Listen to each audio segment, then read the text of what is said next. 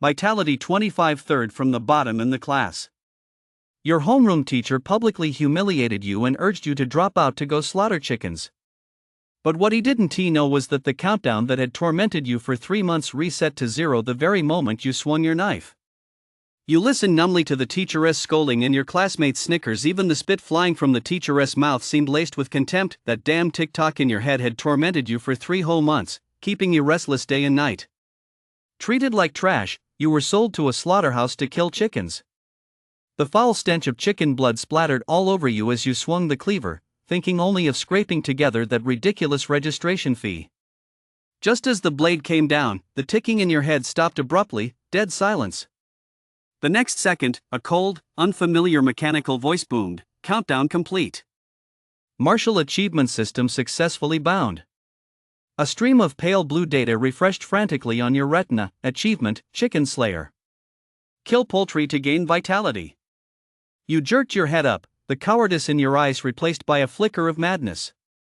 In this high martial arts world, as a good-for-nothing with only 26 vitality, you couldn't even meet the 30 vitality threshold required to register for the martial arts college entrance exam. Out of desperation, your homeroom teacher persuaded the school to expel you and sell you to the chicken slaughterhouse as a butcher. But you, a weakling, had only just slaughtered 200 poultry at the slaughterhouse when your vitality suddenly skyrocketed to 10,000 points. All of this happened simply because you were bound to the martial achievement system from the very start. In this world, everyone scrambles to clear dungeons and slay big bosses in an instant, all for a tiny bit of precious vitality to establish their status on this continent. Yet you, someone who couldn't even get close to a dungeon's entrance simply by killing a single chicken, instantly broke through to the heavenly realm and became a figure revered by all. Chapter 1, Martial Arts Department. Tick-tock, tick-tock. Inside the black hourglass, fine grains of sand trickled slowly downward. Countdown, 4 hours, 32 minutes, 58 seconds. Yee! A stern shout rang out suddenly, and the students all turned to look at the back row. Yi looked up in confusion, his eyes still heavy with sleep. The middle-aged male teacher at the lectern, seeing him like this, flew into a rage and slammed his fist down on the desk. You sleep through 4 out of 5 days of class, and you still want to apply for the martial arts track? On what grounds? With your vitality score of 25 third from the bottom in the whole class? There are just over 100 days left until the college entrance exam. Don't you realize how far your current score is from the 60 vitality required for undergraduate admission? Sleeping all day, you're wasting all your parents' hard work. Yi hung his head meekly, listening to his homeroom teacher's lecture and the whispers of his classmates all around him. He let out a deep sigh inside. Although he'd been in this world for 3 months, every time he heard words like martial arts department and vitality, they still felt somewhat foreign to him. 3 months ago, he woke up to find himself in this world, a parallel world that was strikingly similar to his own. Even his identity hadn't changed, he was still just an ordinary high school student. The difference was that martial arts dominated this world. Over 500 years ago, a massive silver eye fell from the starry sky and crashed into the earth. The entire blue star underwent a drastic transformation. In the sky, strange mirage-like illusions would appear from time to time. These illusions depicted primeval forests and wastelands filled with abnormally massive, ancient-looking trees. In these wastelands, many massive beasts roamed. Although humans were astonished by these strange phenomena, they didn't pay them much mind. Until one day, when the illusion of a mirage actually materialized, descending upon a city and disaster struck. That wasteland devoured the entire city, taking root upon impact, and countless beasts surged forth from within. After hundreds of years of fierce battle, although the wastelands still descend to this day, humanity has managed to barely maintain the status quo by relying on a large number of martial artists who have broken through their genetic locks. However, the many wastelands that fell back then still occupy nearly half of Blue Star's land. As a result, martial artists capable of fending off the beasts enjoy an extremely high social status. Even the college entrance exam is divided into martial arts and liberal arts tracks. However, the gap between the humanities track and the martial arts track is vast. The martial arts track is the only path to success. Tick-tock, tick-tock. The sound of the countdown continued to echo. Yi couldn't help but glance at a silver panel in his mind. The panel was blank all around, with a black hourglass in the center. The countdown below it was gradually decreasing. This panel had mysteriously appeared in his mind right after he was transported to this world. Its purpose was unknown. The countdown on it had been running for a full 3 months. It's finally coming to an end. Yi let out a long sigh of relief. He no longer cared what would happen once the countdown ended. He just wanted it to be over quickly. Over the past 3 months, that damn sound had nearly driven him mad. It ticked away in his ears constantly, making it impossible to sleep. He'd never been a good sleeper to begin with, and on top of that, he'd taken on a part-time job to save up for the martial arts exam registration fee, leaving him even more exhausted and sleepy. That was why he'd fallen asleep in class. He simply couldn't stay awake. Although he'd tried his best to stay alert, the teacher's voice had a hypnotic quality to it, and he'd drifted off without realizing it, falling asleep much faster than he ever did at home. Before long, the bell rang to signal the end of class. At the front of the classroom, the homeroom teacher cleared his throat, halting the crowd that was about to bolt out the door. Class, registration for the martial arts exam begins in half a month. Those planning to sign up should register now. Although the martial arts exam is important, I'd still like to give you some advice. If your vitality is below 30, you should try not to sign up. He shook his head, his gaze intentionally or unintentionally sweeping over Yi and a few other students in the back rows. There are only 5 months left until the college entrance exam. Your chances of reaching the cutoff score for an undergraduate program aren't very high. You'd be better off saving the registration fee for something else. After he finished speaking, most of the students walked toward the podium without hesitation. Yi was among them. The homeroom teacher looked at the handsome young man standing before him and furrowed his brow slightly. Yi, are you sure you want to sign up? The registration fee is 20,000. Instead of wasting it, I think you'd be better off buying some vitality powder to boost your vitality. That'll make it easier to find a job after graduation. The homeroom teacher said earnestly, it's not that I'm biased against you, but this really is your best option. Teacher, I want to give it a try, Yi said softly. The homeroom teacher shook his head, said nothing more, and wrote down his name. He said this every year, advising many students, but very few took his advice to heart. Everyone was filled with blind confidence. But reality often proved that he was the one who was right. Outside the school gates, traffic was bustling. You didn't have to wait long before the number 5 bus pulled up slowly. The doors opened automatically, and a gentle female electronic voice announced, family members of martial artists may ride for free using their family cards. Regular passengers, please scan your transit card. Inside the bus, there were about 10 people scattered throughout the seats. Yi found a seat and sat down. The TV screens on either side were broadcasting the news. Recently, the vice president of the Dongyuan Province Martial Artists Association broke through to level 7, adding another Grandmaster to our nation's ranks. Early this morning, a phantom figure appeared in the wasteland on the eastern outskirts of Qingshui City. 10 Grandmasters were dispatched urgently, and Qingshui residents are being evacuated in batches. The Ningjiang City Martial Artists Association has announced a new policy, a 50,000 yuan reward for anyone under the age of 20 who becomes a martial artist. He listened for a while, but drowsiness washed over him, and his head slowly drooped. 20 minutes later, the bus came to a stop, and a female electronic voice announced, Shangyuan Poultry Slaughterhouse next stop. Yi shook his head and snapped back to alertness. He had arrived. That's right, his part-time job was slaughtering chickens at the slaughterhouse. Although it didn't sound very respectable, having a place to make money was good enough. Time flew by. Before he knew it, it was time to clock out, and the workers began leaving one by one. Yi also stopped what he was doing, a pensive look on his face. Payday was the day after tomorrow. He'd earned 4,000 for the month, plus the 3,000 he'd saved from living expenses earlier that made a total of 7,000. He was still a full 13,000 short of the martial arts exam registration fee. He felt a bit of a headache coming on. 13,000 he'd have to work at least 3 more months to make that much. But the registration fee was due in half a month. He simply didn't have that much time left. If all else fails, I'll just have to ask Fong for a loan. Yi sighed. Fong had already worked so hard raising him all these years, he really didn't want to cause him any trouble. But saving up 13,000 in half a month was practically impossible. Unless he became a martial artist. With a martial artist's earning power, it wouldn't take half a month, it might even be possible in half a day. Yi shook his head, dismissing this unrealistic notion, and prepared to head home. Just then, he suddenly froze. The ticking sound in his mind, which had haunted him like a nightmare for the past 3 months, had vanished. The countdown was over. Damn, it's finally over. Yi couldn't help but let out a curse. He fought the urge to just lie down on the ground and get a good night's sleep, and focused his mind. On the silver interface, the black hourglass had vanished as the countdown ended. The interface was completely refreshed. In the top left corner, it read Martial Achievement System.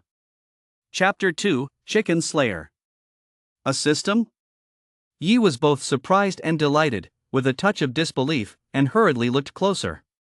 The top right corner of the panel displayed achievement points, 0. In the center were 2 buttons, a red one labeled Enhance and a green one labeled Simulation. At the very bottom was an achievement, the Path of Martial Arts. Path of Martial Arts, Breakthrough Tier 1 Warrior, Reward, 10 achievement points, current progress 25 100 Vitality. A Tier 1 Warrior's Vitality is 100. Yi's heart skipped a beat as he continued reading. Below the Path of Martial Arts were 2 empty slots, indicating he could activate up to 3 achievements at a time. If he confirmed, 2 achievements would be randomly selected. Without a moment's hesitation, he tapped Draw. The empty slots flickered, and soon 2 achievements appeared. Chicken Slayer, Progress 0 3000. Reach 100, 1000, and 3000 kills to earn 1, 5, and 10 achievement points, respectively. Completing the achievement grants a one-time boost to vitality. Moral Persuasion, Progress 010, rewards 100 achievement points. Yi paused for a moment. Although these 2 achievements had no specific descriptions, their names spoke for themselves. Moral Persuasion was one thing, but Chicken Slayer. His expression changed. Where he was now, the one thing that wasn't in short supply was chickens. The sky grew darker and darker, and the people inside the slaughterhouse gradually left. It was deserted. All that remained was the sound of Yi slaughtering chickens alone. And on the system panel, the number of chickens slaughtered kept rising. 97, 98, 99. Finally, the count reached 100. Yi paused and quickly glanced at the panel. The number in the top right corner flickered, and the achievement points changed from 0 to 1. Seeing this, he took a deep breath and slowly pressed the red enhancement button. After a brief silence, a surging wave of vitality suddenly welled up. This vitality came abruptly, yet it didn't appear out of thin air. It was born from his bones, radiating outward from the inside and spreading throughout his entire body. He felt a tingling sensation throughout his body, accompanied by a slight warmth. However, this sensation quickly faded. He moved his body and felt much stronger, though without a vitality meter, he had no way of knowing exactly how much his vitality had increased. Suddenly, a thought crossed his mind, and he looked at the first achievement on the panel. Path of Martial Arts, current progress 35 100 Vitality, reward, 10 achievement points. Yi's pupils suddenly contracted. 10.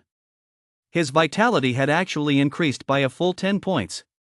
The gap between 25 and 35 was enormous.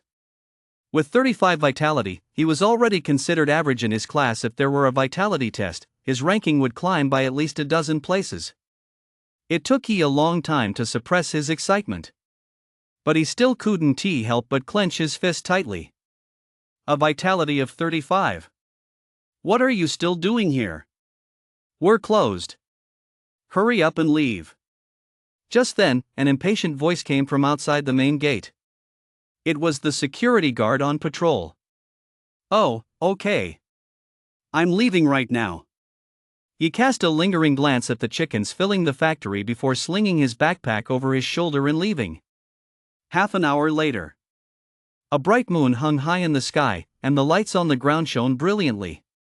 Yi walked down the street, still unable to hide the joy on his face. A full 10-point boost in vitality, he couldn't help but be excited. And to think he'd earned it by killing chickens, it felt absolutely amazing.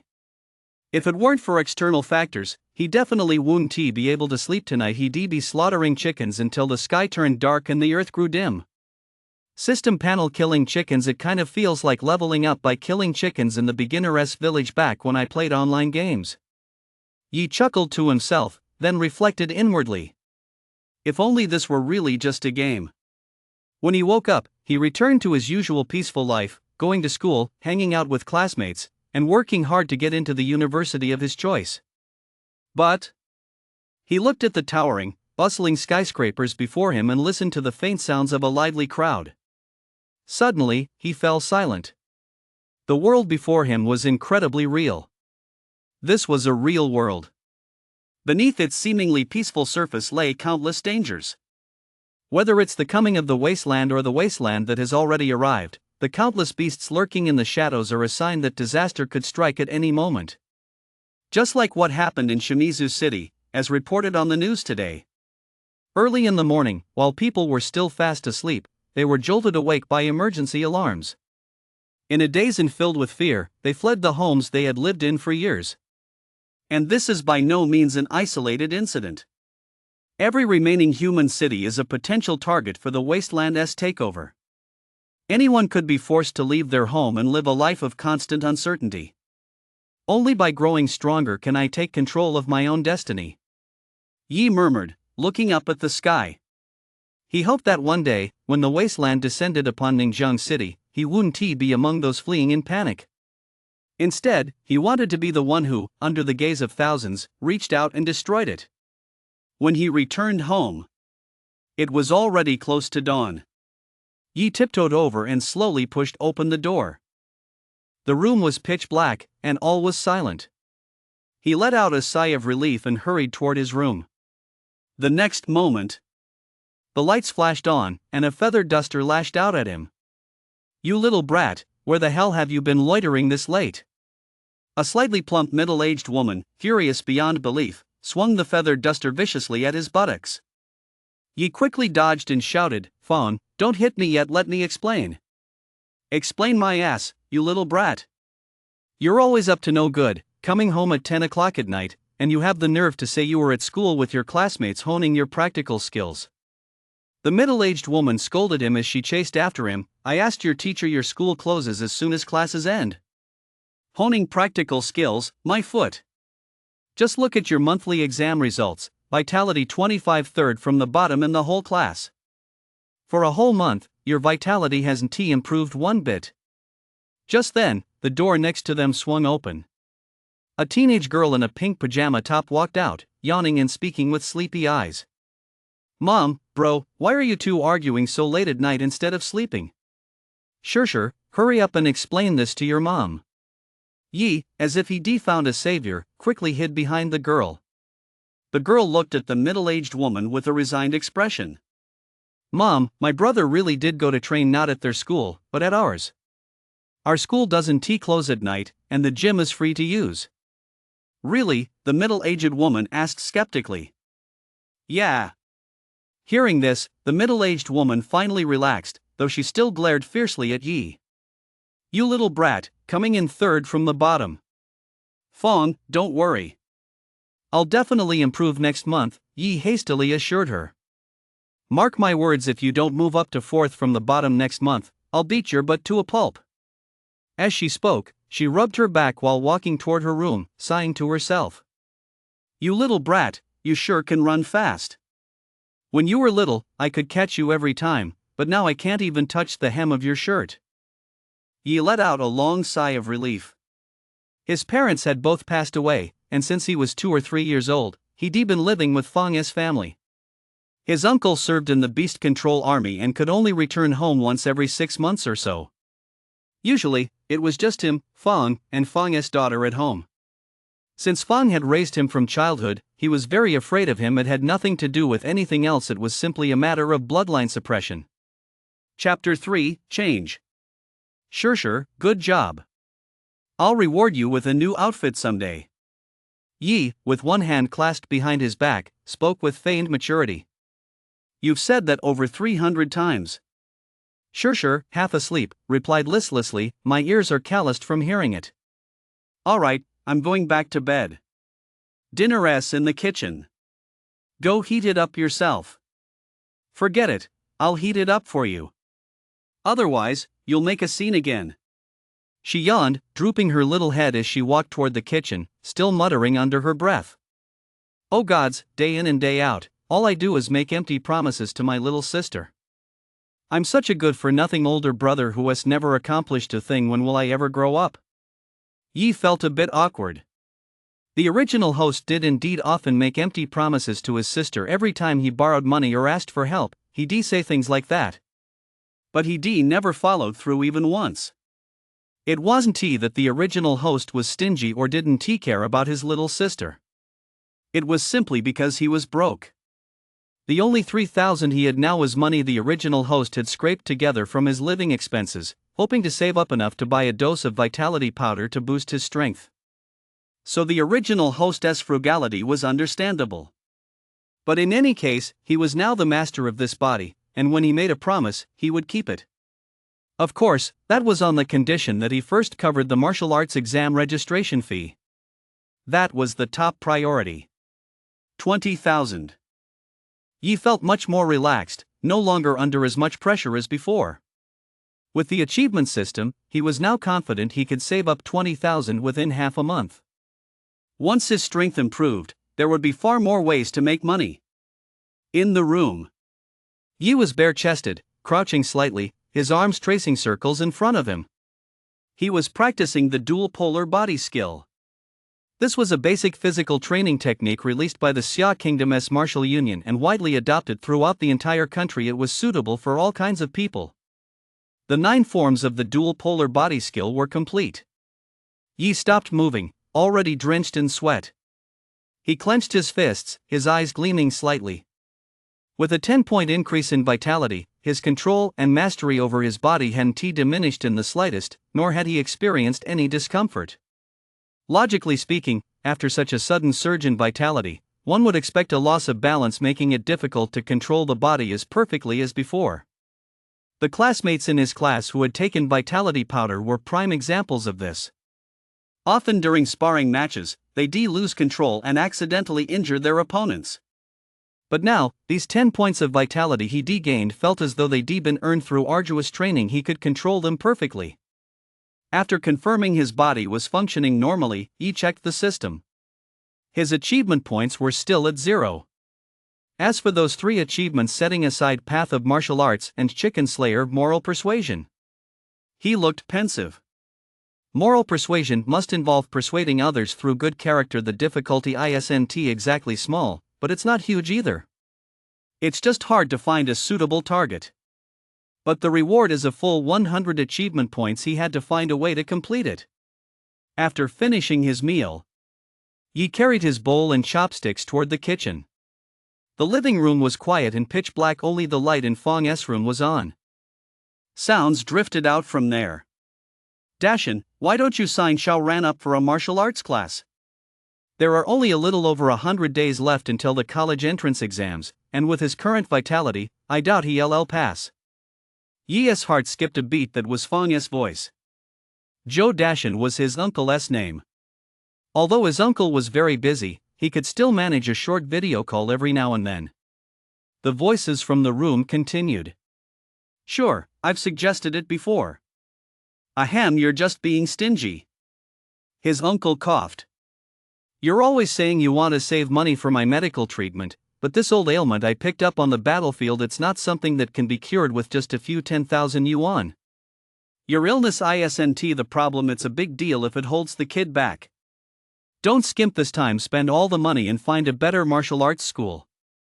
He only gets this one chance in life. And stop going on about the kid so much. He's at the bottom of his class, he's already feeling bad enough. My uncle began to ramble, coughing all the while. Fong said, sounding slightly aggrieved, he's my own nephew, do you think I enjoy scolding him? If Xiao Ran could eat beast's flesh and blood every day and use vitality powder, how could his grades be so bad?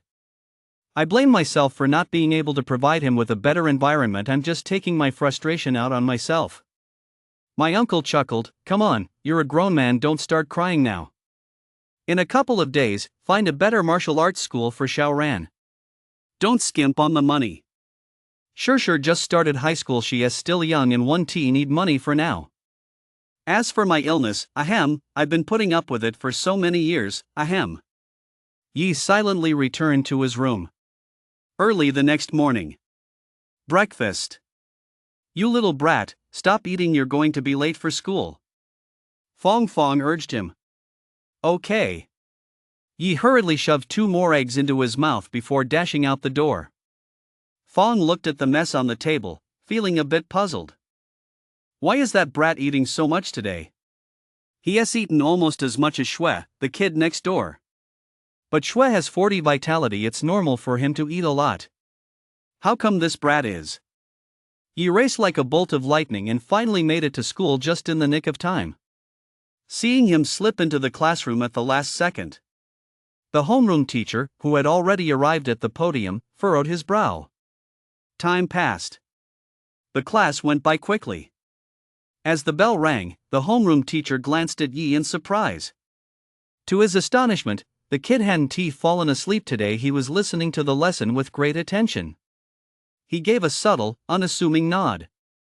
Although with a vitality score of 25, his prospects weren't great, his attitude was still commendable. The question was how long he could keep it up. The morning classes ended. The homeroom teacher looked at Yi, who was still full of energy, and a hint of approval flashed in his eyes. Having this kind of attitude was already a good start. In fact, he knew full well that for a kid from an ordinary family like this, unless he had exceptional talent, his ceiling was really low. After all, in martial arts cultivation, resources, renowned masters, opportunities, and talent are all indispensable. Many students have low vitality not because they don't try hard. He had previously been frustrated by their lack of drive, feeling angry that with the college entrance exams approaching, they were still slacking off every day and not taking things seriously. Now, seeing Yi, he found him much more likable, and his mood improved considerably as a result. He smiled and said, "Class, there will be a combat ability test on Friday. Everyone, please prepare in advance." Combat assessment? All the students were startled, their faces turning pale, as if some unpleasant memory had been stirred. Yi's expression also grew slightly somber as he took the matter to heart. School let out. The campus was bustling with people, filled with the lively energy of youth. However, there were also many sighs. Ugh, another live combat test. I'm going to get beaten up again. This time I'm going to wear an extra set of protective gear. After getting beaten up last time, it took me 3 days to recover. 3 days? I was out of commission for a whole week. Look at you guys. This time, I'm going to sweep the competition and become the first student in the school to achieve a perfect combat rating. Cut the crap. With your skills, you're already 5 combat power points behind Zhang Yuga, the top student in the whole school. A perfect combat power? Forget it, just go to bed. Listening to everyone's chatter, Yi remained calm on the surface. Deep down, though, he was a little nervous. The combat power test was indeed the most headache-inducing exam of all. Bro Ran, over here. Just then, a boy with a buzz cut waved from a distance and called out. Chapter 4, The Era. Zhang Fan. Yi walked quickly over. This was his original hostess' close friend. Although they weren't in the same class, they'd known each other since childhood and were very close. They chatted as they walked. Once they reached the bus stop, Yi and Zhang Fan parted ways. On the bus, small TV screens on both sides played news updates on a loop. Breaking news, Qingshui City has fallen. The 10 Grandmasters have been defeated, among them, the Qishui Grandmaster has perished, and the Lingxi Grandmaster is seriously injured and missing. Yi's expression grew somber as he stared at the scenes on the TV. It was a ruined city. The once prosperous skyscrapers had all collapsed, reduced to rubble. Amid the ruins, a giant golden lion roared toward the sky, its 6 wings suddenly spreading wide behind it. They blocked out the sun and the sky. The sky suddenly turned dark. Meanwhile, on the ground, countless thick vines and primeval giant trees were growing wildly at a terrifying speed. They were rapidly devouring and assimilating the city. This was a sign that the wasteland was about to take shape. It also meant that yet another city, a shining symbol of human civilization, had become a thing of the past, a memory of days gone by. He kept his gaze fixed on the TV screen and couldn't help but clench his fists. His palms were slightly sweaty. Qingshui City and Jiangning City weren't far apart. And the wasteland spreads, if left unchecked, it would soon reach other cities. He glanced at the others in the car. From their tense faces, their unblinking eyes, and their bobbing atom apples, he saw their anxiety. Everyone was worried that the wasteland would spread to Jiangning City. Such is the nature of this era. He muttered to himself, "There's no escape, no retreat." After getting off the bus, it was time for the thrilling chicken slaughtering session again. Thanks to his enhanced vitality, Yi worked quickly, slaughtering nearly 500 chickens in a single night. He was truly a chicken-slaying powerhouse. He checked the system panel. Chicken Slayer, progress 586-3000, kills reached 1000, reward, 5 achievement points. Almost there, I'll be able to claim the second tier of achievement points tomorrow. Yi licked his lips, full of anticipation. As he left the slaughterhouse, he saw a young man with a scar on his face outside the door, talking to several workers with a cocky expression. The workers were all middle-aged men, nodding repeatedly with pale faces as they agreed with what he was saying. He was too far away to make out what they were saying. He glanced at them, didn't pay much attention, and walked away. It was just past 10 o'clock when he got home. Yi saw Fong bustling about the house. At the doorway stood a middle-aged woman dressed provocatively, her face caked in thick white powder, munching on sunflower seeds as she said, "Hong Fong, I've only told you about that thing with old Chen. You absolutely mustn't tell anyone else. If people found out I was gossiping, what would they think of me?" "Don't worry, Sister Shui," Fong replied absently. "Oh, and about that thing with old Zheng, I've only told you, too. Sister Shui, I'll definitely keep my mouth shut." Fong looked a bit exasperated. Spotting Yi coming in, she snapped, "You little brat, you're finally back. Hurry to the kitchen and eat. We got fish today." "Fong, you're the best." Yi was thrilled and ran into the room in a few strides. "Oh, Xiaoran's back." Sister Shui flippantly flicked her hair. "You're getting more and more handsome as you grow up, but I wonder how your vitality is doing. My son, Shuichuan, has a vitality score of 40 lately. He is in the top 10 of his class, and the teacher praises him every day. 40 vitality, that is not far from the 60-point cutoff for undergraduate admission. With a little more effort, he might even get into top-tier Wuhan University. If he gets into top-tier Wuhan University, we'll have to move to a big city. Come to think of it, I'd really hate to leave. Hong Fong, what if I move away someday? How will I miss you? The main thing is that Xiaoran's vitality isn't high enough. He won't make the cut." In the kitchen, Yi was crouched on the floor, slurping up fish, and he could practically feel Fong's head was about to explode. Sure enough, another half-hour passed before Fong finally managed to escape, returning with a look of resentment on her face. Seeing Yi still in the kitchen, she immediately took her frustration out on him. "You little brat, why are you still eating?" "I'm hungry." "I'm not full yet." Yi rubbed his stomach. He wasn't sure if it was because his vitality had increased, but he'd been eating like a horse lately. One meal was enough to satisfy him for 7 or 8 of his usual meals. The next day, after finishing class as usual, Yi rushed to the slaughterhouse. When he arrived, he furrowed his brow slightly. Work couldn't start today. It seemed an accident had occurred at the slaughterhouse. The power was out. Outside the gate, a noisy crowd had gathered. On one side stood the slaughterhouse manager, with a touch of gray at his temples, impeccably dressed in a suit, flanked by 3 or 4 security guards. On the other side was a young man with a scar across his face. Although he was wearing a work uniform, he still glared defiantly at the manager, grinning as he said something. Whatever he said, it made the manager turn ashen with rage, and he shouted at the security guards. However, the few security guards all looked somewhat apprehensive and instead began whispering to the manager. After a brief standoff, the two sides parted on bad terms. The surrounding workers were buzzing with speculation. He listened to the workers' chatter, furrowing his brow slightly as he glanced at the young man with the scar. It seemed this guy was the one who caused the power outage. Since the power was out, his plans for the day were ruined, and he had no choice but to leave reluctantly. I guess it's true that good fortune never comes in pairs, but misfortune never comes alone. As soon as Yi got home, he ran into Sister Xue from across the hall, who was chatting with Feng in his apartment. Another round of ear-splitting chatter. Yi was completely numb. Fortunately, the next day went relatively smoothly. The slaughterhouse. The sky was gradually turning pitch black. The workers began leaving one by one, and the lights in each section went out. Xiaoran, it's time. You can go home now. At the entrance, a middle-aged man in a suit waved and called out it was the slaughterhouse manager. Yi snapped out of the trance-like state he'd fallen into while slaughtering chickens. His first instinct was to check his stats panel.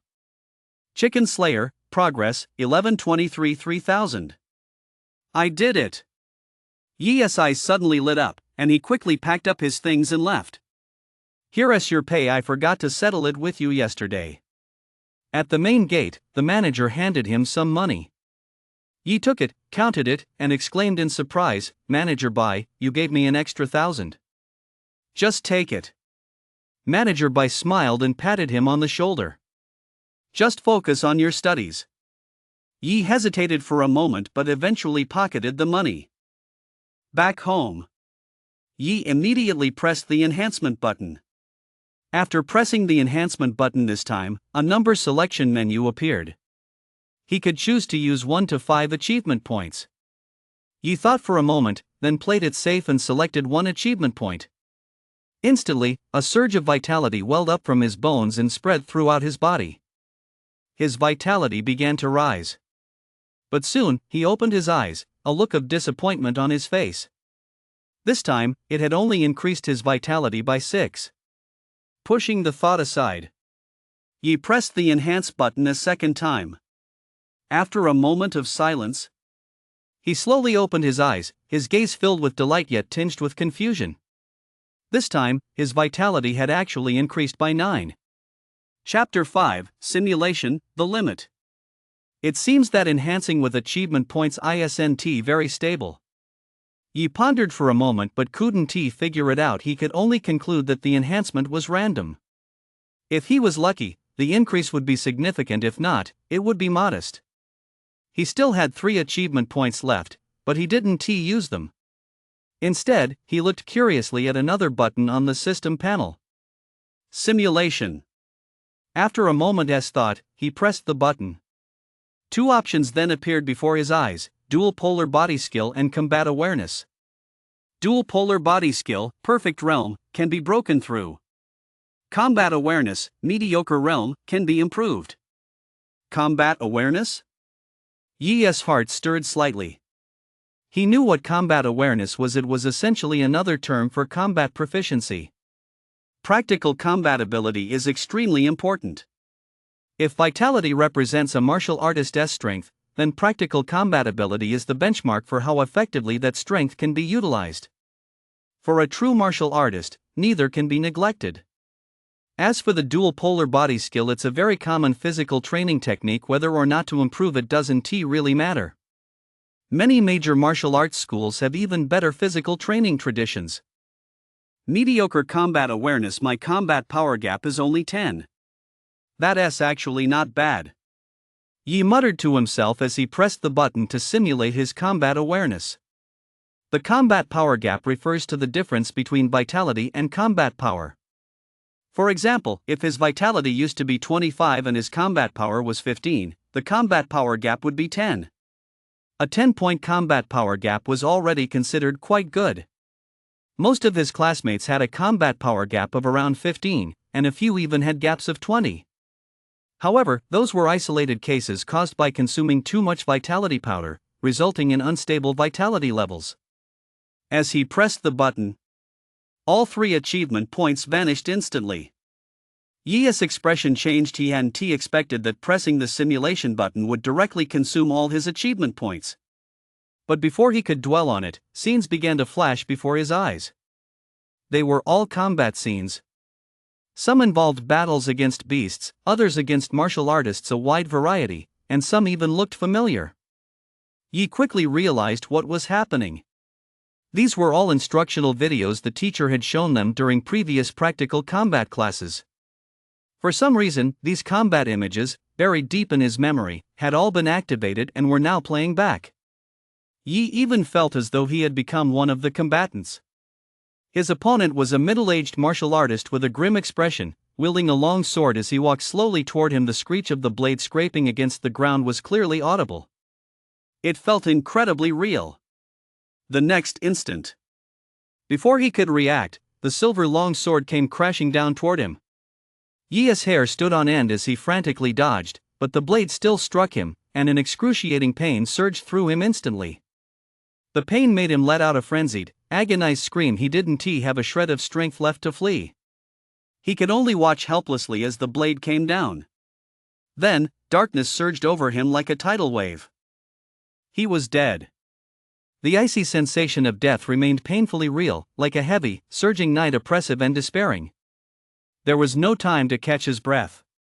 Yi's body curled up, still unable to shake off that suffocating feeling.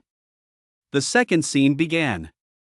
This time, he had transformed into a beast. His opponent was still a martial artist. He didn't even last 2 moves before being killed again. Next came the third scene. He didn't know how much time had passed. In the silent room, he suddenly opened his eyes. The moment he did, a flash of ferocity and savagery instinctively crossed his gaze. But upon seeing the familiar surroundings, he realized where he was and let out a long sigh of relief. It was so realistic that if he weren't sitting here perfectly fine right now, he would have suspected that what he just experienced was the real world. Although he hadn't moved from the spot, he was drenched in sweat, so much so that the floor was soaked. He was also terribly thirsty. He licked his parched lips and walked out of the room. As soon as he stepped out, he ran into his younger sister in the living room, who was getting ready for bed. Clearly, not much time had passed. "Bro, what's wrong? Why are you sweating so much?" Shirshir was chewing on a cucumber, her cheeks puffed out. Combined with the 2 stray hairs sticking up on top of her head, she looked exceptionally cute and clumsy. "Nothing, just sweating. It's normal." "That's not sweating, it's practically raining, isn't it?" Shirshir teased, then suddenly let out a shriek and dropped the cucumber she was holding.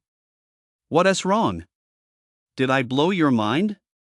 Seeing her staring at him in fear, Yi couldn't help but touch his face. "No, it's your eyes are so scary."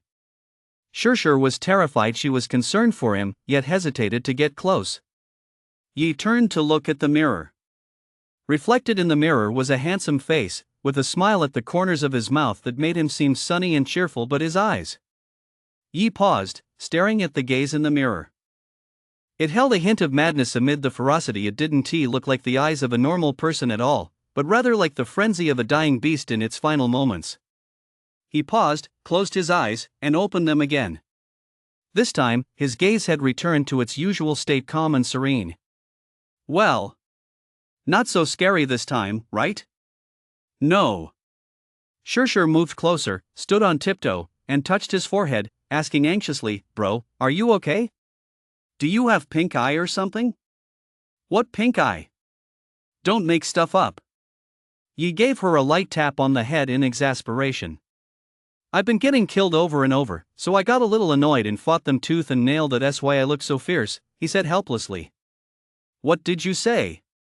Shirshir looked confused. She hadn't heard him clearly. "Nothing. Time to sleep." Yi brushed it off casually, gulped down a few big mouthfuls of water, and walked away. Sure watched his back and felt a strange sense of unfamiliarity. For some reason, she couldn't shake the feeling that her older brother seemed a little different today. Even though he was still just as skinny as ever, he gave off an intimidating aura.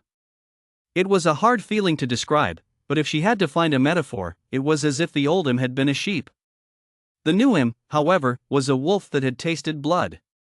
It made people feel tense without even realizing it. But soon, as she looked at Yi's slouching figure, she shook her little head. It must have been a trick of the eye. Inside the room, Yi looked at the system panel. His achievement points had dropped back to 0. Although he didn't have a vitality meter, he could still access his vitality stats thanks to the Path of Martial Arts achievement. Currently at 50 vitality, he was still halfway to reaching Tier 1 warrior. Then there was combat awareness. He pressed the simulation button, and his combat awareness appeared once more. This time, however, it had actually reached the limit of mediocrity realm, clearly a massive improvement. Getting killed wasn't for nothing. Yi exhaled, feeling much more at ease, while a faint sense of anticipation began to stir within him. Beyond the extreme mediocrity realm, there should be a new realm. He had a feeling that once he reached that new realm, his strength would take a quantum leap. Just then, Fang's voice rang out from outside the door. "You little brat, your teacher sent a group message saying there is a practical test tomorrow. Remember to bring your protective gear and medicine for superficial wounds." Practical test. A glint flashed in Yi's eyes. It would be the perfect opportunity to test just how much his strength had improved over the past couple of days. Chapter 6, Practical Test. The next day, in the living room. Ding ding ding. Ding ding. Chewing on a fried dough stick, Yi asked casually, "Fang, is someone living upstairs?" "Yeah, a girl named Fang." Fang set his plate down straight. "She is about your age, but judging by her school uniform, she must be from First High." First High? Yi raised an eyebrow, slightly surprised. First High was a renowned municipal key school, far superior to their Fifth High. Students there had at least 40 vitality and could easily get into Wuda University. After finishing his meal, Yi stepped outside, and the clanging sounds from upstairs stopped. He casually glanced toward the stairwell. Just then, he saw a figure in a black trench coat wearing a hat and a mask, wrapped up tightly, step out the door. The person in the trench coat seemed to sense his gaze and quickly retreated back inside. Yi was a bit taken aback. Wasn't it supposed to be a girl around his age? This figure looked more like a grown man, and the way they were dressed was so strange. He didn't think much of it and was about to leave. The door across the hall opened. Sister Shui, her face caked in blush, was walking out with a teenage boy. Upon seeing Yi, Sister Shui smiled and said, "Xiaoran, are you guys taking the exam today too?" "Yeah, the whole school is." Yi replied. "No worries. It's okay if you don't do well. Let our Shuechuan tutor you sometime. He has got 40 vitality and great combat stats." Sister Shui proudly slung her arm around the boy's shoulder. Just then, Fang also stepped out, though she hesitated for a moment. "Is this appropriate? Won't it interfere with your son Shuechuan's training?" "It's fine. Your Xiaoran's vitality is too low. If my Shuechuan just gives him a few pointers, he'll benefit greatly. It won't take much time at all."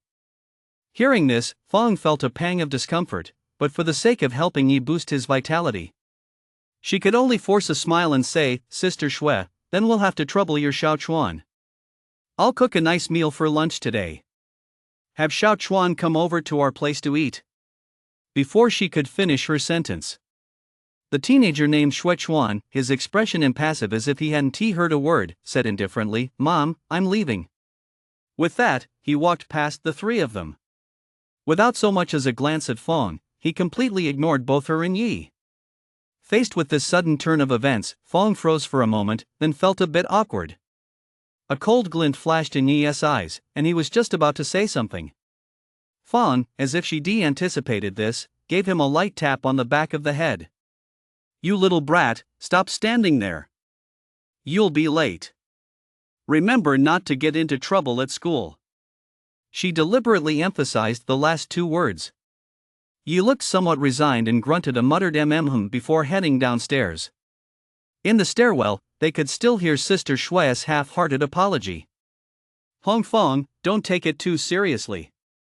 My son Shuechuan didn't mean it. He is in the top 100 in the whole school now. The pressure to compete is immense, so he is in a rush to get to class. Your son Yi's grades are just average, so it's no big deal. Ningjiang number 5 High School. Gymnasium. A scene was playing on the big screen. In the empty combat training room, a slender, small teenager was fighting a mechanical golem. The mechanical golem consisted of an alloy skeleton and a square head, extremely simple in design, yet its attacks were incredibly fierce. In just a few moves, it had the slender teenager pinned down, gasping for breath. Then it unleashed a punch. The slender teenager was sent flying backward, crashing heavily into the wall. Even through his protective gear, the bone-chilling sound of the violent impact could be heard. After finishing off its opponent, information appeared on the mechanical puppet's square head. Zhou Xiaohua, Senior 3, Class 7. Vitality, 45. Combat Power, 30. Combat Power Difference, 15. Overall Rank, 58. Seeing this, the students from every class in the gym turned a bit pale. Zhou Xiaohua's vitality ranking is in the top 50 in the whole school. To get taken out in just a few moves, this test golem is seriously insane. You're telling me?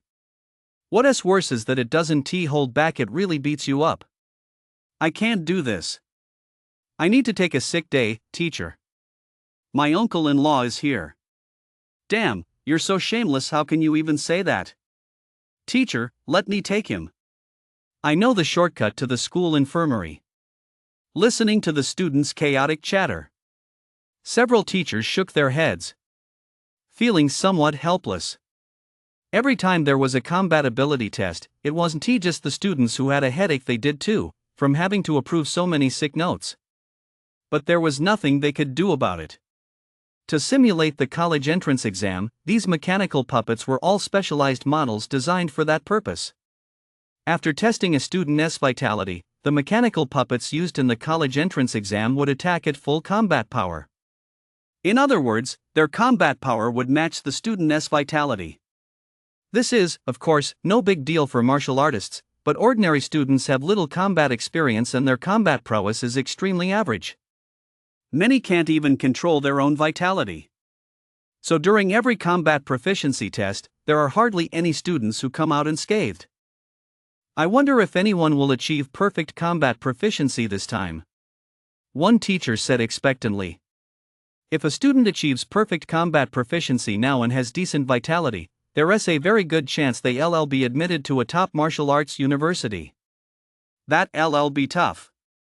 Another teacher shook his head, not holding out much hope.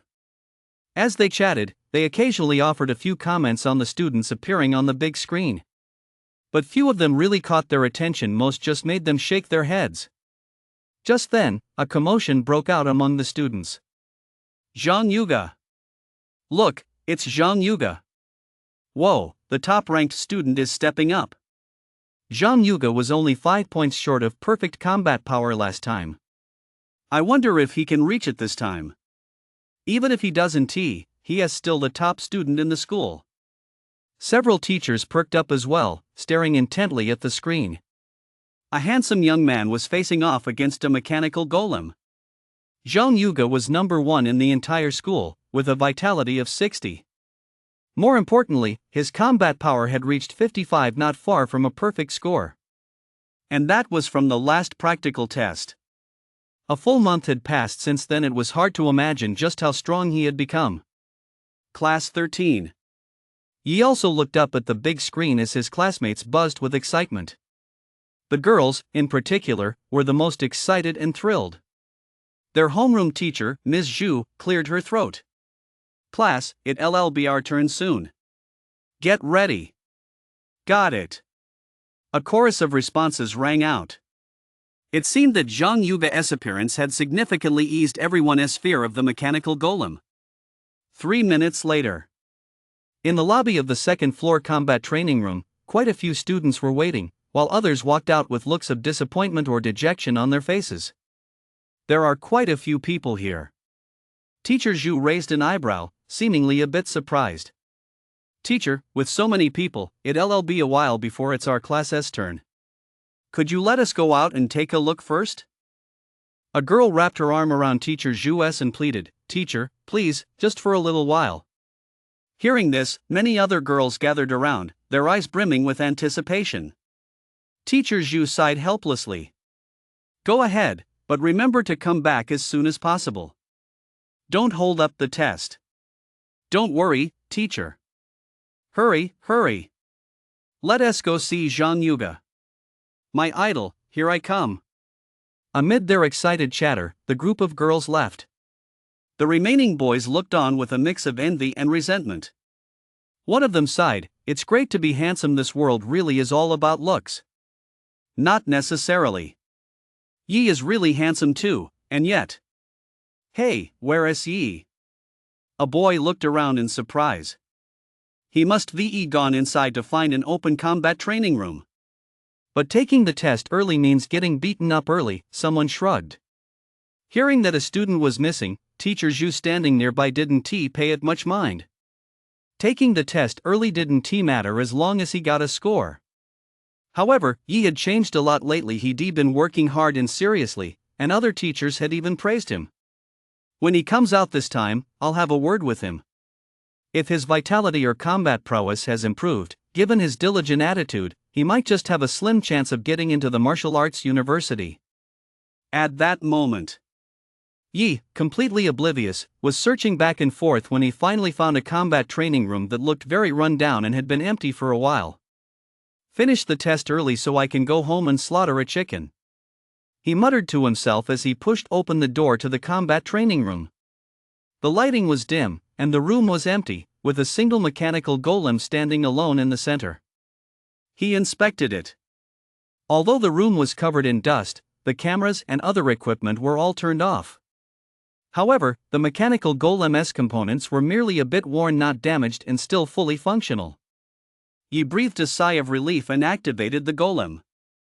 After its head clicked a few times, it extended its alloy palm, and a silver sampling needle popped out.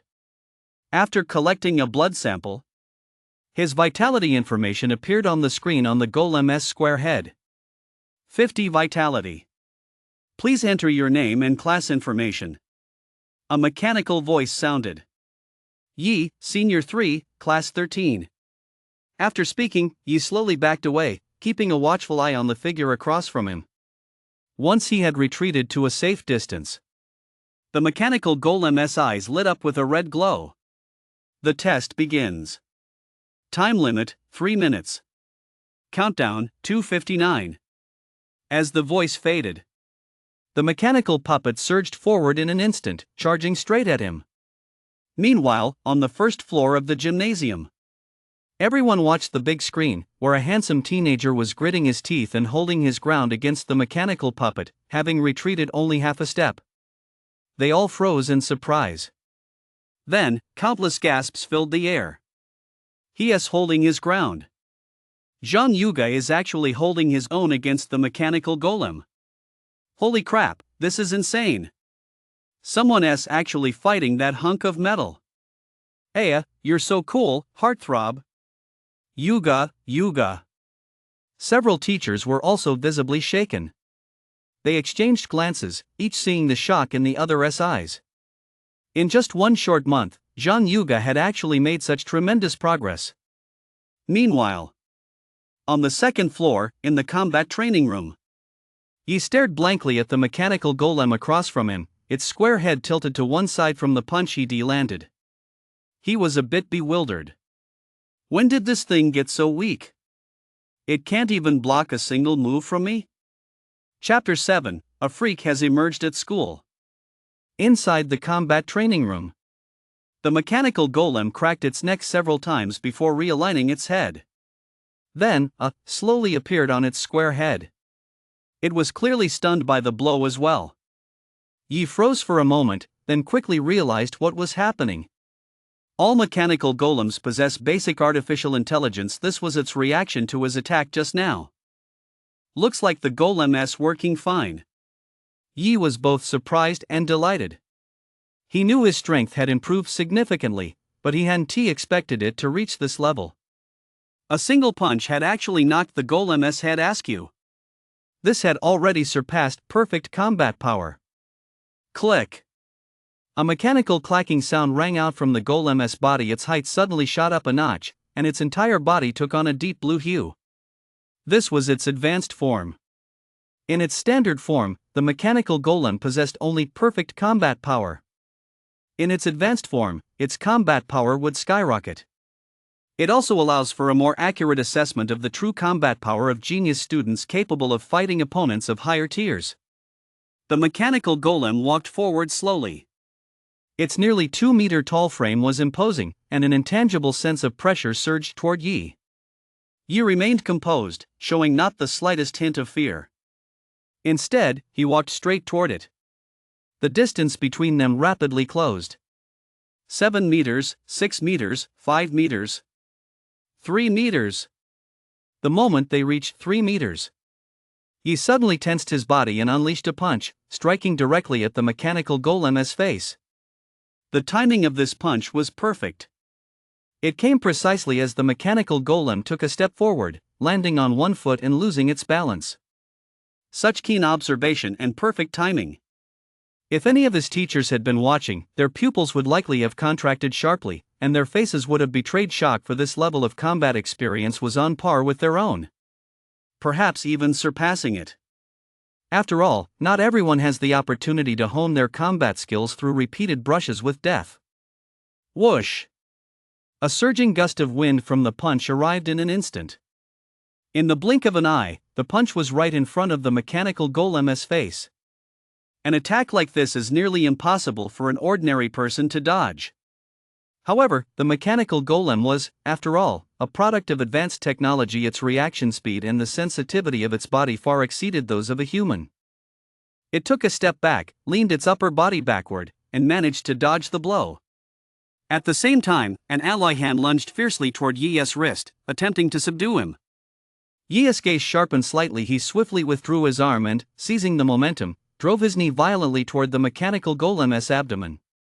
The strike was brutal, fierce, and lightning fast. Yet the mechanical golem still managed to block it, countering with a punch that came down as fast as lightning. There was a loud thud. Yi staggered, his entire leg going numb from the impact. The mechanical golem, meanwhile, stumbled back 3 or 4 steps, nearly losing its balance and falling to the ground. At the same time, on its square head, the number in the combat power column flashed rapidly before settling at 70. 70 combat power. Yi sucked in a sharp breath, stunned by his own power. That was a full 20 combat power over the previous figure. It meant that, as he stood now, he could easily go head-to-head with someone possessing 70 vitality and might even win. And this wasn't even his limit. Go all out. Yi's eyes shone brightly. His spirit, energy, and vitality merged as his vitality flowed perfectly, bringing his entire being to its peak condition. The higher one's combat awareness, the greater their control over their body. This is why, among people with the same vitality, those with higher combat awareness can unleash greater destructive power. With the same punch, someone with an unstable stance might only unleash 5/10 of their power. Someone with a standard stance might unleash 10/10 of their power. Still others, with not only proper form but also the ability to harness strength from other limbs, can unleash 15 out of 10 of their power. At that moment, the mechanical golem across from him closed in once more. The next instant, the two collided again. The combat training room echoed with a continuous series of thuds. Yi grew more and more exhilarated as the battle raged on. It felt as though the blood in his veins was on fire. His attacks grew increasingly fierce, and he had already begun to completely overwhelm the mechanical golem. Finally, with a thunderous crash, his fist pierced right through the mechanical golem's chest, and the entire golem crashed heavily to the ground. Dark blue arcs of electricity spurted from the mechanical puppet's chest. Its limbs twitched uncoordinatedly, and its square head was covered in garbled code. Only the faint number 84 combat power was visible. Everything else was in chaos. It had clearly been beaten beyond repair. 80 combat power. Yi's heart leapt with joy, then his face turned pale. It's over. The market price for this thing was 300,000. He wouldn't even break even if he sold it. Mechanical golems all have a damage threshold. Those designed for the college entrance exams can generally withstand up to 100 combat power. However, this particular golem, likely due to wear and tear, was more fragile than a standard model, so its damage threshold had dropped significantly. That's why it had just been blown to pieces by him. 300,000. Yi's scalp prickled as all sorts of thoughts flashed through his mind. 300,000 was way too much. He simply couldn't come up with that kind of money. Not even Fong had that much, and on top of that, his uncle needed medical treatment. He actually needed money. As for other ways to make a quick buck, his strength wasn't up to par, so none of them were reliable. After a moment's hesitation, Yi gritted his teeth and walked away. He had no choice but to make a run for it for now. But this was merely a tactical retreat. Once he had the money, he would definitely come back to settle the debt. The first floor of the gymnasium. The students watched nervously as the countdown on the big screen gradually ticked down. 5, 4, 1. As the countdown ended, the mechanical golem, which had been preparing to attack, suddenly went dark-eyed and froze in place. Seeing this, the handsome teenager facing it let out a long breath and sat down on the ground, completely exhausted. Then the scene on the big screen faded, and his personal information appeared. Zhang Yuga, Senior 3, Class 1. Vitality, 65. Combat Power, 64. Combat Power Difference, 1. Overall Rank, 1. With a combat power of 64, he was undoubtedly number 1 in the entire school. Seeing such impressive stats, the entire gym erupted in excitement. Zhang Yuga, you're my hero. Wow, our idol is unbeatable, so awesome. Countless girls screamed in excitement. The boys, too, looked on with admiration. This guy is incredible. He actually lasted 3 whole minutes. No wonder he's number 1 in the school. Going head to head with the mechanical golem, my dream has come true. Starting today, Zhang Yuga has earned my respect, Zhang Chao's. Several teachers were also smiling. Having such a genius emerge from the school was truly a great thing. Already at perfect combat power, now he is a surefire candidate for the prestigious Wuhan University of Martial Arts and the college entrance exams. Some teachers even couldn't resist taking photos to post on their social media feeds. However, just as they raised their phones, before they could even press the shutter button, the rankings on the big screen suddenly changed. Zhang Yuga, who had been in first place, was knocked down to second. Everyone froze for a moment. Then they stared blankly at the new number 1 on the screen. Yang Rui, Senior 3, Class 9. Vitality, 65. Combat Power, 67. Combat Power Difference, +2. Overall Rank, 1. After a moment of dead silence, the entire gym erupted into chaos. Zhang Yuga had actually been overtaken. And this person had even surpassed the perfect combat power score. The students present were so shocked they were at a loss for words. Several teachers were both surprised and delighted. A dark horse. The school had actually been hiding such a dark horse, one even more outstanding than Zhang Yuga. Quick, call the principal. The great director was overjoyed. This was the second promising prospect for Wuhan University. Ningjiang No. 5 High School was about to rise to prominence. The call connected. In his excitement, the great director didn't notice that the big screen flickered again. Old Zhang, what's going on? The principal's gruff voice came through the line. Principal Li, it's great news. Just now, during the live combat test. The great director had barely begun speaking when he suddenly sensed something was off. The entire gym was deathly quiet, not a sound to be heard. Only the echo of his own voice kept reverberating. There was also the sound of a throat clearing nearby, as if someone were struggling to swallow. The great director froze for a moment and looked around. He saw that all the students were staring blankly at the big screen. Their movements were in perfect unison, without a single exception. The teachers beside him were also looking up, their eyes vacant, their faces contorted into a complex, strange, and peculiar expression. If one had to describe it, it was as if they had witnessed something utterly impossible and were so stunned that they lost the ability to think. The grade director instinctively looked up at the big screen. The next instant, his cell phone clattered to the floor. Combat power, 80.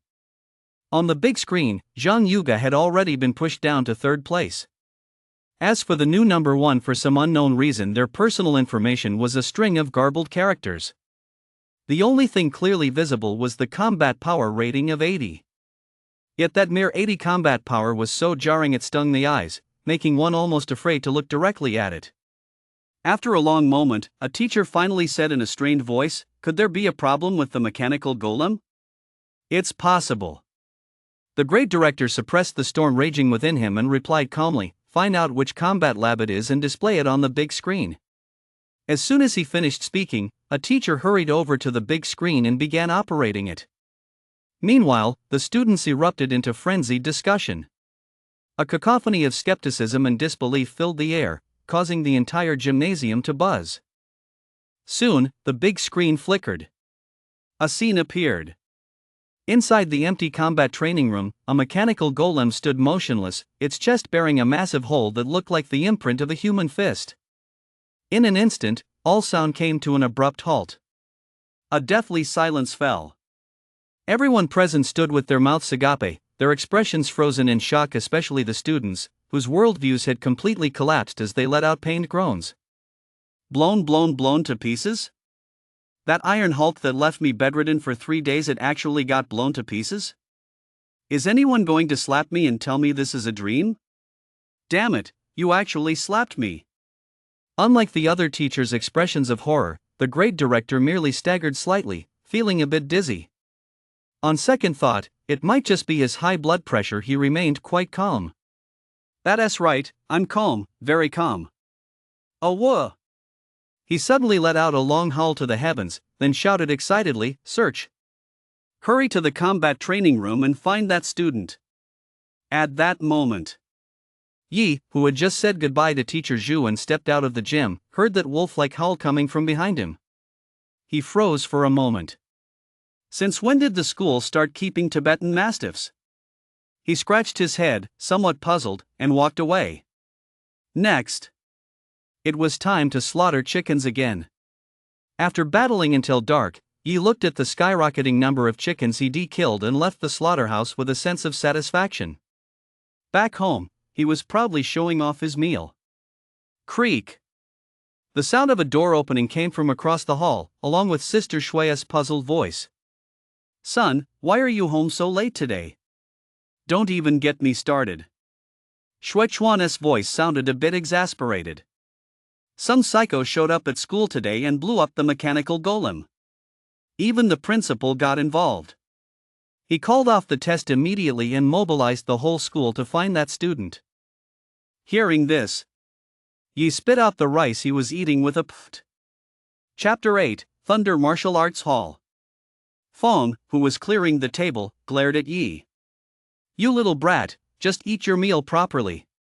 Sure, sitting beside him, exclaimed in shock, "Bro, is that for real?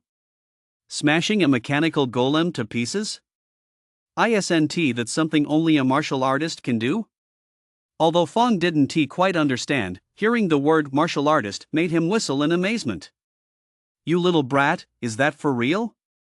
Does your school have another martial artist teacher now?" "Mom, not a teacher, a student." Sure corrected him. "A student? So what if it's a student?" Fong's expression suddenly froze, and he asked blankly, a student martial artist?" From across the hall, Sister Shui's shriek rang out, "He destroyed a mechanical golem? Is there a martial artist student at your school now?" "No, he is not a martial artist." Zhou Chuan's voice carried a hint of envy. "I heard from the teachers that he is a genius with 60 vitality and 80 combat power." "Oh my god, that is 20 combat power over the top." Sister Shui's shrill voice was filled with shock as she asked repeatedly, Son, do you know this genius student? He is so amazing, ask him to give you a quick lesson." Hearing this, Fong also turned to Yi. You little brat, do you know who this genius student is? She had only asked casually. Unexpectedly, Yi looked hesitant, as if he knew. Seeing this, not only Fong but Shirshir also pricked up their ears. I'm telling you guys, don't tell anyone else. Don't worry, bro. You little brat, spit it out, or I'll beat you up. It was me. He glanced around furtively before whispering, I'm the one who smashed the school's mechanical golem. A moment of silence fell, and the atmosphere grew a bit stiff. Or rather, a bit awkward. That's the lamest joke I've heard all year. Shirshir rolled her eyes. Fong had already turned and walked away, continuing to tidy up the living room while humming a song, looking quite cheerful. No one believed him. Yi felt helpless, but he knew there was no way to explain it, so he said no more. He casually opened the class group chat. Sure enough, everyone was discussing the incident. Fortunately, according to the group messages, because the mechanical golem had been destroyed, the data hadn't been fully uploaded, so in the end, they still couldn't figure out who had actually destroyed it. He breathed a sigh of relief. He made a note to replace the school's golem and went back to eating. However, over the next few days, the incident remained the top story across the entire school. It was even the talk of other schools and briefly dominated the trending list for high schools in Ningjiang City. For example, the principal of Ningjiang No. 5 High School, after failing to locate that genius student no matter what, once sat beside the wrecked mechanical golem and tried to strike up a conversation with it. He tried to appeal to its emotions and reason with it, hoping to persuade the mechanical puppet to reveal the genius student's identity. Unfortunately, the puppet's heart was as cold as ice. Another example, the school offered a 100,000 scholarship, and the principal personally added another 100,000, a total of 200,000, in the hope that the genius student would come forward. Yi admitted that he'd been tempted and almost turned himself in. But when he thought about the mechanical puppet's 300,000 and the fact that he'd still have to pay 100,000 out of his own pocket, he managed to rein in his impulse. Dinner. Bro, have you gotten taller? Shirshir eyed Yi suspiciously from across the table. I remember you weren't this tall a while back, were you? Was I?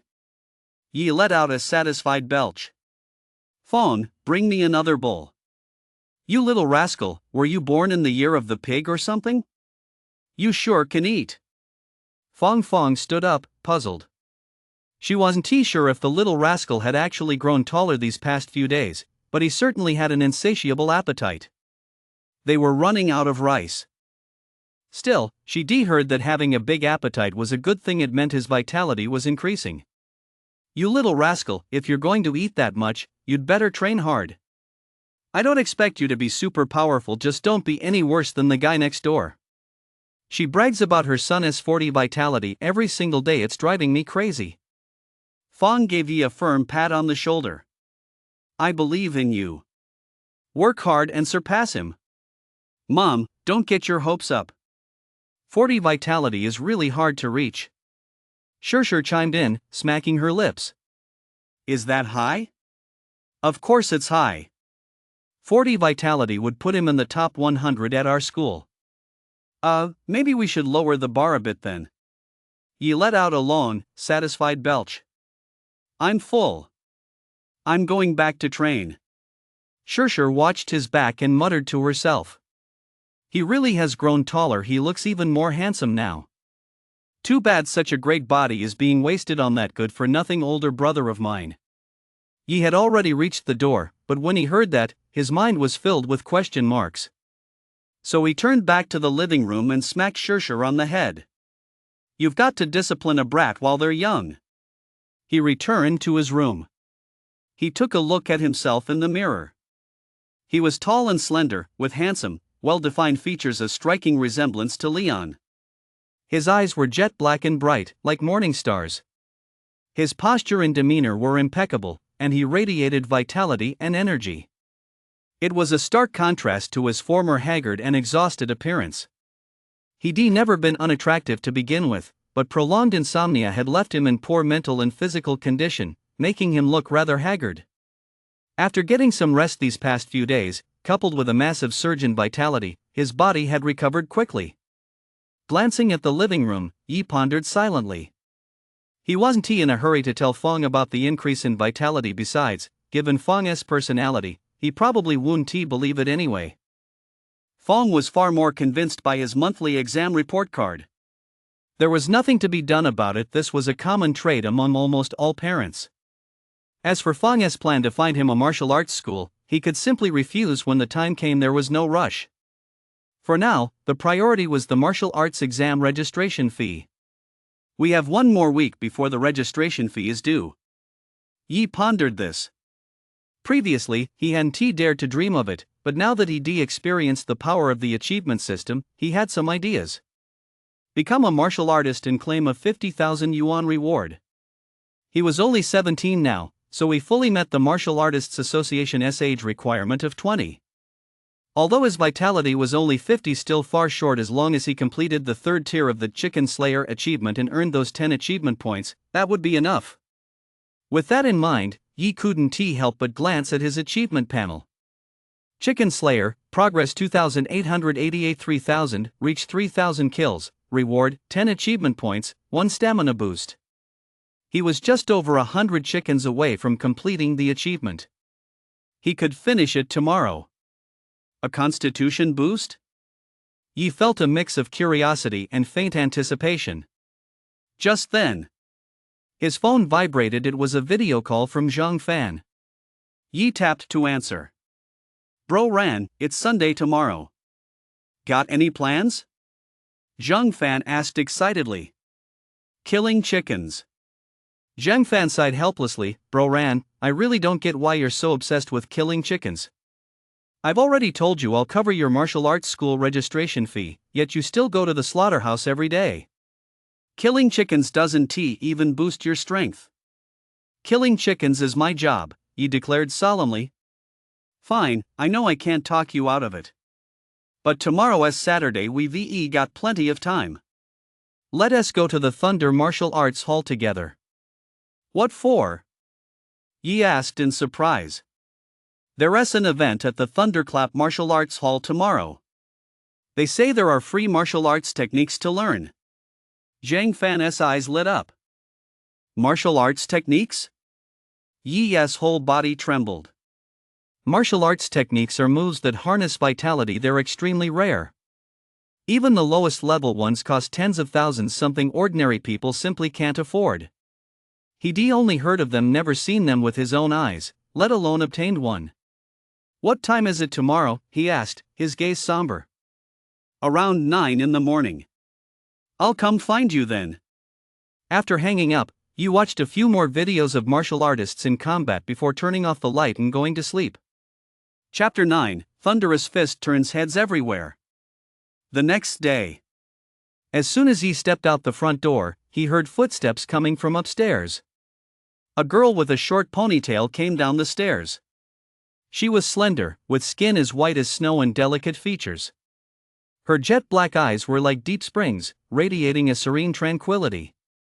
Although she was wearing a very ordinary school uniform, she still stood out remarkably.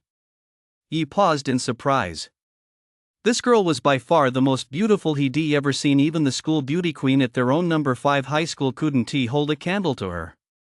A number 1 high school uniform? Is she the new girl Fong mentioned who just moved here? He watched her receding figure, a pensive look on his face. Downstairs. Zhang Fan had already arrived. Since the Thunderclap Martial Arts Hall was in the city center, the two of them hopped on a bus. On the bus, a news broadcast came on. As of early this morning, Grandmaster Hong Yang has slain all 6 beast kings of Qingshui City. The spread of the wasteland in Qingshui City has been halted, but 3/4 of the city has already been overrun by the wasteland. Grandmaster Hong Yang, he truly lives up to his title. That's incredible. He took down all the beast kings of Qingshui City in just 3 days. Zhang Fan marveled. He also stared intently at the TV screen, watching the back of an elderly man standing amidst the ruins. Every Grandmaster is a national treasure, not to be deployed lightly. He never expected one to actually arrive in Qingshui City to deal with the wasteland. Upon seeing Grandmaster Hong Yang appear, The passengers on the bus all fell silent, their expressions filled with reverence. A few elementary school students who had been making a racket also fell silent, not daring to breathe a word. There was even a middle-aged man who appeared to have seen combat who solemnly saluted Grandmaster Hung Yang with a military salute. Every Grandmaster deserves the utmost respect. After the news segment ended, another report came on, but this time it wasn't good news. Another city had been overrun by the wasteland's phantom. And like Qingshui City, this city was also very close to Ningzheng City. In fact, looking at the map, it seemed to be sandwiching Ningzheng City right in the middle. Yi's heart immediately sank. Judging by past patterns, once this city turned into a wasteland, the next one, barring any surprises, would be Ningzheng City. Get stronger. He muttered to himself, feeling that sense of urgency once again. In an era where crises can erupt at any moment, only the strong can control their own destinies and protect their fellow citizens. Laming Martial Arts Hall. Located in the city center, it is one of Ningzheng City's 3 most famous martial arts halls. Rumor has it that the hall's master is a martial master. Martial artists are ranked 1-3, martial masters 4-6, and grandmasters are level 7 experts. The dojo was bustling with people coming and going, most of whom were teenage boys and girls students from various schools. Yi and Zhang Fan made their way inside. Along the way, many girls kept glancing their way, staring intently at Yi and whispering to their friends. Wow, that guy is so handsome. He really is handsome, sunny and clean cut. That's exactly my type. Is there anyone brave enough to go ask for his contact info? Yi rubbed his nose. Ever since he returned to a normal schedule, his vitality had risen again, and he felt his appearance was indeed even more striking than before. But he hadn't expected to be this popular. Of course, it might also have something to do with his aura. Since his combat awareness had skyrocketed, his spirit and energy were highly concentrated, giving him a distinct, intangible presence. Just then, a voice rang out in his mind. Congratulations, host. You have attracted the admiration and attention of a total of 500 members of the opposite sex, unlocking the hidden achievement Head Turning Charm. You've earned 5 achievement points and a boost to your charisma. A hidden achievement? Yi froze for a moment, then a surge of delight washed over him. There were actually hidden achievements, and they even came with achievement points as a reward. He felt elated even if he couldn't learn any free martial arts techniques. This trip to the martial arts hall hadn't been in vain. As for the charm boost, he didn't pay it much. Mind strength was what mattered most. However, he could clearly feel that, in an instant, the number of gazes directed his way had increased significantly, including quite a few from men. The girls were fine, but with a dozen or so eager stares from boys fixed on him, Yi almost broke out in goosebumps. It sent a chill down his spine, so he hurriedly picked up the pace with Zhang Fan. Soon, they arrived at the main hall. Inside the main hall, many martial arts students were training under the guidance of instructors, while some ordinary students waited nearby, clearly there to learn martial arts as well. The two joined the crowd and waited. They waited for about 10 minutes. The students took a break. A middle-aged instructor walked over, looked at the crowd, and smiled. Everyone here is here to learn martial arts at our Thunderclap Martial Arts Academy, right? Yes, instructor. May I ask, does Thunderclap Martial Arts Academy really teach us martial arts for free? A teenager asked. His question voiced the doubts of others as well, and everyone turned to look intently. That's right. This is an event organized by our martial arts school. The first 100 people to arrive today can all learn the D-rank martial art, Thunderous Fist, for free. Hearing this, a murmur rippled through the crowd, filled with surprise and delight. Although a D-rank martial art is the lowest tier, it still costs nearly 100,000 to purchase.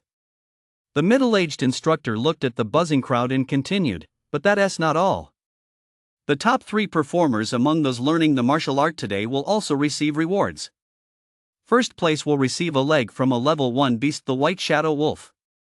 Second place will receive a 10,000 yuan supply of vitality powder, and third place will receive 5,000 in cash. Hearing this, the crowd erupted in excitement. My goodness, they're even giving away beast flesh. The white shadow wolf. I've heard it's one of the top tier level 1 beasts. Its flesh is said to contain a high concentration of energy. This trip was definitely worth it. I've hit the jackpot. Yi's eyes lit up as well. Whether it was cash or beast flesh, both were exactly what he needed. Consuming beast flesh could effectively boost vitality. Besides using it himself, he could also take some home for sure. However, he remained clear-headed. Turning to the middle-aged instructor, he asked politely, "Instructor, surely there must be something we need to do in return?" There's no such thing as a free lunch. No matter how prestigious the Thunderclap Martial Arts Academy was, it wouldn't give so much away for nothing without an ulterior motive. Hearing this, the others came to their senses as well. The middle-aged instructor gave Yi an appreciative look and smiled. Indeed there is. It's very simple. I'd like everyone to post about this on their social media feeds to help spread the word. There's also one more condition: the martial technique will only be taught 3 times. How much you retain depends on your own insight. Yi's heart gave a slight twinge. Posting on moments to spread the word was perfectly normal. However, teaching the technique only 3 times, there must be a catch. 3 times? I have a good memory, I'll master it in one go. 3 times is overkill. Exactly. I thought it would be some harsh condition, but this is way too easy.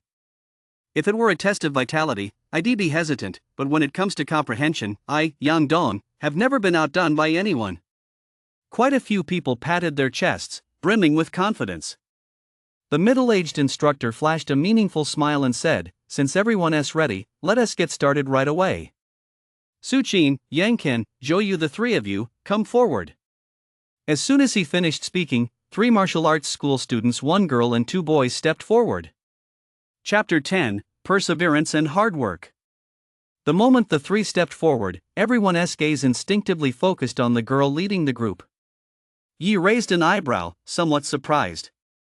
This girl was actually the first high school student living upstairs whom he met that morning. However, she was now dressed in a sleek martial arts uniform, a black gi that accentuated her tall figure and made her skin appear even fairer. From a distance, she looked both spirited and beautiful. Whoa, Brother Ran, what a gorgeous girl. Even a straight guy like Zhang Fan couldn't take his eyes off her. These 3 are elite students from our martial arts academy. They all have 60 vitality, and their combat prowess has reached the perfect level. The middle-aged instructor's words instantly sent a shockwave through the crowd. 60 vitality, that placed them among the very best students at any school. 99% of the people present couldn't hold a candle to them. The middle-aged instructor continued, "From now on, these 3 will be your temporary instructors, responsible for teaching you the Thunder Movement Fist. Everyone, watch closely and learn well. In 2 hours, we'll hold a competition to select the top 3 performers." With that, the middle-aged instructor left.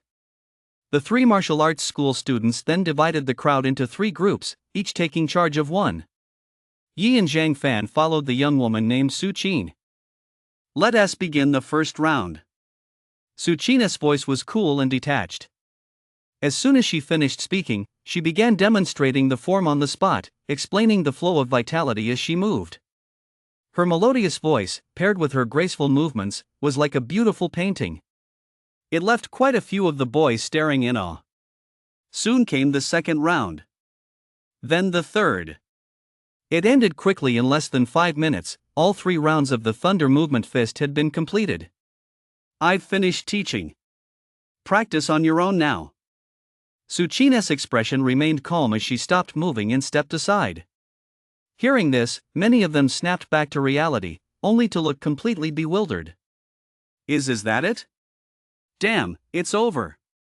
I was so busy staring at the senior that I didn't even catch a single round. Me too. Is there anyone who actually saw it clearly? Teach us. The crowd groaned in despair. Zhang Fan also looked at Yi with a wry expression. "Bro Yi, how about you? Did you remember it?" "I remembered it, but it's a bit difficult." Yi furrowed his brow and said, "It's very difficult. Just memorizing the movements isn't enough. What's important is the vitality flow path of the martial technique." After saying that, he mimicked Tsuchina's movements and demonstrated the sequence. Though his form was precise, it lacked spirit. He finished the sequence. Yi was somewhat shaken himself. The martial art was indeed difficult to learn. His control over vitality far surpassed that of everyone present, yet he still found the thunderous fist difficult to master. At that moment, the others began to copy him, practicing by mimicking his movements. But soon, one by one, they looked as dejected as frostbitten eggplants. It was hard, far too hard. Just getting the standard movements right felt like it would take them ages, let alone mastering the vitality as flow. Tsuchina's expression remained as still as a deep well. Even for her, it had taken 3 days just to get the hang of the thunder-stirring fist, followed by 3 months of arduous training to reach her current level of 5 thunder-stirring. For these people to expect to learn it in just 3 repetitions was simply too optimistic. However, she looked at a handsome young man who was pondering the moves right where he stood, and a hint of something unusual flashed in her clear eyes. This boy named Yi was indeed highly gifted. He had mastered the movements after just one demonstration and had already begun studying the vitality flow patterns of the thunder movement fist. Unfortunately, without an instructor's guidance, no matter how talented he was, it was impossible to master it in such a short time. Just then, someone grumbled resentfully, "Only 3 demonstrations? Even a god couldn't learn it in that time. They're deliberately trying not to teach us." Exactly. What free martial arts techniques? It's all a scam. Let us get out of here, let us not waste any more time. The crowd grumbled as they prepared to leave, having completely forgotten just how confident they'd been moments ago. Seeing this, the middle-aged instructor walked over with a smile. "Don't rush off just yet, everyone. There are still nearly 2 hours until the competition starts. Practice a little more, you might just manage to learn it. It's too hard. Forget 2 hours, even 2 more days wouldn't be enough." Someone vented, "This is harder than math. I might as well go back to studying math, at least that wouldn't be such a blow." The others nodded in agreement. The middle-aged instructor smiled. "If you leave now, you'll be giving up the reward." Hearing this, the group felt a pang of reluctance but said helplessly, "Instructor, it's just too hard. It would be great if you could teach us a few more times." Teaching it a few more times isn't out of the question. The middle-aged instructor said slowly, "As long as you become a student at our martial arts school, you'll be eligible for one-on-one instruction. At the same time, I'll personally teach you the finer points and secrets of the thunder movement fist. I guarantee you'll make progress in just 2 hours." Hearing this, everyone froze for a moment. Then the room erupted in an uproar. Deception! This was blatant deception, a ploy to lure them into spending money. Yi was also taken aback for a moment, at a loss for words. Well, while he wondered why there would be free martial arts instruction, it turned out there was a catch. The tuition at Thunderclap Martial Arts Academy was exorbitant. With so many people here, if just 5 paid to become students, the academy would break even on this event. From then on, every new student they recruited would be pure profit, and they could use them to generate buzz, truly reaping both fame and fortune. Become a student? The tuition is so expensive I could buy half a martial art with that money, someone couldn't help but shout. Exactly. This is a total rip-off. I'd rather die than pay up, another chubby kid yelled. The middle-aged instructor remained impassive as he continued to speak slowly. That is true, but as long as you become a student at our martial arts school, you'll be able to learn at least 3 martial arts techniques in the future, including 1 C-rank technique. Let us set the martial arts techniques aside for now, and not even mention the other benefits of joining the school. Just take this thunder movement fist competition, for example. As long as you have a high level of aptitude, after just 2 hours of one-on-one instruction, finishing in the top 3 of the thunder movement fist competition will be no problem at all. The middle-aged instructor looked at the crowd and smiled faintly. Everyone, think it over carefully. Winning first place, a white shadow wolf's leg, is worth far more than tens of thousands of yuan. Hearing this, Yi couldn't help but feel a little tempted. Although it felt a bit like he was being tricked. But no matter how he looked at it, it was definitely worth it. Fortunately, he didn't have any money. He reassured himself, without money, I won't fall for it. I've got a plan. Don't believe a word of it, everyone. Think this through calmly. Just then, the chubby kid who had spoken earlier stepped forward again and shouted with righteous indignation. The middle-aged instructor frowned slightly, just as he was about to say something. The chubby kid suddenly darted over. Instructor, I've made up my mind. I'm going to pay to become a member of the martial arts school. Arrange one-on-one lessons for me first, they're not in a hurry. Damn! The others were completely taken aback. The middle-aged instructor's mouth twitched slightly. With someone taking the lead, the others quickly followed suit, signing up in a flurry of excitement. In the end, only a handful of people didn't sign up. Yi and Zhang Fan were among them. Zhang Fan had recently enrolled in another martial arts school, so even though he was tempted, there was nothing he could do. As for Yi, it was a different story. Either he didn't have the money, or he had the self-control and composure to resist. After signing up, everyone was beaming. 2 hours, looks like I've got first place in the bag this time. Humph, we go to the same school. I know exactly what you're capable of, you don't stand a chance with me here. Pfft, bunch of hicks. I'll show you what a genius is in a minute. The registrants all regained their confidence. Zhang Fan listened to the chatter and said dejectedly, "Sigh, looks like I came here for nothing today." The chubby guy from earlier glanced at Yi and said in surprise, "Bro, aren't you signing up? I felt like your demonstration just now was better than all of ours. If you signed up, you'd have a really good chance of taking first place." Yi shook his head. The chubby kid muttered under his breath and followed the middle-aged instructor away.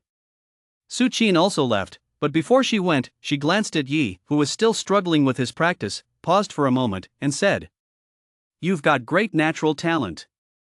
With an instructor's guidance, you'd pick it up in no time." "Thanks, but I've decided to train on my own."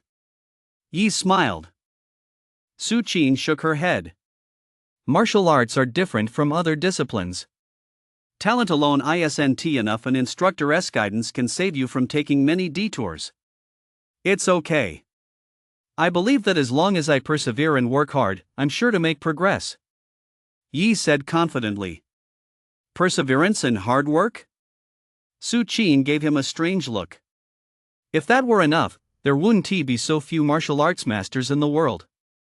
She didn't try to persuade him further and left. Yi watched as the group followed their instructor, their backs glowing with excitement as they walked away. He continued to study the thunder movement fist with earnest focus. He believed that hard work pays off. As long as he persisted and worked hard, he was bound to make progress. System, simulate. Chapter 11, 7 Thunder Movement. Yi pressed the simulation button. Now, in addition to his combat awareness and dual polar body skill, the Thunder Movement Fist had been added to his list. Thunder Movement Fist, Beginner Level, Proficiency 0-100. Without hesitation, Yi pressed Confirm. Instantly, his only 5 achievement points began to drain rapidly. At the same time, he once again entered the incredibly realistic illusion that had appeared when he had previously enhanced his combat awareness. However, the simulation of a martial skill was nowhere near as brutal as that of combat awareness. No martial artist opponents appeared to kill him and forcibly boost his experience. Instead, numerous phantoms of himself suddenly materialized before his eyes. These phantoms performed the Thunder Movement Fist move by move, and with each move, Yi could feel his understanding of the technique deepening. 2 hours flew by in the blink of an eye. Soon, the group that had been following the middle-aged instructor returned to the main hall. The 2 other trainees, along with the 2 groups they had led earlier, were among them, a massive procession of nearly 70 or 80 people. Every one of them looked radiant, clearly having gained significant insights. "I'm definitely taking the White Shadow Wolf Leg technique." A teenager with a haughty expression swept his gaze over the crowd. "Wang Hong, you're certainly impressive when it comes to vitality, but martial arts rely on insight," another teenager said coolly. "Ha, as if you guys are the only ones who are good. You've already secured the top 3 spots, haven't you?" Someone in the crowd retorted sarcastically. The others shot back just as sharply. Clearly, none of them were willing to concede to the others. Meanwhile, the chubby boy from earlier strolled nonchalantly to the side. He loved this kind of situation best when everyone was fighting tooth and nail, yet no clear winner emerged. He'd step in, handle it with ease, and leave the whole bunch speechless. Humph, I bet you didn't know that Fat Brother here has actually cultivated a fist technique. Now that I'm practicing the thunder moving fist and have grasped the key to it, my progress has been lightning fast. The chubby guy muttered to himself, brimming with confidence. Suddenly, he spotted Yi nearby, his eyes closed, and Zhang Fan, yawning boredly, which surprised him a bit. Bro, you two Haven tea left yet?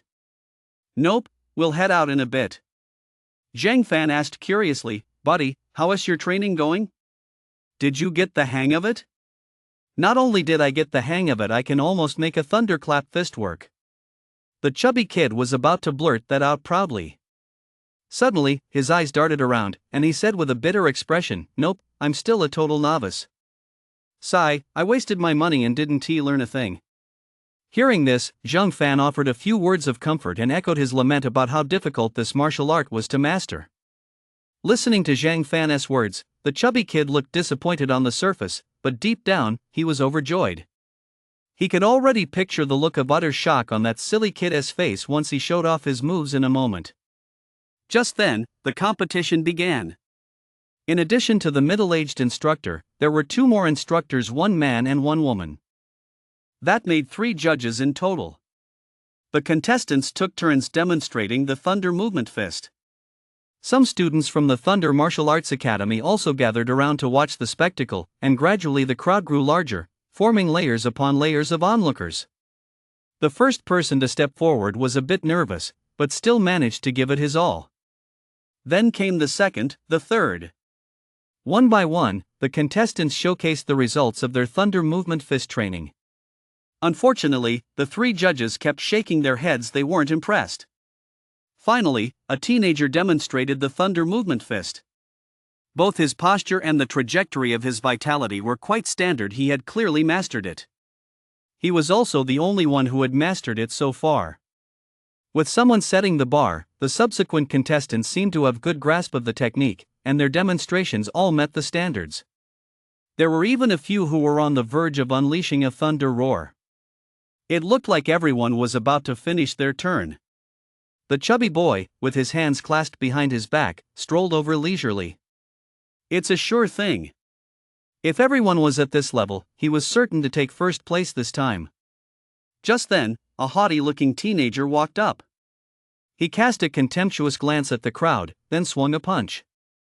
Boom! A deep, thunderous sound suddenly rang out. Everyone present froze in shock. A thunderous punch. He demastered the thunderous fist. The chubby boy's inscrutable smile instantly froze on his face. The others were also stunned. He has mastered it? How is that possible? To master a martial art in just 2 hours. Martial arts techniques are divided into 4 levels: entry level, minor mastery, major mastery, and perfection. Even for the lowest level D-rank martial art, and even with an instructor guiding him on the key techniques, mastering the basics within 2 hours is an utterly unbelievable feat. Not bad. Wang Hong, is that right? Have you practiced any other fist-based martial arts techniques before? The middle-aged instructor asked with a smile. The once arrogant youth had now toned down his pride considerably and said politely, Sir, my father taught me a C-rank martial art. No wonder, the middle-aged instructor nodded. Although martial arts are not interchangeable, practicing similar techniques can still yield valuable experience. Even so, Wang Hong is a rare genius. All 3 instructors looked at him with approval and smiled. Very good. Please step aside and wait for a moment. Seeing this, everyone present sighed inwardly. From the looks of it, Wang Hong was practically guaranteed first place. And rightly so, his mastery of the entry-level thunder movement fist far surpassed theirs. Is there anyone else who wishes to step forward? If not, the 3 of us will announce the rankings. The middle-aged instructor scanned the crowd. Everyone instinctively took a step back, remaining silent. Seeing this, the middle-aged instructor nodded slightly and said, In that case, I'll announce the results. First place goes to Wang. Wait. Suddenly, a slightly hoarse voice cut in, interrupting the announcement. The chubby boy sighed and walked toward the three judges. He'd originally planned to be the last to perform, then take first place by a landslide and shock everyone. But he never expected there'd be someone even more formidable than him, someone who'd cultivated a thunderous roar. Still, at least he wouldn't be first, second place, and a portion of vitality powder wasn't too bad. Ha! The chubby boy suddenly realized that the wait a minute he'd just heard didn't seem to have come from him. It wasn't me, it was. The chubby boy turned around and saw a handsome young man slowly getting to his feet. He seemed to have just woken up, his expression still a bit dazed. He walked unsteadily, drenched in sweat as if he'd slept too long and become dehydrated, and his voice was terribly hoarse. Wait a minute, I want to compete too. As he spoke, he threw a punch, the opening move of the Thunder Movement Fist. You want to compete too? The middle-aged instructor furrowed his brow slightly. It wasn't that it was impossible, but without an instructor to guide him on the finer points of martial arts cultivation, how could he possibly compete with others by training on his own? Seeing this, the crowd began to murmur among themselves. Someone muttered, "This guy must still be half asleep. What kind of joke is this? Compete? As if he could possibly be more formidable than a thunderous fist." Boom! A deep sound, resembling a clap of thunder, rang out. The speaker's expression froze instantly. The crowd, which had been chattering non-stop, fell deathly silent. The middle-aged instructor sprang to his feet, staring intently at Yi, his mind in a whirl of shock. He has mastered the basics of the thunderclap fist. Without any guidance from the instructor, after watching it just 3 times, he managed to master the Thunder Movement Fist to the entry-level realm in just 2 hours. He recalled that under the same conditions last time, the fastest was Lu No. Wait, the new record holder was Su Qin. Su Qin, how long did it take you last time to reach the entry level on your own? The middle-aged instructor asked in a deep voice. 3 days. Su Qin's fair, pretty face was also filled with shock. The difference between practicing the thunder-stirring fist on one's own and under an instructor's guidance was like night and day. Even though she had been praised by the instructor as the most perceptive person in the entire martial arts hall, it had taken her a full 3 days, whereas this young man before her had managed it in just 2 hours. At that moment, 2 more deep, rumbling claps of thunder rang out. 3 claps of the Thunder Movement Fist. The other 2 instructors also sprang to their feet, all 3 of them staring intently at Yi. A murmur of astonishment rippled through the crowd. 3 claps of the Thunder Movement Fist? Is this guy cheating? Even at the pinnacle of the Thunder Movement Fist, there are only 9 claps and he mastered 3 in just 2 hours? 3 claps of the Thunder Movement Fist? My God, did I hear that right? Impossible. Something's definitely wrong. A teenager named Wang Hong looked grim. Is he a student at your martial arts school? It seems your school just doesn't want to give the first place reward to us outsiders. Hearing this, the others also looked skeptical. However, before the 3 instructors could speak up to explain. Boom! Boom! Boom! Boom! 4 consecutive claps of thunder rang out. Combined with the previous 3, that made 7 in total, with no more than 3 seconds between each. This was the 7-clap thunder fist. In an instant, the entire hall fell deathly silent, so quiet you could hear a pin drop. Yi shook his head and finally snapped out of it. Every time he performed the form, it drained his energy, leaving his head foggy and requiring a moment to recover. He stretched his body, then threw another punch. Boom, boom, boom. This time, 7 crisp, thunderous sounds rang out in quick succession, clean and crisp, without the slightest hesitation. The transitions were flawless, almost seeming to overlap. This signified that he had mastered the 7-sound realm to an extraordinary degree, coming infinitely close to the 8-sound realm.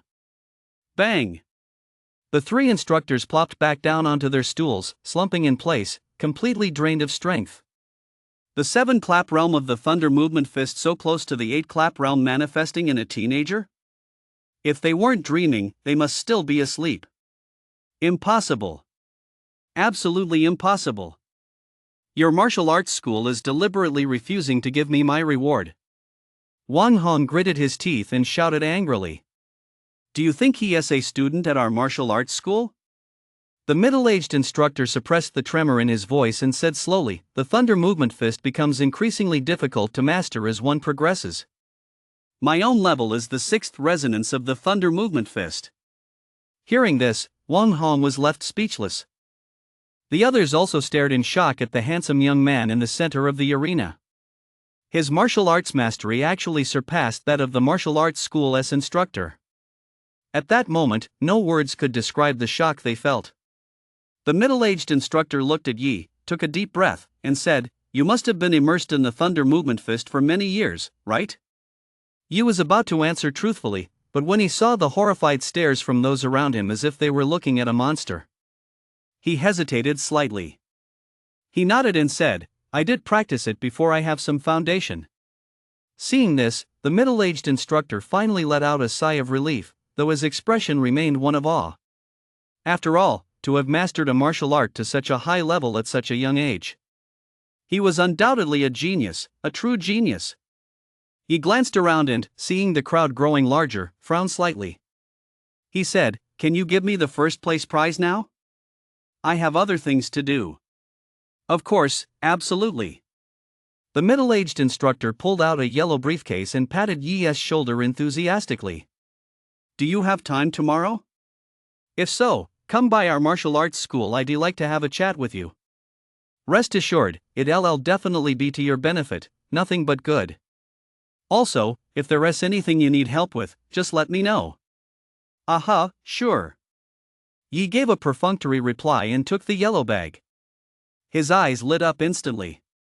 It was heavy, a small bag, yet surprisingly heavy. An average 20 vitality might not even be able to lift it. He said goodbye to the middle-aged instructor and turned to call out to Zhang Fan to leave. But then he saw two statues.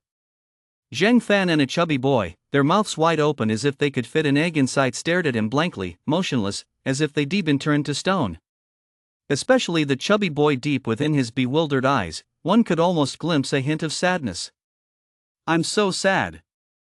I was supposed to be the one holding the cup. What happened? Chapter 12, Life.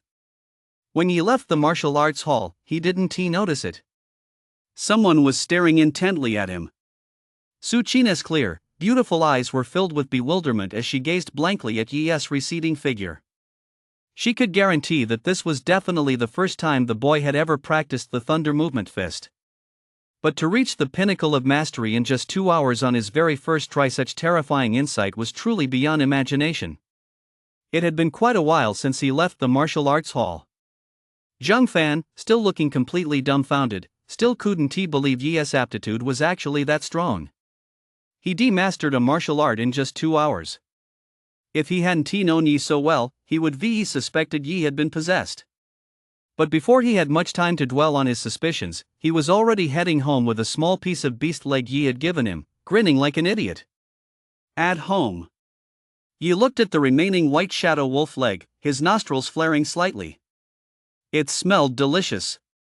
The leg had already been prepared. It was golden brown like pastry, and the aroma filled the air. He took a small bite, crisp on the outside, tender on the inside, with an excellent texture, and at the same time, a sense of fullness and a warm sensation washed over him. Such a small piece of meat, and yet it made him feel almost full. This showed just how much energy it contained. No wonder it's the flesh of a top-tier level 1 demon beast like the white shadow wolf. Yi put away the remaining leg, intending to save it all for Sure. The girl had just started her freshman year of high school and was at the perfect age to boost her vitality. Although the leg would be useful to him too, its effect was less than that of a single achievement point, so it was best not to waste it. Next, Yi checked his system panel. Achievement points, 0. Thunderous Fist, Mastery, Proficiency 86-100. Although he had used up all 5 of the achievement points he just earned, the Thunderous Fist had seen a massive boost. With only 14 points left to go, he would reach the perfect 9 resonance realm. For a teenager his age to possess a perfect martial art, even a D rank 1, would be a truly astonishing feat if word got out. My current combat power should see a further boost once I use the Thunder Moving Fist. Yi thought with some anticipation. After a moment's thought, he left home and headed to the training room at a nearby martial arts academy. After shelling out the hefty sum of 300 yuan which stung his wallet, Yi entered the training room as he hoped, a specially designed chamber crafted from an alloy. On both sides of the room were various exercise machines, along with a vitality chamber. In the center stood a mechanical golem. The golem was entirely emerald green and on the smaller side not as large as the ones at school. Yi activated the golem. Instantly, its eyes glowed red, and it emitted a series of beeps, warning him to retreat to a safe distance. Slowly retreating to the safe zone, Yi held his breath and focused his mind, his energy and spirit highly concentrated. The next instant, the green mechanical golem suddenly charged forward, reaching him in an instant. Yi's gaze sharpened as he unleashed a punch. Thunderous fist. Boom! 7 successive low rumbles of thunder echoed as the punch, like a bolt of lightning, slammed into the mechanical golem. The golem was immediately knocked back several steps, and a number appeared on its display screen. Combat power, 88. Yi's eyes lit up. A full 88 in combat power. He was getting closer and closer to becoming a martial artist. He suppressed his joy and continued battling the mechanical golem. Soon, half an hour had passed. Yi reluctantly stopped fighting and left the training room. 300 yuan, that was all it bought him, half an hour of training. Being a martial artist was, without a doubt, the most expensive profession of this era. Back home. Lunch. Yi took out the white shadow wolf's leg, stunning Fong and Shirshir on the spot. Beast meat was highly prized, especially from a beast like the white shadow wolf. It was so rare that money often couldn't buy it. After a long explanation, the two finally believed that Yi had obtained it through legal means. Bro, I never would have guessed you had such a high talent for martial arts. Shirshir happily munched on the beast meat. Of course. My nephew definitely takes after me, it's only natural he is so talented. Fong beamed with pride as he served Yi a piece of meat. This is so good. I hope it helps boost my vitality a bit. By the way, you little rascal, I checked out 3 decent martial arts schools today: Thunderclap Martial Arts School, Red Moon Martial Arts School, and Blue Dream Martial Arts School. Which of these 3 do you like best? I'll sign you up. The college entrance exams are in 5 months. If your vitality doesn't go up, you won't even be able to get into a vocational college. Hearing this, Yi was about to refuse. Shirshir asked in surprise, Mom, do we even have any money left? Haven T, we still got to transfer the money for Dad's medical bills this month? When I called him yesterday, I heard him coughing a lot. Before she could finish, Shirshir sensed the awkward atmosphere and her voice grew quieter and quieter. Fong didn't seem to mind. She continued eating as she said, it's fine.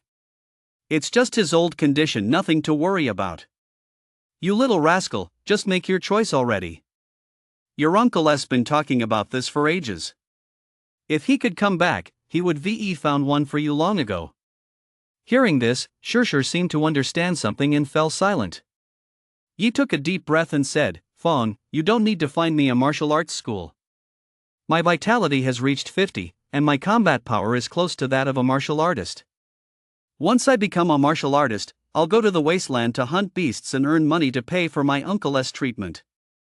You little brat, what kind of nonsense are you spouting? Fong felt his forehead and asked in surprise, you don't have a fever? Yi sighed helplessly and said no more. But in his heart, his resolve to become a martial artist only grew stronger. Back in his room, Yi thought about the conversation they had over lunch and couldn't help but sigh. Although his uncle was a member of the Beast Suppression Army, he wasn't a frontline soldier but rather a logistics officer, so he wasn't very strong. Strictly speaking, he might not even be a match for Yi as he was now. Because of his limited strength, even with all the generous benefits and policies offered by the Beast Suppression Army, his uncle still found it hard to save much money. His illness, meanwhile, was a chronic condition left over from an injury sustained by beasts many years ago. This made it very difficult to cure completely. He usually relied on buying medicine every month to temporarily ease the pain. Fortunately, however, he was now just one step away from becoming a warrior. Once he reached that rank, he would be able to change his current circumstances. That afternoon, he rushed to the slaughterhouse as fast as he could. If all went according to plan, today would be the day he completed the Chicken Slayer achievement and broke through to the martial artist rank. However, as soon as he arrived at the slaughterhouse, his brow furrowed. The slaughterhouse had lost power again. He frowned, watching the workers shake their heads and walk away, and Manager Bai, not far off, red-faced with anger.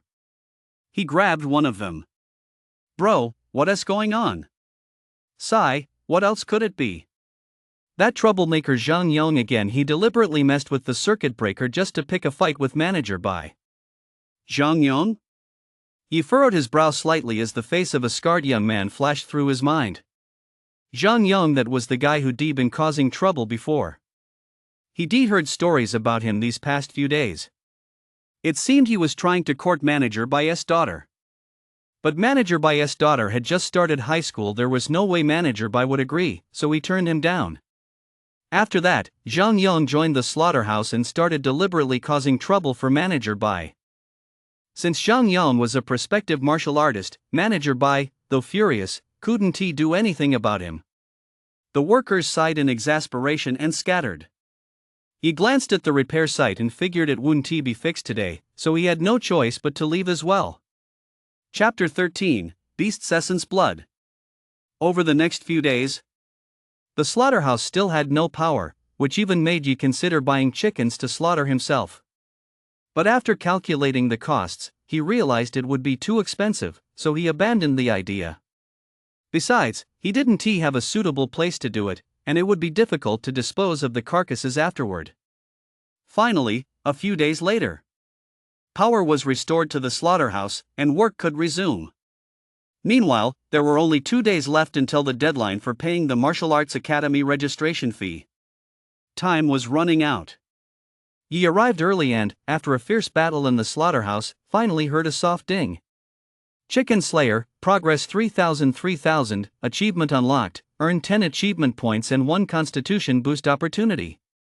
Use now? Yi thought for a moment and decided not to use it right away.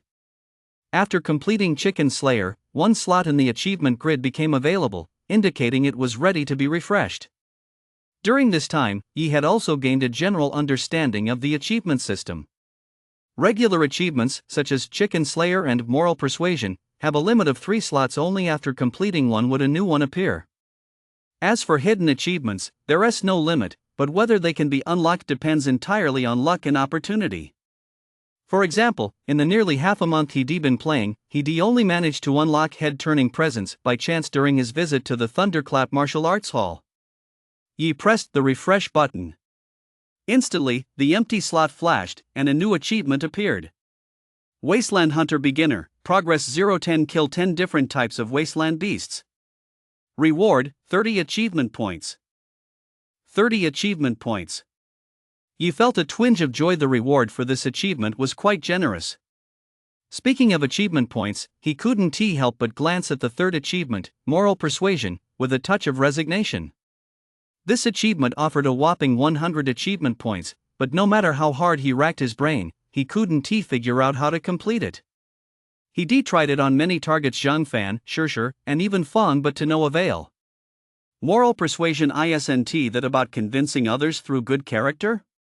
Yi muttered to himself, still puzzled as to where the problem lay. Could it be that his character wasn't good enough? With 10 achievement points in hand, Yi felt a surge of anticipation as he slowly clicked Enhance. In an instant, his achievement points decreased. His vitality also skyrocketed rapidly. 50, 60, 70, 90. Finally, his vitality plateaued at 99 and wouldn't rise any further. Yi froze for a moment, looked at the remaining 3 achievement points, and used another 1 achievement point. His vitality remained unchanged, still stuck at 99, as if it had hit some kind of barrier and couldn't go any further. Yi was taken aback. This situation was beyond his expectations. When in doubt, ask Baidu. He immediately searched online and quickly found the reason.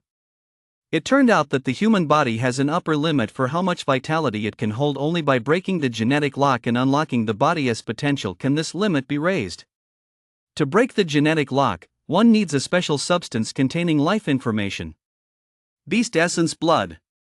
Beast essence blood refers to the purest blood within a beast's body, but not all beasts possess it. Generally, among 10 beasts of the same species, only one possesses essence blood. That's why beast essence blood is so expensive. Yi looked it up and immediately gasped in shock. Damn it, even the cheapest beast essence starts at 100,000, and that is for ordinary level 1 beasts, which offer only a modest boost after breaking through the martial artist rank. Some top-tier level 1 beasts, like the white shadow wolf, cost as much as 500,000 to 600,000. This is a real headache. Yi was at his wit's end. He originally planned to use the 50,000 reward from the Martial Artists Association to pay the martial arts exam registration fee after breaking through to the martial artist rank. Now, not only had he failed to secure the martial exam registration fee, but breaking through to the warrior rank would also require a huge sum of money. He frowned and pondered for a moment. In this situation, he had no choice but to head to the wilderness. The wilderness was rife with danger, yet it also hid countless opportunities. Whether it was beast carcasses or the unique ores and plants found there, they were all extremely valuable. Furthermore, the Wilderness Hunter achievement could only be completed by venturing into the wilderness. Yi made up his mind. It seemed he'd have to find time to visit the wasteland. In the past, his strength hadn't been sufficient to reach the warrior rank. Although he still hadn't reached it now, in terms of combat power alone, he was already on par with or even slightly surpassed an average Tier 1 warrior, making him fully capable of venturing into the wasteland for training. However, the registration fee due in 2 days still had to be taken care of first. As he was thinking this, an idea suddenly struck him. He thought of a way to make some quick cash. He called Zhang Fan. "Bro Ran, what's up? Fanzi, you mentioned during our last chat that there's an underground fighting arena that sent an invitation to your dad, right?" "Right. Not just my dad, that arena sent invitations to a lot of martial artists who've been to the wasteland." Zhang Fan rolled his eyes.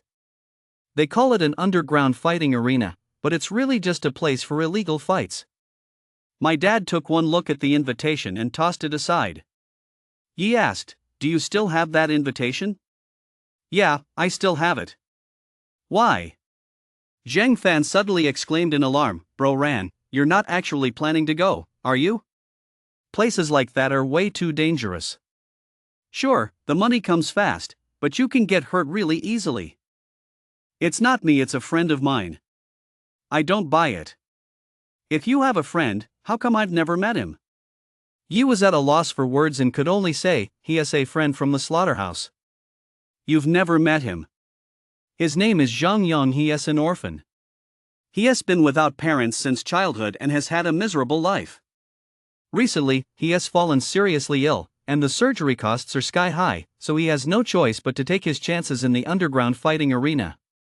"I see." Zhang Fan thought for a moment and said, "As long as it's not you going, I'll bring it over to you tomorrow."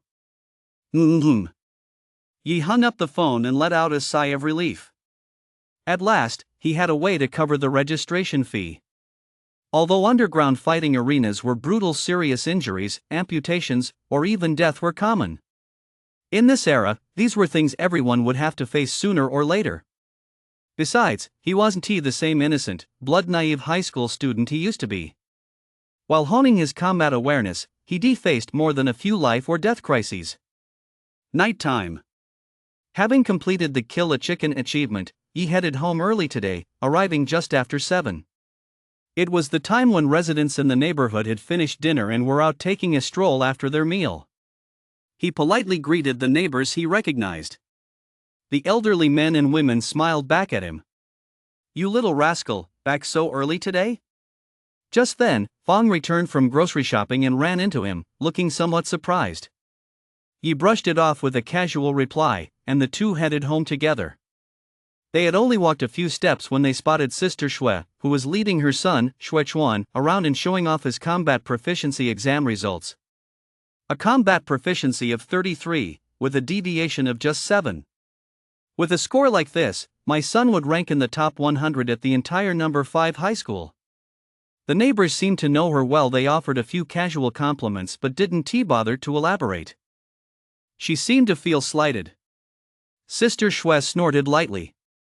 I guess you guys don't know how high 33 combat power really is. You know Yi, her nephew who lives across the hall from us, right? He's only in the teens. My son's is a full 2 times higher than his. Over on the other side. Upon hearing this, Yi's expression turned peculiar. How did they manage to drag him into this? And a combat power of 33. Right now, his combat power was over 100. A combat power of 33 didn't even amount to a fraction of his. Chapter 14, Reward. Listening to Sister Shui's words, Fong retorted indignantly, "You little brat, don't worry about it. What goes around comes around. Who knows, maybe you'll end up being better than her son someday." Yi nodded slightly. I could take her son on with one hand. Of course I don't care. Come on, stop bragging.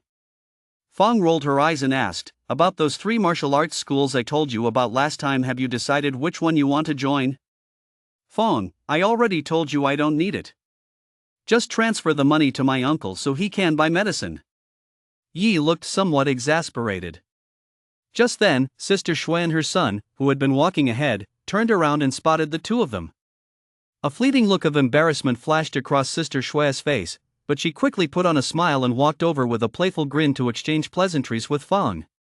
Shuichuan remained expressionless as he said indifferently, "Mom, I'm heading home now." His expression was impassive. He showed no intention of interacting with the neighbors or his classmates from school, as if they weren't on his level.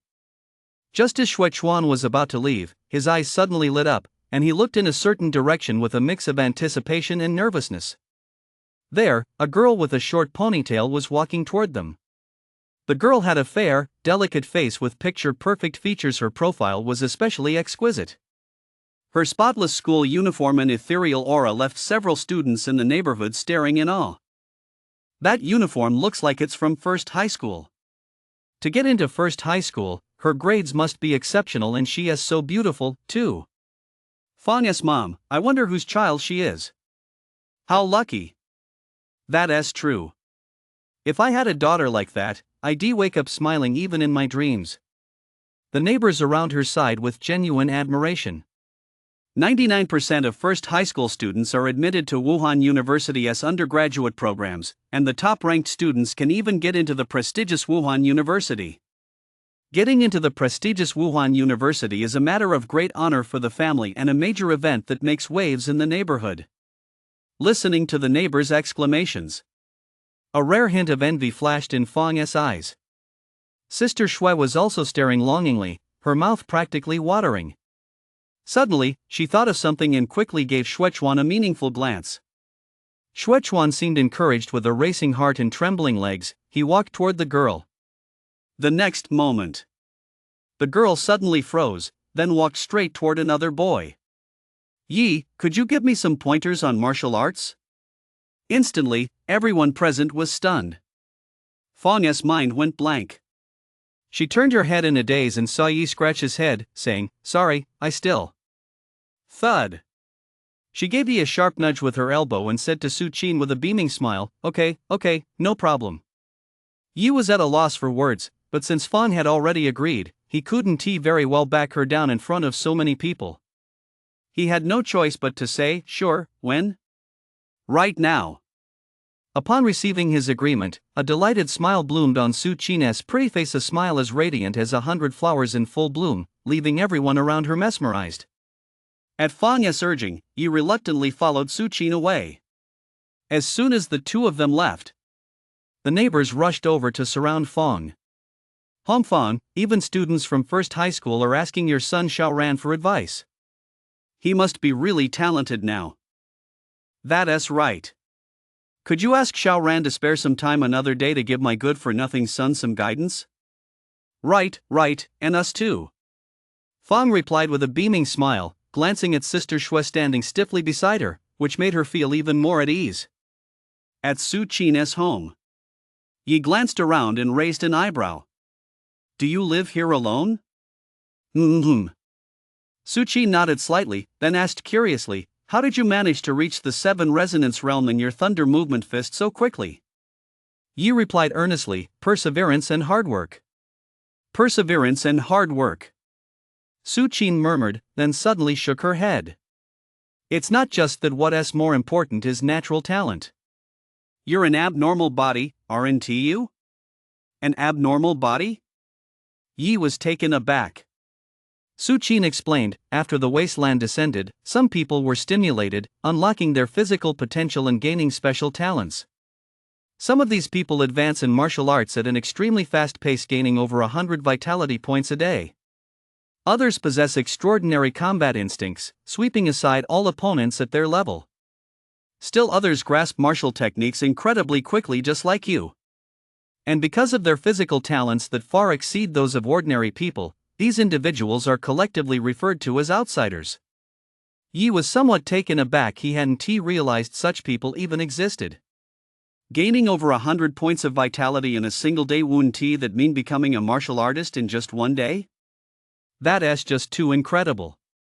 Given your terrifying talent for martial arts, you're most likely an abnormal body yourself. You just haven't realized it yet. A hint of envy flashed in Suchin's eyes. Yi neither confirmed nor denied it, choosing not to delve deeper into the topic. He asked, what questions do you have about the thunder movement fist? Go ahead and ask. I'd like to head home early later. He wasn't being overly modest. The thunder movement fist, which was nearing the 8th resonance realm, was indeed worthy of praise and more than sufficient for teaching others. After all, the instructors at the martial arts school were only at the 6th resonance realm. Upon hearing this, Suchin hesitated for a moment before saying, I'd like you to coach me for 2 hours every day from now on, until I've mastered the thunder movement fist to perfection. Every day? Yi immediately shook his head. I'm sorry, but I can pay you 50,000 a month. All right. Yi replied earnestly, helping a classmate is my duty. 2 hours a day, it's a deal. Let us start tomorrow then. I'll come back from the martial arts school early tomorrow, Suchi nodded. After setting the time, they exchanged contact information. Yi walked downstairs to go home. Before he even stepped through the door, a text message arrived on his phone. It was a transfer notification. The sender was Suchin. The amount was 20,000, listed as an advance payment. Whoa! Yi sucked in a sharp breath and couldn't help but look up. A rich woman, definitely a rich woman. 50,000 a month. He thought it was just talk, but he never expected her to pay 20,000 up front without batting an eye. Although he wasn't sure why a rich woman like this would choose to live in such an ordinary residential complex. The money in his account was real. He felt elated with this. He wouldn't even need to go to the underground fighting arena anymore. After dinner. It was only a little past 8, and with plenty of time to spare, he left home, found a nearby martial arts school, and entered the training room. This time, he went to the vitality chamber for a checkup first. Soon, the information appeared. Name, Xiao Shuai. Age, 17. Vitality, 99. Realm, pre-martial artist. The vitality chamber's scan was extremely comprehensive. It could even detect age, and all physical data was recorded in great detail. Of course, combat power wasn't included. Combat power could only be determined through the mechanical golem test. Yi then turned his attention to the mechanical golem. As he gazed at the 2-meter-tall, deep blue golem across from him, a peculiar look crossed his eyes. This time, the mechanical golem he had chosen was a true martial artist level mechanical golem. It could unleash martial artist level combat power. In other words, if his strength didn't reach the martial artist level, he would be injured by this mechanical golem. Chapter 15, The Underground Arena. Click. The deep blue mechanical golem flexed its body and slowly walked toward him. With every step, its speed increased. By the time it reached a distance of 3 meters, it had already begun to run, its heavy, thudding footsteps ringing out rapidly. In the blink of an eye, the golem had closed in, delivering a heavy punch. Yi focused intently and fired a punch of his own. Thunderous fist. Boom.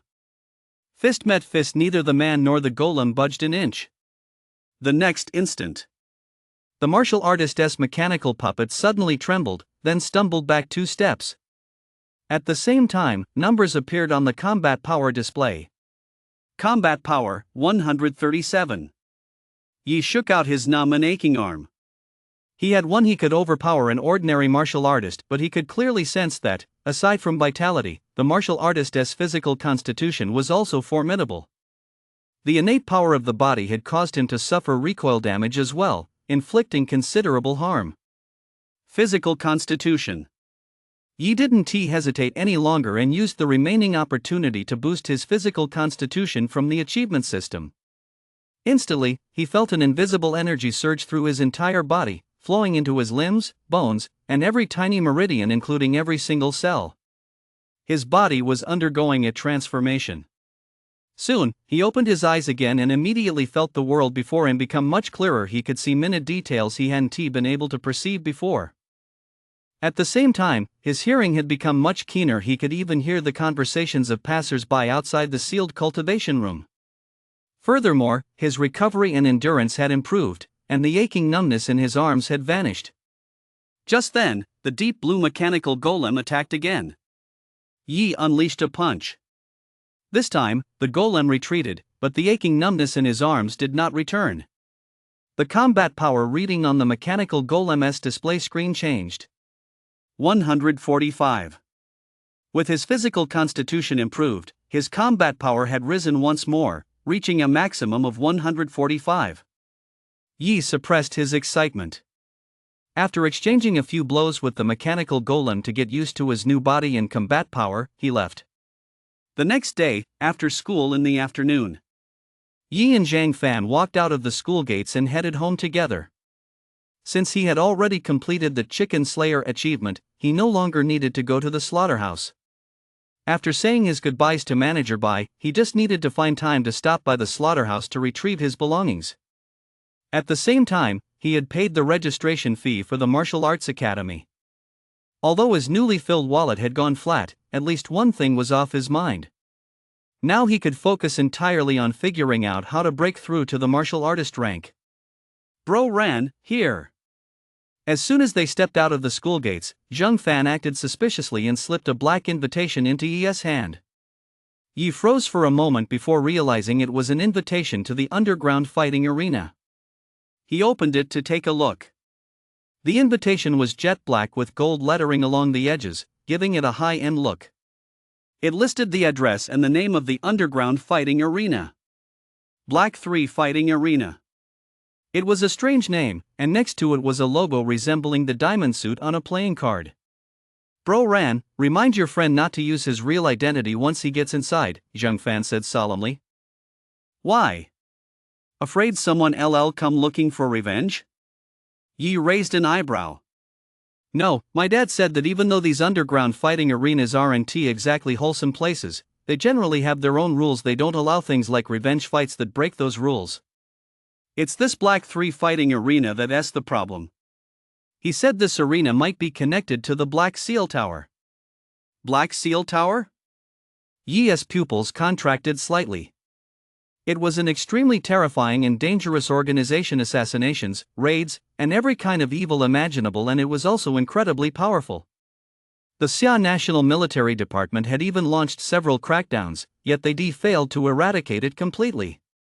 After each crackdown, the faction would resurface after a while, wreaking havoc across the land. Bro Ran, don't worry too much. Zhang Fan shook his head. My dad just said it's a suspicion.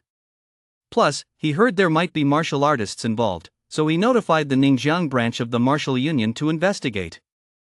But since the Martial Union branch hasn't taken any action, I guess it's nothing to worry about. Hearing this, Yi nodded and felt relieved. The likelihood of the Martial Union branch making a mistake was negligible. It shouldn't be a big deal. He casually tucked the invitation away. Since he already paid the martial arts competition registration fee, there was naturally no need for him to go there again. But A thought crossed Yi's mind. Even if he didn't compete, just going to watch would be fine. It would give him a chance to see what it was like when other martial artists faced off. Half an hour later. In the city center, at the bustling Maoyun commercial building. Yi followed the crowd into the building. By this point, he had already changed into a black tracksuit that made it hard to tell his age. He was also carrying something in his arms. It was a plastic hood. In an underground fighting arena like this, with so many people around, and given the slight possibility that it might be connected to the Black Seal Tower, it was best to err on the side of caution. Once inside the building, he made his way down to the underground parking garage. After finding a secluded corner, he put on the hood and headed toward the far end of the garage. Before long, a small, pitch-black door appeared at the end of the garage. It looked like an ordinary maintenance door.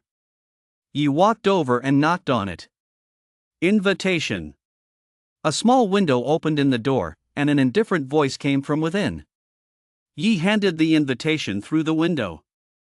After a moment, the door opened. Inside was a pitch-black passageway. Two burly men in black stood on either side. One of them handed the invitation back to him and said coldly, "Just keep going straight ahead." Yi walked down the passageway. After about 2 or 3 minutes, the scene before him suddenly changed. An underground fighting arena, ablaze with neon lights and filled with screams, came into view. The arena was vast, with black iron fighting rings scattered everywhere. In the stands surrounding the rings, many martial artists, with scantily clad bunny girls on their arms, were laughing loudly as they placed bets on the two combatants in the ring. Huge speakers on both sides blared with a piercing, boastful roar, yet even that couldn't drown out their screams. Chaos, decadence, noise. These were Yi's most immediate impressions. He hesitated for a moment, but then walked in anyway. Since he was already here, he might as well take a look before leaving. Once inside, Yi glanced at the rules posted on the wall. He couldn't help but gasp. The rules here stated that an aspiring martial artist would win 1,000 per match, while a martial artist would win 10,000 per match. The winner had to pay 5% of their winnings to the arena. 10,000 per match. 10 matches would be 100,000. Yi's heart was pounding. Although he wasn't a martial artist, the 1,000 for an aspiring martial artist match wasn't exactly chump change either. More importantly, he felt that within the aspiring martial artist realm, while he might not be invincible, there were definitely very few who could even hold their own against him. Yi made up his mind on the spot and strode quickly toward the vitality scanner by the entrance. After his vitality scan was complete, the staff member standing next to the scanner handed him a green wristband. A green wristband signified the quasi-martial artist level, while a blue one signified the martial artist level. Yi put on the wristband and jumped onto an unoccupied combat platform to wait. Before long, a gaunt middle-aged man stepped onto the combat platform. As soon as he arrived, he smiled at Yi and said, "Young man, is this your first time here?" Yi nodded slightly. The gaunt middle-aged man continued to chat cheerfully with him while closing in imperceptibly. Once he was close enough, a flash of delight crossed the man's eyes, and he suddenly lunged forward to launch a surprise attack. "Ha, kid, let me teach you a lesson today." "Don't." Boom. He was kicked off the combat platform. Chapter 16, 7 Consecutive Wins. Around the stands, many people looked on in astonishment at this scene. A seasoned veteran of the fighting arena had actually been kicked off the platform so easily by a rookie. Someone glanced at Yi and chuckled softly, "This kid is not bad, he didn't fall for the trap." Indeed, he has plenty of combat experience, and his fighting ability isn't weak either. To have reached the level of a quasi-martial artist at this age, he can't possibly be a mediocrity. It's only natural for him to have this kind of fighting ability.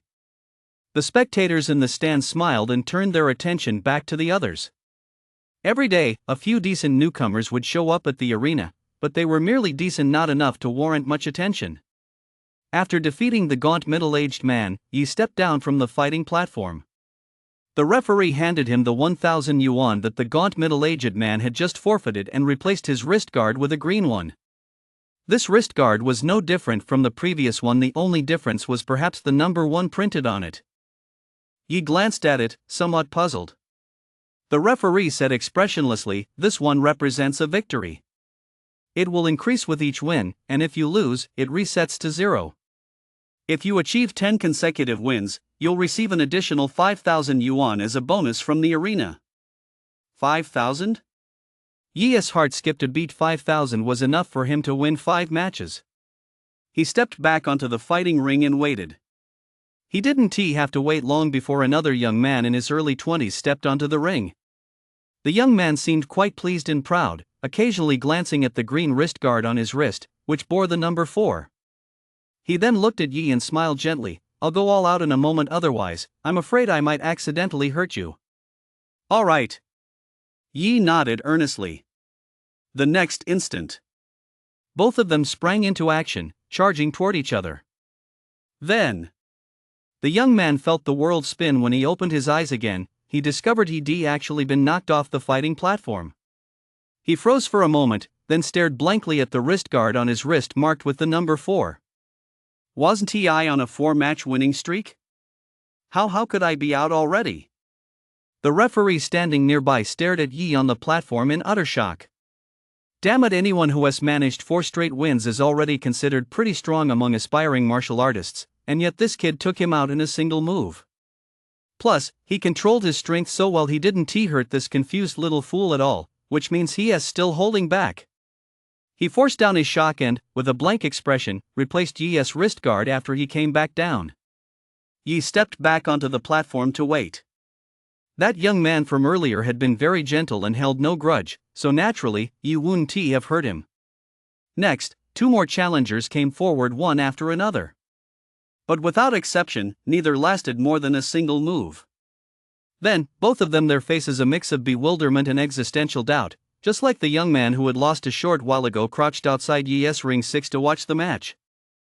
They didn't even bother going back to the stands, they just crouched there, determined to figure out why they lost so thoroughly. There was no other explanation. Although they couldn't be called top-tier aspiring martial artists, they weren't newcomers to the arena either. They'd seen aspiring martial artists of all levels. But to get knocked off the stage without even getting a clear look at their opponent? That was honestly a bit out of the ordinary. There were big screens inside the arena. The 3 of them, crouching there like fools by ring 6, quickly drew attention. In the stands, someone looked at Yi with a surprised expression. Isn't that the kid from earlier? He has already racked up 4 straight wins? Another person straightened his back slightly. That's interesting. It seems quite likely he possesses the strength of a top-tier quasi-warrior, otherwise, it would be hard to win so quickly. A top-tier quasi-martial artist refers to one with at least 95 vitality. There is a top-tier quasi-martial artist with 5 consecutive wins who has already gone to find that kid. "What do you say, wanna go check it out and place another bet?" the person next to him suggested. "Forget it. No rush. He is just a quasi-martial artist, even if he is a talented youngster with good potential." The man who had just spoken shook his head, his words trailing off mid-sentence. Suddenly, a slightly startled voice rang out from nearby. "He won. The kid on fighting ring number 6 won again, and this time, he knocked his opponent out in a single move." Hearing this, the group's expression shifted in shock, and they immediately sprang to their feet, rushing toward fighting ring number 6. When they arrived, their pupils all contracted slightly. Below the ring, the referee was replacing the boy's wrist guards. The number on them had now changed to 7. 7 consecutive victories. In just 2 or 3 minutes, the boy had managed to defeat 2 more opponents. This scene, projected onto the big screen, caused a huge stir. Although the main attraction at Black 3 Combat Arena was still the battles between martial artists, there were also quite a few aspiring martial artists, who made up a third of the venue. The sudden emergence of such a formidable newcomer instantly drew a great deal of attention. Even in the VIP suite at the very top of the stands, the sound of heavy footsteps could be heard as someone seemed to be stepping out. Yi took the wrist guards and frowned as he listened to the people around him discussing him. "How do they know I'm not that old, only 17 or 18? When he had tested his vitality earlier, he used a vitality scanner, not a vitality chamber. Logically, it shouldn't have been able to detect his age. You gave it away yourself, the referee said meaningfully. I gave it away myself. Yi's expression suddenly changed. My voice, right? I forgot to disguise it, but a voice can easily be imitated. How could they be so sure I'm so young? Of course, it's not just your voice. The referee paused, staring at his mask with a strange expression. An Ultraman mask, it's so conspicuous. Anyone could guess you're not that old. Damn it! Yi looked utterly embarrassed and hurried back into the ring. Just then, a burly, 2-meter-tall man with a face full of rugged features leaped onto the stage and grinned maliciously at him. You little punk, come here and die. Help Grandpa get his 8th straight win. Yi narrowed his eyes, a hint of hostility flashing in them.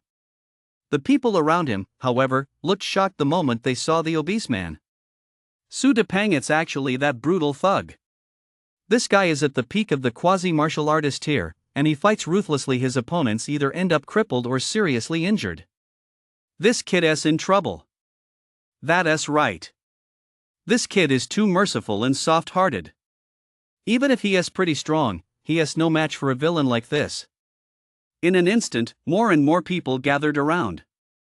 At that moment, in the room at the very top of the fighting arena, a middle-aged man wearing a dark golden mask slowly walked to the railing of the stands. He cast a look of keen interest down at the scene. Someone happened to look up and, upon seeing the dark gold mask, cried out in surprise, the owner of the fighting arena. Hearing this shout, the crowd was startled. Forgetting all about the battle about to begin on the ring, they all looked up in unison. The owner of the fighting arena was a martial master, a figure rarely seen in public. And yet, here he was. The owner of the fighting arena? Yi's heart fluttered slightly, and he glanced up. Seeing this, the obese man across from him wore a menacing expression. Fuck your mother, you little shit. You dare to lose focus? Just wait till I flay you alive. I'll make sure even your own mother won't recognize you. Hearing this, Yi's expression darkened. His one taboo was anyone speaking of his parents, who were no longer among the living. Chapter 17, The Top 10 in Ningjiang City. On the fighting stage. Yi's face remained expressionless as he slowly walked toward the obese man across from him. For some reason, the obese man actually felt a chill run down his spine. You little bastard, I'm going to cripple you. The obese man roared in anger, suppressing that inexplicable fear in his heart, and charged forward suddenly.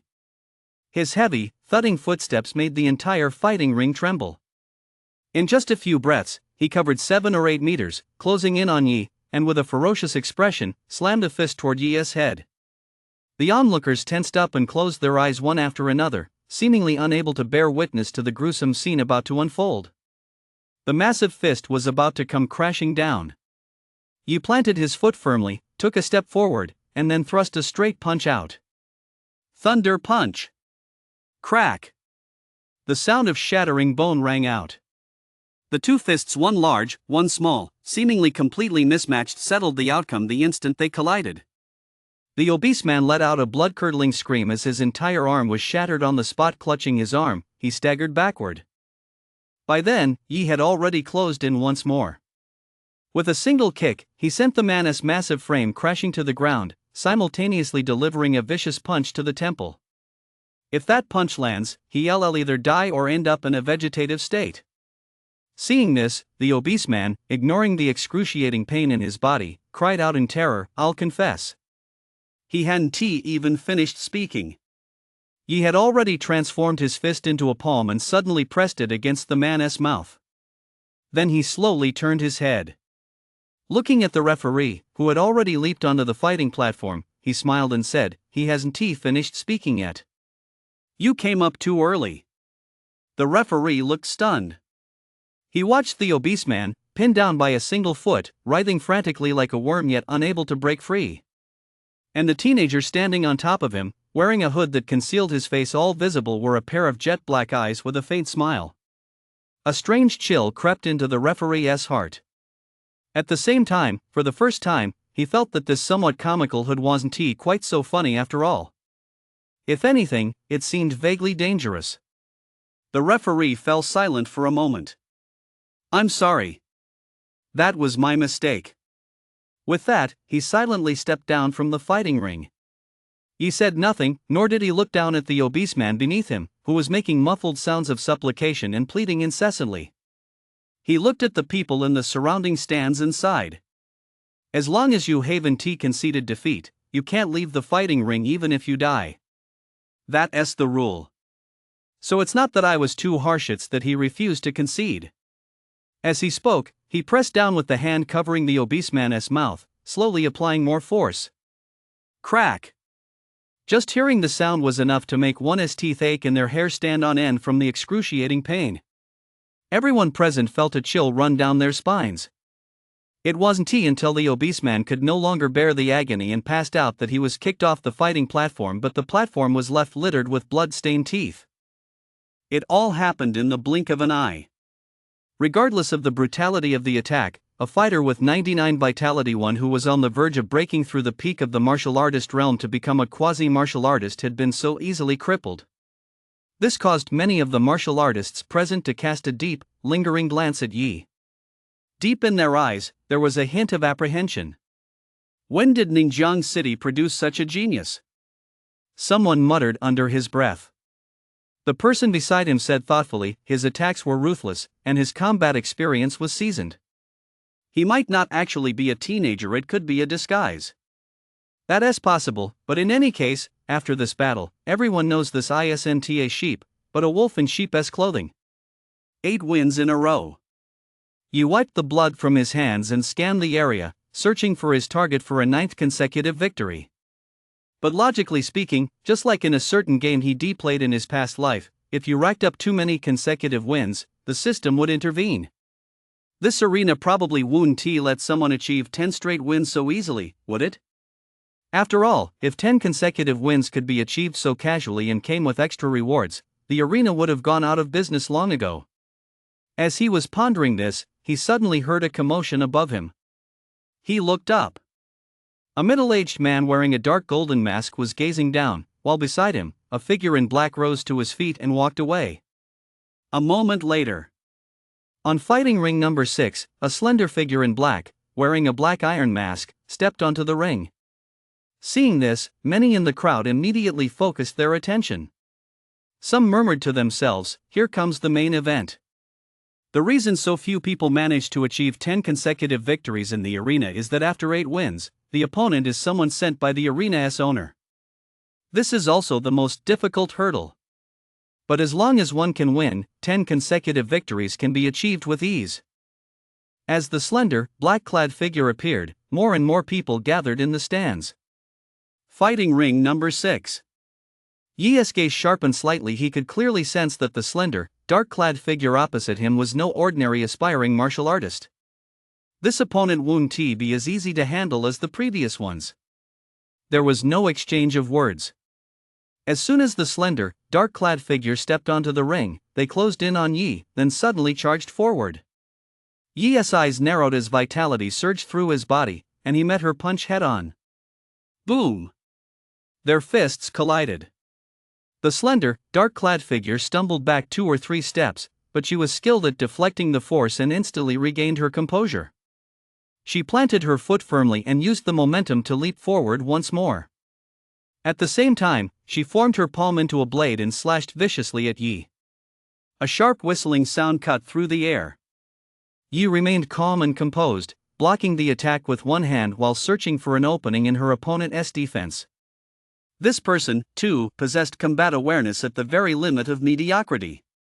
Although she seemed slightly inferior to him, her overall combat strength was likely close to 120, a rare opponent indeed.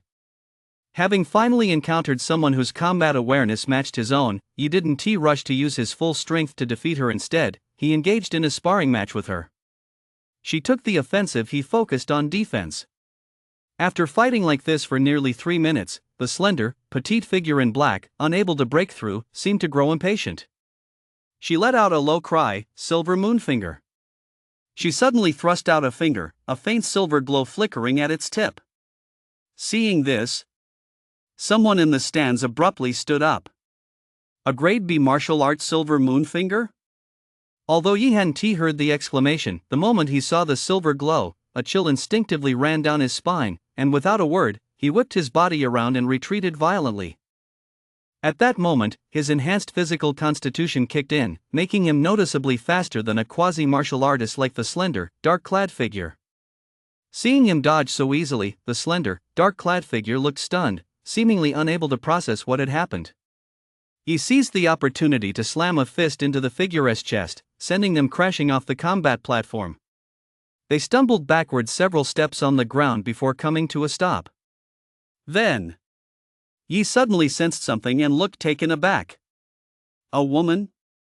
He was a bit dumbfounded. He stared intently at the slender, black-clad figure's chest, but it was still difficult to tell just by looking that the opponent was a woman. Hearing this, the slender figure in black below the ring shot him a vicious glare. "I'll remember you." With that, he spun around and hurried away. The crowd in the stands was also somewhat taken aback, but upon noticing the dark gold-masked, icy-eyed owner of the arena above, they all fell silent, too afraid to utter a single word of jest. Yi didn't pay it much mind. Under the referee's complicated gaze, he replaced his wrist guards.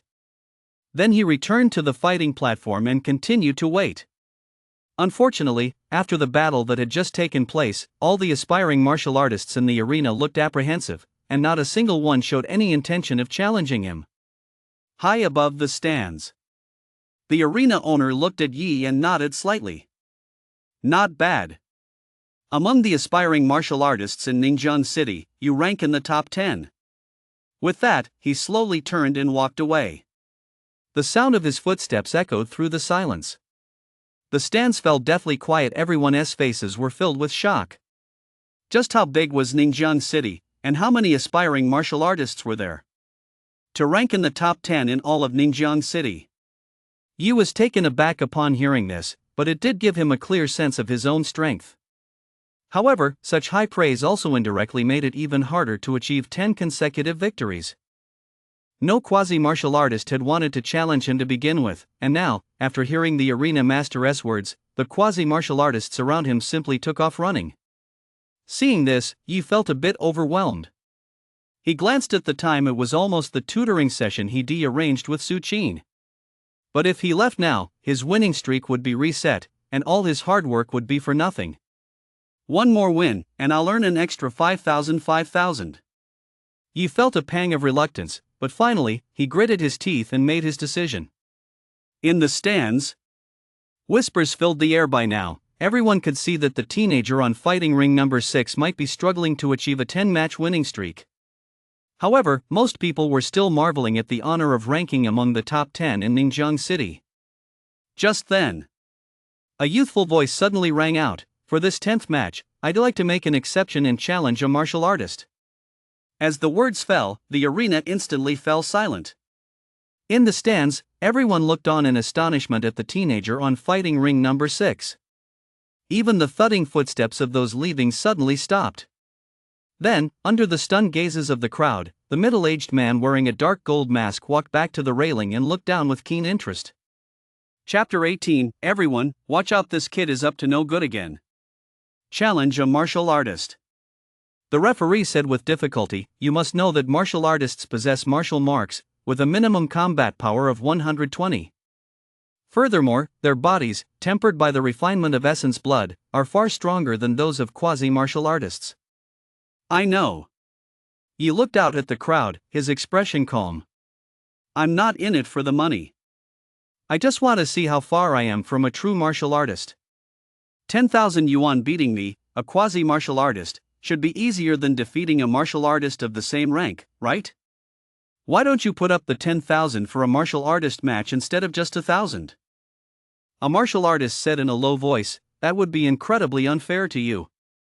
You replied sincerely, "As I said, my goal isn't the money, it's to challenge stronger opponents." However, he paused. "Of course, I'm not foolish enough to fight a martial artist who is too strong. Let us stick to someone who has only recently broken through to the martial artist realm. If they've been at that level for too long, their strength will overwhelm me, and there'd be no point in the challenge." "All right." The martial artist with the deep voice leaped onto the stage. I broke through to the martial artist realm less than a week ago. I fit your criteria perfectly. I'll face you in this 10th match. Yi was overjoyed. 5,000, it's a sure thing. What are you talking about? The martial artist with the deep voice looked suspicious. Nothing. Let us begin. Yi smiled, his mind, energy, and spirit highly focused, his vitality and body becoming one as he gradually entered his peak state. This was a state he hadn't revealed since entering the arena. In other words, he hadn't been giving it his all until now.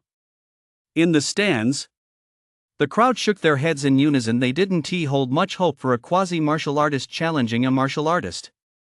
This was no longer a matter of combat power. Whether it was the martial runes which only martial artists could activate or the martial artists themselves, they far surpassed the physical capabilities of an aspiring martial artist. All of this suggested that fighting across ranks was nearly impossible. At the very least, none of them had ever witnessed it. However, at the very top of the stands, the arena's owner, wearing a dark gold mask, chuckled softly. An interesting kid. He actually kept a trick up his sleeve. I never expected that the first 10-win streak in the arena today would be achieved by a quasi-martial artist. How amusing. His voice gradually faded and soon vanished entirely. All that remained was a crowd left utterly bewildered. What did that mean? Was the arena owner implying that the teenager could defeat a martial artist despite being a lower-tier fighter? What kind of joke was this? How could that be possible? There was a loud thud. A figure was sent flying backward, crashing onto the ground outside the fighting ring. Everyone froze for a moment, and the arena fell into dead silence. Not a sound could be heard. Because the one knocked off the fighting ring was none other than the martial artist with the deep voice, the one who had just stepped onto the ring a short while ago. An aspiring martial artist had defeated a martial artist. Whoa! In the stands, gasps of astonishment rang out one after another. Everyone's eyes widened in horror, their faces filled with disbelief. An aspiring martial artist had defeated a martial artist. And in such a short amount of time. I must be seeing things. Many rubbed their eyes and looked again, only to be utterly overwhelmed by reality. Then their lips began to tremble. Damn it, this kid is defying the heavens. At that moment, on the combat stage, Yi's arms trembled slightly. He was drenched in sweat, and his chest heaved violently. This was the reaction to such extreme exertion. Although the battle ended quickly, his victory wasn't as easy as one might imagine. On the contrary, it was quite a struggle. Martial artists are far more difficult to deal with than mechanical puppets. He had more than enough strength to defeat a mechanical puppet with a combat power of 140, but facing a martial artist with a combat power of 130 proved to be quite a challenge. It even required him to fight with all his might. That was why the battle ended so quickly and why he hadn't held back, knocking the subdued martial artist unconscious. In a life or death struggle, every fraction of a breath counts. There is no room for mercy or restraint. With that in mind, he cast a slightly envious glance at the faint black patterns visible on the arm of the subdued martial artist lying on the ground. The patterns formed the image of a beast. These were martial tattoos. After breaking through to the martial artist realm using a beast's essence blood, a tattoo of the corresponding beast would manifest. It could be a part of the beast's body or its entire form. In any case, once the martial tattoo was formed, one could gain a portion of that beast's power, thereby enhancing combat strength. Take this low-tier martial artist, for example. His martial tattoo had granted him roughly 20 points of combat strength, which was why, despite having just broken through to the martial artist realm, he already possessed a combat strength of around 130. Martial tattoos, beast essence tempering the body. Yi's eyes flickered. He wondered just how strong he would become after breaking through to the martial artist realm and undergoing these enhancements.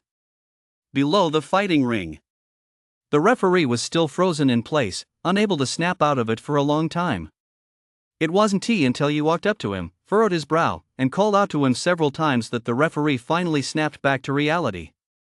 After collecting the winning streak bonus and the 10,000 reward for defeating a martial artist from the referee, Yi walked straight out of the arena. Behind him, countless gazes followed his every move, each one filled with awe. Today was destined to be an unforgettable day. There were also quite a few people whose eyes flickered with intent. They wanted to chase after him to discover this teenager's true identity and recruit him. But just as they made a move, from the very top of the stands, a slender figure in black stepped forward, and a young woman's voice, melodious yet cold, rang out. "My master said, whoever breaks the rules will die." Hearing this, the faces of those who had just been itching to act all paled, and they hurriedly sat back down. Outside the arena, Yi, of course, was unaware of any of this. At that moment, as he looked at the extra 28,000 in his savings, a grin stretched across his face.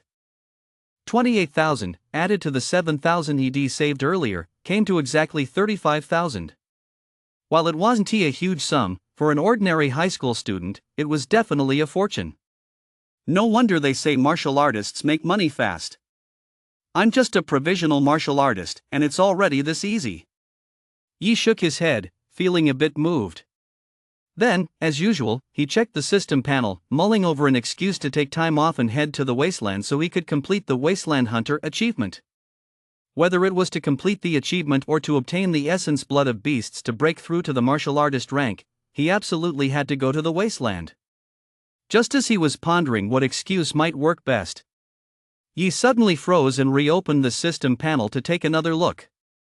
The progress for Wasteland Hunter hadn't changed one bit, and that Path of Martial Arts achievement was still stuck at 99, unable to increase. But moral persuasion had changed. Moral persuasion, progress 110, reward 100 achievement points. Yi was overjoyed. Of these three achievements, moral persuasion was the most important, but he'd never been able to figure out how to complete it. Yet today, to his surprise, moral persuasion, which had remained stagnant for so long, had actually increased. He forced himself to suppress his elation and calmly pondered where exactly he had completed moral persuasion. Actually, his destination today was quite simple.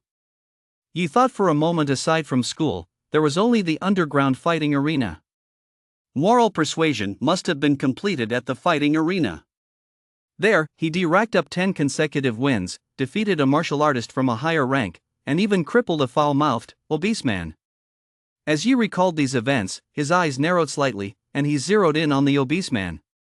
Out of the 10 people, only the obese man had clashed with him and been left severely injured. So that's what moral persuasion means? He was taken aback for a moment, then it suddenly clicked. He finally understood why he'd been unable to complete this achievement all along. Because he'd been heading in the wrong direction from the very beginning. Yi pondered for a moment. The fighting arena was full of thugs like that obese man, brutal fighters who loved to provoke others. He could use moral persuasion to try to persuade these people. However, he'd need to get a new hood tomorrow. This one was too conspicuous. Since those guys knew it was him, 9 times out of 10, they wouldn't dare pick a fight with him. Lost in thought, Yi made his way back to the apartment complex. First, he went upstairs. As agreed, he tutored Su Qin for 2 hours before heading home for dinner. He had money now. Naturally, Yi wasn't going to be stingy. He transferred 10,000 to Shirshir. Shirshir froze for a moment, then asked in disbelief, "Bro, did you rob a bank?" "That rich lady upstairs, I'm teaching her martial arts, and this is her payment."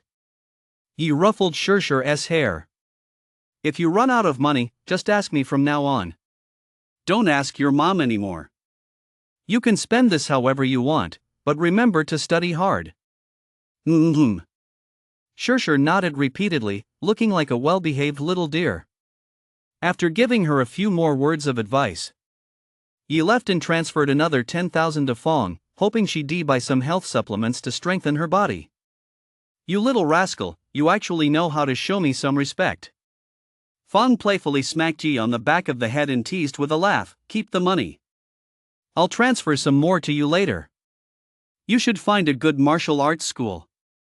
Yi argued with her for quite a while before finally convincing her to accept the money. Even so, Fong still had no intention of keeping it for herself, and she went on and on, saying, "Save this money at LLB for your wedding someday." Listening to her ramble, Yi felt a gentle warmth in his heart. Although his parents had passed away early, thankfully, Fong had never let him lack the warmth of family. Over the next few days, Yi stayed focused on his goal, heading to the underground fighting arena every day to work toward the moral persuasion achievement. His progress on moral persuasion was slowly increasing. Finally, on the 5th day, his moral persuasion progress reached 910, just one objective away. That evening, Yi wore a gray civilian outfit, stuffing it with sponges to make himself look as burly as possible. Even so, the moment he stepped into the arena, someone with sharp eyes recognized him at the entrance and shouted, "Everyone, watch out, this kid is here to cause trouble again." As soon as the words were out, the crowd inside the arena scattered like birds and beasts, rushing to get as far away as possible. Especially those aspiring martial artists known for their violent tempers, the kind who would severely injure opponents at the slightest provocation, turned pale and turned on their heels to leave. Chapter 19, Don't worry, I'm here. Yi looked frustrated. Damn it, they could even recognize me like this. He gave up on pretending and snarled, "I'll be back." With that, he stormed off in a huff. Seeing him leave, the aspiring martial artists all breathed a sigh of relief. This kid was way too over the top. Fighting fellow aspiring martial artists was like cutting through butter for him. He took down anyone in an instant. Who would dare fight him? It's not like they had money to burn and wanted to lose that $1,000 on purpose.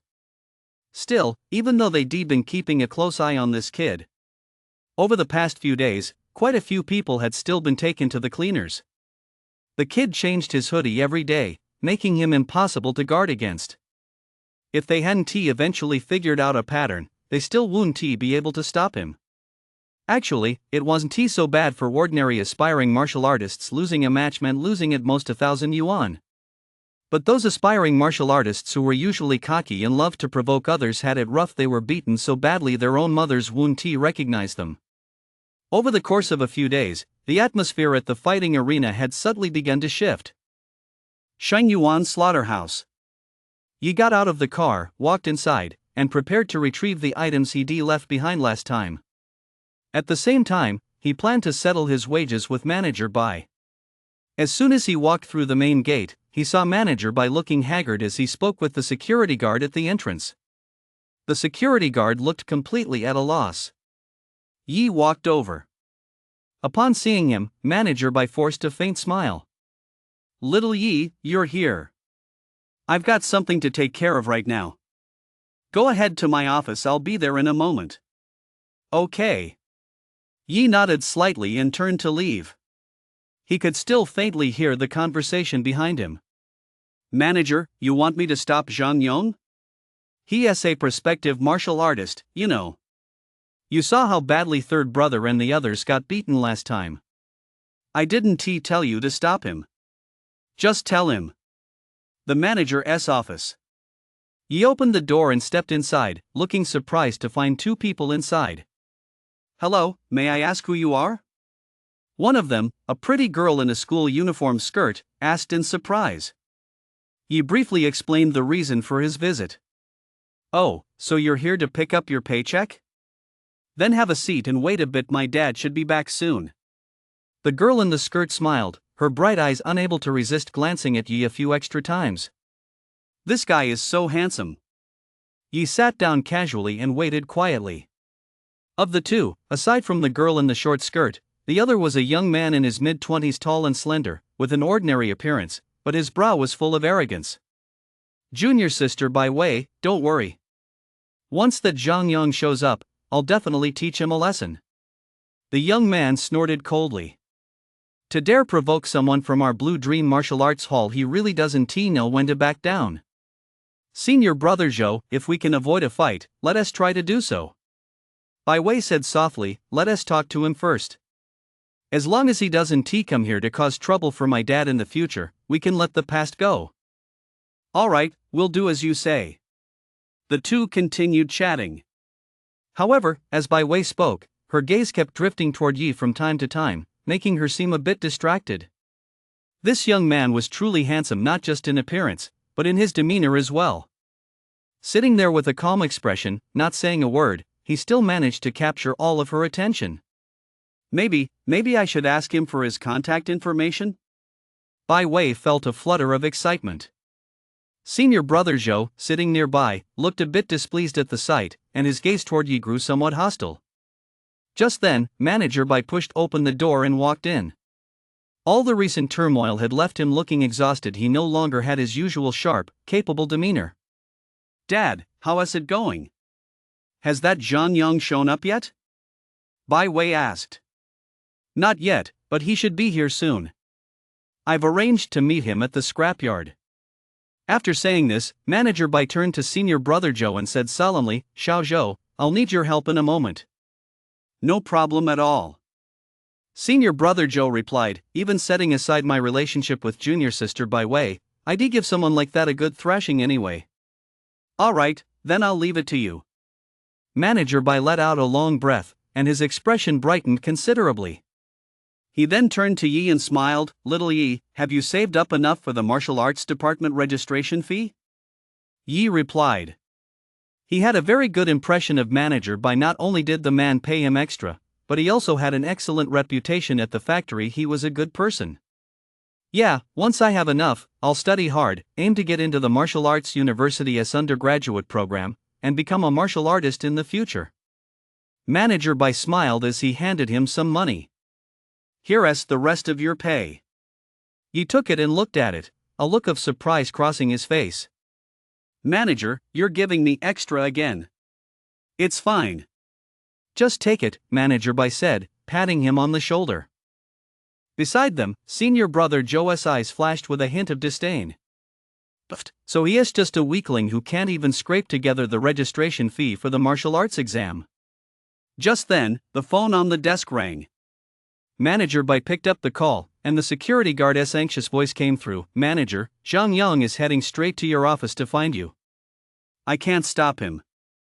Hearing this, Manager Bai's face turned ashen, and he slammed his fist down on the desk. "Forcing his way in? That bastard is way too arrogant." He hung up the phone, looked at senior brother Zhou, took a deep breath, and said, "Little Zhou, Zhang Yang will be here any minute. I'm counting on you." Bai Wei also sensed that the visitor meant trouble and frowned slightly, saying, "Senior brother, be careful." "Uncle Bai, junior sister, don't worry." Senior brother Zhou was brimming with confidence. "He is just an ordinary aspiring martial artist. I've seen countless people with that level of strength at the martial arts hall. I can take him down with ease." Hearing this, Manager Bai felt much more at ease, then turned to Yi and said, "Young Yi, this has nothing to do with you. You should leave now. Don't let Zhang Yang run into you. That scoundrel holds a grudge." "That is right." Bai Wei also looked concerned as she said, "Classmate, let me escort you out through the back door." "It's fine." Yi shook his head. "An extra pair of hands helps. Maybe I can even lend a hand." "Ha!" Senior brother Zhou couldn't help but chuckle. "Bro, you can't take on a quasi-martial artist just by having a few more people." "Never mind. You've probably never seen a quasi-martial artist before, so you don't know how powerful they are." He waved his hand dismissively. "But with me here, you can just sit back and watch the fight." Hearing this, Manager Bai and Bai Wei didn't feel they could say anything more.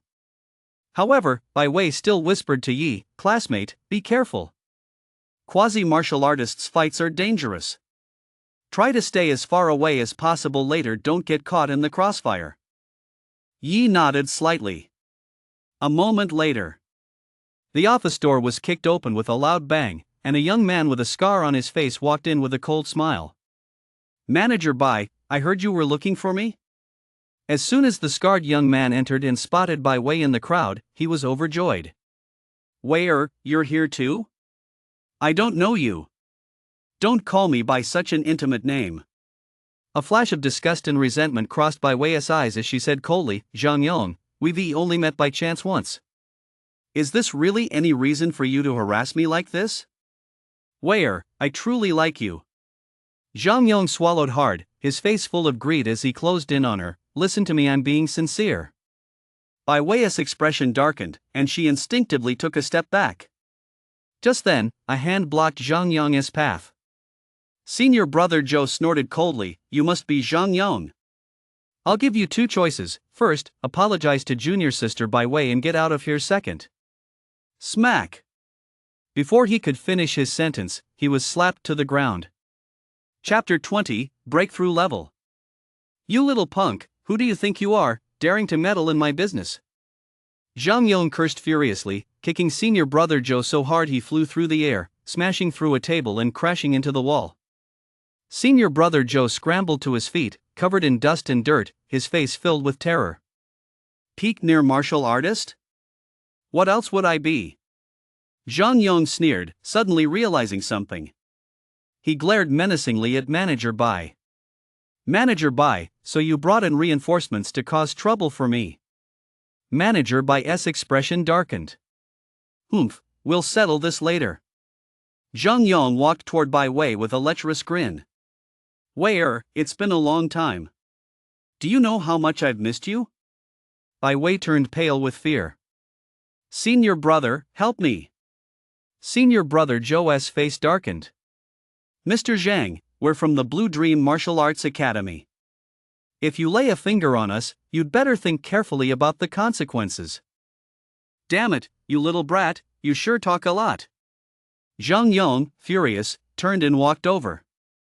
He grabbed senior brother Joe by the collar, slapped him twice across the face, and left him with a swollen face like a pig's, sitting dazed on the ground.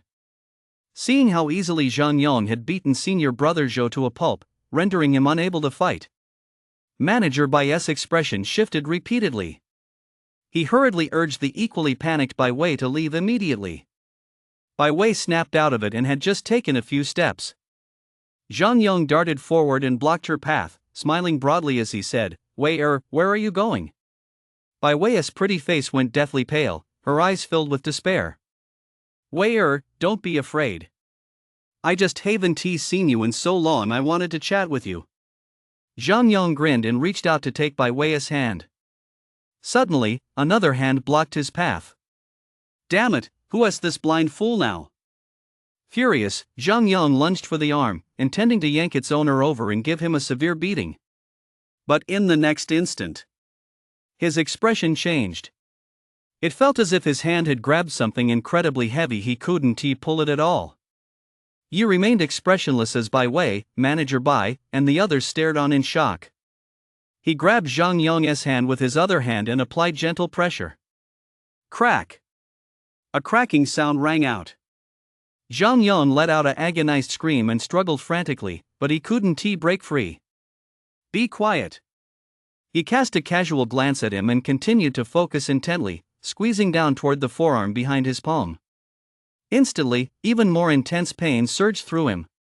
Zhang Yong's face contorted, his screams grew shrill, and his entire body convulsed uncontrollably. Then, his screams came to an abrupt halt. Because a hand had clamped down on his neck. Yi furrowed his brow slightly. I told you not to make a fuss. Didn't you understand? Beside them, Manager Bai Wei, and senior brother Joe, who had just gotten back to his feet, were all stunned. They stared blankly at Zhang Yong, a formidable peak quasi-martial artist, who was being held by the neck like a toy by that handsome young man, completely powerless to resist. The three of them just stood there, staring. Watching the youth speak in a calm tone while slowly tightening his grip on Zhang Yong's throat, they couldn't help but feel a chill run down their spines. Xiao Yi. Manager Bai shouted urgently, that's enough, let go. Okay. Yi nodded and let go. Zhang Yong instantly collapsed lifelessly to the ground, gasping frantically. His desperate need for oxygen even outweighed the excruciating pain in his arms. Seeing this, Manager Bai wiped the sweat from his brow. That was too dangerous. If he shouted even a moment later, Zhang Yong might actually have died. Yi lowered his head and looked at Zhang Yong on the ground. When Zhang Yong saw him, there was not a trace of hatred or resentment in his eyes, only deep, lingering terror. This guy is crazy. Weeping uncontrollably, he frantically banged his head on the ground. I was wrong. I'll never cause trouble again. I'll never bother Miss Bai Wei again. Yi said nothing, turning his gaze to Manager Bai. Manager Bai looked at Zhang Yong's pitiful state and, after a moment's hesitation, said, You should go. Find a hospital and get your arm checked out right away. Hearing this, Zhang Yong felt as if he'd been granted a pardon and ran out without looking back. Back in the office, he paid no heed to the shocked and conflicted expressions on Manager Bai and the other two's faces as he said, "Manager, I'll be going now." Manager Bai nodded hurriedly. Just as Yi was about to walk out the door, he called out hesitantly, "Young Yi, you've done me such a huge favor, and I haven't paid you yet." "I've already been paid." Yi gestured toward the paycheck in his hand, shook his head, and left, watching his figure fade into the distance. The three people in the office all wore somewhat complicated expressions. Manager Bai was somewhat dazed even now. He couldn't believe that the one who had ultimately come to his aid, the one who could actually help him, was this young man. Bai Wei sighed inwardly. Her initial intention to ask for his contact information had been completely dashed after witnessing Zhang Yong, a prospective martial artist, being easily defeated. From start to finish, she and that young man simply weren't from the same world. Senior brother Zhou, meanwhile, thought back on the words he'd spoken earlier and regretted them so deeply he could have kicked himself. He felt utterly humiliated. He wished he could slap himself across the face a couple more times. Half an hour later, in the room, Yi took a deep breath and looked at the system panel.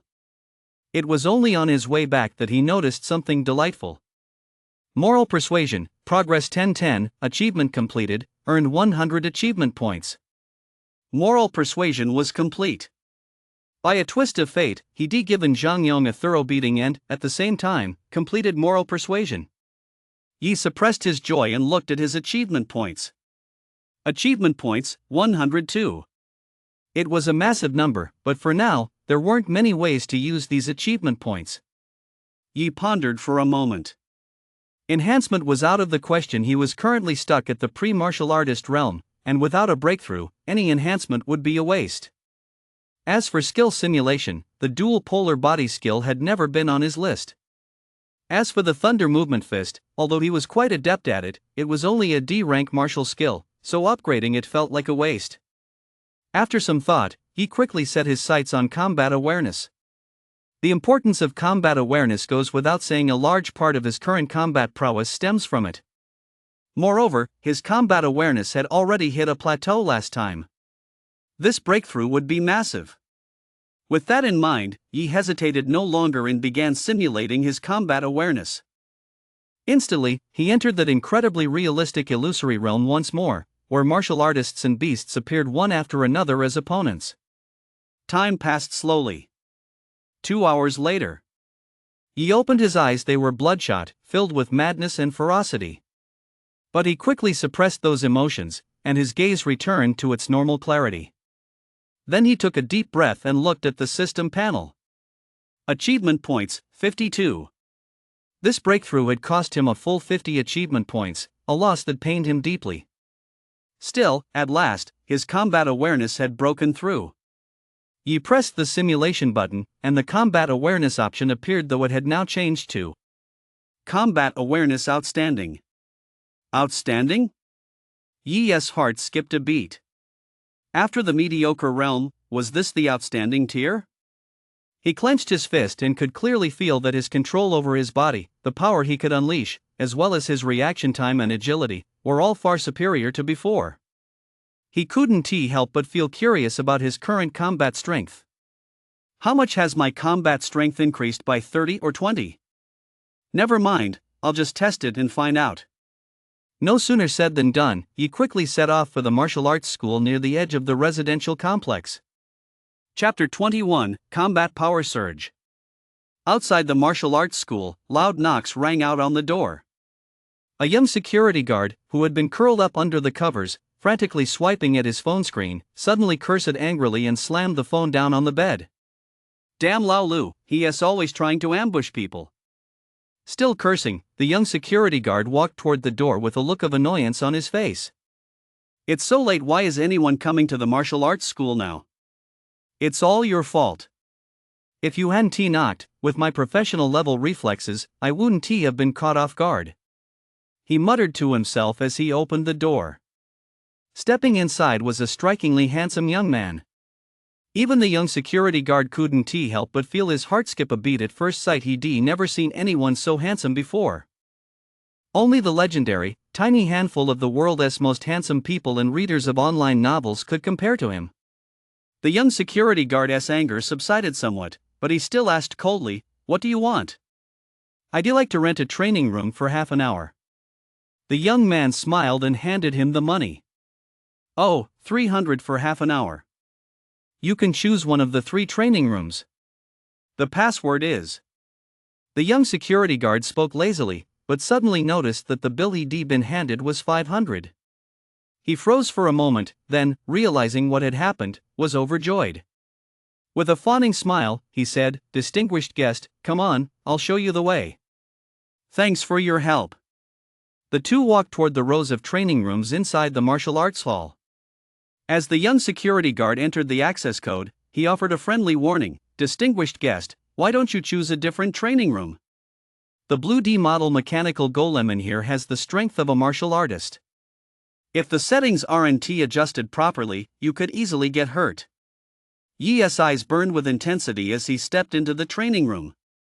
The training room's alloy door slowly closed. "Pfft, take it or leave it."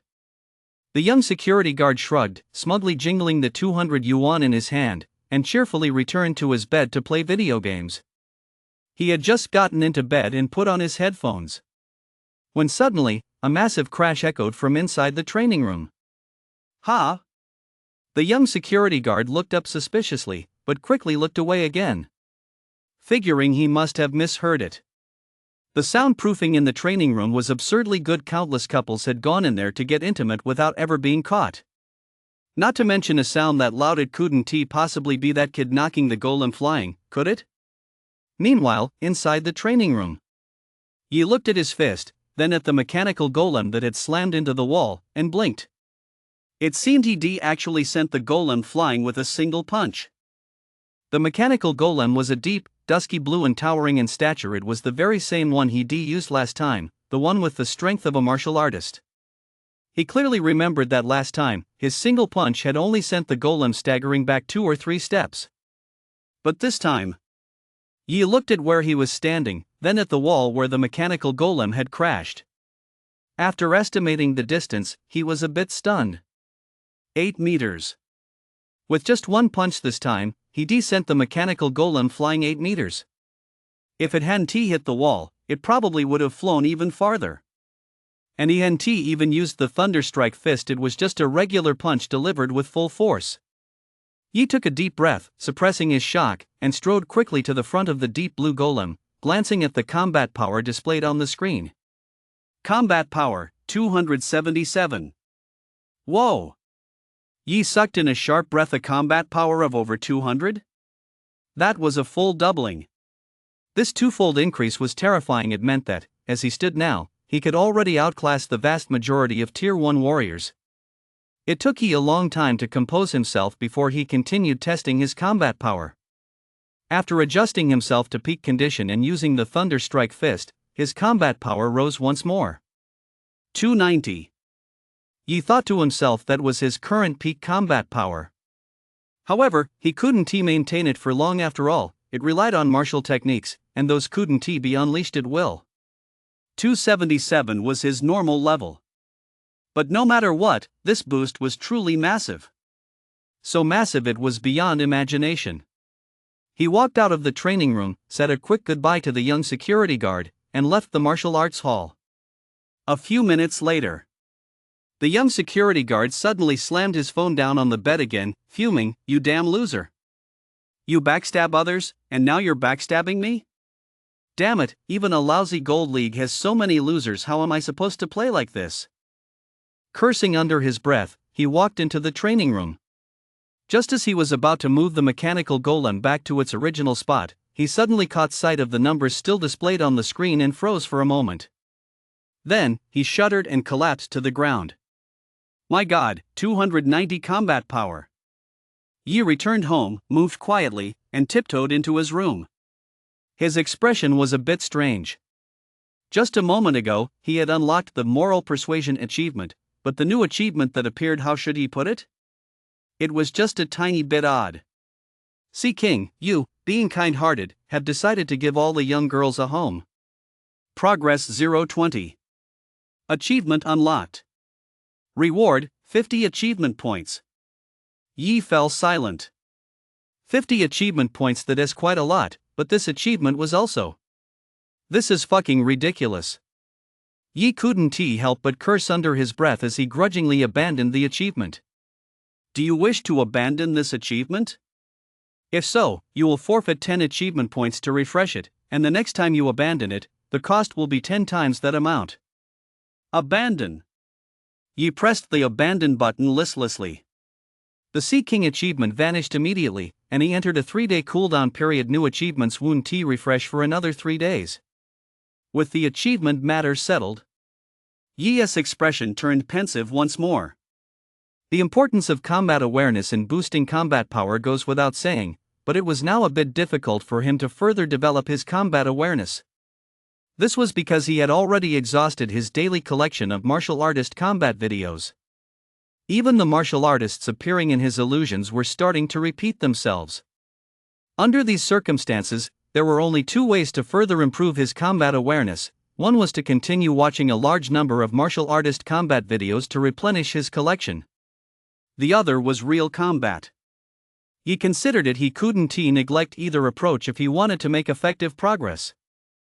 Videos of martial artists fighting were easy to find, there were plenty online. But real combat. The underground fighting arena, that's where I need to go. I can get real combat experience and make some money at the same time. Yi made up his mind, a strange look in his eyes. However, this time, his opponent wouldn't be an aspiring martial artist. The next day, Yi got up early. Since it was Sunday, Su Qin was also heading to the martial arts school. They happened to run into each other, and their paths were on the same route. After exchanging greetings, the two walked side by side. Over the past few days, thanks to daily training sessions, they'd become quite familiar with each other and weren't as awkward as before. However, Su Qin had a rather reserved and quiet personality. Aside from Yi, she barely spoke to anyone else. When do you go to our martial arts school? Su Qin shook her head. Instructor Wang has been waiting for you. Instructor Wang? Which Instructor Wang?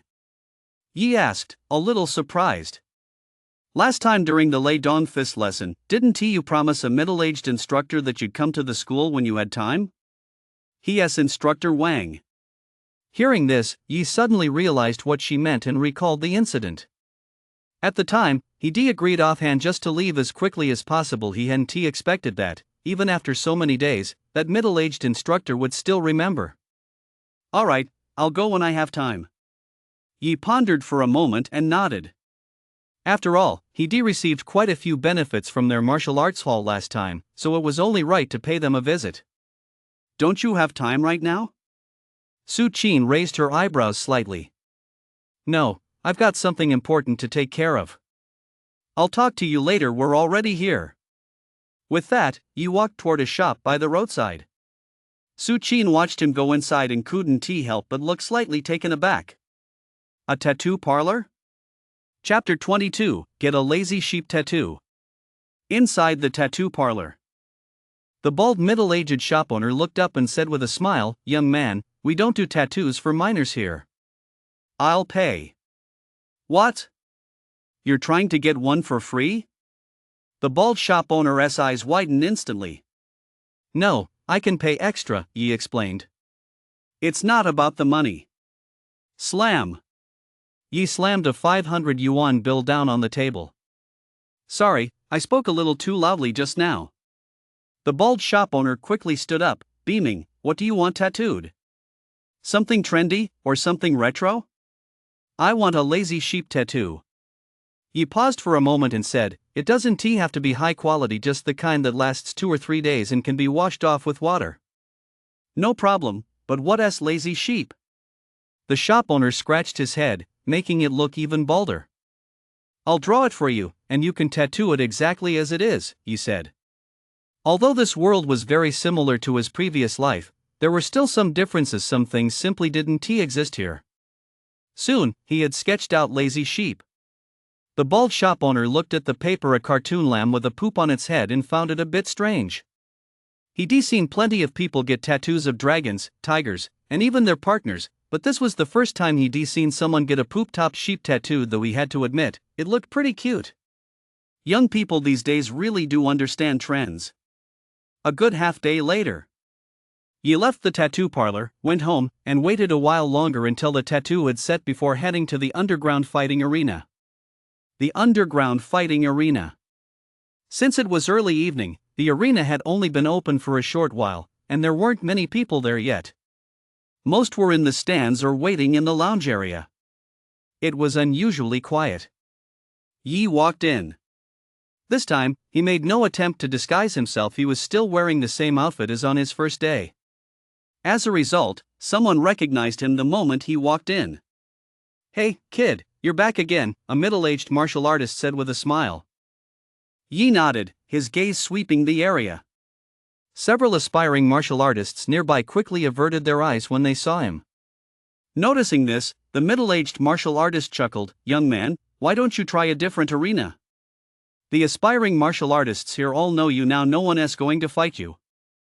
I'm not here to challenge the aspiring martial artists this time." Yi gave his arm a sharp shake, causing his sleeve to billow and reveal the jet black patterns on his arm. Martial patterns? The middle-aged martial artist looked somewhat surprised. "Have you broken through to the martial artist realm?" Yi nodded slightly, said nothing, and let his sleeve fall back into place, concealing the black patterns. "I suppose so. While others might struggle to break through to the martial artist realm, for geniuses like you, it's no surprise whenever you do," the middle-aged martial artist remarked with a sigh. The aspiring martial artists around them exchanged glances, each seeing the delight in the other's eyes. "This guy has broken through to the martial artist realm. Now we finally don't have to live in constant fear anymore. Great job breaking through." For the first time, they were happier seeing someone else break through than they would have been if they'd done it themselves. He walked over to the vitality scanner, but instead of having his vitality measured, he said directly, "Please give me a martial artist level wrist guard." Next to the scanner, a delicate young woman in a uniform hesitated for a moment.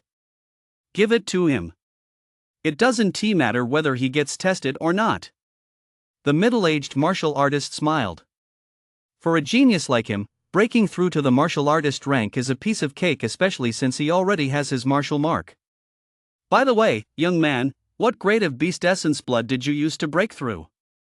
"Ordinary beast essence blood. Nothing to write home about." Yi took the blue wrist guard, slipped it on, and walked toward the stands. "Ordinary beast essence?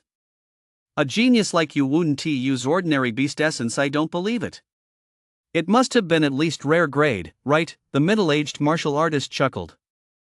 Yi smiled but didn't explain further. Saying too much would give him away. He hadn't even broken through to the warrior rank yet. The so-called warrior mark was just a sloth tattoo he'd deliberately left slightly exposed to intimidate people. It wasn't that he was being overly low-key. It was mainly because a quasi-warrior with a combat power of 277 was simply absurd. If people found out, there was no telling if they'd grab him for dissection. A Tier 1 warrior has 100 vitality, while a Level 2 warrior has 500 vitality. A combat power of 277 is considered average even among Tier 1 warriors. For a quasi-warrior who hasn't even broken through to the warrior realm to possess this level of combat power, calling it absurd would be an understatement. The middle-aged warrior was quite approachable and continued, "Beast essence blood comes in 5 grades, common, superior, rare, exquisite, and supreme. There are 5 quality levels. The higher the quality of the beast essence used for the breakthrough, the greater the boost you'll receive when breaking through to warrior. Take, for example, those 3 young prodigies who frequently visit our arena. Take Su Fan from the Yunкong Martial Arts Hall, for example. He used the rare golden ringed goose blood essence. After breaking through to the martial artist realm, his vitality increased by 30 on the spot, and his physical prowess far surpassed that of an ordinary martial artist. Combined with the boost from his martial runes, he was able to hold his own against a veteran martial artist with a combat power of 170 right after his breakthrough. As for the other two, whether it's the top student from first high school or the Wang family as second young master, though we don't know what grade of beast blood they used, their combat power is no weaker than Su Fan's. Do those three come to the combat arena often, too? Yi was somewhat surprised. These three were very famous, among the cream of the crop of Ningjiang City's younger generation. They were also the very examples teachers and parents cited day in and day out. Well, they come by once every 10 days or so. The middle-aged martial artist chuckled. If you do the math, it's about time they showed up again today. Beside him, another martial artist shook his head. These three have been competing with each other for so long, fighting over the title of number one among Ningjiang City's younger generation under 18, yet they still can't decide a winner. Their talents are comparable, and their strength is on par. No matter how much they compete, there'll be no clear winner. Setting aside everything else, these three are indeed geniuses. It's only been a month since they broke through to the martial artist realm, and their combat power has already reached 200. That's right. Another month has passed since then. I wonder how high their combat power has gone now? Hard to say. Either way, tonight's going to be quite a spectacle. The martial artists were buzzing with discussion. Yi's mind stirred slightly as he pondered what the middle-aged martial artist had just said about the 5 types of beast essence blood. Common, superior, rare. Does using a higher grade 1 result in a greater increase in strength after a breakthrough? Young man. At that moment, the middle-aged martial artist turned to him with a smile. So, now that you've broken through to the martial artist realm, do you feel confident enough to go up against those three tonight? I think your talent is just as good as theirs, maybe even a bit better. Give it a try. Yi smiled. Good. As long as you're confident, I believe you can win, the middle-aged martial artist said with a laugh. Hearing this, the many martial artists standing nearby wore expressions of utter disbelief. Bro, you're not joking, are you? This young man is talented, but how long has it been since he broke through to the martial artist realm? 2 days? 3 days? Su Fan and the other two have been at the martial artist level for 2 months now. Their combat power has already surpassed 200. Are you really saying this young man can beat them? Exactly. That's total nonsense. If he can win this, I'll cut off my own head and kick it around like a ball. The martial artists present all looked utterly incredulous. As time passed, the crowd inside the arena gradually grew larger. Before long, 3 teenagers, around 17 or 18 years old, arrived one after another under the watchful eyes of the crowd. It was Su Fan and his 2 companions.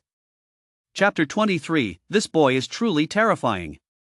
Su Fan, Wang Boyu, and Linwen. Among the younger generation in Ningjiang City, they were the 3 most outstanding individuals under the age of 18. Su Fan was on the slim side. With an ordinary appearance, he looked quite unremarkable, just an average teenager. He came from Ningjiang City's largest martial arts school, the Kongming Guild. Wang Boyu was handsome, though his gaze was slightly cold. He came from the Wang family, a very famous martial arts clan in Ningjiang City. Finally, Linwen wore glasses. He was refined and fair-skinned. You'd never guess he was a martial artist. He looked more like a humanities student. He was the top student at first high school, consistently ranking first year after year. All 3 had strong backgrounds, and combined with their outstanding talent, their combat prowess was roughly on par. This time, I'm claiming the title of Ningjiang City's top genius. Linwen said indifferently, you 2 can get lost.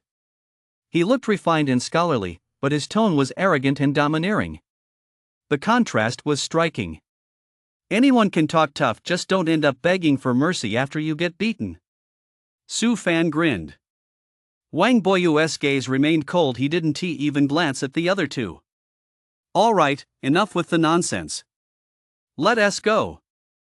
As Linwen spoke, he snapped his glasses in half, ripped off his shirt, and leaped onto the platform. The surrounding martial artists watched, their eyelids twitching uncontrollably. This kid really does have the makings of a lunatic.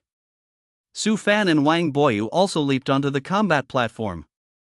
The 3 stood at the corners of the ring, facing off against each other, forming a sort of 3-way standoff. But the martial artists watching didn't find this strange. Instead, one of them waved his hand enthusiastically and exclaimed, "Come on, guys. Let us place our bets. I'm betting it'll be a three-way tie. I'm betting on Lin Wen to win. That kid's acting so cocky today he might actually have some real skills. Then I'm betting on Wang Boyu to win. He keeps a low profile, but out of the three, he is the most cunning. I'm putting my money on him." Oof. In a martial artist's battle, fighting with honor and integrity is the right way. I'm betting on Su Fan to win. Alright, the betting is open. Any brothers interested, come on over.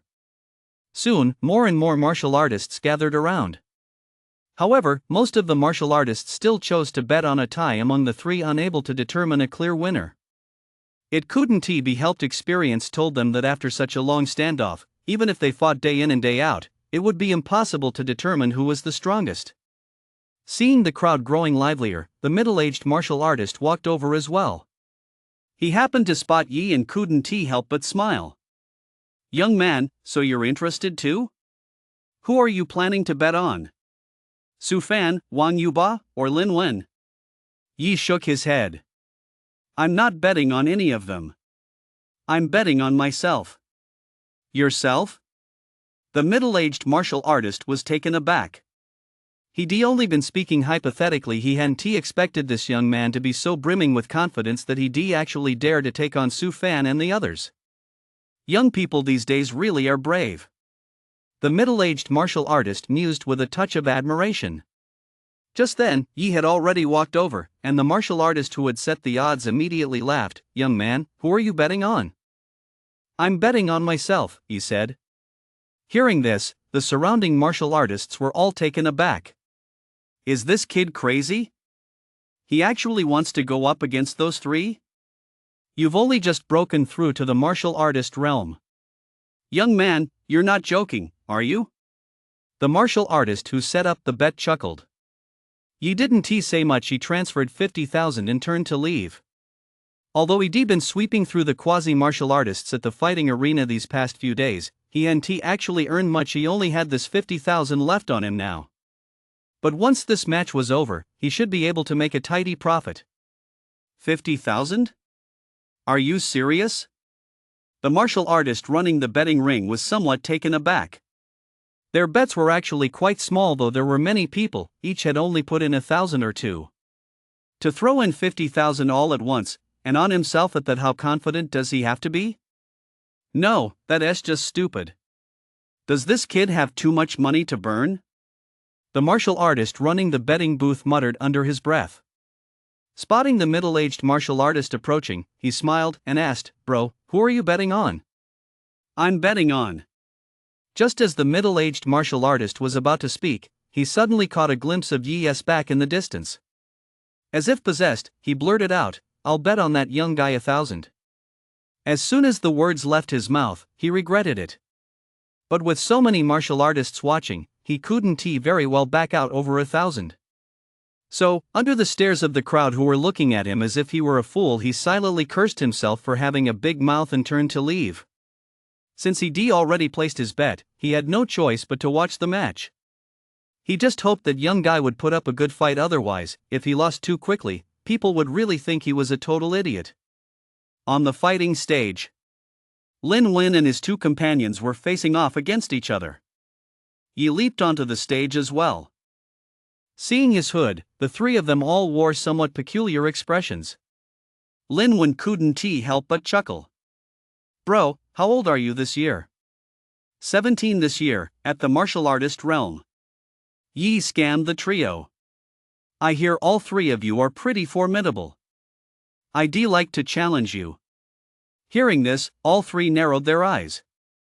Their expressions grew slightly grave. 17-year-old martial artists, as far as they knew, there were only the three of them in Ningjiang City. How could there suddenly be another one they'd never seen before? He could be a formidable opponent. The three exchanged glances, each feeling a bit of pressure. Anyone daring to step onto the stage at this moment must have absolute confidence in their own strength. Just then, shouts suddenly rang out from the crowd. "Holy crap, that kid really went up there. He just broke through to the martial artist realm, and he dares to fight Lin Wen and his two buddies? He has got some serious guts. That's not all, he even bet 50,000 on himself to win. Holy shit, is that for real? How arrogant can he get? Hearing the murmurs from the stands, Lin Wen and his two companions froze for a moment. Then they looked at Yi with expressions of utter disbelief. Are you fucking kidding me? You've just broken through to the martial artist realm, and you're challenging us who've been at this level for 2 months? Bro, aren't you underestimating us a bit too much?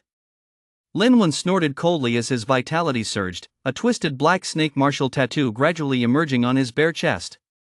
Su Fan and the other guy beside him also glared menacingly at Yi. Yi remained calm as he said slowly, "What's the matter? Are you scared?" "Scared?" Su Fan grinned. "That's bold, I like it." He turned to the other two. "You guys go ahead.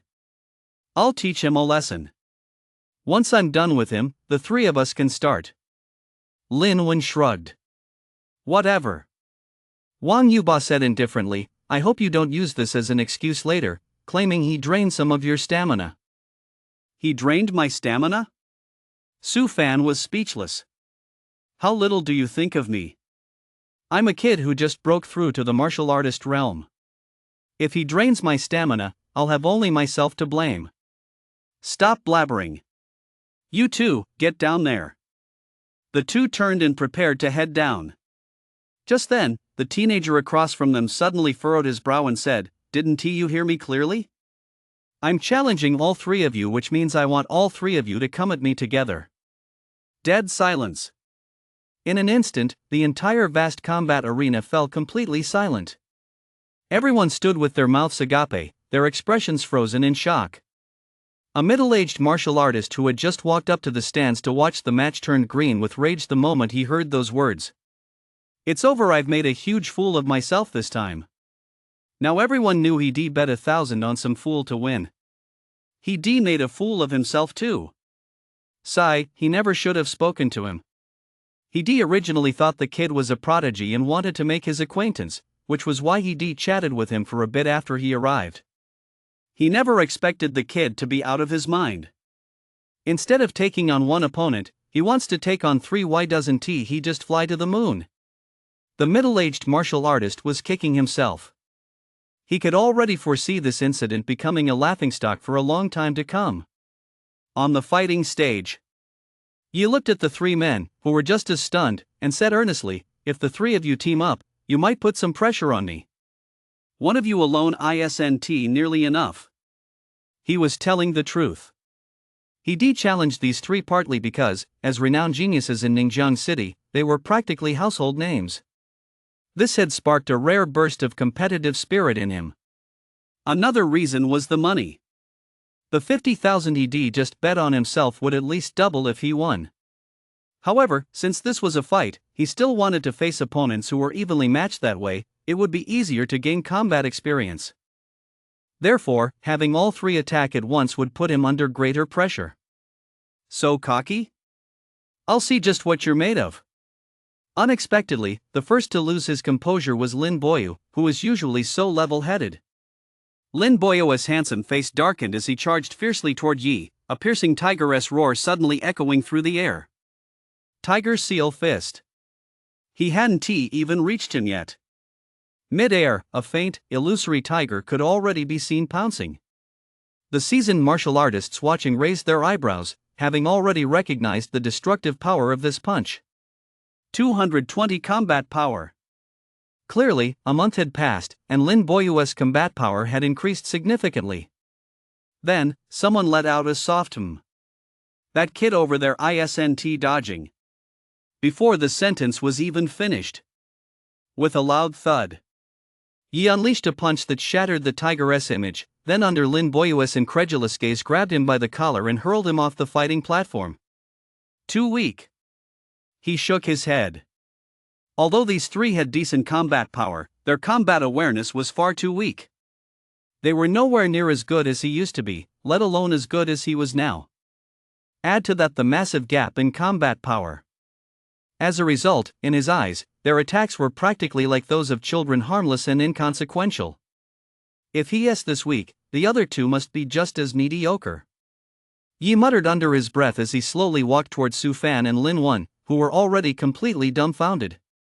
With one punch each, he knocked them both unconscious and tossed them off the ring. The process was brutal and simple, leaving the two no chance to react or put up a fight. It all happened in the blink of an eye. It was over almost the moment it began. In the stands, everyone was stunned. It was so fast that they hadn't even had time to see clearly before Lin Wen and his two companions had been tossed off the fighting platform as if they were little chicks. Damn it, is this real or fake? This kid just broke through to the martial artist realm, and his combat power is already over 200? What grade of beast's essence blood is he using? I'm afraid only the legendary supreme grade essence blood could achieve such combat power. Impossible. Even top grade beast essence blood couldn't achieve that. Exactly. It can only be because his cultivation base is so profound that his vitality skyrocketed immediately after breaking through to the martial artist realm, granting him such formidable combat power. It's not his vitality that's strong, it's his combat awareness. Suddenly, a martial artist shook his head. It was a veteran martial artist, who said with a grave expression, "This youth's combat awareness has likely already reached the very limit of mediocrity." The limit of mediocrity? Whoa! Countless gasps rang out. The veteran martial artist's face was filled with mixed emotions as he sighed. At such a young age, his combat awareness has already reached the limit of mediocrity. This boy is truly terrifying. Chapter 24, The 30-Win Challenge Tournament. Yi stepped down from the combat platform. Of the three men on the ground, only Wang Boy, who had struck first, had not been knocked unconscious. But his face was pale, and he looked completely dazed, still unable to believe that the three of them had been instantly defeated without the opponent breaking a sweat. And the one who had defeated them was, surprisingly, a teenager their own age. This blow was devastating to him. Are you really only 17? Wang Boyu's voice trembled slightly. Yi stopped in his tracks and nodded slightly. Seeing this, Wang Boyu let out a bitter laugh. So we've been fighting over this for so long, while the true strong ones didn't even bother with our squabbles. Your skills aren't bad, but your combat experience is lacking. Yi shook his head. You've probably had very little experience with real life and death battles, haven't you? Wang Boyu was about to retort, but suddenly faltered. It was true, the three of them had had it easy all along, protected and cherished by their families. Even after becoming martial artists, they'd never been allowed into the wilderness, let alone compete against other martial artists. Their opponents had always been peers, and honestly, how much combat experience could teenagers of this age possibly have? As a result, they never suspected that their combat experience was actually quite limited. On the contrary, they'd even taken pride in it. You come to the underground arena often, but you've surely only sparred with each other, not with the other martial artists here, right? Yi asked.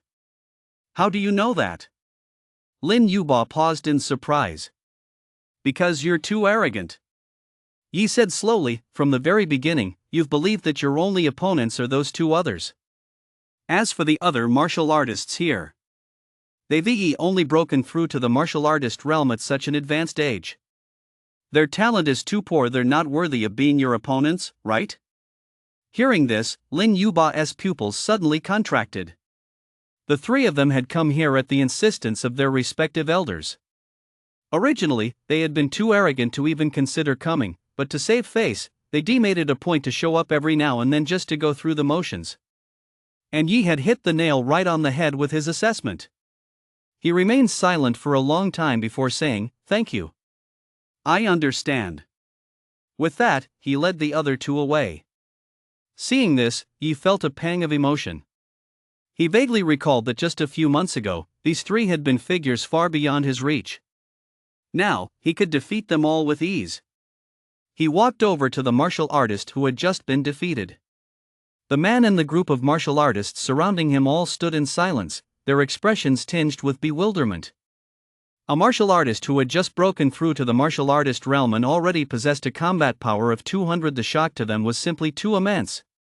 As for the middle-aged martial artist, he muttered "holy crap" under his breath. He was truly at a loss. But seeing the many awestruck gazes around him, he couldn't help but straighten his clothes and put on an air of inscrutability. As if to say, "You're not mistaken, I have exceptional insight and recognized this youth's true strength long ago." "Did you really just break through to the martial artist realm?" someone couldn't help but ask. The moment the words left his mouth, he regretted it. He felt he'd asked a truly stupid question. This youth came here every day just a couple of days ago. He was still a pre-martial artist. If he hadn't just broken through, how long ago could it have been? He paused for a moment, then replied honestly, "Actually, I'm still a pre-martial artist." Hearing this, everyone rolled their eyes wildly. Damn it, who would believe that? A pre-martial artist with over 200 combat power? Does he really think we're that stupid, that we believe anything he says? Seeing this, Yi shook his head inwardly. That's just how people are sometimes. When you tell the truth, they don't believe you. But this actually played right into his hands. Next, he collected his winnings from the bookie. After deducting his initial stake, he made a full 120,000. Although each person had only bet 1,000 or 2, there were so many bettors that his total had more than doubled. Add that to the 50,000 I had before, and that makes 170,000. Yi was overjoyed and couldn't help but marvel. Sure enough, the stronger you are, the easier it is to make money. Just over a month ago, he'd been agonizing over the 20,000 registration fee for the martial arts exam, forced to work at the slaughterhouse killing chickens to make ends meet. Now, a single match could net him over 100,000. But just as money came in fast, it went out just as quickly. Martial artists have always been among the most financially demanding professions. Even a single martial art technique or a weapon could easily wipe out those 100,000 plus. At that moment, at the very top of the stands, the owner of the arena wearing a dark gold mask had appeared at some point. He was quietly watching Yi. "Master." A young girl's voice rang out clear yet tinged with a hint of coldness. Beside her, a slender, dark-clad figure wore a complex expression, his voice tinged with astonishment. "To reach over 200 combat power right after breaking through to the martial artist realm, is that even possible?" "It's quite normal," the arena owner replied calmly. "As long as one has accumulated enough experience and has a solid foundation, it's not unusual to rapidly increase one's strength by consuming large amounts of vitality powder after breaking through to the martial artist realm. A combat power of 200 isn't particularly high, but it's not unheard of either. However," he paused for a moment before continuing slowly, "however, this is the kind of genius that would only appear in a top-tier city where martial arts are highly developed. In a third-tier small city, a genius like this is truly unprecedented. Ningjiang City, this is getting interesting." The arena owner suddenly smiled. "Let me see just how far this genius can truly go." "True limits?" The slender man in black stared in surprise. The next instant, the arena owner's deep, resonant voice suddenly echoed throughout the entire arena. "The 30 total wins martial artist challenge begins. All Tier 1 warriors may participate. Achieve 10 total wins, and you'll be rewarded with a D-class combat weapon. Achieve 20 total wins, and you'll be rewarded with a top-tier D-class martial art. Achieve 30 total victories, and you'll be rewarded with a C-class combat weapon or martial art, or 300,000 in cash." As soon as the words fell, the arena fell silent for a moment, then instantly erupted into a frenzy. 300,000? Yi's heart skipped a beat. What a generous offer. The other warriors in the arena were also filled with surprise, delight, and a touch of awe. True to a martial master's stature, he was indeed generous. Whether it was a C-rank martial art or a weapon, their value far exceeded the 300,000, and they were items that money alone couldn't buy. "Quiet." The arena owner's deep voice rang out once more, instantly silencing the commotion throughout the venue. He said calmly, "There are only 2 rules for this challenge tournament. First, each person may challenge as many times as they wish, but they may not rest or replenish their stamina during the event. Second, the draw is completely random. Whoever you draw is your opponent. You may not switch opponents. Any fighter who intentionally loses will have their reward revoked and will be barred from entering my arena in the future. The rules were simple. Each person had several chances to challenge others, but there was no time to rest or recover stamina. Furthermore, the draw was random. It depended not only on skill but also on luck. If one faced an opponent of equal strength, they might exhaust their stamina in a single match. Of course, skill was still the ultimate factor. As long as one was strong enough to defeat opponents quickly, they could ensure they had ample stamina. Still, this was a long drawn-out battle. Everyone's expressions grew somber. Yi, too, looked pensive. Under these conditions, with so many people present, he feared there would be very few who could actually win until the very end. He composed himself and prepared for battle. Just then, the corners of his eyebrows twitched slightly as he sensed, faintly, that someone was watching him. He instinctively looked up. At the very top of the stands, the arena's owner wearing a dark gold mask was looking down at him. The dark gold mask concealed his face, only his deep, black eyes were visible. Yi was somewhat surprised and quickly averted his gaze. "Your perception is keen." The arena owner chuckled softly. "Your combat awareness has likely reached the limit of mediocrity. For someone your age, that's truly remarkable. Let us see just how far you can go. 5 consecutive wins, or 10. His gaze was intense as he murmured softly. "A genius. The Black Seal Tower loves nothing more than to crush geniuses." Beside him, a slender figure in black stood silently with his head bowed. Chapter 25, 17 consecutive wins. 10 minutes later. The 30-win challenge began. It must be said that, although they were all martial artists, their strengths varied greatly. For example, the gap between an ordinary martial artist with over 100 vitality and a top-tier martial artist with over 400 vitality, one on the verge of breaking through to level 2, was enormous. The strong swept through their opponents effortlessly, while the weak were knocked off the fighting platform the moment they stepped onto it, eliminated immediately. As a result, the tournament progressed extremely quickly. Yi was in the middle tier of martial artists, so naturally, he was no match for those with a combat power of 300 or higher. But against weaker opponents, things were much easier.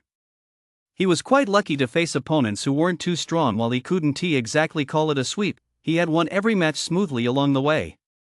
Surprisingly, he hadn't lost a single match yet. Soon, he successfully achieved 10 consecutive victories. At that moment, a crowd of exhausted, eliminated martial artists had already gathered below the fighting ring. Seeing that someone who had only just broken through to the martial artist realm had achieved 10 consecutive victories and was still going strong, everyone was somewhat stunned. Is this kid really going to defy the heavens today? After today, I'm afraid the entire Ningjiang city will be in an uproar. Someone remarked. That's right. He effortlessly defeated Su Fan and those other 3 young prodigies, and he has beaten so many martial artists who aren't exactly weak, and he is only 17. It's hard to imagine. Perhaps this is what genius looks like. Unstoppable at the pre-martial artist realm, and now that he has reached the martial artist realm, even though he has just broken through, he can still dominate seasoned martial artists who've been at this level for a long time. Talent really is the most inexplicable thing in the world. The battles continued.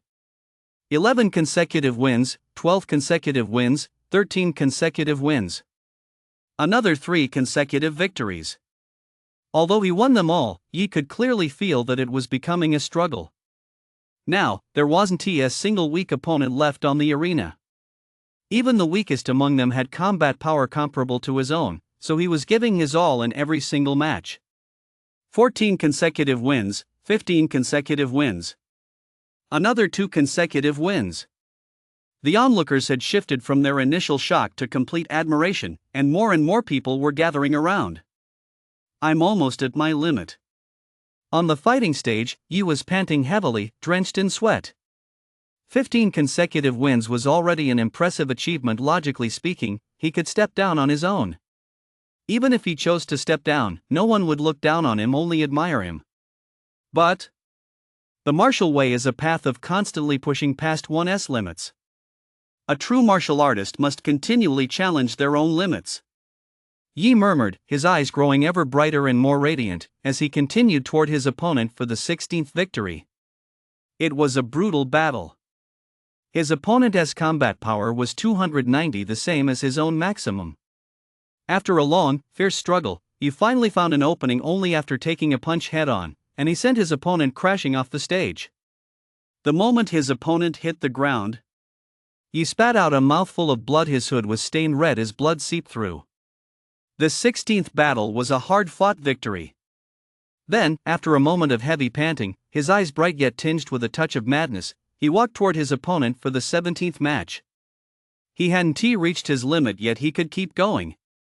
Seeing this, the many martial artists surrounding him looked on in shock. That kid is really ruthless. He is so hard on himself, no wonder he is this strong. I'm truly impressed. The younger generation is truly formidable. The stage for the 17th match was the familiar fighting ring number 6. His opponent was a composed middle-aged man who was still in excellent condition, though he now furrowed his brow slightly. Is it really necessary to push yourself this hard? It's not about pushing myself to the limit. Don't you think fighting and challenging your own limits is a truly enjoyable experience? Yi smiled, his eyes shining with an astonishing intensity. This time, he really wasn't in it for the money. Rather, it was simply for the thrill of battle itself. The composed middle-aged man across from him snorted coldly. Saying all that, are you trying to get me to go easy on you? You're thinking too much. If you get hurt later, don't blame me for hitting too hard. You brought it on yourself. As soon as the words left his mouth, he charged forward fiercely. Yi instinctively braced himself, but suddenly felt dizzy and lightheaded. Clearly, he'd expended too much energy and was running low on stamina. He licked his lips, all while the composed middle-aged man watched in horror. With a single punch, he slammed his fist violently into the ground. Blood immediately gushed from his fist. But the sharp pain jolted him back to his senses. What followed was another grueling battle. However, due to his poor physical condition, Yi was completely overwhelmed this time and quickly sustained numerous injuries. Aren't you going to concede yet? The composed middle-aged man furrowed his brow. You've already secured 10 wins and are eligible for your reward. What is the harm in losing just one match? Why insist on fighting me so fiercely and draining my stamina? Besides, with your current stamina, there is no way you'll reach 20 consecutive wins. Fighting this hard won't do you any good. I know. Then why don't you just admit defeat? Do you really want to end up seriously injured? Yi wiped the blood from the corner of his mouth and grinned. It's not about winning or losing, and it's certainly not about the reward. I just want to see my own limits. You crazy kid, don't blame me then. The composed middle-aged man roared angrily, his attacks growing even more vicious as he suddenly took a step forward. A fierce palm strike slammed toward Yi's chest. Yi swiftly sidestepped to avoid it, taking a deep breath as he simultaneously unleashed a powerful punch. Thunderous fist. Boom! A deep, rumbling thunderclap rang out this time, a full 8 claps. The thunderclap fist had broken through. Without any prior practice, and under immense pressure, Yi had a sudden flash of insight and mastered the 8-clap thunderclap fist. Unfortunately, the gap between 8 and 9 claps, though only 1 clap, was as vast as the difference between heaven and earth. It still couldn't turn the tide of the battle. The composed middle-aged man blocked the thunderous fist with one hand and struck out fiercely with the other, sending Yi reeling backward until he was pressed against the edge of the combat platform. Even so, a gleam flashed in Yi's eyes. Instead of retreating, he charged straight toward the composed middle-aged man. You little brat, are you looking to die? A cold glint flashed in the composed middle-aged man's eyes. Just as he was about to strike again with a palm strike to knock the kid off the platform, Yi suddenly retreated at lightning speed. This sudden move caused the composed middle-aged man to freeze instinctively for a split second, but then, without a moment's hesitation, he closed in on him. In just 2 strides, he covered nearly 3 meters, closing in on Yi. It was at that very moment Yi suddenly lunged forward again. His control over his body was exquisite to the extreme, wasting not a single ounce of strength. As a result, both his rapid advance and retreat were perfectly timed, without the slightest hint of hesitation. His entire body erupted with force, crashing into the unsuspecting, composed middle-aged man's chest. The composed middle-aged man froze, completely caught off guard by this sudden attack. With the distance now so close, he was unable to react in time. The impact sent a dull thud through his chest, causing his vitality to surge. Once he regained his senses, he was both shocked and enraged. He suddenly tensed his entire body, violently shaking Yi off while simultaneously striking out with a palm strike.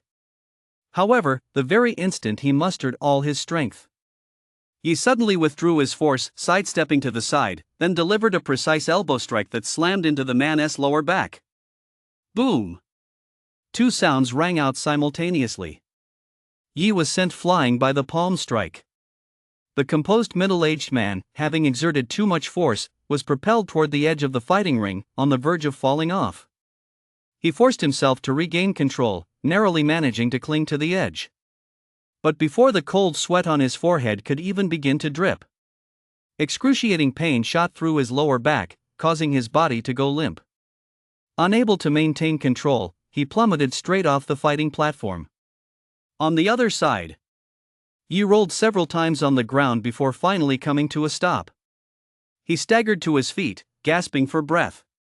He felt as if his whole body was about to fall apart, every part of him ached, and he had not a shred of strength left. All around him, it was dead silent. Everyone stared blankly at the scene.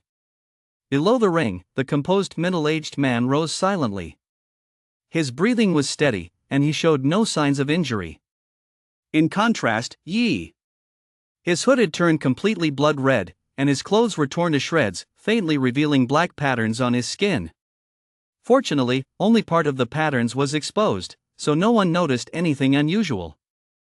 On the other hand, several people were peering closely, trying to see exactly which kind of beast this teenager's martial patterns belonged to. They were simply too formidable. Yi was covered in wounds and couldn't even stand up. The composed middle-aged man remained calm and unflappable. The contrast between their conditions made the winner and loser immediately clear. Unfortunately, the composed middle-aged man was standing below the combat ring. You won. After a long silence, the composed middle-aged man said with a complex expression, "You're very strong. I lost fair and square." With that, he turned and walked away. He still had plenty of stamina and had won more than 10 consecutive matches, yet he chose not to continue competing. He even turned down the rewards he had already earned. Upon hearing those words, the crowd inside the arena finally snapped out of their daze, and their eyes filled with awe and admiration as they looked at Yi. 17 consecutive victories. From this day forward, this young man would be famous throughout all of Ningjiang City.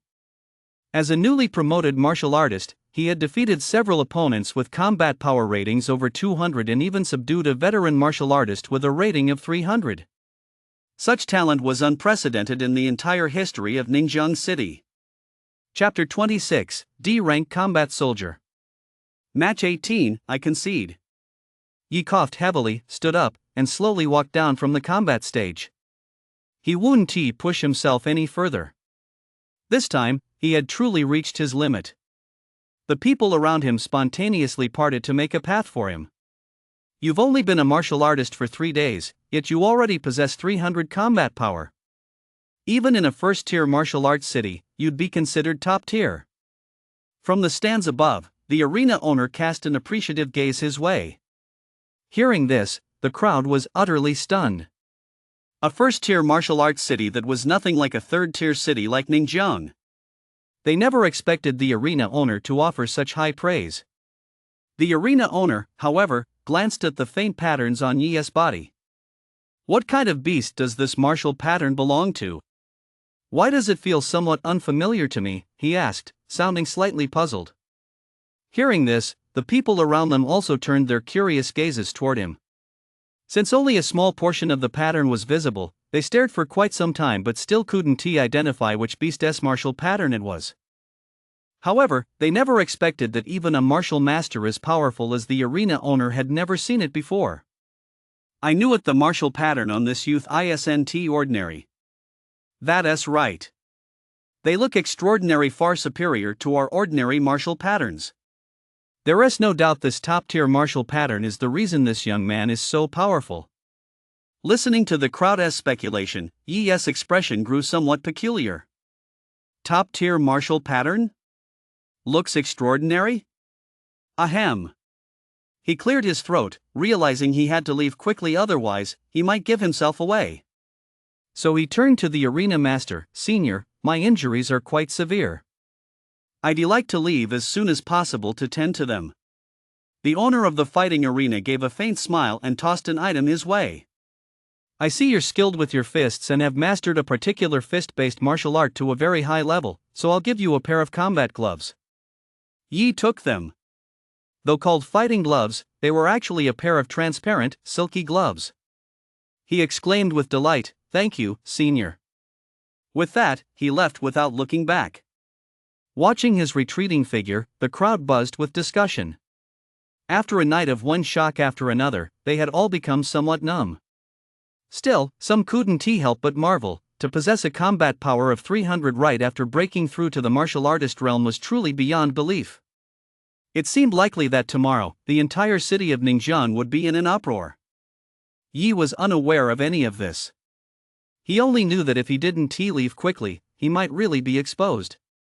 Because the tattoos on his body had already begun to peel off gradually. What a rip-off! Yi silently cursed his unscrupulous boss under his breath. He'd been told they'd last 2 or 3 days, but they hadn't even lasted a single night. In reality, though, he'd wrongly blamed the boss. The prolonged, high-intensity battle had caused his vitality to be constantly activated, keeping his body at a very high temperature. With such high heat, the tattoos would naturally begin to peel off. Fortunately, he managed to leave before they fell off. Otherwise, if his top-tier martial arts tattoos had peeled off right in the middle of a fight, you could just imagine the bewildered expressions on people's faces. It was pitch black outside. It was already very late. The streets were deserted, and all was silent except for the empty, flickering traffic lights. He finally managed to flag down a taxi. When the driver saw his bizarre, blood-soaked appearance, his face went pale, and he screamed, "Ultraman is on a killing spree." He slammed on the gas, and the car sped off into the night. Yi was at a loss for words, then suddenly remembered he'd forgotten to change his clothes and take off the hood. He found another secluded corner, changed his clothes, tossed the hood aside, and waited a long time before finally hailing another taxi. Once in the car, he checked his phone and saw that Fong had called him several times. But since it was so late, Fong was most likely already asleep, so he sent 2 messages to Shirshir, asking her to help explain things tomorrow. Got it. Shirshir replied quickly. Yi furrowed his brow and sent a message, "It's so late and you're still awake? Staying up late binge-watching shows again, huh? I'm going to tell your mom tomorrow." Shirshir? After their usual back and forth, Shirshir asked, "Should I leave the door open for you?" Yi looked at his current state, bruised all over, with blood all over his undershirt. No need. I'm not going back tonight. If he went home looking like this, he'd probably scare both of them. Better not to go back. He'd just find a place to stay nearby. Turning off his phone, he took out the gloves the owner of the fighting arena had just given him and examined them. So this is a war gear? Curious, he ran his fingers over the transparent gloves in his hand. War gear is forged from rare metals found in the wasteland, or from the scales, armor, and bones of beasts, making it incredibly hard. It's a huge help to human martial artists when hunting beasts and in combat. While the combat boost provided by war gear isn't as powerful as martial techniques, it's easy to master and doesn't require the long training periods that martial techniques do. As a result, their value is on par with martial techniques and often even exceeds it. Yi tried slipping the glove onto his hand. It fit his palm perfectly, and a cool sensation washed over him, refreshing his mind and lifting his spirits. Yi clenched his fist. It felt comfortable. Everything about it was pleasant, so much so that he almost didn't want to sell it. To be honest, he originally planned to sell them once he obtained his combat gear. With the money from selling the gear, combined with the 170,000 ED saved up earlier, he intended to buy some high-quality beast's essence to help him break through to the martial artist realm. But now that the gloves felt so comfortable and well suited to him, he was actually reluctant to part with them. Never mind. Yi hesitated for a moment but ultimately decided not to sell them. He could always find another way to get the beast's essence. It would be such a waste to sell a piece of combat gear that fit him so well just like that. Before long, the car pulled up outside the residential complex. He got out and entered a nearby convenience store, intending to buy some basic medical supplies. As soon as he walked in, he happened to run into someone. Su Qin? Yi was taken aback and looked at the girl with a short ponytail who was just walking out. Su Qin also paused for a moment. Seeing the bruise on his handsome face, she furrowed her delicate brows slightly. "What happened to you?" Yi replied, "I got scratched by a cat." Su Qin said exasperatedly, "Are you trying to fool a child? It's so swollen, is that something a cat could scratch?" "Oh." Yi thought for a moment, then revised his story, "The cat punched me." Su Qin fell silent. She walked quietly to the supermarket entrance and saw Yi still rummaging through the first aid supplies. Finally, she said with a sigh, "Don't bother looking anymore. I have some at home." I'm so embarrassed." Yi scratched his head, but his movements were quick. In just a few strides, he passed Su Qin and hurried toward the middle of the residential complex. "Your place isn't locked, is it? If it is, give me the key first. You're walking awfully slow." Su Qin fell silent once more. How had she never noticed before just how shameless this guy was? Still, he was kind of interesting. The moment that thought crossed her mind, she quickly shook her head. Then, as if something occurred to her, her gaze gradually grew calm. She returned to her usual cool, quiet demeanor. Chapter 27, Speculation. Su Qin's home. "I wouldn't have guessed it, but you're actually pretty professional?" Yi looked at the young girl bustling about in front of him, somewhat surprised. They were very close to each other. Su Qin was half kneeling in front of him, gently applying ointment to the scrapes on his face. When she accidentally brushed against his skin, her hand flinched back slightly. A hint of unease and strangeness flashed deep within her clear eyes. Yi also caught a faint scent of shampoo, and his heart fluttered slightly. Then came a surge of surprise. No wonder she is a rich woman, even her shampoo is this high-end. "All done." Su Qin stood up. "The injury isn't serious, and your healing ability is remarkably fast. You should be all better in 2 or 3 days." As she said this, she felt a touch of surprise herself. This guy's recovery was too strong. His physical constitution didn't resemble that of an ordinary person at all. It was almost on par with a martial artist of formidable body that had undergone a transformation. But a martial artist. She cast a glance at Yi with her beautiful eyes and shook her head slightly. Heaven is fair. Although the uncommon constitution is a rare, once-in-a-lifetime physique, it also has its limitations. Those with an uncommon constitution who boost their vitality quickly tend to be incredibly clumsy when it comes to grasping martial arts techniques. Conversely, those with the innate genius to grasp martial arts techniques quickly are often quite weak when it comes to cultivating vitality. Each has its own strengths. There is no such thing as absolute perfection. Therefore, she didn't think his vitality could be very high. Especially since the Yi family was of modest means and had limited access to cultivation resources, his vitality might even be weaker than that of his peers. But she had no intention of mentioning any of this. Having spent these past few days together, they had become friends, and it wasn't right to rub salt in a friend's wounds. That's why, in their everyday conversations, she rarely brought up her own vitality. She was afraid of discouraging Yi. Yi picked up the mirror and took a look. Great, he was still handsome, and the bruises on his face had been treated and had already subsided considerably. He couldn't help but praise her. "You're really quite good." "You'd better be talking about my healing technique," Su Qin said, shooting him a glance. This guy was getting more and more brazen, joking about anything and everything. Of course I'm talking about the healing technique, what were you thinking? Yi looked taken aback. Suchin glared at him with her beautiful eyes and snorted lightly, I didn't know how to do it at first, but later on, I often. She suddenly thought of something and stopped herself. Changing the subject, she said, you should just sleep in this room tonight. It's so late your fawn must already be asleep. Okay, but wait a minute. As Yi spoke, he began to undress. Seeing this, Suchin immediately panicked. Startled and flustered, she covered her eyes. What are you doing? But soon, peering through the gaps between her fingers, she saw that Yi had only taken off his shirt. She breathed a sigh of relief, though her delicate brows remained slightly furrowed. What exactly are you doing? Help me treat the wounds on my back again. Yi clenched his teeth. Suchin paused for a moment, then walked back over. Seeing his back covered in wounds, she couldn't help but frown. Such severe injuries, what happened? Well. Yi hesitated, it wasn't easy to explain. Got scratched by a cat? Suchin glanced at him, reached for the first aid kit, and began treating the wounds. She only meant to tease him.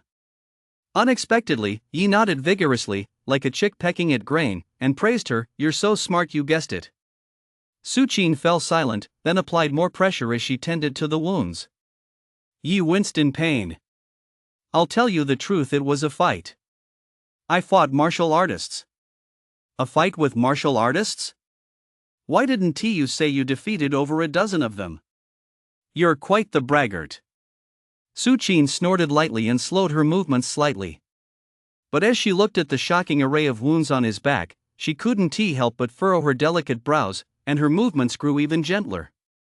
Nearly half an hour passed like this. Yi's injuries were finally all treated. He fell into a deep sleep.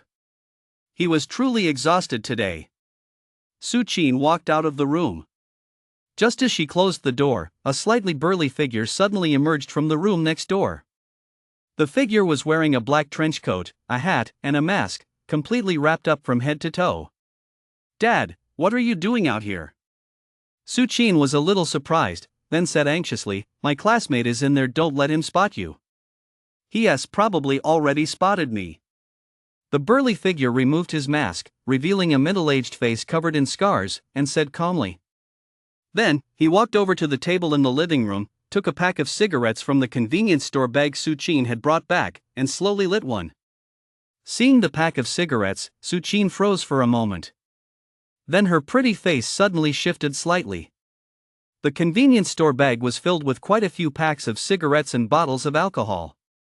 But having spent time with her these past few days, Yi knew she didn't touch tobacco or alcohol, so these items were meant for someone else. Your classmate seems like a pretty nice person. The middle-aged man with the scar exhaled a wisp of smoke and said slowly, he must have noticed you bought a lot of things you don't need. And since he knows you live alone, he was worried you might be under duress from someone, so he made up an excuse to come home with you. Hearing this, Suchin paused for a moment, feeling a slight warmth in her heart. Then she whispered, now that he knows about you, do we have to move again? Not for now. The middle-aged man with the scar shook his head.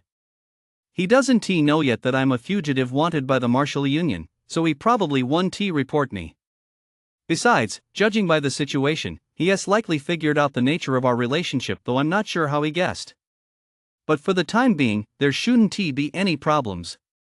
However, the middle-aged man with the scar paused for a moment before saying softly, just in case, we should still leave as soon as possible. You also need to hurry up with the Red Sun Fist. From what I've seen these past few days, this boy has good character, he is trustworthy. Suchin fell silent. I understand, Dad. You should get some rest. The scar-faced middle-aged man watched her retreating figure. A flicker of guilt crossed his eyes, eventually dissolving into a soft sigh. It was all for the sake of survival. The next day, Yi stretched and got out of bed, feeling content. After a night's rest, he had recovered considerably. He felt mentally refreshed. Of course, aside from his superficial injuries, his internal injuries were still severe and wouldn't heal anytime soon. Stepping out of his room, Yi glanced at the room next door, a hint of surprise flashing in his eyes. Someone was in the room next door. He had sensed it when he returned yesterday. Now that his combat awareness had reached the outstanding level, his perception had become even keener. He could clearly sense a deeply concealed yet powerful aura emanating from the adjacent room. An aura of this intensity likely belongs to a level 2 martial artist. Yi's heart grew a little heavy. But he wasn't overly concerned. He had tested the waters several times yesterday and discovered that the aura only became unstable when he was teasing Su Qin. So he surmised that the person must be Su Qin's father or an uncle, which would explain such a reaction. But why would her relatives be hiding? Yi was a bit puzzled, but didn't dwell on it. In any case, as long as they weren't fugitives, that was fine.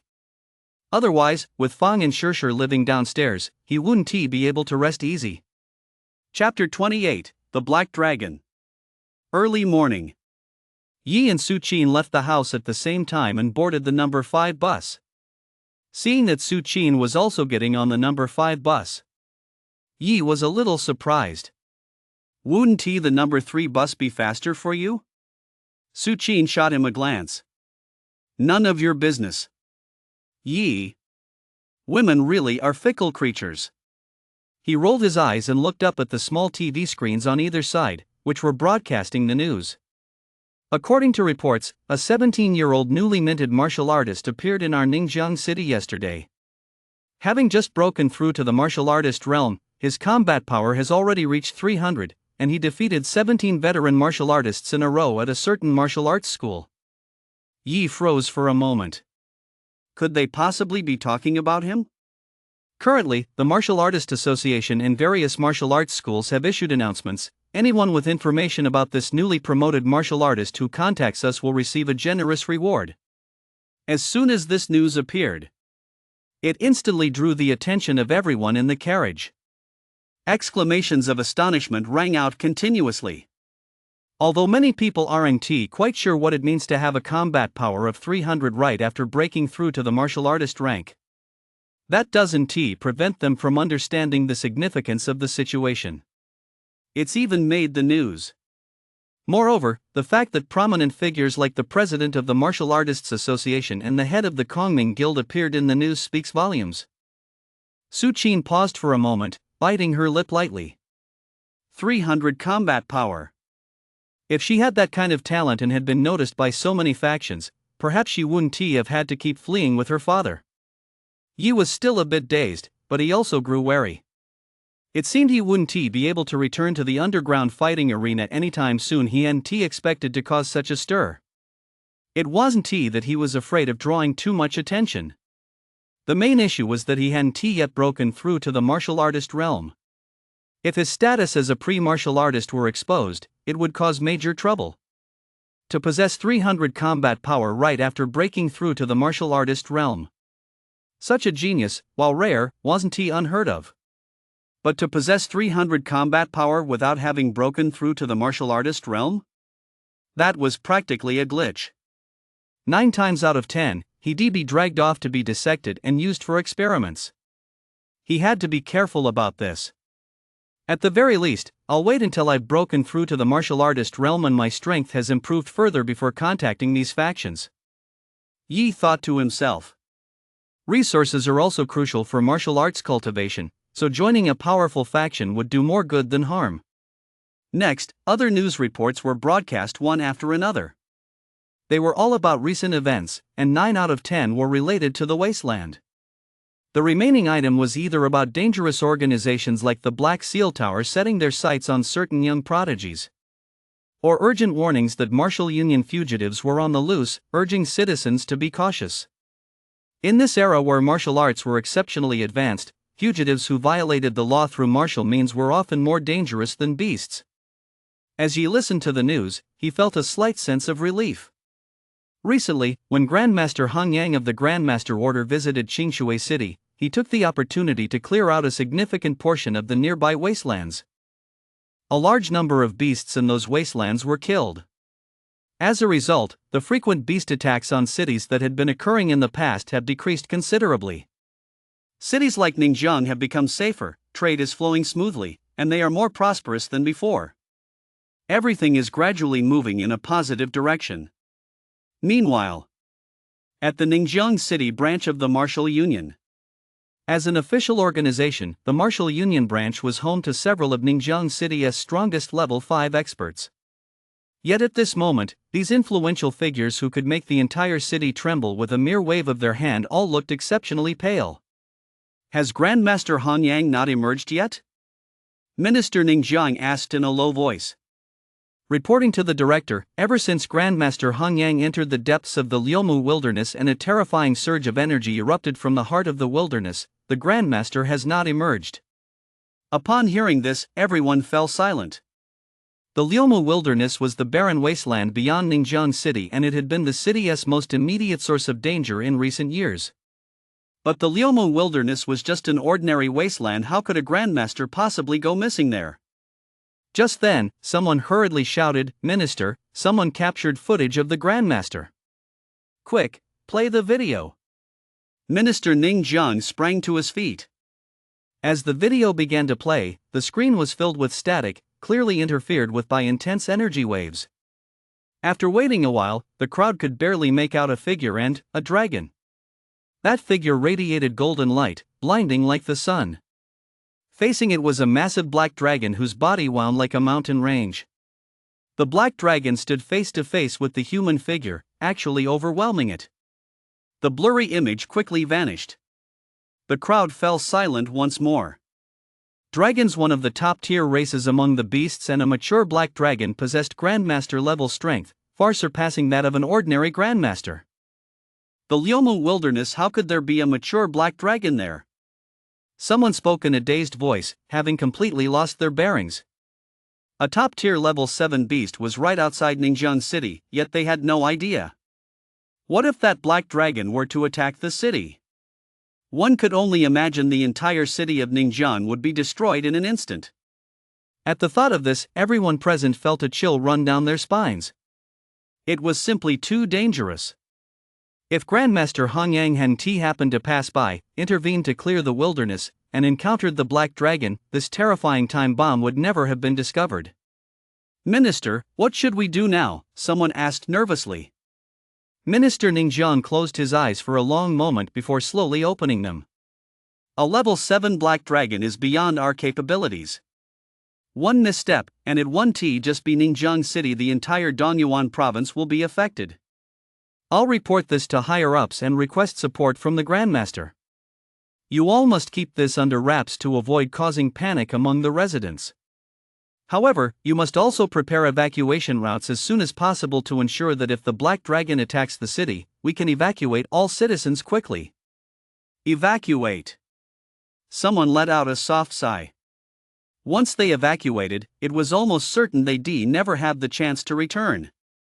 Even if they managed to drive out the beasts and reclaim their homes in the future, all that would remain would be ruins and an endless, wild wasteland.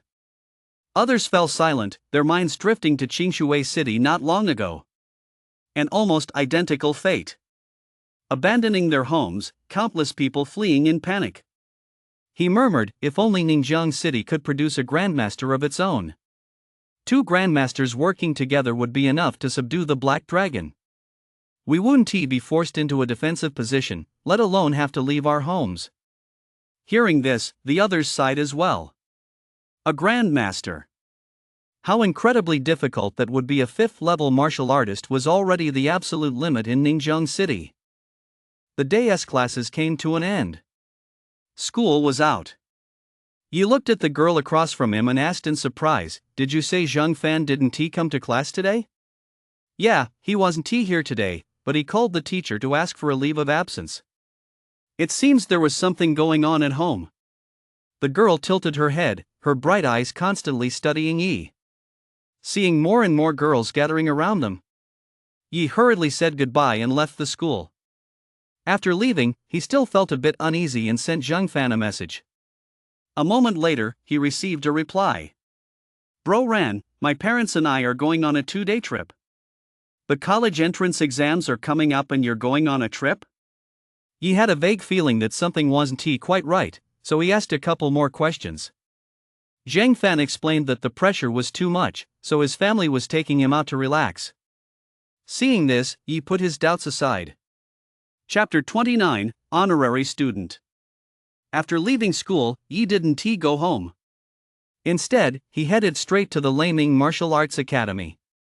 Su Qin had mentioned it to him again yesterday. He couldn't make excuses, so he had no choice but to stop by.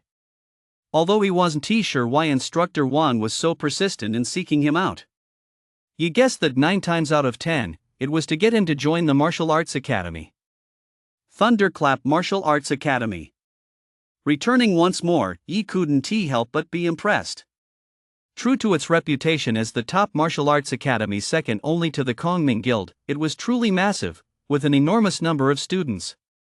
He entered the main hall. Su Qin was already there, leading the new students and teaching them martial arts techniques. She wore a dark purple martial arts uniform that set off her fair, delicate features. Her slender, graceful figure made her extremely eye-catching. The students around her were all staring in awe. They went through the motions absent-mindedly, performing the moves haphazardly. Su Qin's expression was cool, not exactly cold, but with a faint air of detachment, which meant that although the students admired her, none dared to strike up a conversation. They could only sneak glances at this aloof senior. Yi waited nearby for a moment. When Su Qin noticed him, she walked straight over. "I thought you were going to stand me up again today. Am I that kind of person?" Yi replied confidently, "Among my countless virtues, the most prominent is certainly honesty and trustworthiness." "Stop joking around." Su Qin shot him a disapproving glance and said, "I'll take you to see Instructor Wang. But you might have to wait a bit. He is currently giving the headmaster of the Blackwater Guild a tour and sharing insights." "A study tour?" Yi asked, somewhat surprised. "Right. The Blackwater Guild just opened a new martial arts school. Since our Thunderclap Martial Arts School is large and thriving, the headmaster has come to learn from our experience in establishing a school," Su Qin explained. Yi nodded slightly. This sort of thing was common not only at martial arts schools but also at schools and companies. However, in the case of martial arts schools, it's usually a paid arrangement. After all, when a small school comes to learn from a larger one, they're essentially riding on the larger school's coattails. Who would agree to that without payment? He followed Su Qin to the training hall of the Thunderclap Martial Arts School. The middle-aged instructor he met last time was leading another balding elderly man on a tour of the training hall. "Wait here for a moment, I'm going back to train." Su Qin said this and left. You waited for a while and saw another, rather slender instructor arrive with a teenager about his own age, who took a quick tour of the place. The teenager looked haughty. After giving a slight nod, the slender instructor was overjoyed and hurriedly led him to the next area. Before long, the tall instructor Wang walked over with a smile. "You really are hard to get hold of. It took a lot of effort to bring you here." Yi scratched his head sheepishly. "Sorry, I've been a bit busy lately." "Instructor Wang, did you call me here for a reason?" "I wanted to talk to you about the honorary students at our martial arts school." Instructor Wang smiled.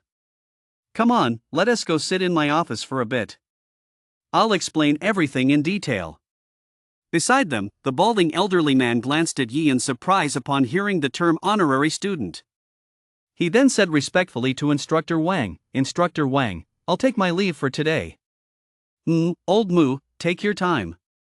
Same time tomorrow I'll give you a tour of the martial arts hall's lounge area," Instructor Wang said casually. "Understood. I'll be there right on time tomorrow."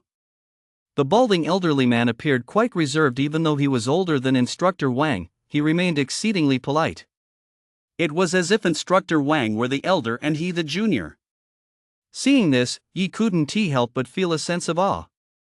This was the difference between a major martial arts hall and a minor one. In a minor martial arts hall, even the hall master himself would have to be respectful when meeting an instructor from a major martial arts hall. The office. Instructor Wang smiled. "So, what do you think? Have you made up your mind?" Yi pondered for a moment. On the way here, Instructor Wang had already briefly explained the concept of honorary students to him. Honorary students were the most outstanding students in the martial arts academy. Unlike ordinary students, honorary students did not have to pay tuition. In fact, the academy even paid them a monthly stipend. In addition to the stipend, there were many other rewards and benefits. The terms were indeed generous. Of course, while the conditions were excellent, there were requirements. Honorary students were generally prodigies with exceptional talent and a certain level of fame. Even in a martial arts school as large as Lei Ming, there were currently only 9 honorary students. Yi pondered for a moment. Instructor Wang, the conditions are indeed excellent, but unfortunately, I have other commitments and I am afraid won't be able to come to the school every day. No problem. It's just a nominal position. Instructor Wang waved his hand. Just drop by once or twice now and then. But whenever you do come, you'll need to demonstrate your 7-clap thunder fist. He smiled and continued, to be honest, there are only a few months left until the martial arts college entrance exam, and many students are eager to join the martial arts hall for their final push. Honorary students are a kind of recruitment strategy for us. We use famous prodigies to attract new students. Yi nodded thoughtfully. No wonder he didn't have to come often. In that case, dropping by just once or twice in a while wasn't such a bad idea. He paused for a moment, then nodded. Seeing this, Instructor Wang gave him a hearty pat on the shoulder and laughed. Join our Thunderclap Martial Arts Hall, you won't regret it. Instructor Wang's heart was also filled with delight. A genius who, at such a young age, had already cultivated the thunder movement fist to the 7 resonance realm. Even if his vitality was a bit lacking, it wouldn't matter, his martial skills could make up for it. I'll go get the agreement. You head to the main hall first and test your vitality. With that, Instructor Wang stood up and left. Yi walked toward the martial arts hall. In the hall, many students had gathered around a teenager, exclaiming in amazement. This teenager was none other than the haughty-looking boy Yi had seen not long ago. At that moment, the boy looked smug as he stared at the mechanical golem across from him. The Extreme Golem S screen displayed a combat power of 78. Wow, that's amazing. 77 in vitality and 78 in combat power. He has already reached perfect combat power. I've heard of this guy. He is supposedly a genius from First High School. I heard that even at First High, where academic stars abound, he ranks in the top 30. Impressive. Looks like our martial arts hall is about to gain another master. The students around him were buzzing with excitement. Yi walked over, just as he was about to test his vitality, when suddenly his eyebrows twitched slightly, and he glanced in another direction. A few students were chatting. This student from First High must be this year's honorary student. He's the one Instructor Zhang brought, right? Didn't they say a few days ago that Instructor Wang was in charge of finding the last honorary student? Not sure, but I heard the deputy head of the dojo gave his approval. Why worry about it so much? It's none of our business. As long as we get someone strong, that's all that matters. True. Yi furrowed his brow slightly, glanced at the arrogant teenager from First High School, and decided not to test his vitality. Instead, he waited quietly. Soon, a slender instructor walked over, beaming with joy as he held a contract in his hand. Yi calmly turned and walked toward Instructor Wang's office. Chapter 30, The Choice. Outside the office. Before Yi even stepped inside, he could already hear a heated argument coming from within. A slightly shrill voice said coldly, Instructor Wang, no matter what, I've already made up my mind, I'm choosing Zhang Yang from First High. That so-called Yi you're talking about, I've never even heard of him. He's just a student from 5th High. How skilled could a student from number 5 High possibly be? Instructor Wang argued forcefully, but Yi is exceptionally talented in martial arts training.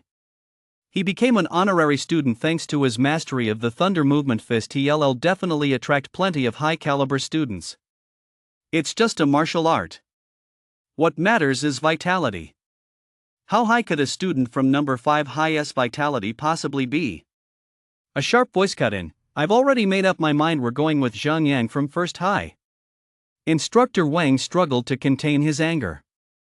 Deputy head, you were the one who repeatedly asked me to recruit someone back then. Now that I've brought him here, you're telling me to send him back. Isn't that a bit of a flip-flop? Back then, we couldn't find a suitable candidate, so we thought we'd give him a try. The sharp voice replied indifferently, he is just an ordinary student from number 5 high school. It's an honor for him to be chosen if he isn't, so what? Alright, Instructor Wang, let us leave it at that. Hang up. I need to go prepare a welcome banquet for Zhang Yang. Damn it! Instructor Wang slammed the phone down. Just then, there was a knock at the door, followed by the teenager's familiar voice. Coach, may I come in? Yi? Coach Wang sighed. Come in. Yi entered the office. Did you hear everything that was just said? Coach Wang asked. Yi nodded. Coach Wang looked at him. Seeing that his expression was calm, without a trace of anger or any other emotion, he couldn't help but sigh inwardly. Unpretentious and unflappable, with a steady temperament, the more he looked at Yi, the more he liked him. It's a pity, though. I'm sorry I couldn't fight for you. Instructor Wang sighed softly. If the head of the academy were here, there might still be a chance, but he is currently in the wilderness, and the deputy head is in sole control right now. It's fine. Thank you, instructor, for speaking up for me just now. Yi smiled, his smile sincere. Seeing how reasonable he was, Instructor Wang felt guilty. It's my fault this time. I made you make the trip for nothing. But don't worry. When a spot for an honorary student becomes available in the future, I'll definitely explain this situation to the head of the academy and secure a spot for you as compensation. No need. Yi shook his head, and then, under Instructor Wang's stunned gaze, he said slowly, Instructor, I don't blame you, but that doesn't mean I don't have feelings or that I don't care. From now on, Yi, will have nothing to do with the Thunderclap Martial Arts Hall until the day I die. His expression was calm, as if he were stating the most ordinary of facts, and his voice held not a trace of emotion. Yet this left Instructor Wang stunned, feeling inexplicably nervous. Yi, don't act on impulse. The Thunderclap Martial Arts Hall is one of the 3 major martial arts halls in Ningjiang City, with a rich heritage. Instructor Wang suppressed the complex emotions churning within him and said in a low voice, don't let a trivial matter like this cost you an important choice and opportunity. Choice, opportunity? Yi smiled. Instructor, actually, you've been mistaken about one thing from the very beginning. It's not the Thunderclap Martial Arts Academy choosing me, it's me choosing the Thunderclap Martial Arts Academy. In any case, thank you, instructor. Please let Su Qin know I won't be waiting for her anymore. I'm heading back now. With that, he turned and walked away. Instructor Wang watched his retreating figure, his brow slightly furrowed. He thought Yi was a mild-mannered person, but he hadn't expected him to be so arrogant. Yet arrogance requires substance. That Zhang Yang from First High School might have an arrogant personality, but he certainly had the skills to back it up. With 77 vitality and 78 combat power, he'd be an elite fighter that any martial arts school would be scrambling to recruit. Where did this Yi get such blind confidence? Did he think he was the one choosing the martial arts school? Although he wasn't particularly optimistic about it, for some reason, a faint sense of regret welled up in Instructor Wang's heart. It seemed that the future of Thunderclap Martial Arts School might suffer serious consequences because of today's decision. Yi walked out of Thunderclap Martial Arts School. No sooner had he stepped out than a balding old man hurried over at a jog. It was none other than the headmaster of the Blackwater Guild. The Blackwater Guild was a small, newly opened martial arts school. Although it was located right next to the Thunderclap Martial Arts School, the Thunderclap Martial Arts School hadn't paid it the slightest bit of attention. After all, such a small school posed no threat to them whatsoever. Hello, young man. The Blackwater Guild master greeted him with a cheerful smile. Senior Mu, is there something you need? Yi asked. Just now, I saw the deputy master of the Thunderclap Martial Arts Hall leave with a student from First High School. I heard that student is a new honorary trainee at their hall. As he spoke, Master Heishui carefully studied Yi's expression. Senior Mu, you aren't here just to tease me, are you? Yi smiled. Of course not, Master Heishui shook his head hastily. He hesitated for a moment, then plucked up his courage and said, Here's the thing, I'd like you to become an honorary student at our martial arts hall. Yi looked taken aback. Then he shook his head. Sorry, Senior Mu, I'm not in the mood to be an honorary student right now. Young man, don't be so quick to refuse, there aren't many requirements. Master Heishui hurriedly added, Our martial arts school is very laid back. All you have to do is be listed as a member. And while the compensation isn't as good as at the Thunderclap Martial Arts Hall, you'll still get 10,000 a month, plus you can learn any martial arts techniques you want. Martial arts techniques. Yi's heart fluttered slightly, and he mused, Senior Mu, I'm a student at number 5 high school, and I'm not exactly well known. Are you sure you want me to be an honorary student? Master Heishui laughed. I may not know your background, but since Instructor Wang thinks so highly of you, you must have something special.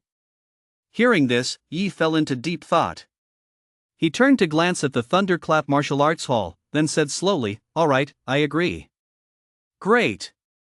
Master Heishui slapped his thigh excitedly, his face beaming with a smile.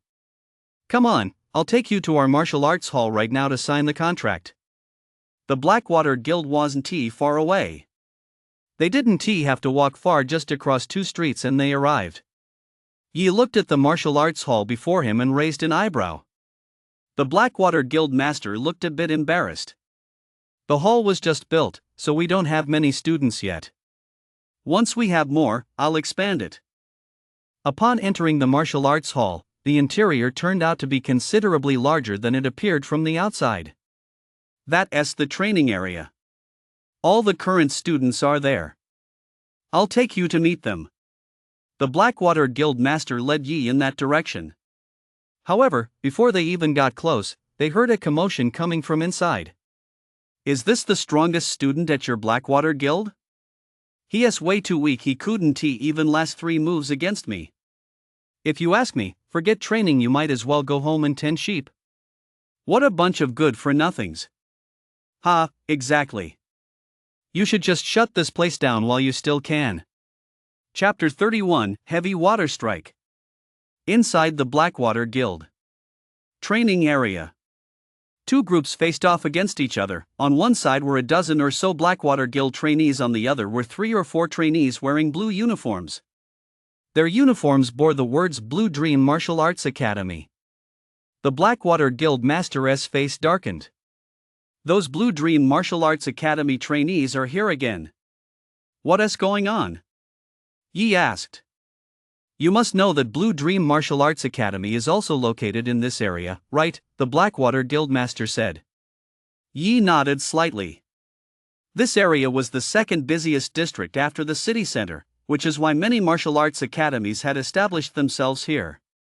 The most famous among them was the Thunderclap Martial Arts School, followed by several other major schools like the Blue Dream Martial Arts School. The Blue Dream Martial Arts School can't compete with the Thunderclap Martial Arts School, so to poach students, they've set their sights on these small martial arts schools in our neighborhood.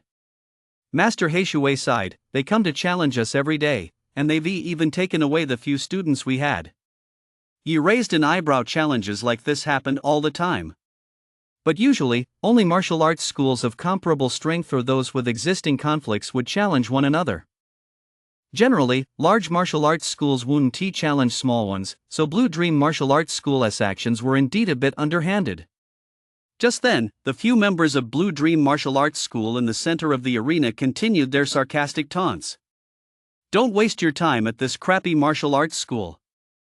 A place like this has nothing to teach. Just look at your senior brother, he had decent talent, but they turned him into a good-for-nothing. Don't push it too far. A teenager from the Blackwater Guild gritted his teeth. What? You don't agree? The leader of the Lanming Martial Arts School S group said with a smirk, if you don't agree, let us spar. If you can beat me, I'll even kneel and apologize to you. Really? Suddenly, a surprised teenage voice rang out from behind them. The Blue Dream Martial Arts Academy group turned around and, upon seeing the Blackwater Guild Master with his stern expression, their faces all paled slightly. But they quickly realized that, as the head of the guild, he wouldn't easily lay a hand on them, mere juniors. They felt slightly reassured. Then, they saw a handsome young man walking toward them. "Are you also from the Blackwater Guild?" the leader of the Blue Dream Martial Arts School asked, furrowing his brow. "Yes." Yi smiled. "Does that offer still stand? If I beat you, will you kneel and apologize?" The youth from the Lanmeng Martial Arts Hall stared at him for a few moments, his gaze tinged with suspicion. This kid was accompanying the Hall's master. He didn't seem like just anyone. He might actually have some real skills. Or maybe. "A gentleman's word is as good as a horse's hoof. Once you've beaten my brother Fan, all four of us will kneel and apologize to you." Suddenly, a voice cut in from the side. Among the four from the Lanmeng Martial Arts School, a chubby boy spoke with an air of arrogance and confidence. The leader of the group froze for a moment. He cursed the chubby boy silently in his heart, but had no choice but to grit his teeth and say, "That's right. As long as you can beat me, that's all it takes. But I forgot to introduce myself. My vitality is 70, and my combat power."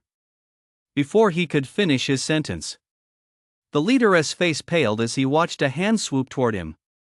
He tried to resist, but found the hand was unbelievably fast. In almost an instant, it had grabbed him by the back of the neck and, like a little chick, flung him right across the room. He was hurled directly toward the other three.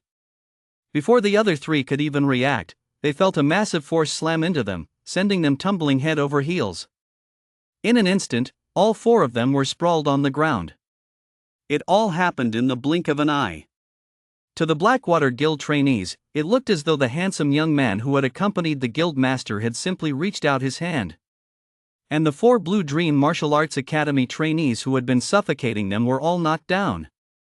One move he took out all four. After a brief moment of stunned silence, the Blackwater Guild trainees became so excited they were red-faced and neck-strained.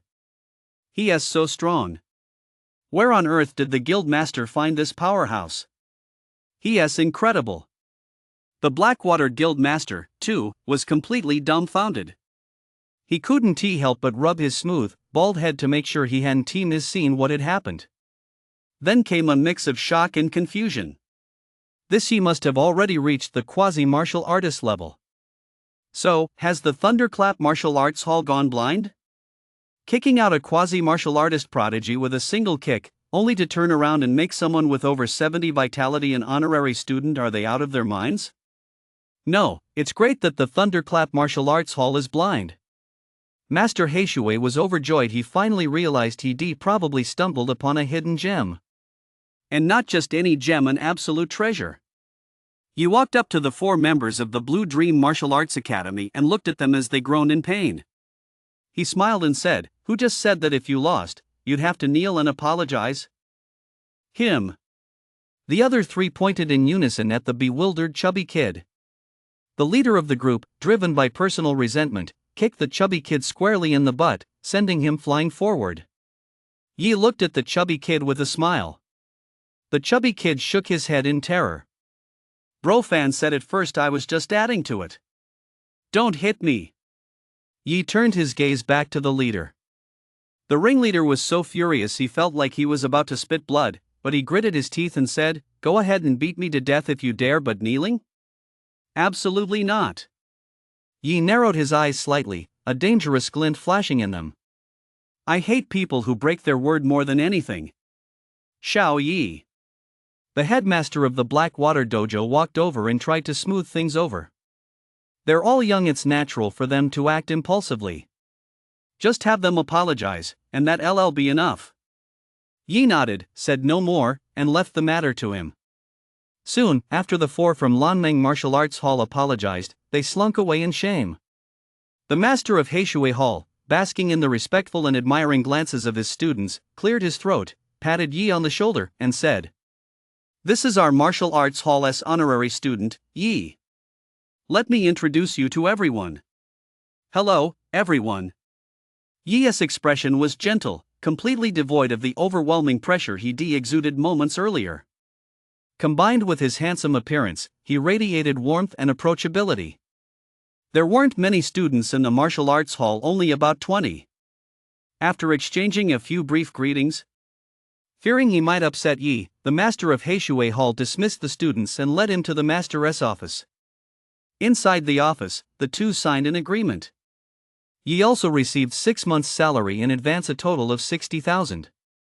Perhaps fearing he might leave early, the headmaster of Heishui Hall had the contract extend all the way until the end of the college entrance exams. After signing the agreement, the headmaster of Heishui Hall smiled. "Would you like to see the martial arts techniques of our school?"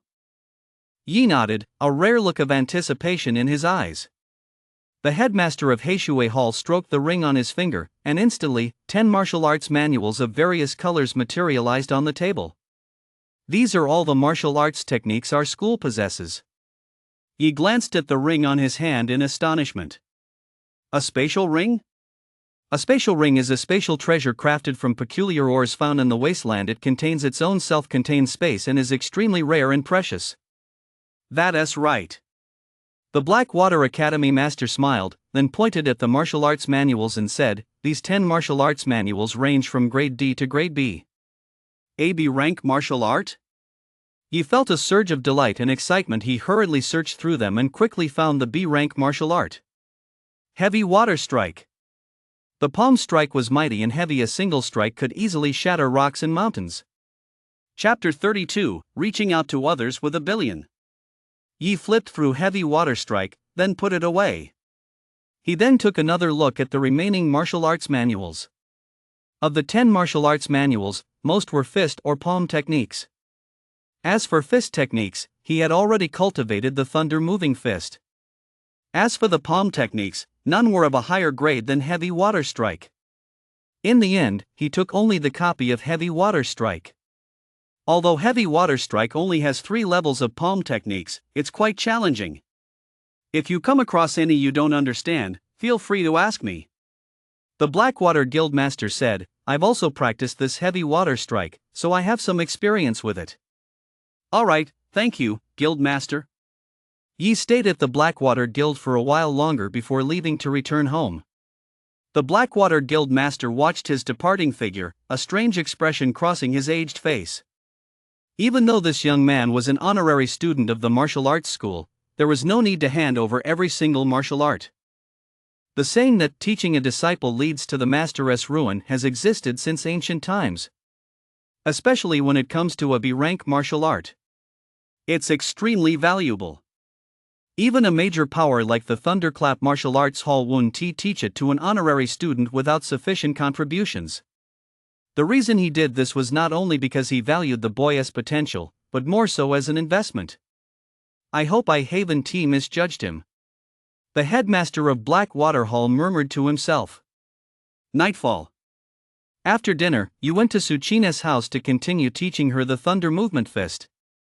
Instructor Wang had obviously already told her about what happened that afternoon.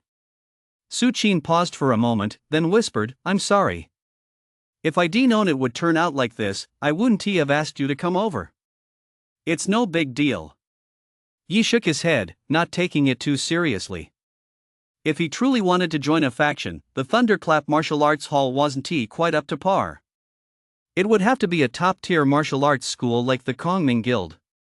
As a quasi-martial artist with a combat power of 300, he had more than enough confidence to join any faction. 2 hours later. Yi was getting ready to go home when he suddenly remembered something. "Oh, by the way, Fong asked you to come over to our place for dinner in the evenings from now on. Cooking for myself is too much trouble, and I have to train. I don't have enough time." "No thanks, I'm used to being on my own." Suchin shook her head, but a hint of envy flashed in her eyes. It had been a long time since that person left. No one had cooked for her in all that time. After Yi left, the middle-aged man with the scarred face stepped out, looked at Suchin, and said somewhat quietly, "Missing your mother?"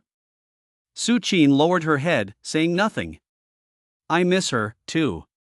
He walked over and ruffled her hair. "So, child, we have to live well. That's the only way to honor your mother's memory." And only by living well will we have a chance to take revenge. He silently added the second sentence to himself. Over the next few days, Yi didn't return to the underground fighting arena. Instead, he focused on recuperating from his injuries while simultaneously honing his combat awareness and practicing the heavy water strike. His strength steadily improved. And during those days, the third achievement finally unlocked. Reaching the 100 million mark, progress 5 units 100 million, accumulate 100 million in wealth to earn 1000 achievement points and double your insight, reaching 1 million and 10 million yields 10 and 100 achievement points, respectively. Although this achievement was quite challenging, the rewards were generous. A full 1000 achievement points. Moreover, having experienced an improvement in his physical constitution, Yi was particularly looking forward to the doubling of his insight. As for the progress of reaching the 100 million mark, since achievements only begin accumulating after they appear, the wealth he had acquired previously wasn't counted toward this one. These 5 pieces were won from a bet with Shirshir. At that moment, at the martial arts hall near the residential complex, inside the training room, Yi looked at the number displayed on the deep blue mechanical golem across from him, 330 combat power. A pensive expression crossed his face. A combat power of 330 was already close to his limit over the past few days. He gradually felt that his physical constitution was starting to lag behind. His combat awareness had surged so far ahead that his body was struggling to keep up with such a powerful mental presence.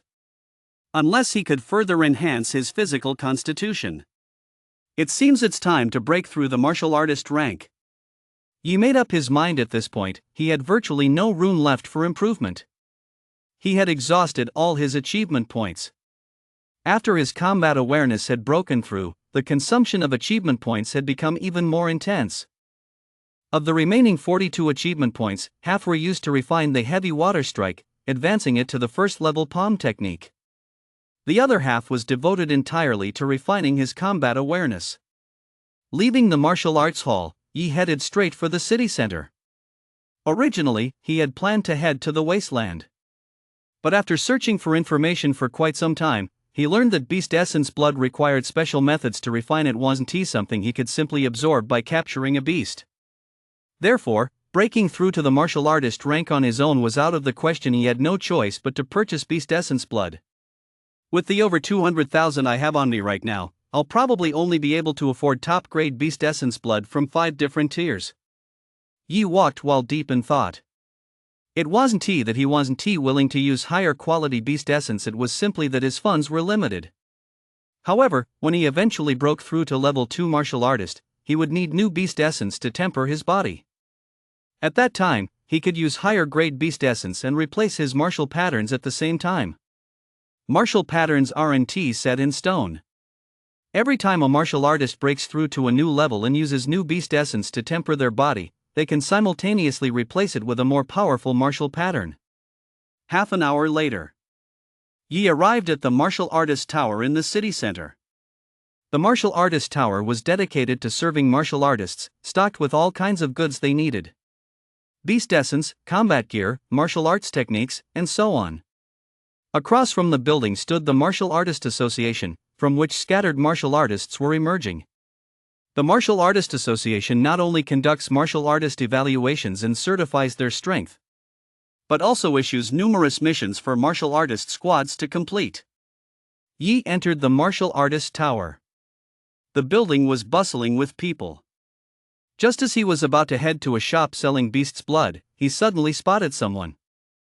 Someone who shouldn't have been there. Yi paused for a moment, then quickened his pace to chase after the person. A moment later, Iron Ox Battle Weapon Shop. A disheveled, pale-faced teenager with a crew cut walked inside. Customer, looking to buy a battle weapon? The shopkeeper, a burly man, stopped polishing the massive black battle axe beside him and walked over with a cheerful smile. Oh, a young man. May I ask, are you looking for a high-quality replica or a genuine battle axe? Zhang Fan said in a hoarse voice, I don't want either. I'm here to sell a battle axe. Sell? The burly shopkeeper looked somewhat surprised, then shifted his gaze to a long, slender object wrapped in black cloth behind the teenager. The black cloth was unfolded, revealing a blood-red battle blade inside. Oh, the blood shadow battle blade?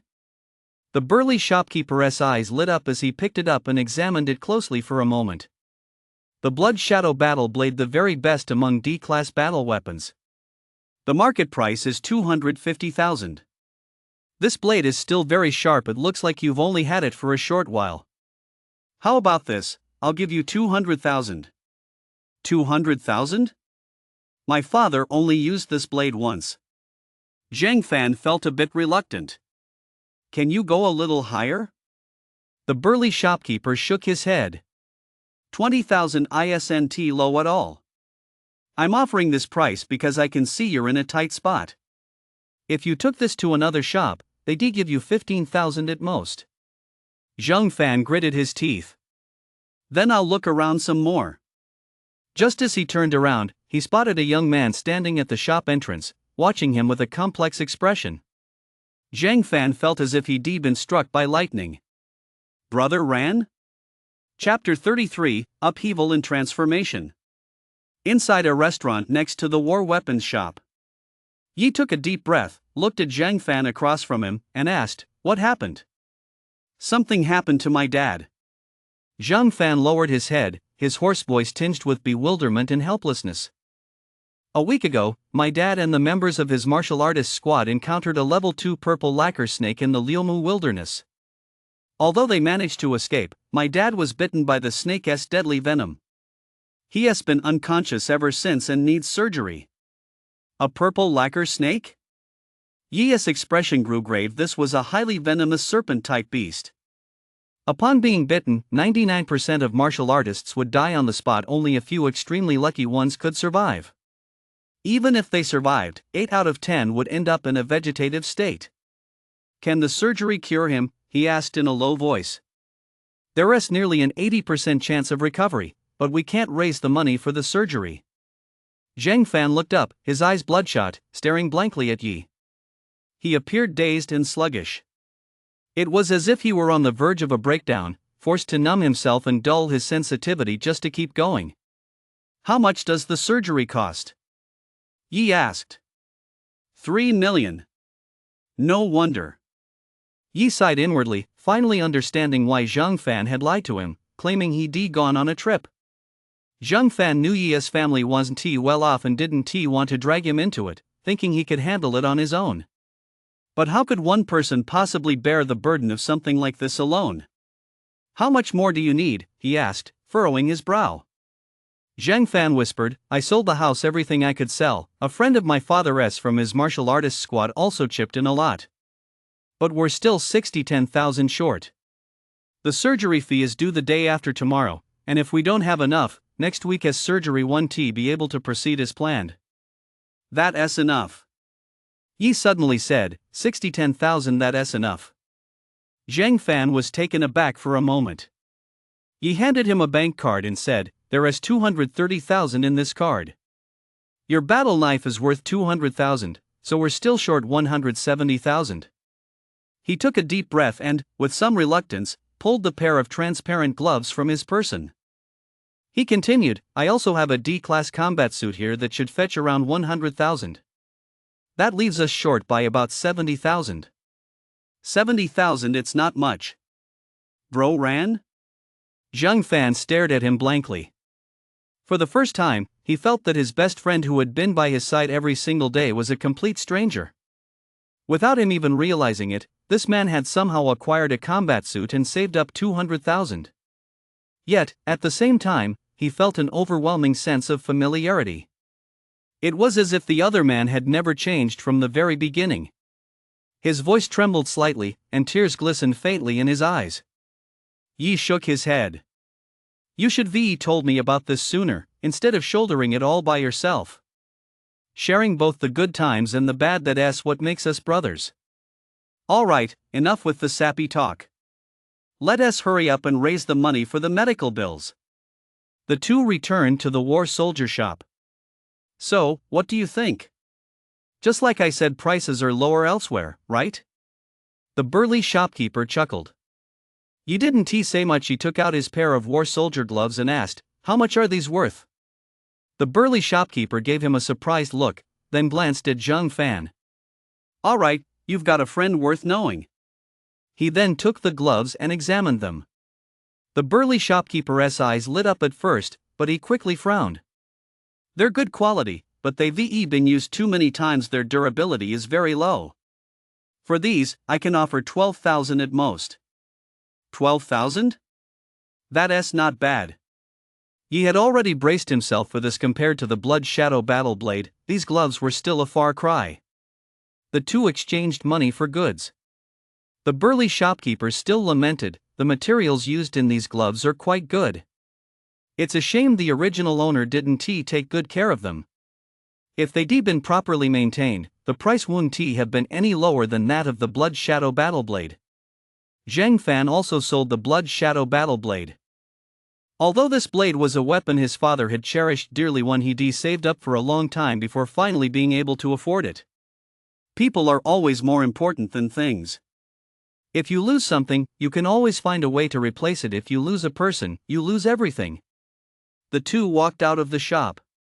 He let out a sigh of relief. He was still 5-10,000 short, but it wasn't much now. It would only take about 5 matches at the underground arena. "Bro Ran, I'll figure out a way to come up with this 50,000 on my own," Zhang Fan said suddenly. Yi paused for a moment. Seeing the determination in his eyes, he nodded slightly and said, "All right, but remember to get some good rest when you get back." The two said their goodbyes. Zhang Fan's mother was still at the hospital, taking care of his father, so he had to go there as well. After parting ways, Yi returned home with mixed feelings.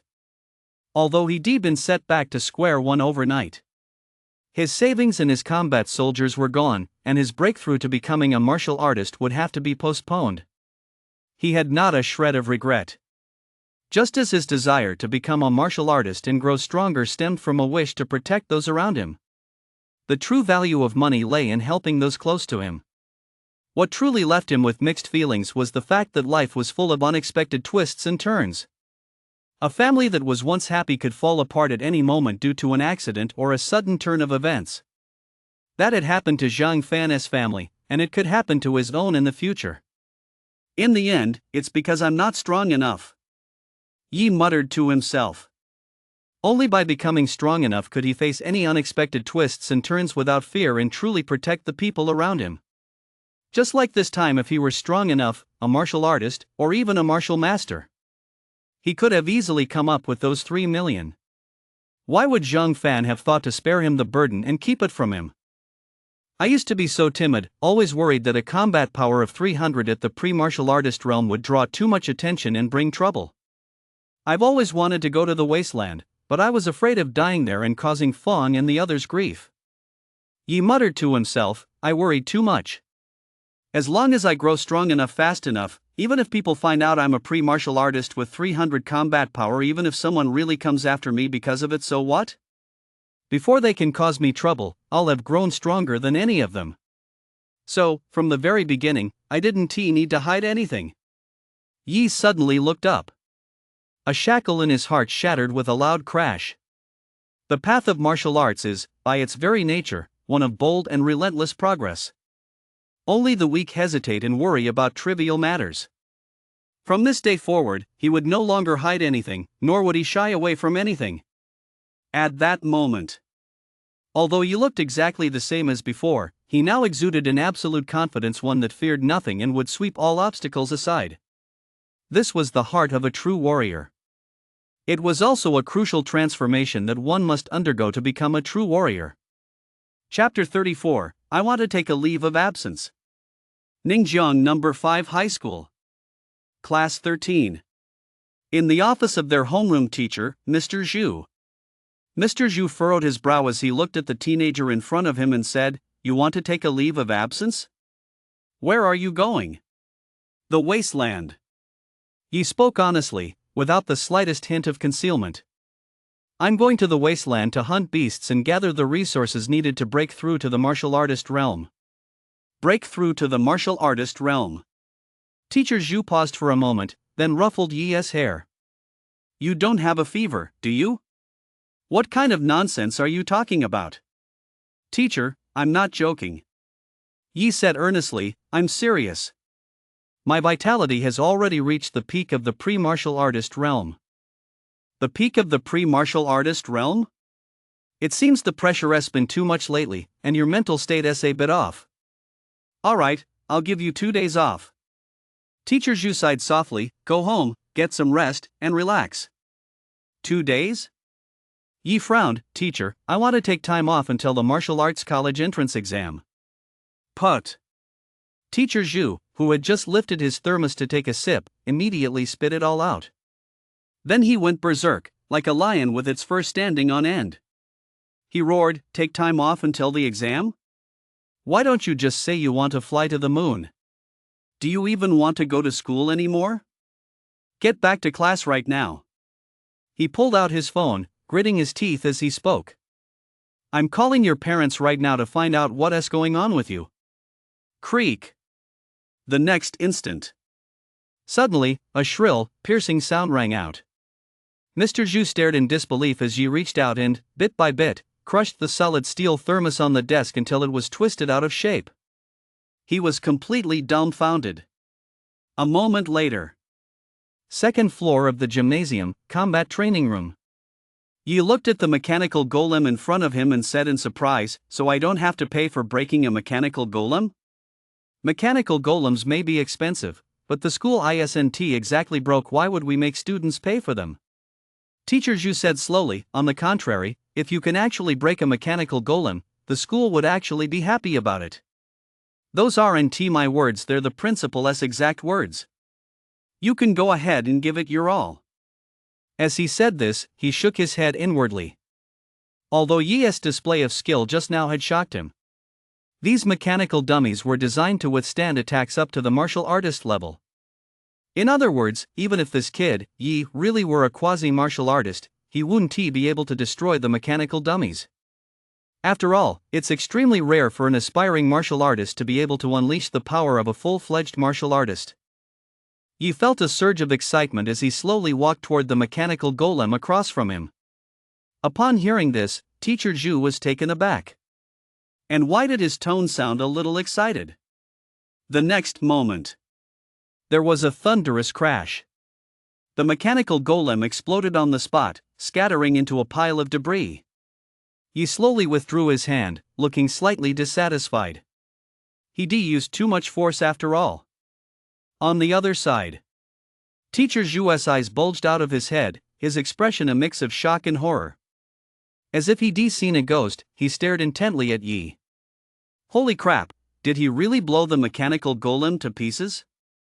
After a long while, he forced himself to suppress his shock and said with difficulty, taking a leave of absence is fine, but it's for too long.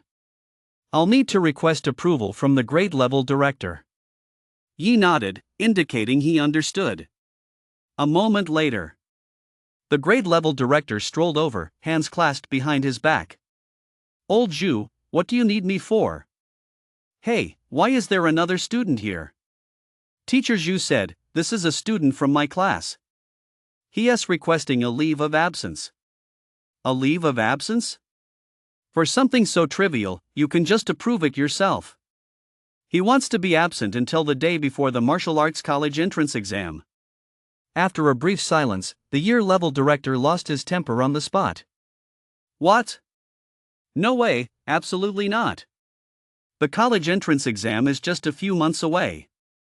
Taking a long leave now, has your vitality reached the undergraduate cutoff score? Can your combat power withstand 3 minutes of a mechanical golem's attack? Yi replied honestly, I should be able to, because I can destroy a mechanical golem. Destroy a mechanical golem? The head of the grade division laughed in exasperation. Alright, go ahead and take one down for me. I won't have to pay for it, right? Yi asked, batting his eyelashes. The head of the grade division waved his hand grandly and said, no need. Mechanical golems may be expensive, but the school isn't short on funds. Why would we make you students pay for them? On the contrary, if you really manage to break one, the school will actually be pleased. Finally, he added, those aren't my words, they're the principal's exact words. You can go ahead without worry. Beside him, Teacher Zhu froze for a moment. Why did those words sound so familiar? The head of the grade level glanced at Teacher Zhu, intending to give him a stern talking to later. This old Zhu student was just joking with you. It's bad enough that you took it seriously, but dragging me into it too? You really lack composure. He stood with his hands behind his back, his expression as still as a deep well, appearing quite composed. Watch this is what composed means. Boom! A massive roar echoed through the room. The mechanical golem's entire body shot forward, slamming violently into the wall at the far end of the training room. A cloud of dust billowed into the air. Next, its dislocated limbs slowly began to fall off. Then came the rest of its body parts. Yi nodded slightly, reasonably satisfied. This time he controlled his strength while he only shattered the joints, which would be easy to repair. Behind him, even though he witnessed it with his own eyes once before, Teacher Zhu still found it hard to believe. As for the head of the youth division, his expression was blank, and his lips were trembling. All traces of his earlier composure had vanished. It really blew it to pieces? Yi looked at him expectantly. Teacher, can I take a leave of absence now? Yes, is that possible? The year-level director was completely flustered by the shock. It took him a long time to recover before he managed to say, you're asking for too long of a leave. I'll need to check with the Dean of Students. Soon, the Dean of Students wearing gold-rimmed glasses and sporting a large paunch arrived with a cheerful smile. Teacher Zhu and the head of the grade level exchanged a glance and, in unspoken agreement, remained silent. Dean, I'd like to take a leave of absence 4 months. Yi looked at the Dean of Students this time. He was smart enough to state the duration of his leave directly. The Dean of Students remained composed and didn't get angry. He said amiably, student, think this through carefully. The martial arts college entrance exam is coming up soon. My advice is not to take the leave, stay at school and focus on your studies. Director, I'm really strong, I can totally destroy a mechanical golem. Yi added. Oh? The director of student affairs pushed his glasses up his nose. Now that's got me interested. Give it a try. You don't have to go as far as destroying it, just beat it. If you win, I'll grant your leave. Don't worry, go ahead and give it your all. The principal said you won't have to pay for any damage to the golem. The school will actually be happy for you. Hearing his words, the head of the grade level department and Teacher Zhu both wore puzzled expressions. Yi also sighed sincerely, the school is so great, and the principal is so kind. With that, he unleashed a punch. What looked like an ordinary punch suddenly produced a deep sonic boom the moment it was thrown. The next instant, the new mechanical golem that had just been brought out just like its 2 predecessors was blown to smithereens on the spot, its body torn to pieces. The Dean of Students froze for a moment, took off his glasses, and rubbed his eyes. Oh, his eyes weren't playing tricks on him. And over in the corner, what were those things that looked so much like the shattered remains of other golems? Holy shit, they really were. The leave of absence was ultimately approved. Originally, the year-level director and Teacher Zhu felt they should report this to the principal and have him come in person. But the director of academic affairs, looking at the 3 scrapped puppets and realizing the school was in for a huge financial hit, stopped them with a pained expression. Call the principal? Like hell. Do you want to scrap another puppet? With that, the leave of absence was finally approved, and Yi received special privileges. He could come to school whenever he wanted. The school also awarded him a 100,000 scholarship. Watching him walk away, Teacher Zhu sighed softly. In just 1 short month, this Yi has changed so much I can't quite figure him out anymore.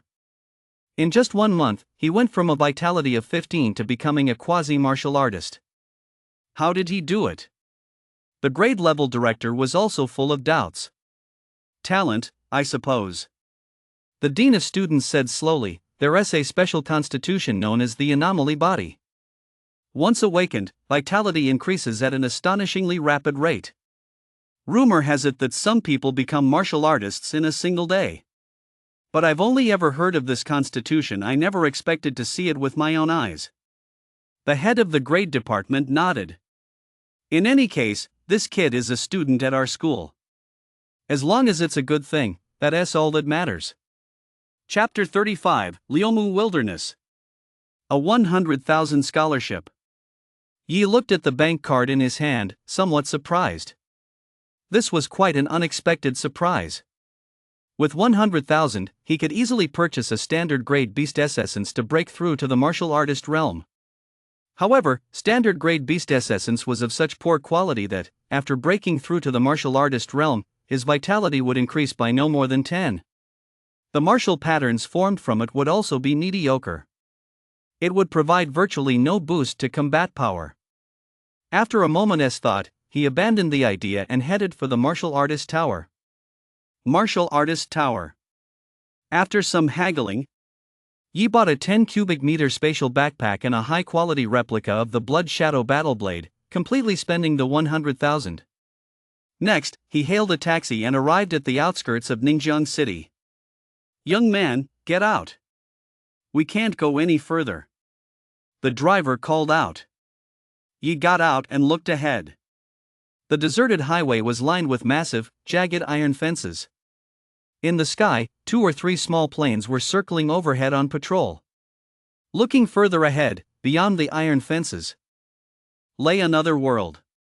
It was a vast primeval forest, where countless fiery red giant trees, each hundreds of meters tall, soared skyward, and the deafening roars of beasts echoed ceaselessly from within. The wilderness. Yi clenched his fists, his eyes shining with determination, and strode forward. Between the iron fence, there were tiny gaps just wide enough for a person to squeeze through. Yi slipped through one of the gaps. Ahead lay the highway. It would take another few hundred meters before he truly entered the wilderness. However, the highway was already riddled with dilapidated potholes. Quite a few martial artists were gathered around these potholes, whispering among themselves. Yi was curious and looked down. Immediately, he saw a pair of huge, bright green eyes glow from the hole closest to him. The next instant, the owner of those eyes let out a screeching shriek and lunged forward suddenly. Not far away, 3 martial artists were frowning in deep thought. That doesn't make sense. I just saw that rotten bone rat a moment ago. How could it have vanished so quickly? Be careful. That creature is cunning and specializes in ambushes. Don't let it catch you off guard.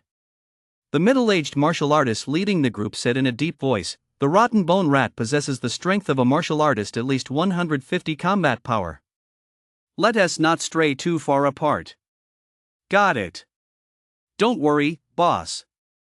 The 3 gathered close, standing back to back and facing in different directions, leaving no opening for the creature to exploit. The middle-aged martial artist scanned the surroundings, still puzzled. Where on earth had that bone-rotting rat gone? Just as he was thinking this, he suddenly spotted a teenager not far away, looking down into a hole in the ground from which a familiar shriek rang out. The middle-aged martial artist's pupils contracted sharply, and he shouted urgently, "Young man, run." Before he could finish his sentence, he froze in place. A blood-red flash of a blade suddenly streaked past. The massive gray rat, nearly 2 meters long, which had just leaped out of the hole, was split in 2 by a single stroke, and its corpse plopped back into the hole. He waved the Blood Shadow Battle Sword, watching as the blood on the blade slowly trickled down. Soon, the entire blade was free of even a trace of blood, smooth as new.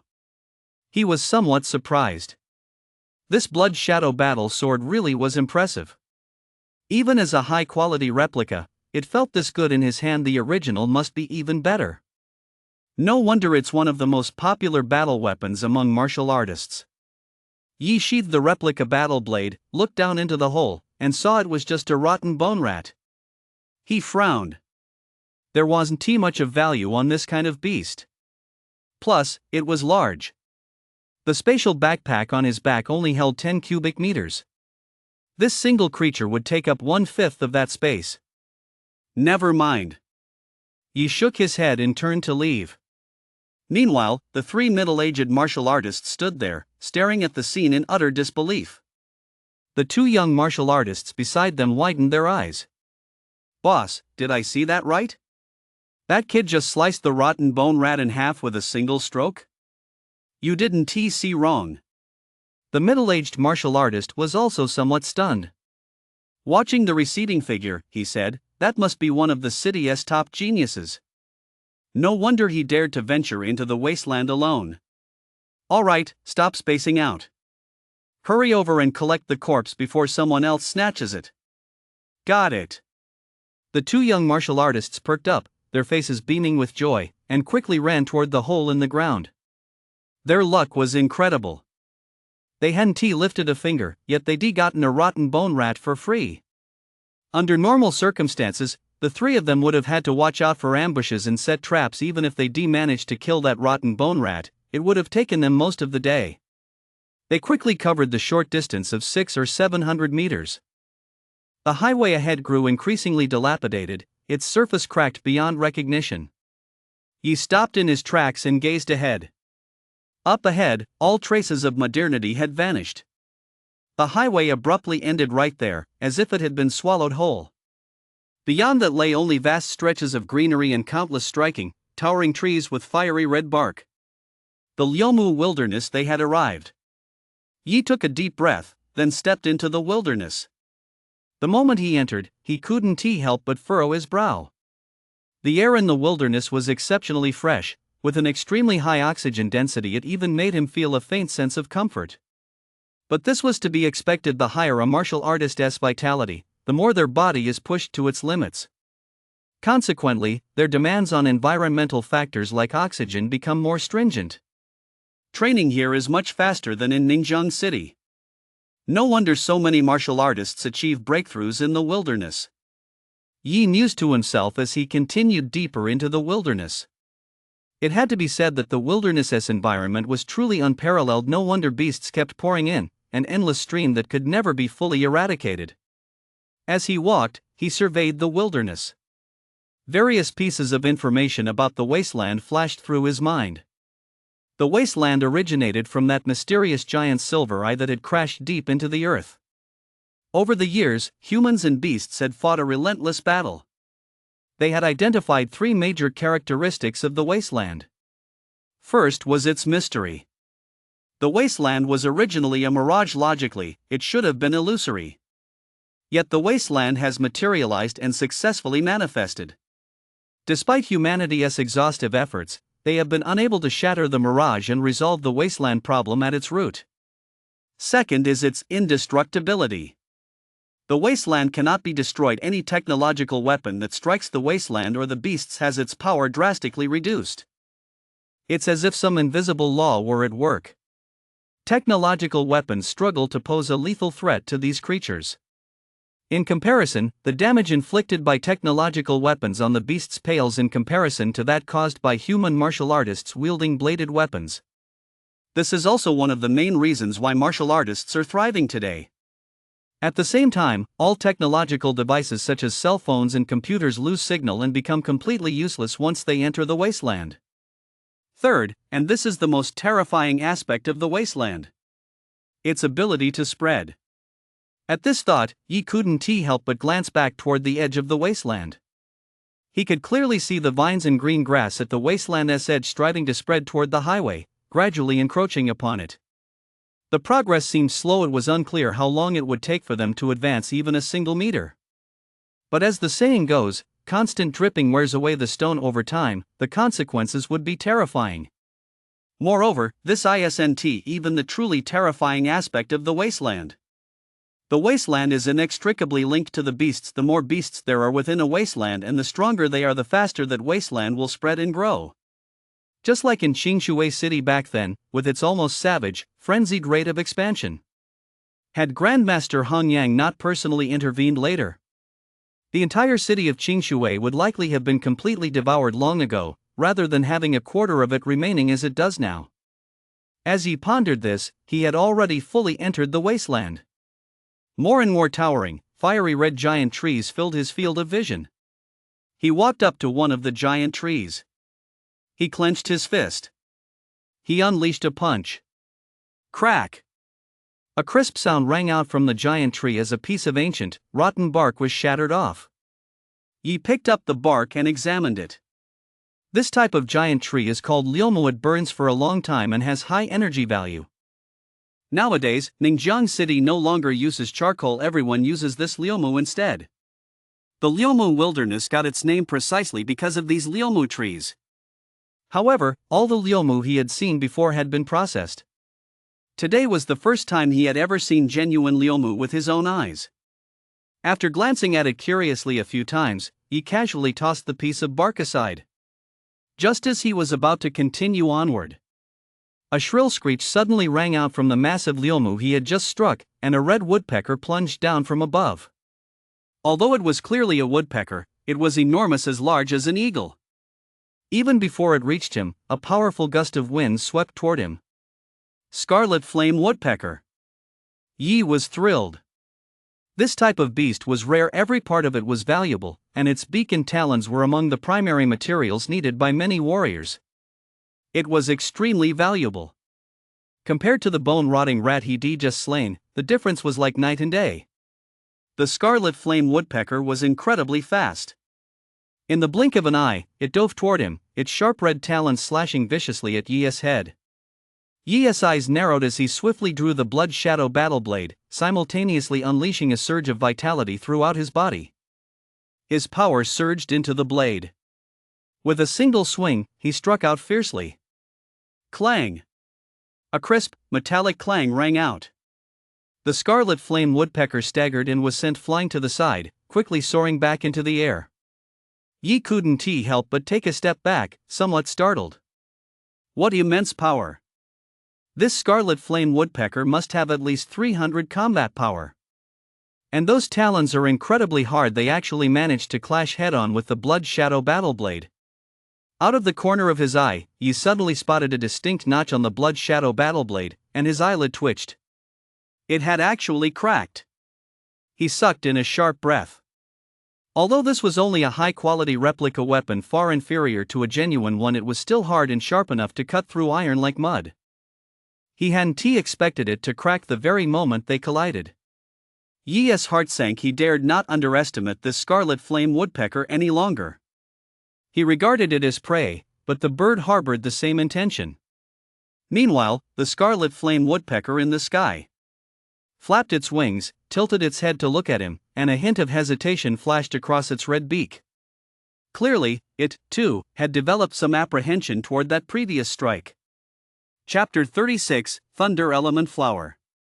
Mid-air, the scarlet flame woodpecker fixed its gaze on Yi and suddenly dove down once more. Yi narrowed his eyes slightly, calculating the distance. 7 meters, 5 meters, 3 meters. 1 meter. He suddenly swung his blade, slashing fiercely at the crimson flame woodpecker's sharp, clawed talons as they reached out. Clang! The crisp sound of metal striking metal rang out once more. The scarlet flame woodpecker's claws were incredibly hard, almost as tough as a battle blade. Upon colliding with the long sword, they didn't flinch in the slightest. Instead, both claws suddenly clamped down on the blood shadow battle sword, attempting to wrest it away. Yi unleashed a surge of vitality throughout his body and yanked with both hands, pulling the scarlet flame woodpecker close. The scarlet flame woodpecker let out a panicked shriek. It seemed completely taken by surprise. It was already too late to take flight and escape. It could only watch helplessly as Yi gripped the blade with one hand. With his free hand, he suddenly clenched his fist and slammed it toward the bird's head. Before the fist even came close, 8 deep, successive claps of thunder had already echoed through the air. However, at this critical moment, a hint of human-like cunning and mockery suddenly flashed across the scarlet flame woodpecker's red eyes. Its sharp, slender beak suddenly opened wide. A surge of flames shot straight out of its beak, hurtling toward Yi. It all happened in the blink of an eye.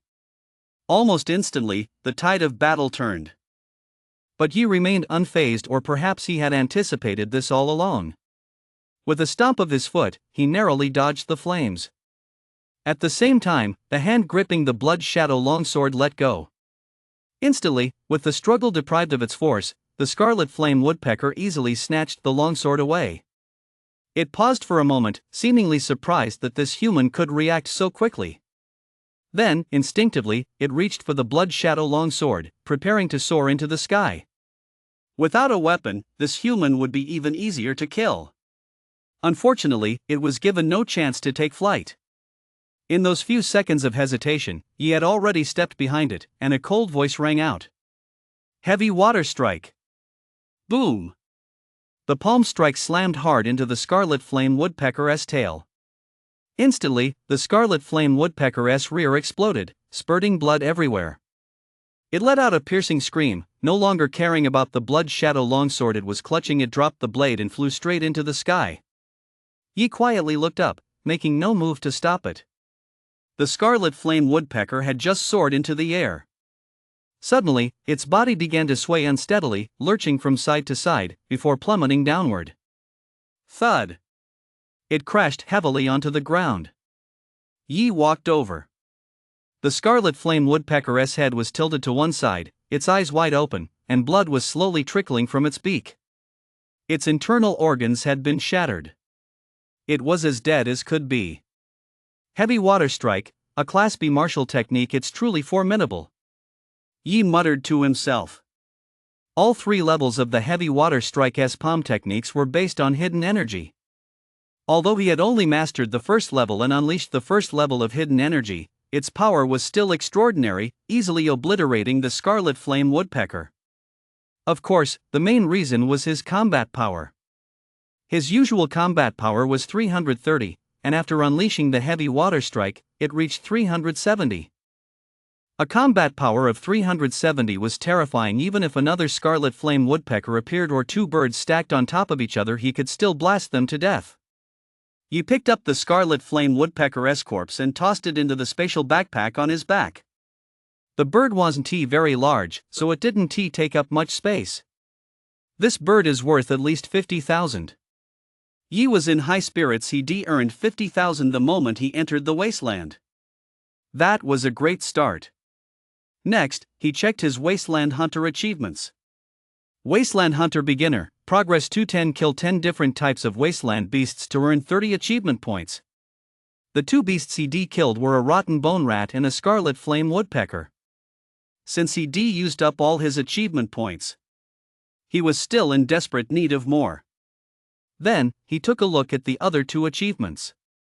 Path of Martial Arts remained unchanged. Wealth Through the Masses had actually changed. Wealth Through the Masses, Progress 170,100 million.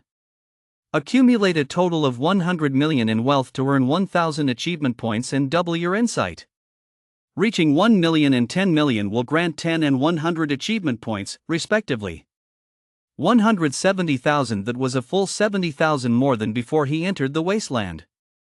Yi was a bit taken aback. Before entering the wasteland, his progress had only been based on the 100,000 scholarship from the school. Now there was an extra 70,000, yet aside from that scarlet flame woodpecker, he hadn't gained anything else.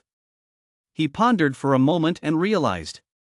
The 70,000 must refer to that scarlet flame woodpecker. He hadn't expected that even without selling it for money, it could still increase his progress. Still, this was for the best. It made the achievement much easier to complete. Otherwise, if he really had to earn 100 million, it would take him an eternity. As for the scarlet flame woodpecker, it was worth 70,000, 20,000 more than he expected, which was a pleasant surprise. 70,000 was no small sum. His spatial backpack could only hold 80,000. With this promising start, Yi was even more motivated as he ventured deeper into the wilderness. Although he was venturing deeper, he still exercised caution, staying only in the outer regions and not daring to enter the inner areas. The inner regions of the Liumu wilderness are teeming with level 2 and level 3 beasts. There are even level 4 and level 5 beasts comparable to martial masters, extremely dangerous. At his current strength, he wouldn't stand a chance against even level 2 beasts, so naturally, he wouldn't go in there just to die for nothing. Along the way, Yi killed 4 more beasts. Unfortunately, they were all ordinary beasts, worth only 20,000 to 30,000 each. Fortunately, none of these 4 beasts were duplicates, and his progress on the Wilderness Hunter achievement had reached 610, not far from completion. 30 achievement points. I wonder if that's enough to help me advance to the second level of the heavy water strike palm technique. Yi scanned his surroundings while mulling this over in his mind.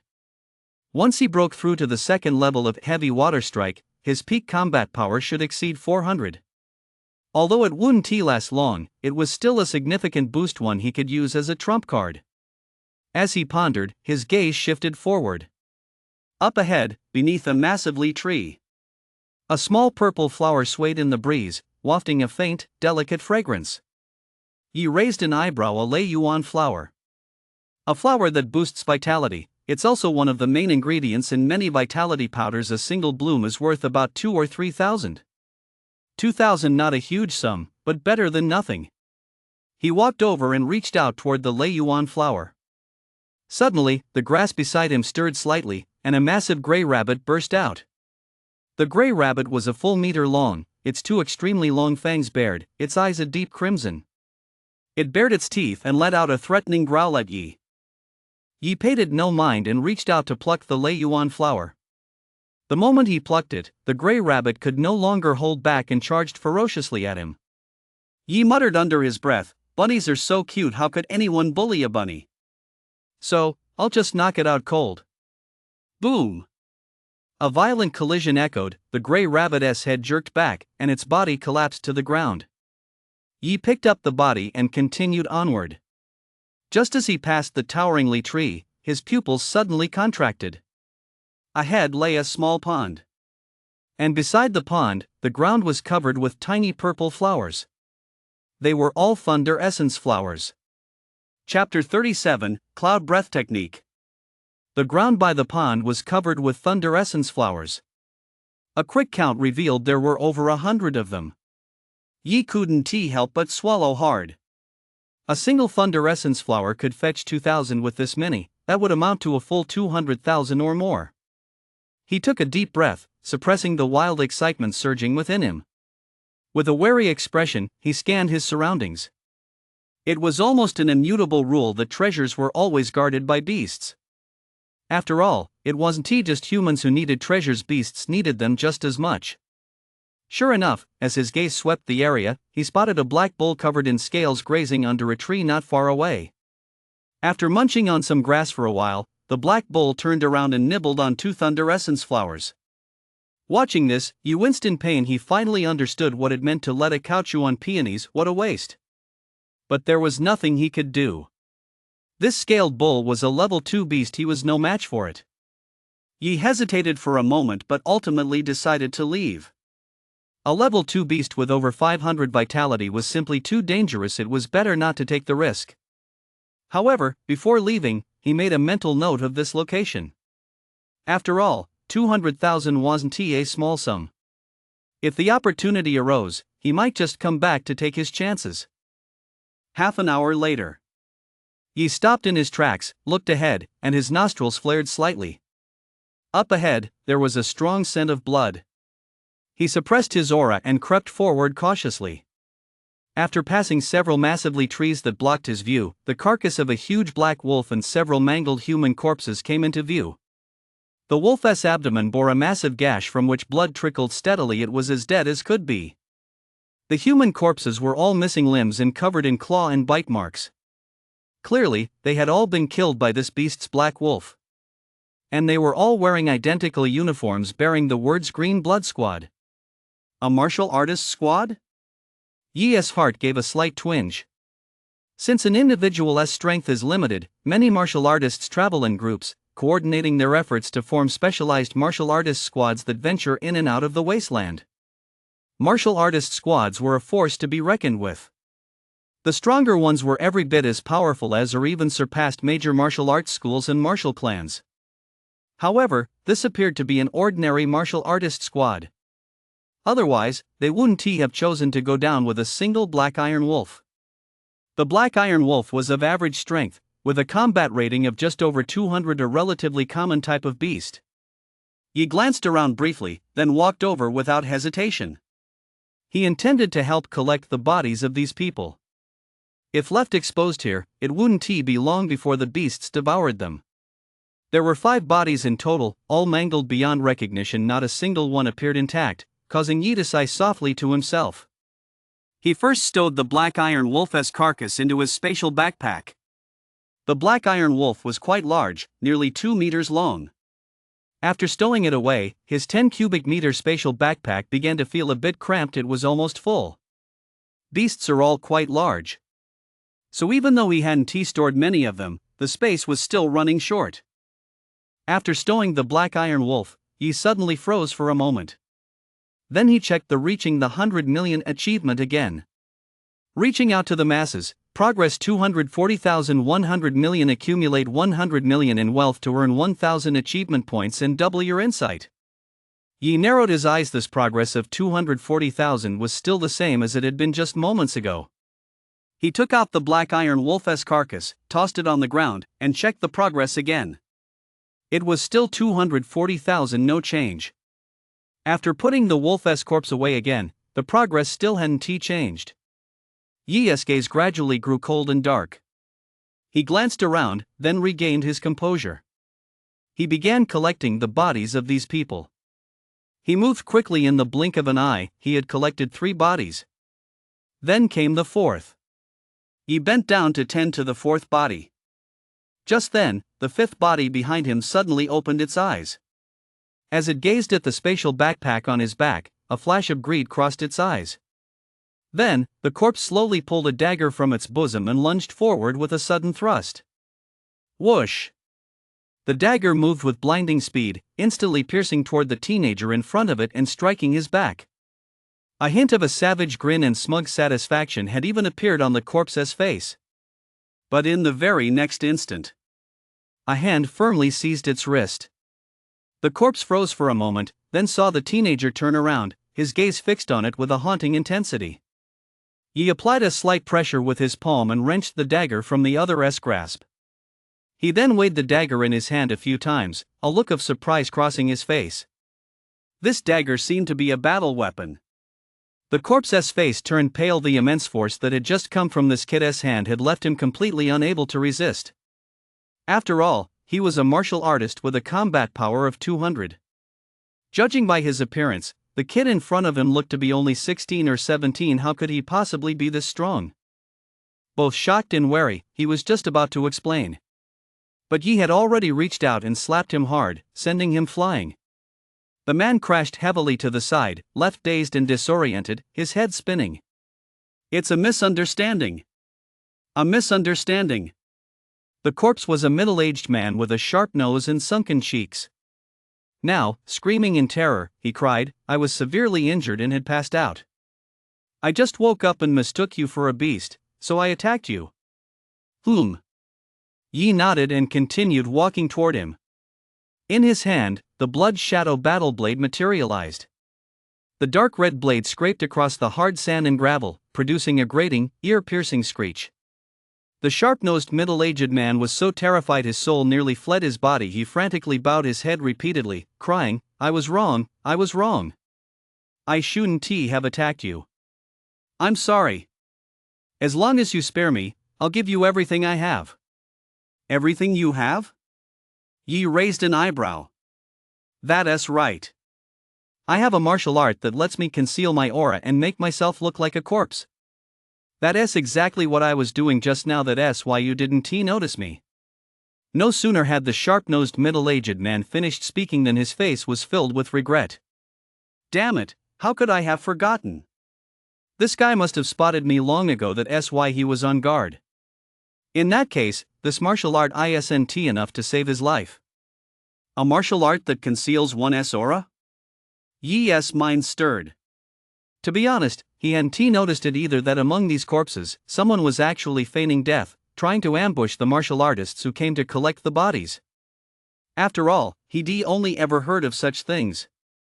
He knew there were some martial artists with malicious intentions who used corpses as bait to ambush and kill other martial artists, murdering them to steal their loot. But since this was his first time in the wilderness, he'd been a bit too careless.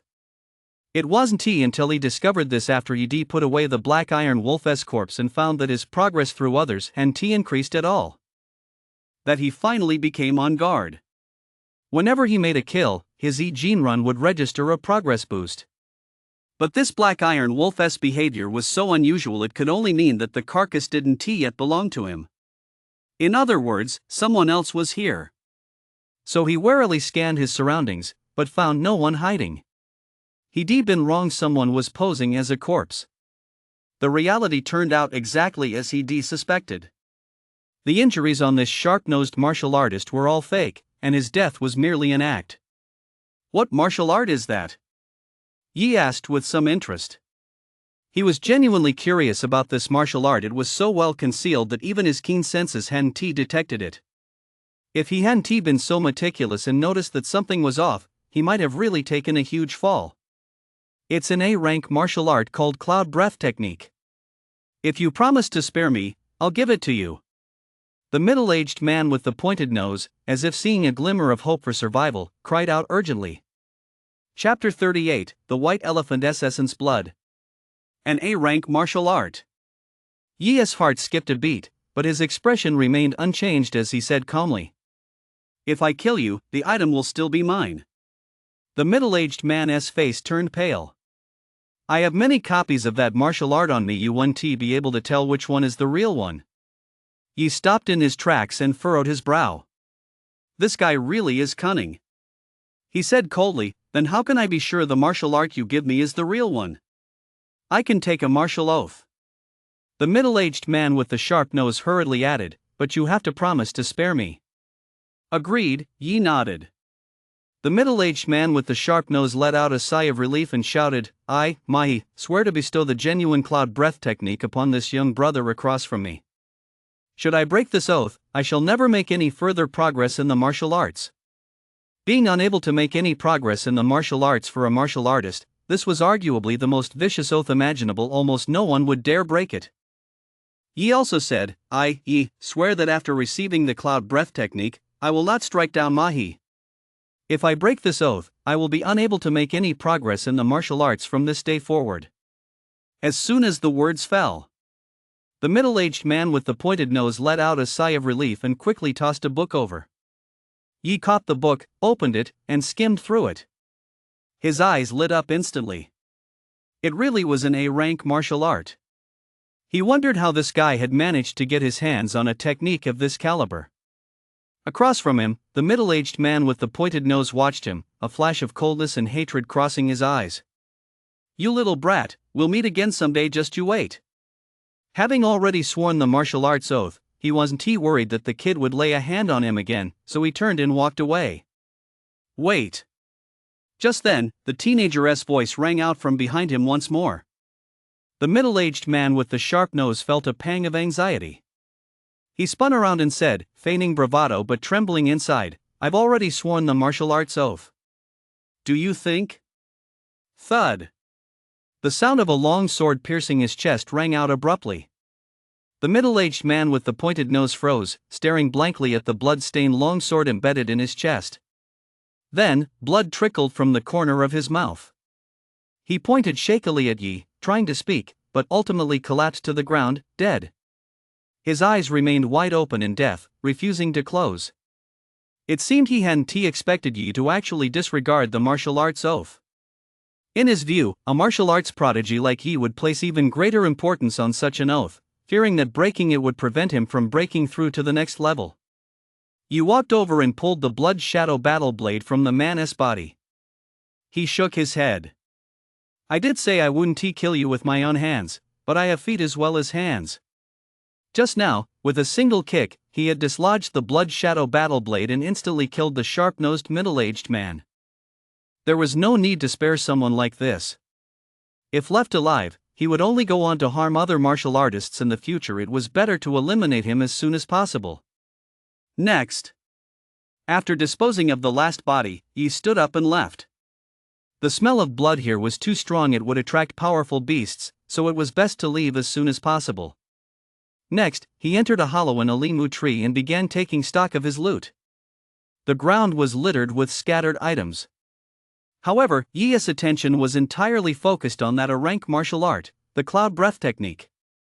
Before long, he had flipped through the entire manual and let out a soft exhale. A fine find. This cloud breath technique was a special martial art designed to conceal one's aura, capable of suppressing vitality, life force fluctuations, heartbeats, and more to the absolute minimum. It made it extremely difficult for both humans and beasts to detect him. Whether used for ambushes, hiding, or evading pursuers, it was highly effective. It's essentially a life-saving martial art. Tucking away the cloud breath technique, Yi felt a twinge of regret even though the technique had already appeared on the simulation button. But he had no achievement points left at the moment. Otherwise, if he desimulated this technique, he might have been able to try stealing those thunder element flowers from that scaled ox. Just thinking about those thunder element flowers made Yi's heart flutter with excitement.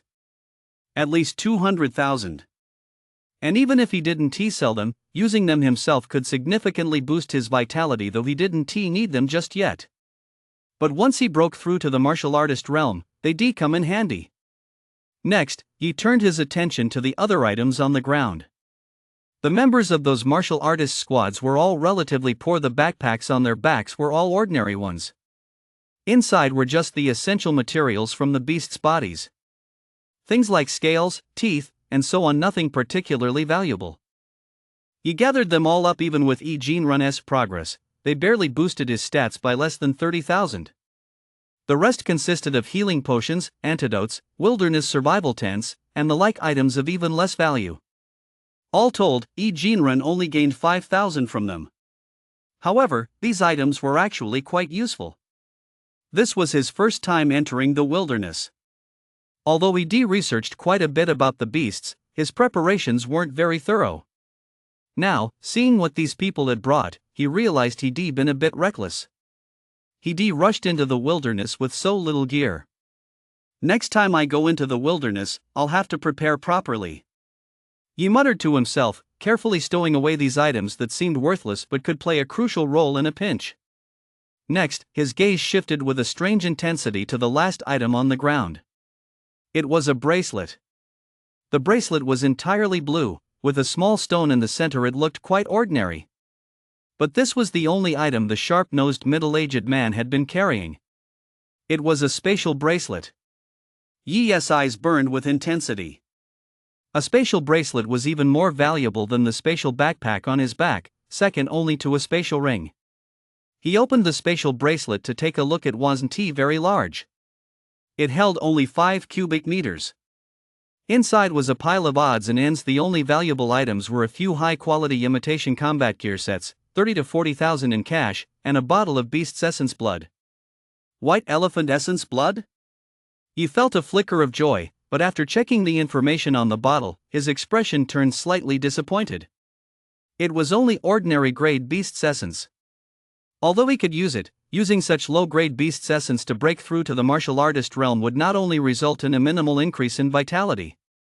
As for martial runes, he could only condense low-level ones, which would have a negligible impact on his combat power.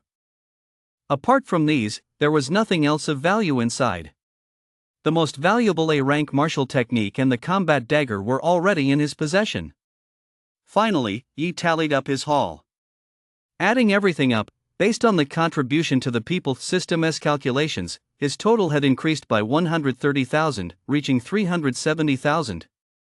That war dagger contributed the lion's share, roughly 70,000.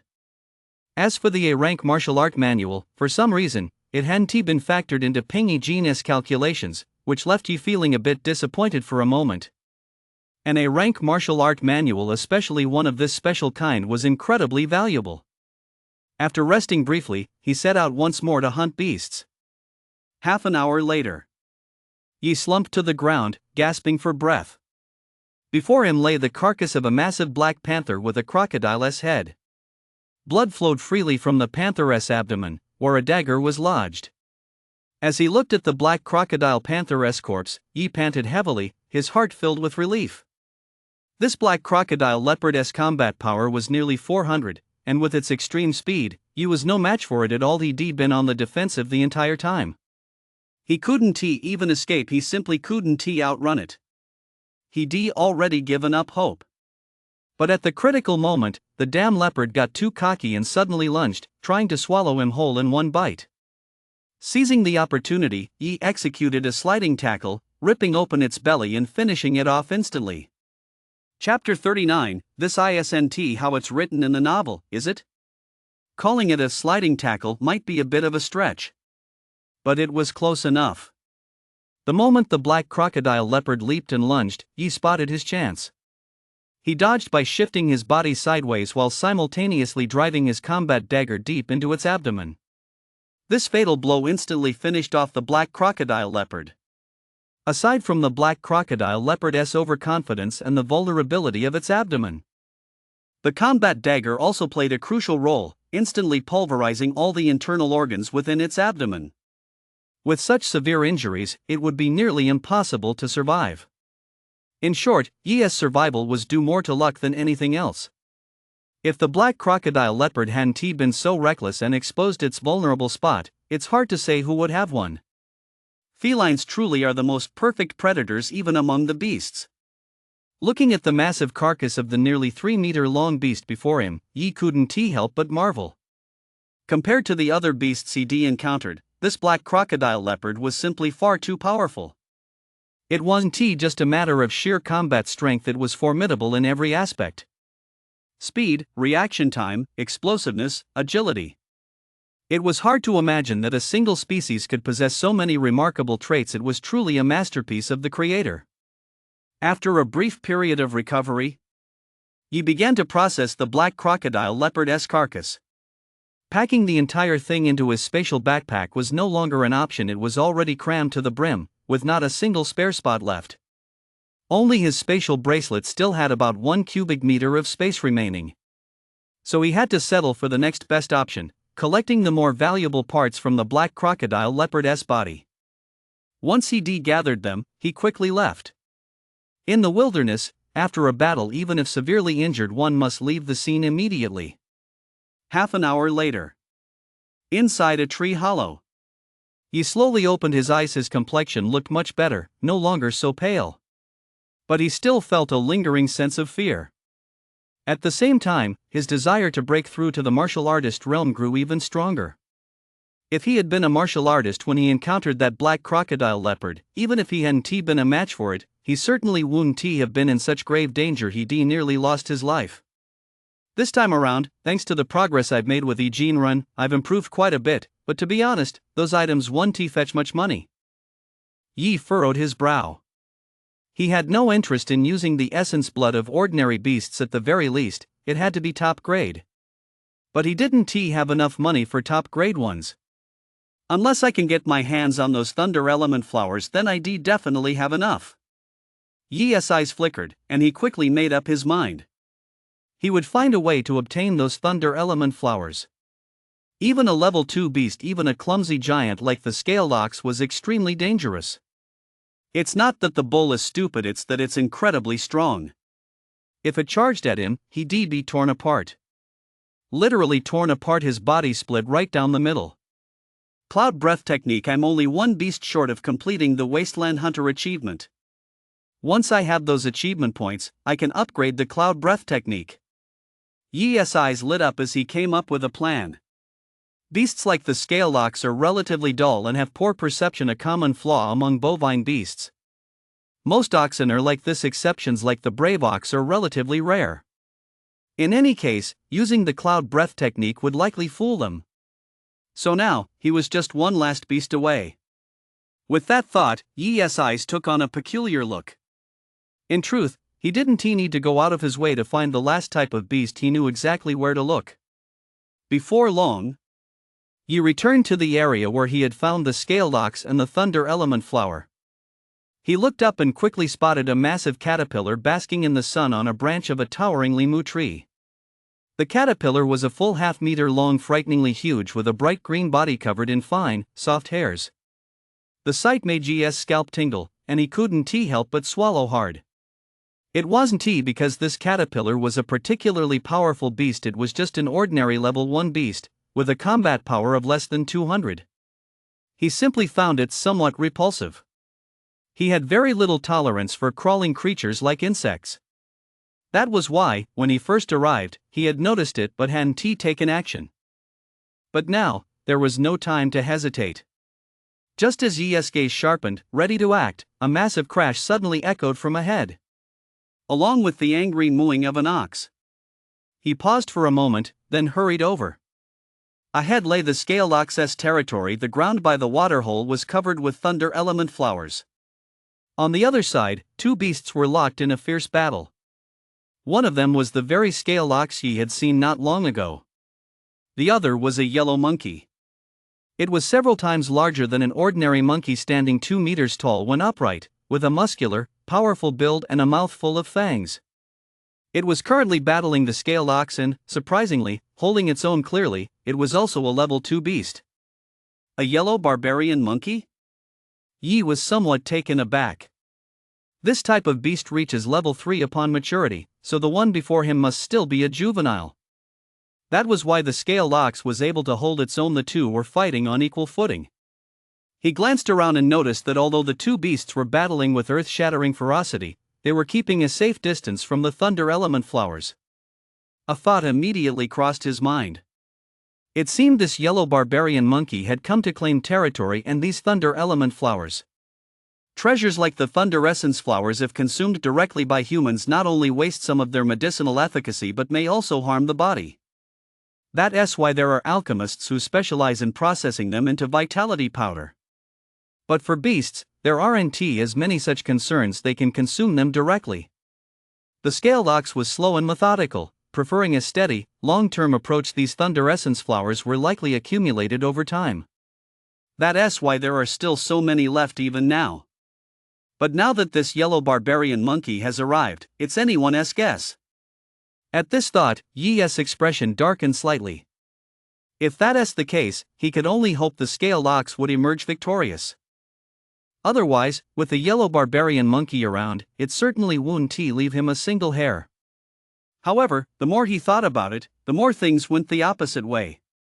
In the arena, the yellow barbarian monkey let out a furious roar, pounded his chest with all his might, and, bursting with strength, gained the upper hand, forcing the scaled ox into a steady retreat.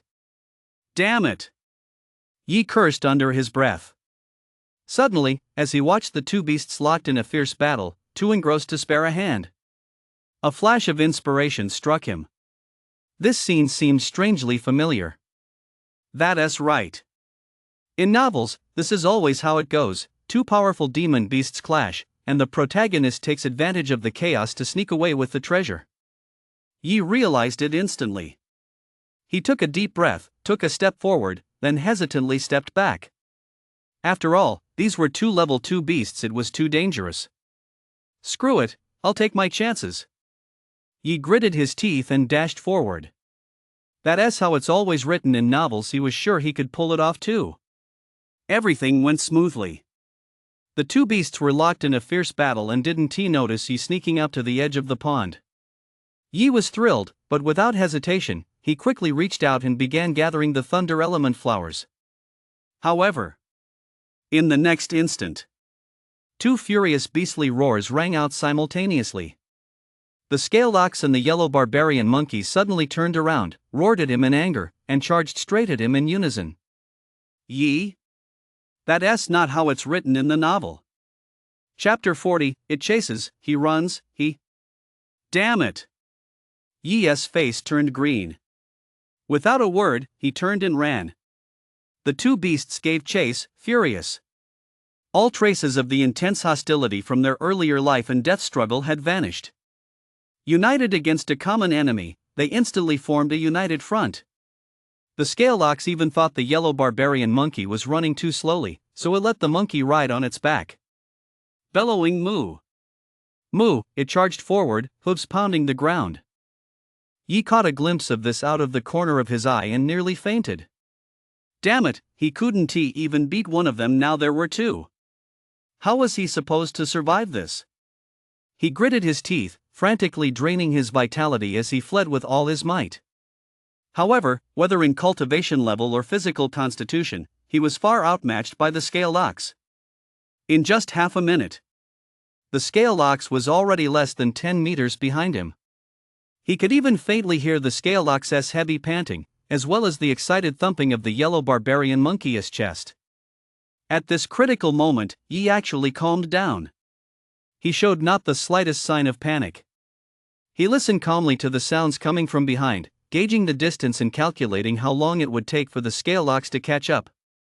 At the same time, his gaze swept rapidly across the surroundings ahead, searching for a place to hide. The sounds behind him grew closer and closer. Judging by the sounds, there were only 3 seconds left before the scale ox caught up. 3, 2, 1. 3 seconds passed in the blink of an eye. The scale ox let out a low growl as its sharp horns lunged violently toward Yi's back. At the same time, the yellow barbarian monkey's face twisted into a savage grimace, and its thick arms reached out. It intended to grab Yi and tear him apart. All of this happened in an instant. Yi had already sensed something sharp pressing against his back, sending a spine-chilling shiver through him. It was the scale ox's horn. In the next instant, he would be impaled right through by that horn. Even in such a critical situation, Yi remained unflustered. His entire body moved like a machine, his expression calm, his eyes devoid of any emotion. Just as the horn was about to strike, he leaped forward suddenly. Ahead lay a massive boulder covered in moss. Beneath it was an extremely wide crevice. After leaping out, he immediately rolled on the ground and swiftly tumbled into the crevice. Behind him, the scale ox, unable to stop in time, crashed headlong into the boulder. It was knocked senseless on the spot, stars dancing before its eyes. The yellow barbarian monkey fared even worse. It was flung directly into the air and slammed hard into a massively moo tree nearby, causing the tree to shake violently. Large red leaves rustled as they fell. The yellow barbarian monkey stood up, staggering as if drunk, its monkey brain still foggy. Then, furious, it bared its teeth and charged toward the boulder, slamming a powerful punch down onto it. As for the scaled ox, it seemed dazed by the impact. It looked around blankly, puzzled as to why it had ended up here. Unable to figure it out, it slowly turned and walked away. Beneath the boulder, Yi was gasping for breath. He no longer possessed the terrifying composure he had moments ago. He was drenched in sweat. Beads of sweat as big as beans kept dripping from his forehead. His heart was filled with both relief and lingering fear. It was close, so close to being finished off. If it hadn't been for his good luck in finding a boulder to hide behind, he would have been torn to pieces by now. Thinking back to the sharp sensation of the bull's horn pressing against his back just moments ago, he still felt a chill run down his spine. But thankfully, he narrowly escaped this time. He glanced outside and saw the scaled bull walking away, which put his mind at ease. The crevice in this boulder wasn't very wide. Only he could squeeze inside. The yellow barbarian monkey was too massive to fit. He didn't need to worry about the scaled ox at all, especially since it had already left. As for the yellow barbarian monkey, it couldn't do anything to him, so it would likely leave before long as well. Although he escaped with his life, Yi still reflected on his actions. This time, he definitely been too reckless. Facing 2 level 2 beasts with combat power exceeding 500, he snatched something right in front of them. It was practically a death wish. Next time, I can't be so impulsive, Yi muttered to himself. He was just about to rest for a while and dragged the yellow barbarian monkey away. Suddenly, the entire boulder shook violently. Although it didn't crush him this time, it still made the hairs on the back of his neck stand on end. It was the yellow barbarian monkey. Not only had the creature not left, but it was trying to slam the boulder down with all its might, intent on crushing him to death. Boom! A dull, heavy thud echoed as the boulder shook once more, sending a shower of shattered earth and stone crashing down. Damn beast, have you gone mad? Yi was both shocked and furious. The boulder was enormous even for the yellow barbarian monkey, a level 2 beast with exceptional strength. It would take a tremendous amount of effort to move it. He hadn't expected this beast to hold such a grudge. Was it determined to kill him today, even if it meant exhausting itself? Thud! Thud! The collisions grew increasingly violent, and the boulder swayed more and more violently. Damn it! Yi cursed under his breath. He couldn't gamble on whether the boulder would hold out or the yellow barbarian monkey would run out of strength first. If he really were crushed to death, it would be a truly humiliating way to go. I'm going to die anyway, so I'm going to fight you to the death. Even if I die, I'll pull out a couple of your monkey hairs. Yi's eyes flashed with ferocity. Without another moment's hesitation, he scrambled out from beneath the boulder. He had barely crawled out from under it. With a thunderous crash, the entire boulder came crashing down. A cloud of dust billowed into the air. He felt a sudden chill run down his spine. On the other side of the boulder, the yellow barbarian monkey hung its tongue out, panting heavily, looking utterly exhausted. Clearly, bringing down the boulder had taken a huge toll on its stamina. However, its monkey face was brimming with excitement. It seemed delighted to have crushed Yi. It even jumped onto the rock and bounced on it a few times. That stupid monkey. Yi was at a loss for words, but suddenly, an idea struck him. He realized the yellow barbarian monkey didn't seem to have noticed him. It was still grinning like an idiot, bouncing non-stop on the boulder. Yi's eyes lit up, and he seized the opportunity to flee as fast as he could. However, being a level 2 beast with keen senses, the yellow barbarian monkey eventually spotted him and gave a furious roar as it gave chase. But due to its depleted stamina and the fact that Yi had gotten a head start, the yellow barbarian monkey, though enraged, couldn't catch up to him right away. Still, it continued to pursue him relentlessly. The escape continued. Gradually, he began to run out of steam and slowed down, while the yellow barbarian monkey closed in on him. That damn monkey sure has some staying power. Yi panted, feeling a bit exasperated. He'd never encountered such a tenacious beast before. He'd only stolen 2 flowers from it. Someone who didn't know the whole story might think he'd snatched its mate. It was as if he'd committed some unspeakable crime, yet the monkey kept chasing him relentlessly. At this rate, it wouldn't take 3 minutes before it caught up. Just then, from a tree hollow nearby, a python as thick as an arm and covered in black stripes suddenly darted out, snapping its jaws menacingly at him. Bang! He slashed it back with a single stroke of his blade, then glanced at its appearance. His heart sank. Black striped python, 300 combat power. A heavy weight settled in his chest. Under normal circumstances, he could easily dispatch a beast with 300 combat power. But now, his stamina was low, and his combat power had been significantly weakened. Moreover, behind him, the yellow barbarian monkey was about to catch up. Roar!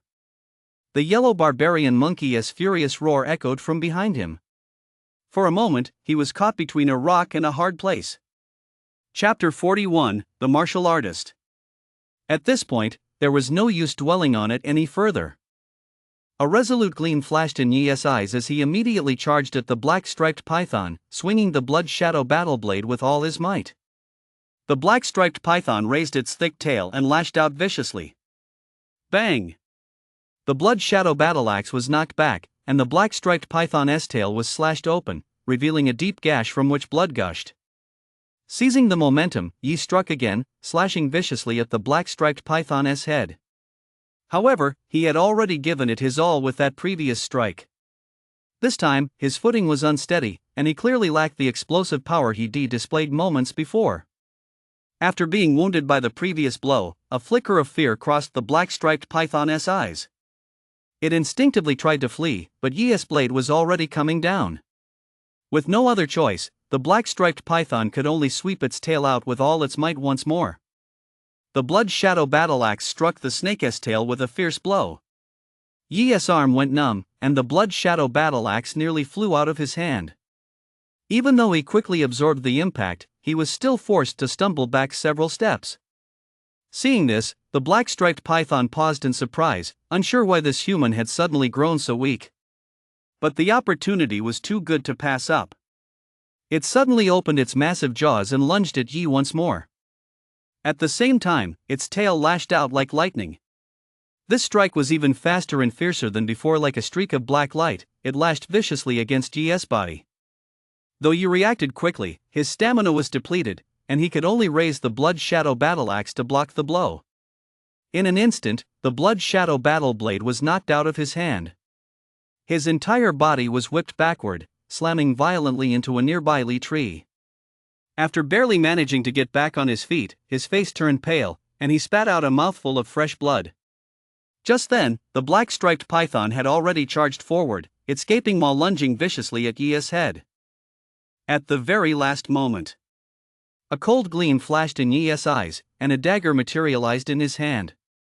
He then shifted his body to the side, narrowly avoiding the black-striped python's bite. As the serpent's eyes contracted in shock, with an impassive expression, he brought the dagger down with a fierce slash. In the next instant, with a thud, the massive serpent's head fell to the ground. Having done all this, he forced down the metallic sweet taste rising in his throat once more, not even bothering to pick up the blood shadow battle axe.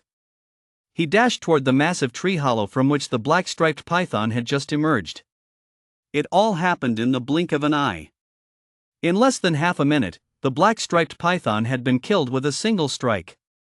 Behind him, the yellow barbarian monkey, seeing this, let out a furious roar, picked up a rock from the ground, and hurled it violently at Yi. The rock traveled at a terrifying speed, catching up to Yi in the blink of an eye. Fortunately, since Yi hadn't stopped to pick up the blood shadow battle axe, he managed to dash into the tree hollow just as the rock was about to strike him. Even so, the hardly wood shattered on impact. Wood shavings flew everywhere. Some splinters splattered directly onto Yi's back. The massive force of the impact made him groan and sent him crashing to the ground. At the same time, excruciating pain shot through his back. Gritting his teeth, Yi scrambled to his feet. Even without seeing it, he could guess that his back must now be a bloody, mangled mess. With no time to think, he staggered toward the hollow. The hollow was enormous.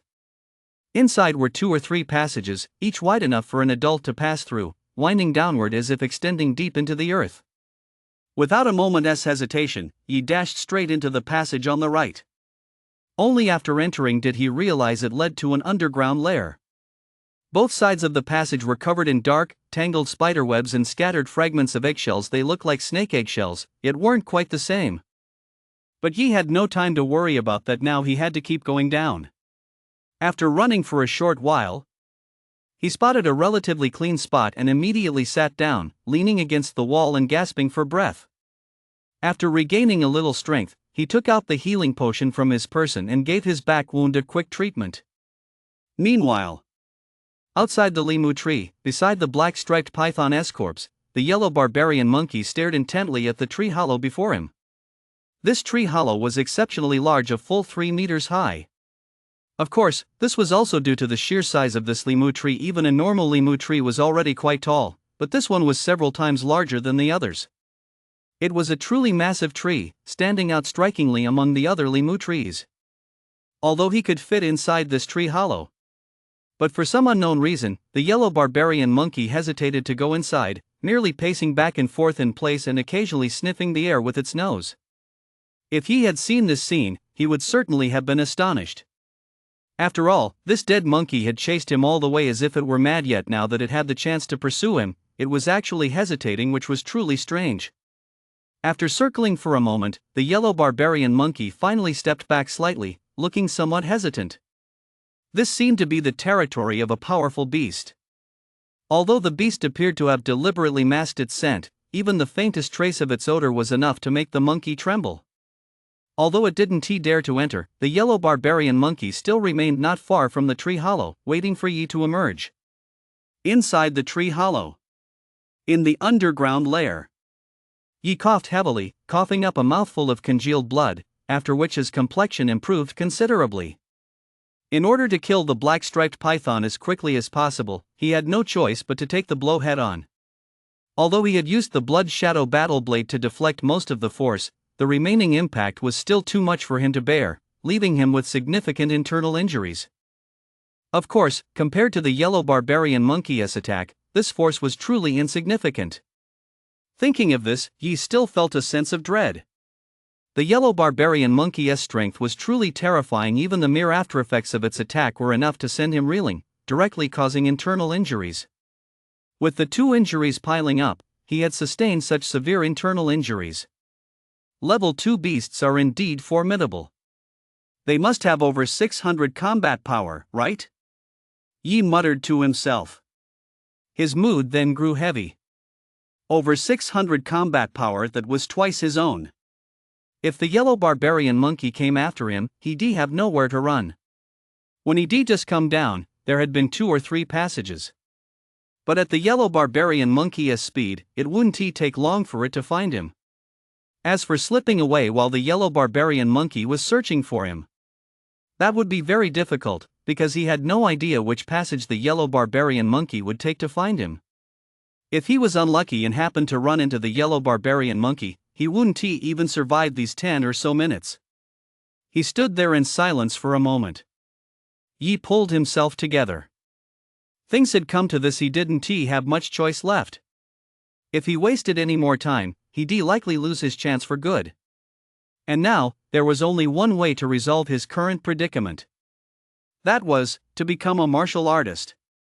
Yi took out the vial of white elephant essence blood he'd obtained earlier. He couldn't help but let out a soft sigh, his expression a mix of complexity and bitterness. He never imagined he'd break through to become a martial artist under such circumstances. And the beast's blood he was using was the very type he least wanted to use, ordinary grade beast's blood. But right now, to save his life, he had no other choice. After all, only by staying alive could he have a future. Without a second thought, he abruptly opened the vial of white elephant's blood and poured it over his head. Chapter 42, Mysterious Snake Scales. As the essence blood poured over his body, he instantly felt as if his entire body were on fire. It was unbearably hot.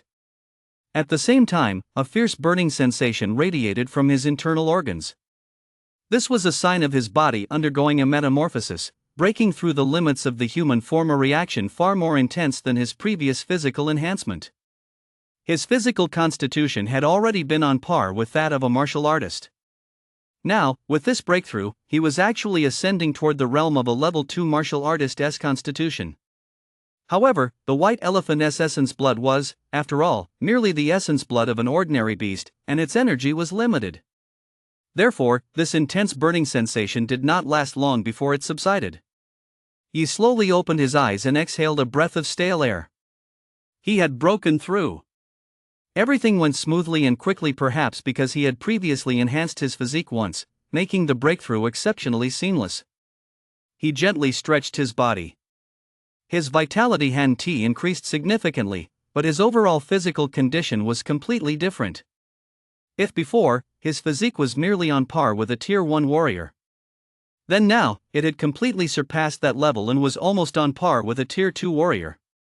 There were many benefits to this physical enhancement. Stamina, running speed, damage resistance, and recovery ability were all strengthened, while his upper limits were raised as well. These upper limits referred not only to vitality but also to combat awareness. Previously, Yi's body had been struggling to keep up with his ever-increasing combat awareness, forcing him to halt its development. But now, he could begin improving it again. However, since he had already broken through to a new realm, he still needed to prioritize boosting his vitality. Yi didn't rush. Instead, he first activated his martial runes. As his vitality flowed slowly, a distinct ivory-colored tattoo gradually emerged on his back. The ivory pattern wasn't very large, covering only 1/3 of his back. Yi looked at it with a hint of exasperation. Sure enough, the essence blood of ordinary quality beasts was subpar. It couldn't even manifest a complete beast tattoo. He tried throwing another punch and immediately shook his head. His strength hadn't increased by much either. His combat power had risen by about 10, which was honestly a bit underwhelming. Fortunately, when he breaks through to level 2 martial artist in the future, he'll be able to replace his martial tattoo, otherwise, he'd really be at a huge disadvantage. As for the gap in vitality, with achievement points available, it wasn't a big deal, it could be easily made up. Next, Yi checked the achievement system. Achievement points, 40. Wasteland Hunter Intermediate, Progress 1030. Slay 30 different types of wasteland beasts to earn 100 achievement points. Path of Martial Arts, Progress 105. 500. Breakthrough to level 2 martial artist to earn 100 achievement points. He had already completed Wasteland Hunter when he killed the black-striped python. However, upon completion, he was immediately promoted to Intermediate. At the same time, there was the Path of Martial Arts. This seemed to be the main achievement. After breaking through to the martial artist rank, the second stage goal of reaching level 2 martial artist was unlocked. The combined reward for both achievements totaled 40 achievement points, which was already quite substantial. As for vitality, since he used common grade beast essence blood, it only increased by 5 points, reaching 105. Yi felt a twinge of regret. If he had used top grade essence blood for the breakthrough, his vitality should have reached 120. At the same time, his martial rune would have been more complete and powerful, and once activated, it would have boosted his combat power by at least 20. Pushing those thoughts aside, Yi stopped dwelling on it and quickly spent his achievement points to boost his vitality. His achievement points dwindled bit by bit. Before long, all 40 achievement points had been completely spent. Yi opened his eyes, a sharp gleam flashed in them. He felt full of energy, as if he had an endless supply of strength. He checked his Path of Martial Arts achievements. Path of Martial Arts, Progress 43500 advanced to Level 2 Martial Artist. Reward, 100 achievement points. His vitality had skyrocketed to over 400. He wasn't too far from becoming a Level 2 Martial Artist. However, he couldn't test his combat power, so he didn't know exactly how high it had reached. Yi thought for a moment. Before breaking through to Martial Artist, his combat power was 330. Now, aside from the surge in vitality, his formidable physique should have also boosted his combat power significantly. It could probably reach close to 700. 700 combat power. Yi's eyes flickered, and this was just his base combat power. If he used the heavy water strike, his combat power could rise even higher. If he ran into that yellow barbarian monkey again, even if he couldn't kill it, he could at least teach that damn monkey a lesson. After getting used to the sudden surge of power, he set off toward the cave's exit. The passage was pitch black and carried a faint, eerie chill. He retraced his steps and soon emerged from the passage. He arrived at the fork in the path where he entered earlier. There were 3 paths in total. He glanced around. The environment was cold and damp, resembling an underground snake's nest. There were likely snakes and other beasts living here. However, he had no interest in dealing with other beasts right now. His sole focus was on taking care of that damn monkey. So, after a casual glance, he prepared to leave. Just then, his expression suddenly froze, as if he spotted something, and he headed toward the middle passageway. This passageway was exceptionally damp and cold. Yi couldn't help but frown. Even with his current constitution, he felt an inexplicable chill seeping into his skin. This passageway seemed quite different from the other two. Without giving it much thought, he picked up a deep blue scale that had fallen into a crevice in the ground. The scale was about the size of a fist. It felt cold to the touch, smooth and thin. Yi rubbed it curiously a few times and felt a chill slowly seep into his body, clearing his mind considerably. He looked astonished. What kind of beast's scale was this? Glancing around, he saw several more blue scales on the ground, strewn all along the passageway and stretching deep into its interior. The depths of the passageway were pitch black and eerie, like a gaping maw ready to devour anyone, a sight that sent a chill down his spine. Yi pondered for a moment. It appeared to be a scale accidentally shed by some kind of serpentine beast as it entered this passageway. But he had no idea what kind of serpentine beast it was. The scales actually emitted a chill. With scales like these, that serpentine beast should be worth quite a bit of money. Yi hesitated for a moment, glancing into the depths of the passageway. Never mind, he deal with that dead monkey first and come back to take a closer look later. He casually picked up 2 or 3 scales and turned to leave. The scales weren't very large, so he guessed that the serpentine beast wasn't particularly powerful. At most, it was on par with a black-striped python. Meanwhile, at the end of the passage, in a cave completely covered in ice. Inside the cave, ice covered every surface, and a chilling, eerie cold permeated the air, as if it were an underground world of ice. And frozen within this ice were countless corpses. There were pythons, giant spiders, rats, and more. But now, these corpses looked as if they'd been devoured by something, leaving only empty husks frozen in the ice. At the very center of the cave lay a thick, coiled blue snake. Its form was graceful, its body translucent as blue crystal. On its head was a small protrusion. Viewed from afar, it exuded a pure, artistic beauty. However, right in the center of its body, a deep gash was faintly visible. The wound was severe. Had it been just a little deeper, it would have split the serpent in two. At that moment, a dense chill was seeping from the wound, spreading outward. It was precisely this unconsciously leaked cold air that had frozen the entire cave solid. The blue snake struggled to lift its eyes, awakening from its slumber, but soon, it closed them again, too weak to keep them open. All that remained was a faint, female voice, laced with hatred, echoing through the empty cave. The human Grandmaster, Hong Yang, you hurt me. I remember this. This grudge will be avenged. Chapter 43, Fierce Battle. Yi stepped out of the tree hollow and scanned the area.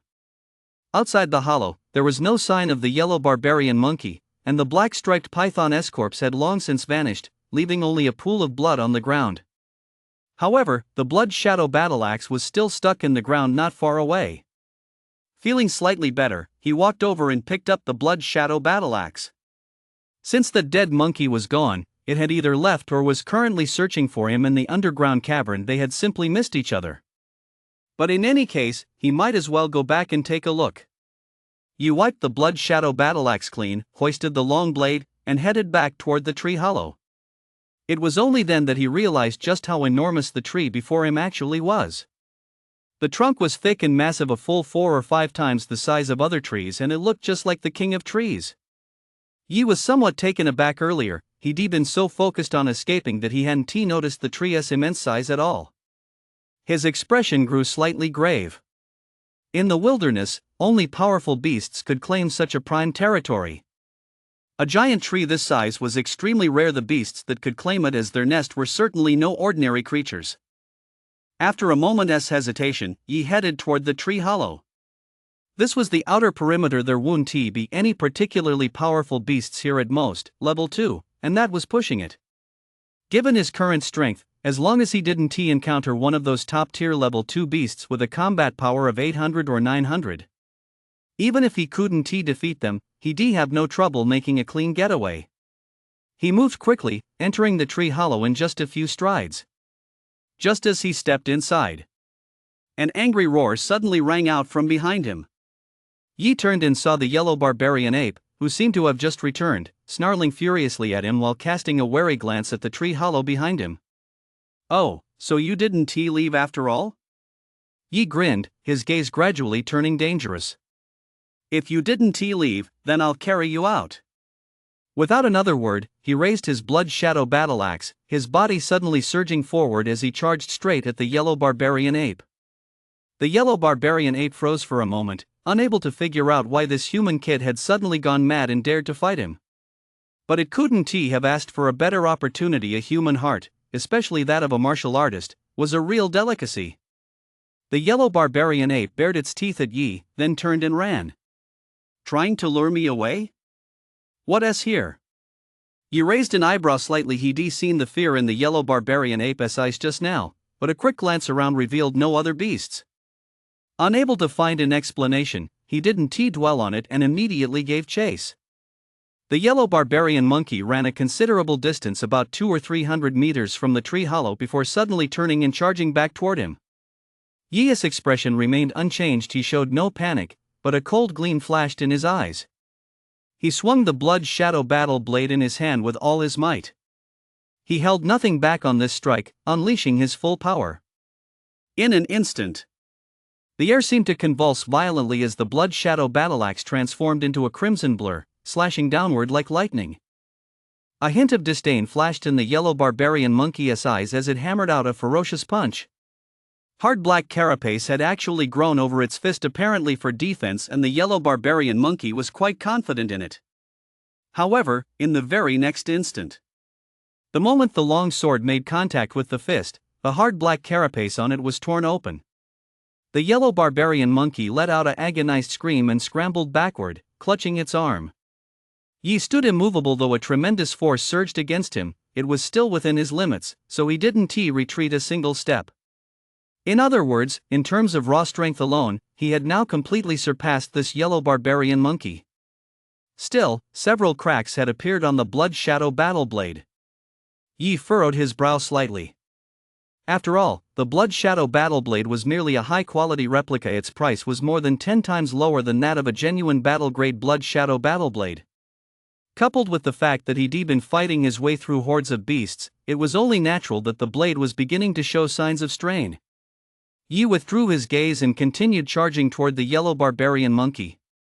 Now that he had broken through to the martial artist realm and transcended the limits of the human body, not only had all his previous injuries healed, but his vitality, energy, and spirit had also reached new heights, leaving him in exceptional physical condition.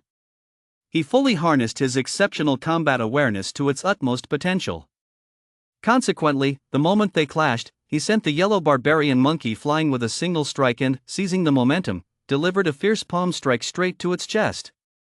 Heavy water strike. With his vitality and combat power surging, the heavy water strike had undergone a qualitative transformation. As he struck out with that palm, the sound of surging water instantly filled the air. Although the yellow barbarian monkey was knocked back, leaving itself wide open, its reaction was still extremely quick, and it unleashed a fierce punch. Fist against palm. A muffled boom echoed. The yellow barbarian ape was immediately sent flying backward, his body slamming violently into a nearby tree.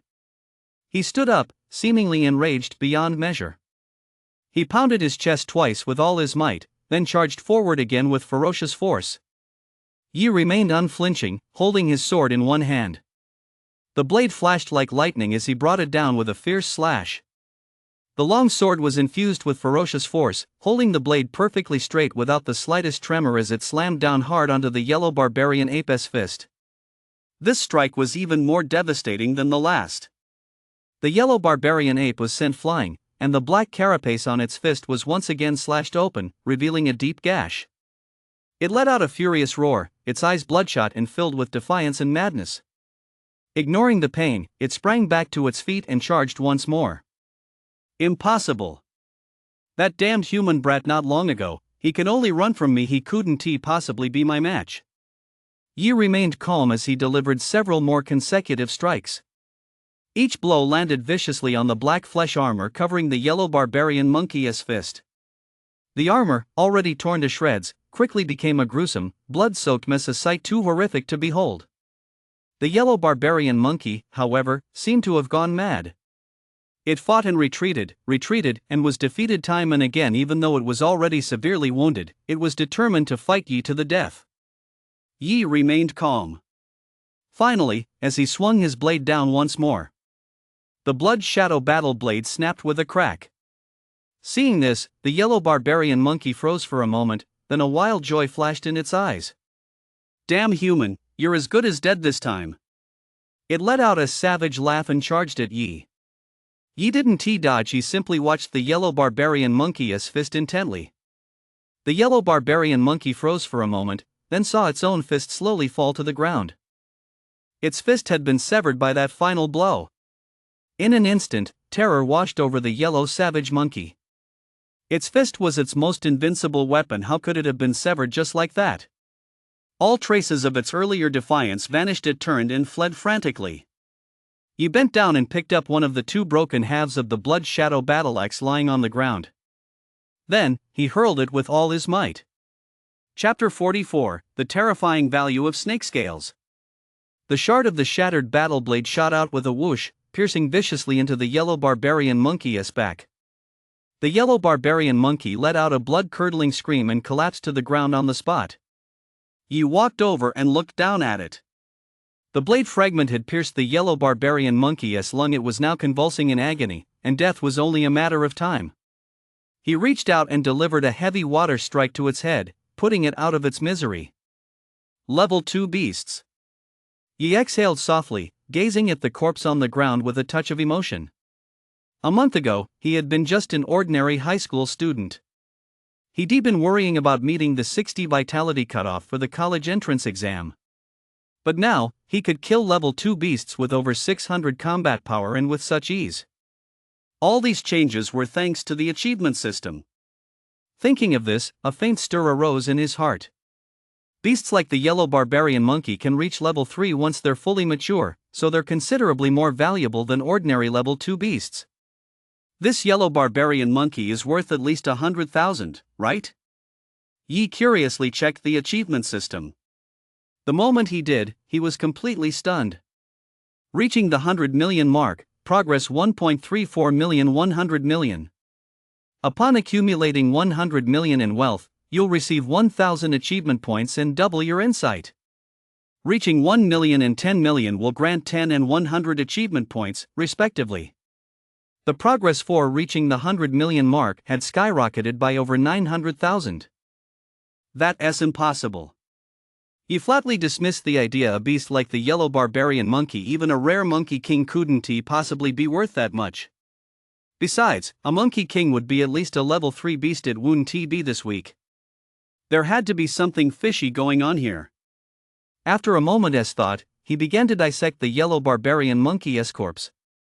Perhaps before it died, the creature had swallowed something valuable, and now that it was factored into Pingyi Jinren's progress, that was why the increase was so drastic. Soon, he had completely dissected the yellow barbarian monkey's corpse. But to his surprise, there was nothing. It was completely empty, no precious ores or spatial rings, as he had imagined. Yi furrowed his brow and began to ponder. Pingyi Jinren couldn't possibly be wrong. And excluding the yellow barbarian monkey's corpse, Pingyi Jinren had still increased by nearly 800,000 points. In other words, during the time he was being hunted down, he had unknowingly acquired a treasure worth 800,000 points. But he had absolutely no recollection of such an item. What could it be? I don't even remember it myself? Yi scratched his head, somewhat baffled. He'd been chased relentlessly the whole way. He was lucky just to be alive, so how could he possibly have had the time to pick something up? And to have happened to pick up such a valuable treasure, no less. I remember that before I broke through to the martial artist realm, my Pingyi Jinren progress hadn't changed at all. So this must have happened after I broke through. Yi muttered, trying hard to recall. Suddenly, his eyelid twitched as if he'd just thought of something. He pulled 4 blue snake scales out of his spatial bracelet. If there was any unexpected windfall after he broke through to the martial artist realm, it had to be these 4 mysterious snake scales he'd picked up in that underground cave. Looking at the 4 scales, Yi looked hesitant. You've got to be kidding me, 4 snake scales in total, each worth nearly 200,000. That's more valuable than the carcass of an ordinary level 2 beast. Still, there was no other explanation at the moment. He thought for a moment, then threw one of the 4 scales a good distance away to test it.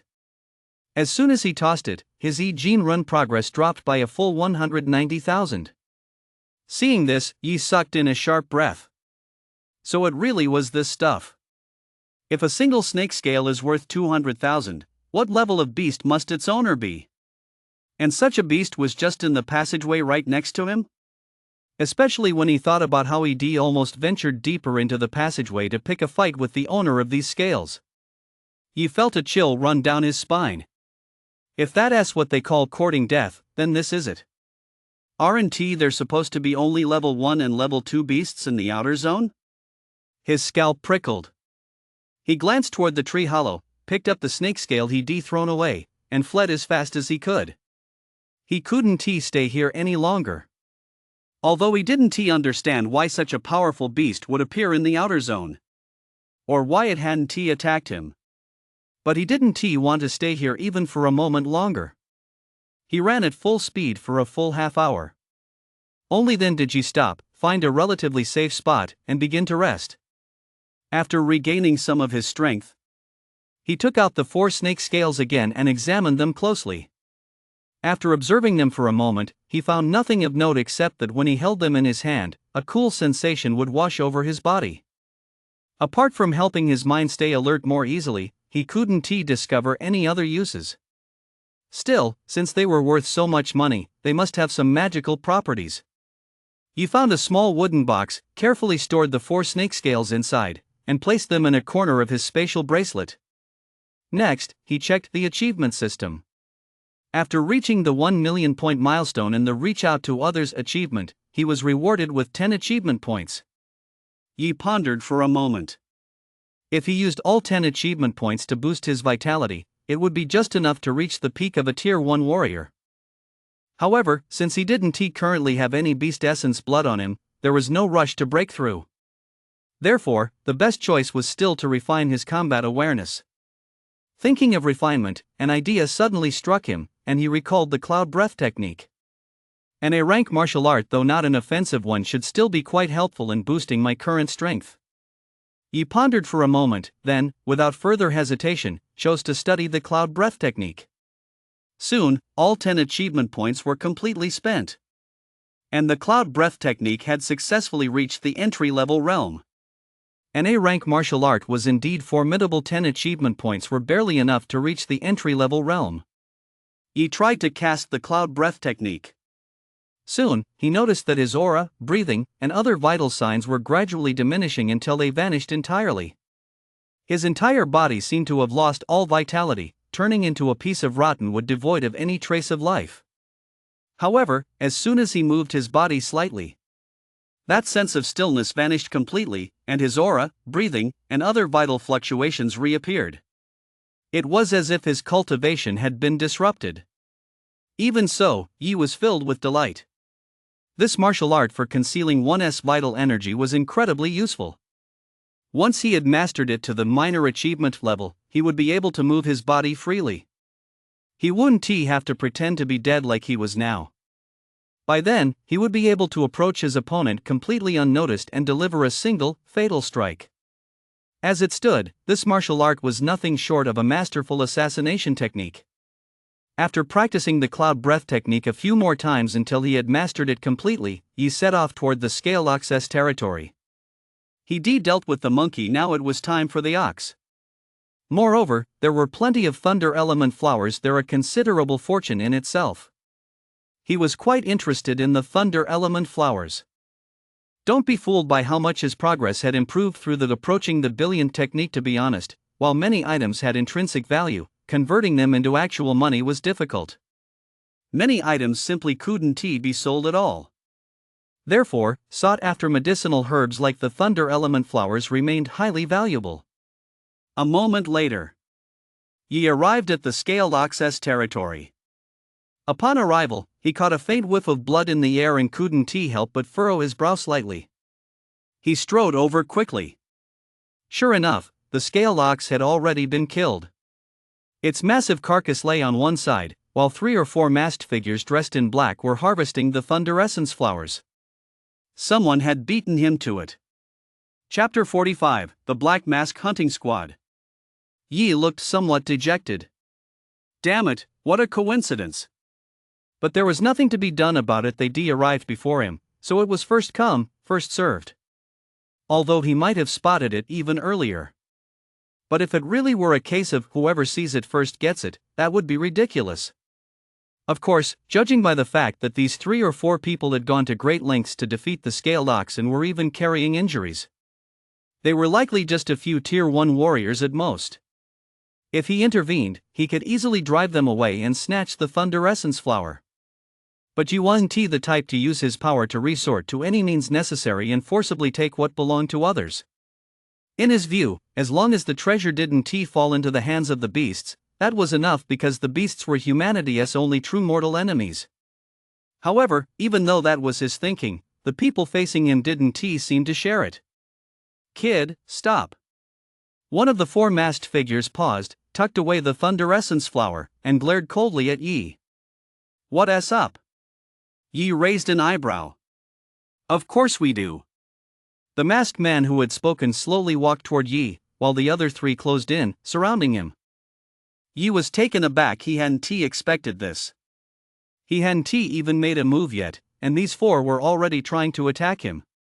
Kid, you're not afraid of us? Is this your first time in the wasteland? The masked man leading the group said with a chuckle. Yi nodded, then asked in surprise, from what you're saying, you guys are pretty powerful, huh? Of course. Another masked man sneered, we're the Black Mask Hunting Squad, a legendary martial artists squad in the Liumu wilderness. Other martial artists squads tremble in fear just hearing our name. Because while other squads hunt beasts, we hunt them. Yi paused for a moment, then narrowed his eyes slightly. So, you often ambush and kill other martial artists squads? You bet. The masked man shrugged. Hunting beasts? It's nowhere near as satisfying as hunting martial artists. How much can you get for killing a single beast? Killing a martial artist, especially a fat sheep like you, is worth 10 beasts. A look of intense danger flashed in Yi's eyes. Fat sheep? We're all martial artists. Out here in the wasteland, instead of dealing with beasts, your targets are actually fellow martial artists? Ha! As for dealing with beasts, there's no end to them. I'd rather figure out a way to make more money and enjoy life to the fullest. The masked martial artist said smugly. Enough with the nonsense. The masked man in charge said indifferently, this kid dared to enter the wasteland. He is at least a quasi-martial artist. A quasi-martial artist of this age is most likely a hidden genius from some clan. He must have someone accompanying him into the wasteland. Take care of him quickly and get out of here. Don't let the experts by his side spot us. With the deputy captain and captain both away, running into them would be a huge headache.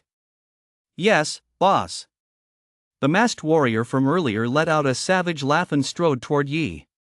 Kid, I've been talking to you all this time just to knock you down a peg. You self-important geniuses always think the world is a beautiful place. Today, I'm going to show you just how cruel this world is. I'll make sure you die with regret, ha.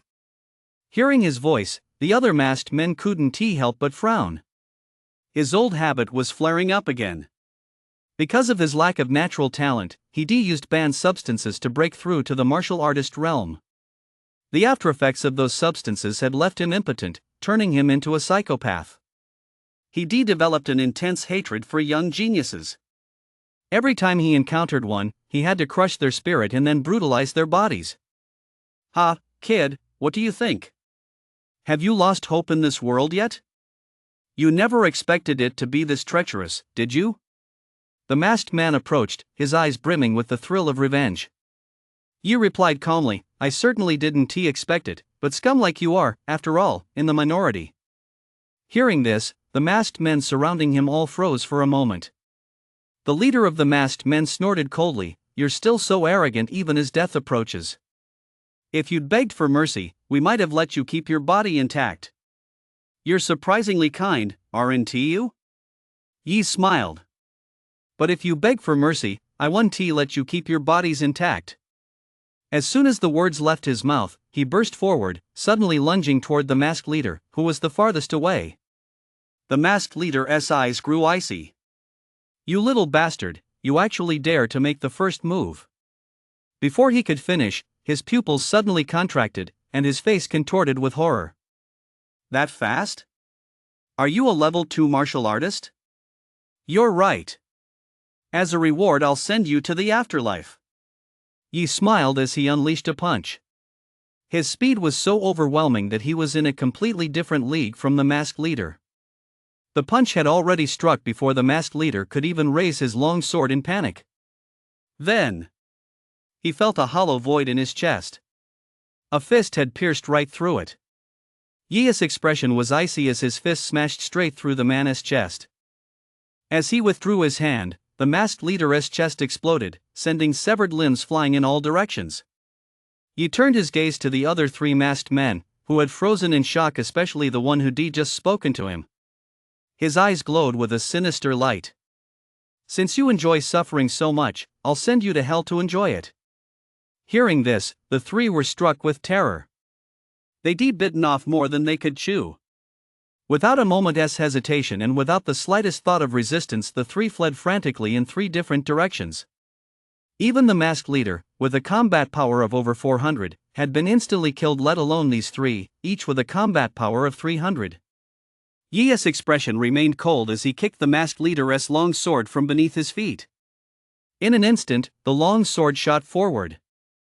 It caught up to one of the masked men like lightning, piercing through his chest with such force that it dragged his body forward a short distance before impaling him on the ground.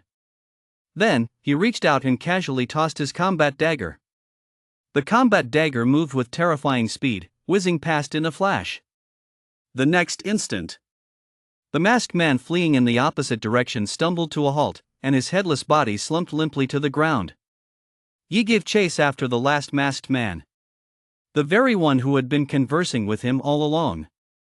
With a physique rivaling that of a level 2 martial artist, he easily caught up to the man without having to chase very far.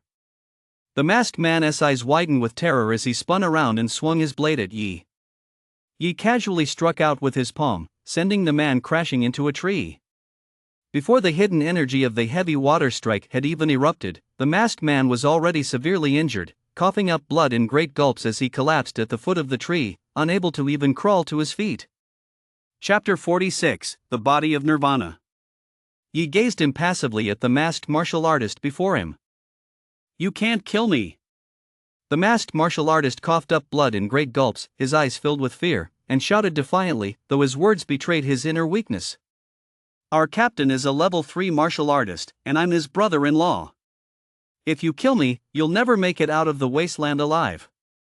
"Is that so?" Yi raised an eyebrow. "Too bad I'm the kind of person who doesn't believe in superstition." He slammed his foot down with all his might. Crack! The masked warrior's chest caved in instantly, and the mask fell from his face, revealing the agonized, contorted features of a young man. The young man's eyes burned with hatred as he struggled to say, "My brother-in-law won't let you off the hook. I'll be waiting for you in the underworld." As soon as the words left his mouth, his head lolled to one side, and he drew his last breath. Yi shrugged it off. If he were afraid of death, he wouldn't have ventured into the wasteland in the first place. He picked up the man's mask. The mask was pitch black, with no markings whatsoever. It appeared to be made of some kind of high-grade iron. It was incredibly hard. He had to apply considerable force just to bend and distort it. "The Black Mask Hunting Squad?" Yi snorted coldly and tossed the mask aside. He often heard about these martial artist squads in the newsgroups that specialized in hunting down fellow martial artists and plundering their wealth. The one he heard about most frequently was the Black Mask Hunting Squad. Rumor had it that this was a squad of over 20 martial artists. Their leader was a level 3 martial artist who frequently led his team in ambushing and killing other martial artist squads, earning them a notorious reputation. He never expected to run into them today. This martial artist squad had a notorious reputation. Everyone wanted them dead. They were worse than fugitives, and the Martial Artists Association frequently sent teams into the wasteland to hunt them down. However, because the wasteland was so vast, with countless places to hide, and due to various other factors, their efforts had yielded very little results. In the wasteland, you don't just have to fight beasts, you also have to watch out for your own kind. Yi shook his head, feeling somewhat helpless. Sure enough, no matter the era, there are always scum. And all he could do was strengthen himself. When he encountered such scum, he would send them to their next life. Tossing aside his mask, Yi prepared to clean up the battlefield. Just then, the achievement panel in his mind flashed. A new achievement had appeared below the existing 3. Acting on Heaven's behalf, Progress 410, eliminate 10 Black Mask Squad members, reward, 10 achievement points, Nirvana Body X1. Note, this is a special hidden achievement. It must be completed within 36 hours. Failure to do so results in failure. Countdown begins. Yi paused for a moment, then felt a surge of joy. A hidden achievement, and a special hidden achievement at that. Hidden achievements are already difficult to trigger. Special hidden achievements must be even rarer. He suppressed his excitement and looked at the achievement with curiosity. The reward was only 10 achievement points, similar to the first hidden achievement, but the conditions were much more stringent than the first one. It even had a time limit. Yi was somewhat surprised. This was the first time he'd seen that. Of all the achievements he'd completed so far, this was the only one with a time limit. A time limit suggests this achievement must be quite high level, yet the reward is so few achievement points. He paused to ponder, then fixed his gaze on the Nirvana body. Judging by this, the real prize must be this mysterious Nirvana body. The achievement points were just a bonus. Nirvana body? An unusual physique? Yi instinctively recalled what Su Qin had once mentioned about unusual physiques. He had a vivid impression of this once-in-a-million genius physique. After all, a physique so terrifying that it naturally gains 100 vitality in a single day, it would be hard not to be impressed. After pondering for a moment without coming to any conclusions, he decided not to dwell on it. He began clearing the battlefield. It had to be said that the masked youth who died last was surprisingly wealthy among the four. He was the only one who possessed a spatial bracelet. And it was a 20 cubic meter bracelet at that, enormous in capacity. As for the other three, even the leader, who was the strongest, they only had ordinary spatial backpacks. Judging by this, what the masked youth said before he died might actually be true. After taking stock of his loot, he stowed away all the thunder element flowers before leaving, fully satisfied. A short while after he left, 4 or 5 martial artists wearing black masks arrived swiftly. They were members of the Black Mask Squad. The leader, with a graceful figure and long hair tied up, was none other than a woman.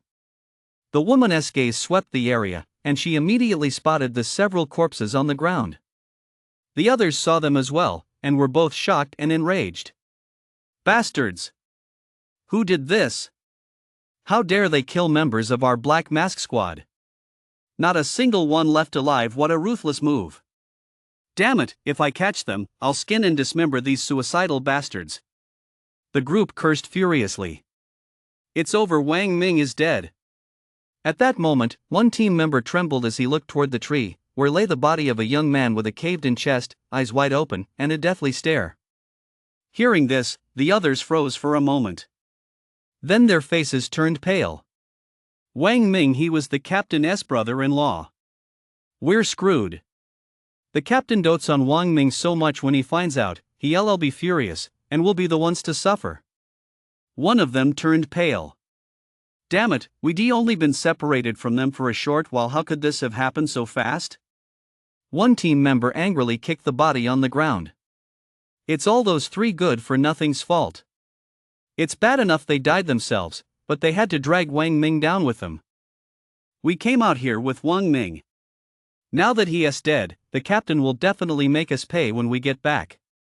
What do we do? What do we do? The group was consumed by anxiety. The masked woman leading them, her eyes also filled with a hint of gravity, walked over to examine Wang Ming's body. After assessing the injuries, she frowned slightly. They're similar to the wounds on the others. He was likely killed by the same person. She then scanned the area and quickly spotted the twisted, mangled black mask on the ground. And some faint footprints. After examining the evidence around them, the masked woman stood up, looked at her team members, and snorted coldly. If you want to live, stop wasting time. Find this person as soon as possible and take them out. Maybe the captain will calm down a bit. Hearing this, the group seemed to find their anchor and hurriedly asked, Deputy Captain, do you know where that person is? Whether out of carelessness or indifference, he left some traces behind that allow us to determine a general direction.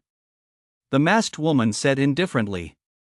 The team members were overjoyed. Their eyes flashed with ferocity as they gritted their teeth and said, Then let us go and take that guy out right now. You're not strong enough for that. The masked woman said indifferently, anyone capable of crushing a mask like that is at least a level 2 martial artist. You go back and find the captain. I'll follow him for now. If he is just an ordinary level 2 martial artist, I'll step in and kill him. If he isn't, I won't act rashly. I'll wait for the captain to arrive. When you get here, just follow the trail I've left behind. Yes, Deputy Captain. The others nodded. With that, the masked woman spun around quickly. Judging by the tracks on the ground, the man must have left only a short while ago. It wasn't too late to give chase. However, she had to go alone. If there were too many of them, they'd easily be spotted, alerting him to their presence. Having a few more Tier 1 warriors along wouldn't help in a fight at all. It would be better for her to remain hidden in the shadows, quietly tailing the person and waiting for the right moment to strike. That way, whether she intended to kill the person or simply track them, she could maintain the initiative and retain her options. These were all lessons learned from experience. Having spent so many years battling her way through the wilderness, the masked woman possessed an immense wealth of experience. Chapter 47, The Scheme. Liumu Wilderness. Deep within a dense forest of towering trees, The Black Mask people must have discovered the trail I left behind, right? Yi stood atop a tree, gazing in the direction behind him. Although this was his first time in the wilderness, he wasn't some clueless novice. He certainly wouldn't have made such a minor mistake as leaving a trail. His purpose in doing so was simply to lure the Black Mask people out. The wilderness was so vast that it would be extremely difficult to find 6 more Black Mask members within 36 hours. So his only option was to lure them out of hiding. However, this was also very dangerous after all. Black Mask's captain was a level 3 martial artist. A level 3 martial artist, with vitality exceeding 1000, plus factors like martial patterns and physical constitution, even the weakest of them possessed a combat strength of 1200. That was nearly twice his own. With such a massive disparity in combat strength, if he were to face the opponent head-on, he would be crushed the moment they clashed. However, despite the danger, the allure of the Nirvana body was simply too great. It was worth the risk. Of course, Yi's confidence stemmed from his cloud breath technique. At that moment, he was concealed in the branches of a dense, towering tree, concealing his aura. His entire body resembled a piece of dead wood, devoid of any sign of life or energy. Soon, 2 martial artists wearing black masks arrived. They looked around, seemingly searching for something. Yi's ears twitched slightly. Relying on his keen hearing, he listened to the intensity of their heartbeats. Soon, he reached a conclusion. Their heart rates far exceeded those of ordinary people, but they were still far below his own. So they must be 2 Tier 1 warriors. In that case, a cold gleam flashed in his eyes. And he was about to break the cloud breathing technique, leap down, and kill the 2 of them. Just then, the 2 suddenly exchanged a glance, quickly removed their masks, took off their black robes, and changed into different outfits. After removing their masks, they revealed the faces of 2 ordinary middle-aged men, and their attire had also changed to that of another warrior squad. At the same time, the murderous intent and wariness in their eyes faded, and their expressions took on a somewhat guileless look. From a distance, they looked just like 2 ordinary members of a martial artist squad searching for beasts in the wilderness. There was nothing out of the ordinary about them. Yi paused for a moment, then seemed to realize something, and his expression grew slightly grave. If he wasn't mistaken, these 2 should. Just then, the 2 men below began whispering to each other. The deputy captain said that the man who killed Wang Ming fled into this forest and vanished, so he must still be around here. That guy is probably a level 2 martial artist. The 2 of us aren't a match for him. Let us find him first, then figure out a way to hold him off until the deputy captain arrives. Exactly. Remember to hide your killing intent later. Don't give ourselves away. I know that, of course. Humph, that bastard daring to kill a member of our Black Mask squad? He is really asking for it. Alright, keep your killing intent in check. When we run into someone, test the waters first. If it's not the martial artist who killed Wang Ming, if it's someone else who isn't very strong, just kill them on the spot and pocket some extra cash. Got it. After finishing their discussion, the 2 resumed their guileless expressions and continued walking forward. Above them, Yi's gaze sharpened slightly. Just as he suspected. These 2 members of the Black Mask squad were trying to assume new identities to ambush him. To be honest, their act was incredibly convincing. If he hadn't happened to witness all this, he would have assumed when he actually encountered them that they were just 2 martial artists passing by. Then, after exchanging pleasantries, he would have been held up by these 2. That would have been trouble. The Black Mask squad, no wonder they've been able to run rampant in the Liumu wilderness for so long. The Martial Artists Association has failed to wipe them out despite multiple crackdowns. They really are cunning. Yi's expression turned serious, and he no longer held the slightest bit of contempt. Previously, he believed that among the entire Black Mask squad, only the captain, a level 3 martial artist, was worth worrying about. The others were no cause for concern. Even if there were a seasoned level 2 martial artist with considerable strength, he might not be able to defeat them, but escaping wouldn't be a problem. But now, his impression of the entire Black Mask squad had changed. With such scheming and treachery, this squad was indeed dangerous and terrifying. Still, this had served as a valuable lesson for him. Yi shook off his thoughts and looked down below. The lesson was over, it was time to send them to the afterlife. Whoosh, whoosh. Just then, a black arrow suddenly shot through the air, whizzing past the two Black Mask Squad members below. It struck with force behind them a black striped python that had been dangling from a tree, its head lowered to strike. Boom! The snake's head exploded on the spot. The black striped python's corpse crashed heavily from the tree, kicking up a cloud of dust. Seeing this, the two men turned pale with shock. First, they felt a wave of relief, then looked gratefully across at the person who had fired the arrow. It was a young woman, about 24 or 25 years old, with a slender figure. She wore a blue martial arts uniform and had a pretty face with large, pure, clear eyes. She held a bow in her hand clearly. She was the one who had fired that arrow just now. "Thank you, young lady. Sister Fong, thank goodness you stepped in. Otherwise, we'd have been done for."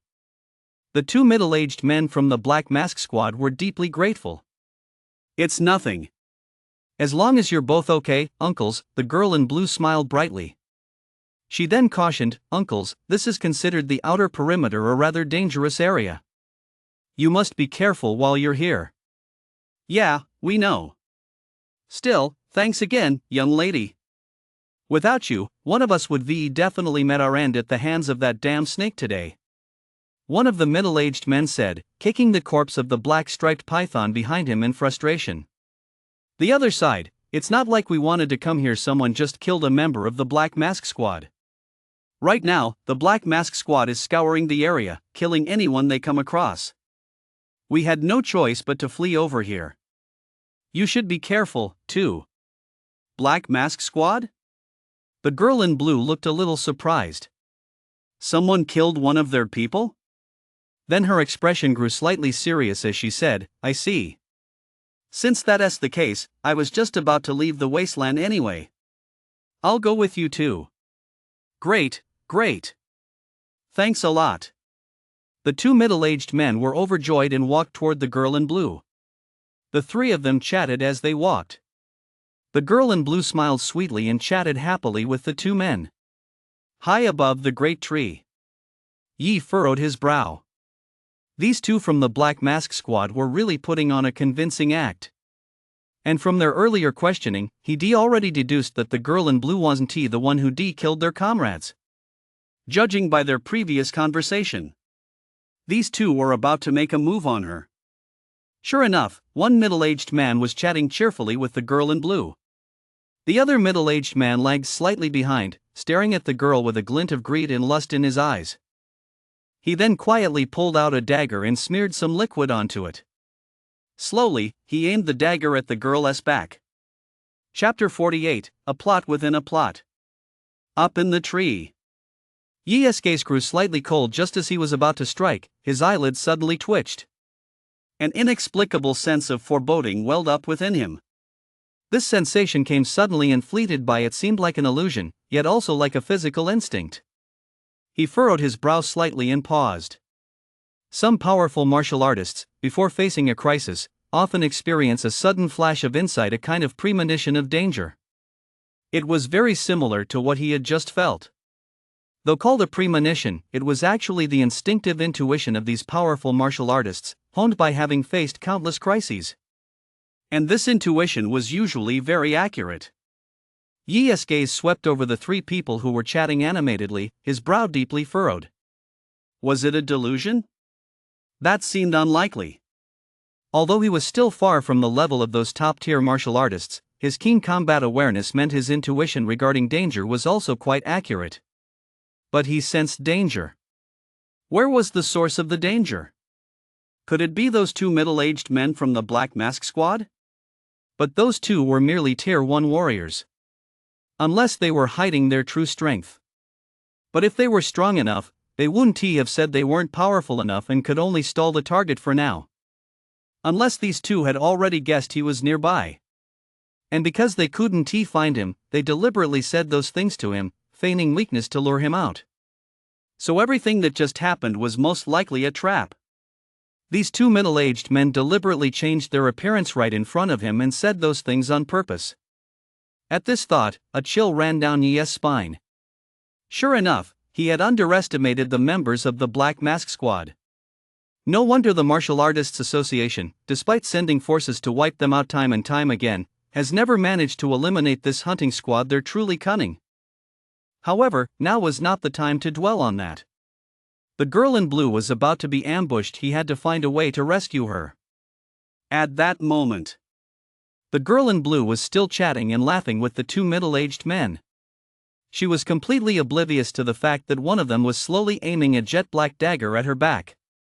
He kept his eyes fixed on the trio. Even though the situation was critical, he didn't panic. He continued to look for a weakness. There was only one chance, and he had to make the most of it. Otherwise, instead of saving her, he might end up getting himself killed as well. Suddenly, he saw something that made him freeze for a moment, then his expression changed drastically. Finally, he murmured, "A plot within a plot, impressive. One more step, and I would have fallen for it. Just one more step." After that, he withdrew his gaze and watched coldly from the sidelines. He had no intention of stepping in to help. Because this girl in blue wasn't going to die.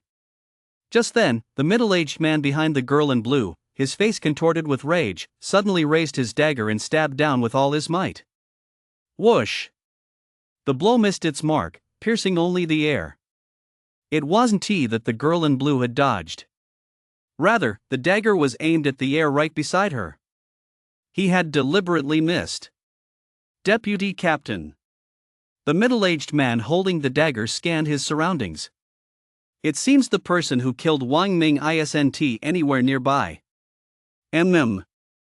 Someone replied. But it wasn't the other middle-aged man, it was the girl in blue. She was actually the deputy captain of the Black Mask Squad. These three were working together. The girl in blue nodded faintly.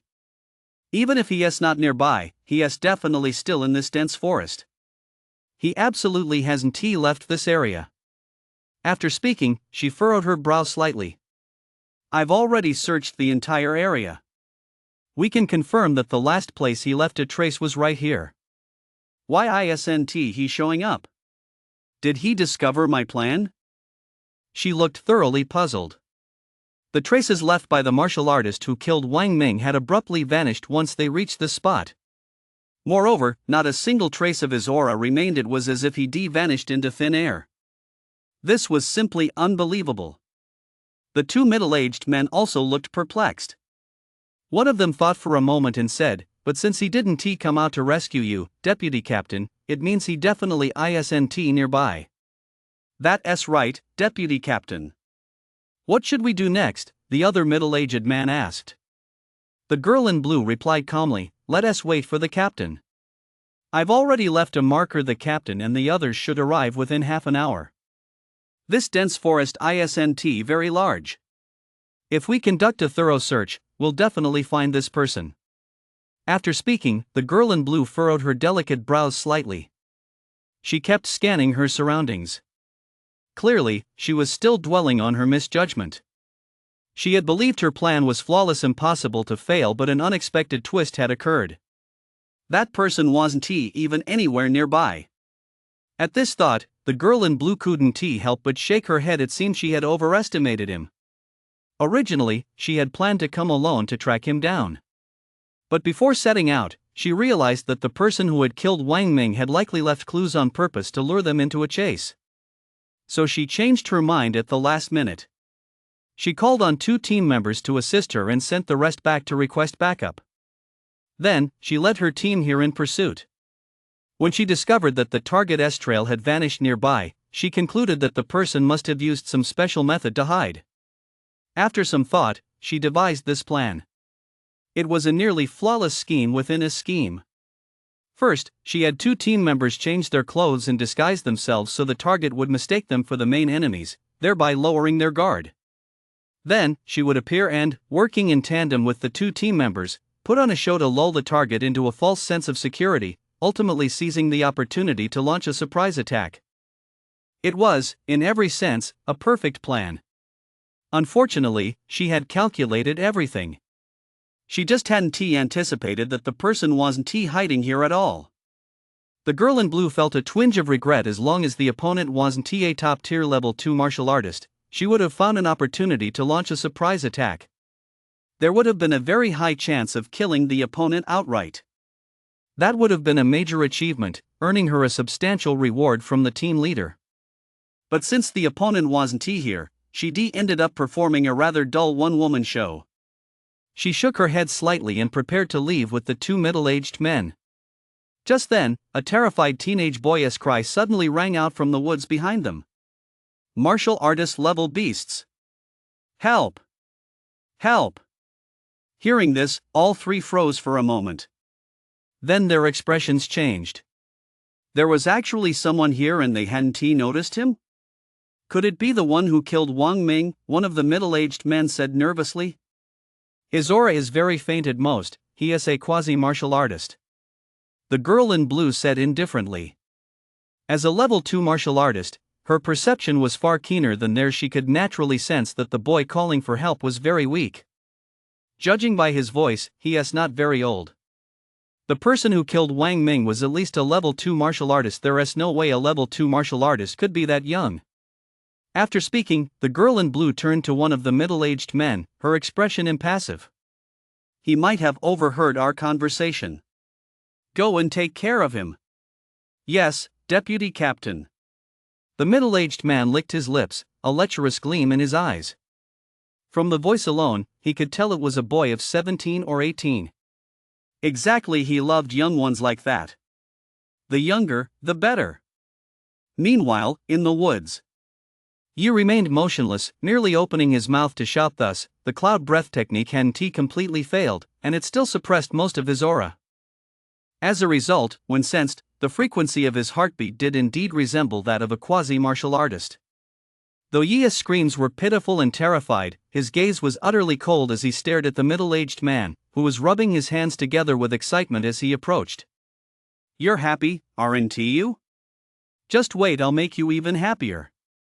Chapter 49, C-Class Combat Soldier. In the woods. The teenager's screams and the middle-aged man's maniacal laughter echoed loudly. The girl in blue, the deputy captain of the Black Mask Squad, had veins faintly bulging on her pale face. She said grimly, that bastard. I sent him to kill someone, and he is actually playing around. Hearing this, another middle-aged man said nervously, Deputy Captain, I'll go teach this guy a lesson right now and take care of that unlucky kid while I'm at it. With that, he strode quickly toward the dense forest. As he walked, he cursed under his breath. That son of a bitch, what's the matter with him? He's got time to play around?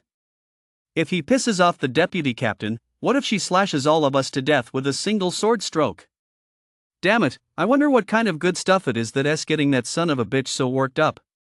When I play with you, I've never heard you scream that loud. Damn it, this is infuriating. The more the middle-aged man thought about it, the angrier he became, and he hurried into the woods. As soon as he entered, just as he was about to let out a loud tirade, he suddenly froze, staring intently at the handsome young man across from him. Holy shit, what a catch, a top-notch catch. However, in the next instant, his face went pale in an instant. Something's wrong. Why is this teenager holding a knife too? Whoosh! A dagger shot straight out, piercing right through his forehead. His body went limp, and he collapsed to the ground. He averted his gaze and looked at the middle-aged man kneeling before him. He said slowly, keep laughing. Don't stop. The middle-aged man, witnessing his companion being killed the moment he entered, broke out in a cold sweat and began trembling uncontrollably. Stop laughing, or you'll die. He applied a slight pressure with his palm, and the long sword resting against the man's neck immediately slid forward, leaving a trail of blood in its wake. The middle-aged man was terrified out of his wits, so much so that he soiled himself. He immediately burst into maniacal laughter. Though he was clearly laughing, tears the size of soybeans kept streaming down his face, and his eyes were filled with terror. A demon, why, this is a demon. He also let out a scream or two to throw the blue-clad girl outside off guard. At the same time, he pressed on with his questioning, how many people are there in your Black Mask Squad? 28, including the captain. The middle-aged man, kneeling on the ground, spoke through a mix of snot and tears, only to burst into wild laughter the moment he finished speaking. The scene was slightly bizarre. Is your captain a level 3 martial artist? Upon receiving confirmation, Yi's expression grew slightly grave. There really was a level 3 martial artist among them. He continued, apart from the captain, who is the strongest? The two deputy captains are both level 2 martial artists. The deputy captain outside right now has a combat power of 700. Before long, Yi had extracted all the information he needed.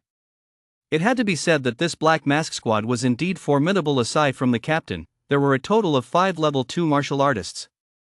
The strongest among them was the other deputy captain, who possessed the strength of a top-tier level 2 martial artist. A top-tier level 2 martial artist with a vitality of 900. If his martial pattern is good, his combat power could break 1000. Thinking of martial patterns, Yi couldn't help but rub his back. There was an ivory martial pattern there, but it only provided 3 points of combat power. It was ridiculously underwhelming. If he weren't already so close to becoming a level 2 martial artist and about to be able to choose a new martial mark, he'd be terrified enough to bang his head against a wall right now. I've answered all your questions. Can you let me go now? The middle-aged man asked, trembling with fear. Don't worry. Since I've sworn a martial oath not to kill you with my own hands, I certainly won't. Yi said matter-of-factly, casually releasing his grip on the long sword. The long sword fell to the ground immediately. The middle-aged man, overcome with joy and relief, quickly turned and fled. He had barely run a few meters. Yi kicked the fallen long sword, sending it shooting forward in an instant. With a whoosh, it pierced right through the middle-aged man's chest. I said I wouldn't use my hands, I never said I wouldn't use my feet. Yi muttered under his breath, then narrowed his eyes slightly as he looked toward the edge of the forest. Since his combat power was only 700, then he might as well stay. He no longer concealed or suppressed his power, his entire body's vitality surged forth, and he shot out toward the clearing. Outside the forest, the girl in blue's expression shifted slightly. Something wasn't right. Why had it taken so long? Neither of the two had come out yet. Something's wrong. Without a word, she turned and ran. Her long-standing habit of vigilance left her with no desire to linger. She had to get out of there immediately. Just then, she suddenly sensed a powerful surge of vitality emanating from within the woods. Her heart leapt with alarm. A level 2 martial artist, it really is the one who killed Wang Ming. Damn it, how is he suppressing his vitality and concealing his aura? The girl in blue clenched her teeth and, without a second thought, spun around and fled. Although she was a level 2 martial artist, her combat prowess wasn't particularly outstanding. In fact, her vitality was even higher than her combat prowess. The only reason she'd risen to the position of deputy squad leader was her strategic acumen. However, no matter how fast she ran, she couldn't outpace the dagger that suddenly shot toward her from behind. Yi had practically used the dagger as a throwing weapon. The moment he spotted the girl in blue, he hurled it with all his might. His masterful control of vitality made the dagger both fast and precise. It flew with pinpoint accuracy toward the back of the girl in blue's chest. Thud! The girl in blue spun around to block, her slender silver sword slashing down like lightning. The next instant, her slender body trembled as she was sent flying. The dagger sliced through the fabric on her shoulder, exposing her snow-white, delicate shoulder and leaving a deep, bloody gash. Yi paused in surprise, somewhat taken aback. Although he dethroned the dagger with all his strength, he wasn't actually trained in throwing weapons. Nor did he know any martial arts techniques involving throwing weapons. It was inevitable that the attack's power would diminish after it was thrown. A normal level 2 martial artist with 700 combat power should, in theory, have been able to block it without a scratch. So why was this woman struggling so much to handle it? Her vitality is unstable, a realm artificially boosted by vitality powder. Yi knew exactly what was going on, so he seized the opportunity to accelerate and give chase. Although there was a considerable distance between them, the blue-clad girl's speed was clearly inferior to his, especially after being wounded. She had hesitated for quite a while. Yi furrowed his brow, sensing that her combat experience seemed extremely lacking. But he was also worried this might be a trick on her part. After all, this woman's previous series of counterplots within plots had nearly caught him off guard. He had to remain vigilant. However, the moment he closed in, Yi closed the distance in a single stride and delivered a decisive punch straight to her chest. Whether she was faking it or was genuinely weak, he'd take her out first and worry about the rest later. His thunderclap fist was both swift and brutal. Just as the girl in blue was about to block, she was already sent flying, her body crashing heavily to the ground. However, the moment the blow landed, Yi's expression shifted slightly. Her chest was incredibly hard. Was she wearing internal armor? Internal armor this sturdy would be at least a combat-grade item. Yi was somewhat taken aback. Defensive-type battle gear has always been rarer than offensive-type battle gear, and it's also more expensive. However, it's usually so scarce that it's practically impossible to find. You can't even buy it if you want to. The girl in blue struggled to her feet, pointing her slender silver longsword at him and said weakly, Don't come any closer." When he saw the silver longsword, he froze again. Then, a tidal wave of shock swept through his mind. A C-class combat unit. This was a top-tier C-class combat unit. He'd seen one like it in the martial artist tower before, valued at 500,000. Chapter 50, I just wanted to do it. No wonder I had that premonition of danger just now. Yi muttered to himself. A C-class combat weapon suddenly slashing at him caught off guard. He really could have been killed with a single strike. Seeing Yi staring intently at the silver sword, the girl in blue snapped out of it and hurriedly said, "Let me go. I'll give you this combat weapon. Besides that, I have other things too. Give me a reason." Yi slowly walked up to the girl in blue, gazing at her calmly. "I can give you everything, including myself." The girl in blue bit her silver teeth lightly.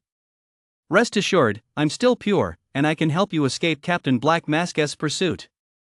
You killed his late wife's younger brother. That's like killing his only remaining relative.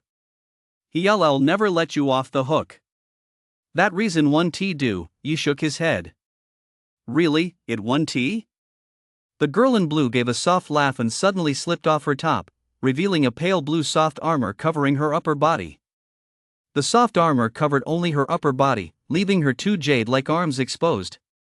His gaze followed her arms upward to her slender, fair neck and delicate collarbone. Looking further down, he could faintly make out a snow-white curve peeking through the gaps in the armor. Yi froze. Seeing him frozen in place, the girl in blue slowly placed her jade-like hand on the zipper of her inner armor and pulled it open inch by inch. Her voice was soft as she said, "You're so young, you probably haven't experienced that kind of thing yet, have you? Although I'm a few years older than you, I haven't either. This is our first time, so I hope you'll be gentle." "You're not wearing any padding?" Yi blurted out suddenly. He asked, somewhat puzzled, "When I punched you just now, it felt a bit too big. I thought you might be wearing something under your inner armor." "So you didn't?" "In that case, the quality of your inner armor is even higher than I imagined, at least a top-tier D-class combat suit." "Not bad, nice gear. By the way, where were you just now? Asking me to go easier? That won't work. If I'm too gentle, with that inner armor protecting you, I won't be able to knock you out." The girl in blue froze, and the silver sword in her hand clattered to the ground. Yi said sternly, "Also, stop unzipping it. I really want to see no, I really don't want to see it. If you keep unzipping it, I'll beat you to death. I'll definitely be faster that way." Seeing the serious look on his face as if he'd actually follow through, the very next second the girl in blue completely lost it. "What kind of person is this?" She took a deep breath and forced a smile. "Okay, since you don't like this, let us talk about something else. The captain of Black Mask is a level 3 martial artist, and he is vicious and treacherous. He is already leading his men to surround us. Without my help, your chances of escaping aren't even 1 in 10. Besides helping you escape, I can help you with other things. Do you know Deputy Minister Su from the Ningjiang Martial Union branch?" "Deputy Minister Su?" Yi shrugged. A level 5 martial master, a big shot in Ningjiang City. I've definitely heard of him. What, do you know him? I'm his only daughter, the girl in blue said slowly. Yi's pupils contracted sharply. Only daughter? His voice turned slightly cold. The Ningjiang Martial Union, they hunt down fugitives and maintain balance within the city. They've sent people to the wasteland many times to wipe out hunting squads like the Black Mask Squad. And the deputy minister's daughter is actually the deputy captain of the very hunting squad they're most eager to eliminate? Ha, no wonder the Martial Artists Association has issued so many missions yet still hasn't managed to capture your Black Mask Squad. This has nothing to do with my father, he doesn't know my true identity. The girl in blue fell silent for a moment. Yi looked at her and said slowly, given your status, you shouldn't need to join a squad like Black Mask to make a living by ambushing and killing other martial artists, right? Don't you think it's thrilling? The girl in blue smiled and continued, all right, let us not talk about that.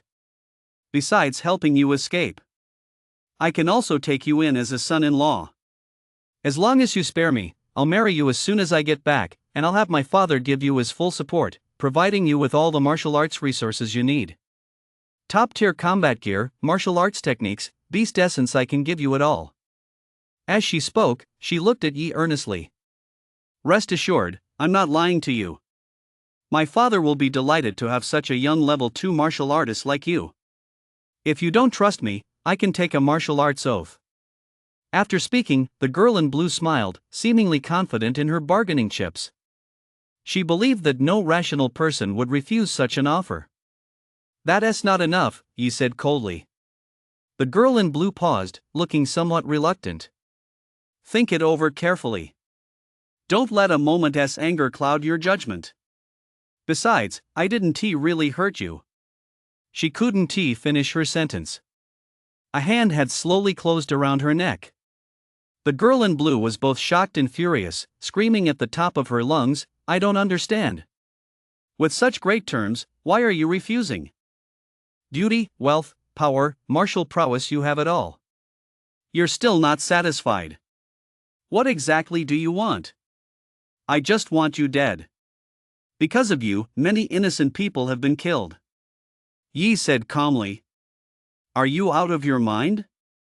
What do those people have to do with you? The girl in blue was furious. She didn't know how many times she heard this kind of nonsense. There were always people who wanted to play the hero and do those meaningless things. But in this world, all anyone needs to do is make sure they live well enough for themselves. Helping others is just bullshit. Especially those who wanted to be righteous, stepping in whenever they saw injustice, without fear of getting into trouble. People like that were the biggest fools of all. Yet, as she looked at the calm face of the boy standing before her, her heart suddenly fluttered. She sensed that this boy wasn't just paying lip service. He truly believed what he was saying. Idiot. She murmured softly, then suddenly began to sob. Think this through. If you kill me, my father won't let you off the hook. Is it worth it for that so-called justice that doesn't even exist? It's not a matter of whether it's worth it or not, I just want to do it. Yi, looking serious, suddenly said something completely out of the blue. Even without the acting on Heaven's behalf achievement, I'm still going to slaughter all of you Black Mask members. The girl in blue fell completely silent. Hearing those words, she knew she was as good as dead. Because he seemed to have revealed a secret that made it impossible for her to survive. She remained silent for a long time, then whispered, Can I ask you one last question? Go ahead. How did you spot the flaw in my plan? Actually, I hadn't noticed it. I was already about to step in to save her, but then I suddenly noticed the way the three of you were walking. Yi said, those two always unconsciously stand a little behind you. They probably weren't even aware of this unconscious behavior. But the way they walked made it clear to me that they were very familiar with you and that you must be their leader, which is why they instinctively stepped back. The girl in blue's eyes widened. So, it wasn't my own mistake that led to my defeat, it was those two team members. She gave a bitter smile. I have no regrets now. Still, I only hope that after I die, you'll disfigure my face so I won't bring shame upon my father. Also, be careful of Black Mask's captain, he is a tier 3 warrior. With your tier 2 warrior strength, if you run into him. Who said I'm a tier 2 warrior? Yi shook her head. I'm just a tier 1 warrior, but I'll keep your warning in mind. A tier 1 warrior? The girl in blue looked horrified. How is that possible? A tier 1 warrior this strong? Crack! The next instant, her beautiful head lolled forward. Her breath ceased, there was no sign of life left. Chapter 51, Ruthless and Merciless. Yi took the blue inner armor and a spatial bracelet from the girl in blue. After disposing of the body, he quickly left. On the way, he checked his achievement panel. Upholding Heaven's will, progress 710, eliminate 10 Black Mask Squad members. Reward, 10 achievement points, Nirvana Body X1. Reaching the masses, progress 2.65 million 100 million. Accumulate 100 million in wealth to receive 1000 achievement points and double your comprehension. Reaching 1 million and 10 million will grant 10 and 100 achievement points, respectively. Whoa! Yi sucked in a sharp breath, genuinely taken aback. This girl in blue had actually provided him with over 1 million in progress. But upon further reflection, considering she was the only daughter of the deputy minister of the Ningjiang Martial Union, it wasn't really that surprising. Martial Union. Yi's expression grew grave. This was an official organization of the Xia Kingdom, and even the Martial Artists Association fell under its jurisdiction. Therefore, even if the girl in blue hadn't made that demand, he would have destroyed the body and covered his tracks completely. Without giving it much thought, he found a secluded hiding spot and took stock of his loot. First was the C-class combat weapon. The blade was slender and entirely silver white. It felt very light in his hand and was clearly designed specifically for female martial artists. This sword, called the Silver Rhinoceros Sword, had a market value of 500,000. He handled it for a while. It felt a bit too light and was quite right for him, but even if he didn't use it, he could still sell it for a good price. Next was the inner armor. It was adjustable in size and fit him exceptionally well when he put it on. Without hesitation, he put it on right then and there. In a critical moment, it might just save his life. Finally, there was the spatial bracelet. The pale blue bracelet was exquisitely crafted, adorned with numerous small dolphins and starfish charms that made it look exceptionally beautiful. When he opened the storage space, Yi was genuinely taken aback. 50 cubic meters. This spatial bracelet actually held a full 50 cubic meters larger than the combined capacity of all the spatial devices he currently carried. With a space this big, I'll finally have enough room to store everything after hunting beasts. Yi breathed a sigh of relief as he pondered his next move. He emptied the 2 spatial backpacks on his back of their contents and buried them right there in the ground. Since he was about to ambush the Black Mask Squad, it was better to travel light. As for the 2 spatial backpacks, he'd dig them up later when he had time. The blue spatial bracelet had a large capacity, but it contained very few items, just some women's clothing and a few bank cards. Clearly, the girl in blue didn't place much value on resources or treasures. Or perhaps she simply had no shortage of them. Joining the Black Mask Squad was likely just a quest for thrills. The bank cards gleamed brightly, almost blinding. Unfortunately, they were all registered under her real name. Though Yi felt a twinge of reluctance, he snapped them all in half. Don't ask, just know I'm insanely rich. Next. Yi hid quietly in a tree, waiting for the Black Mask Squad to arrive. The dense forest he'd chosen was thick with foliage, the perfect place to hide, and was extremely close to the inner region of the wasteland. The inner region of the wasteland was dangerous enough to tie the hands of even that level 3 martial artist. Half an hour passed quickly. Yi remained as still as a rock, making not a sound. During that time, several beasts passed by without noticing him. Finally, a rustling sound broke the silence. 2 masked figures in black strode out of the woods, scanning their surroundings warily. Seeing no one around, they breathed a sigh of relief. That idiot Wang Ming dead is dead. Yet the captain's making such a big deal out of it, insisting we come all the way out here to find that murderous martial artist. One of the Black Mask members grumbled. "Shoo, keep your voice down."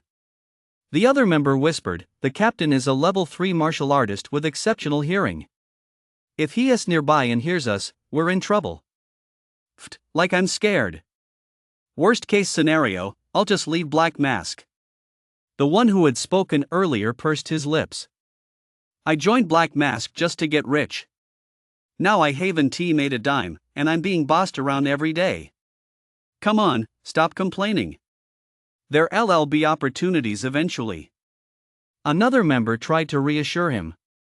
Then he added excitedly, "But this time, it's a real chance to strike it rich. The captain said that whoever finds the person who killed Wang Ming will get a reward of 500,000.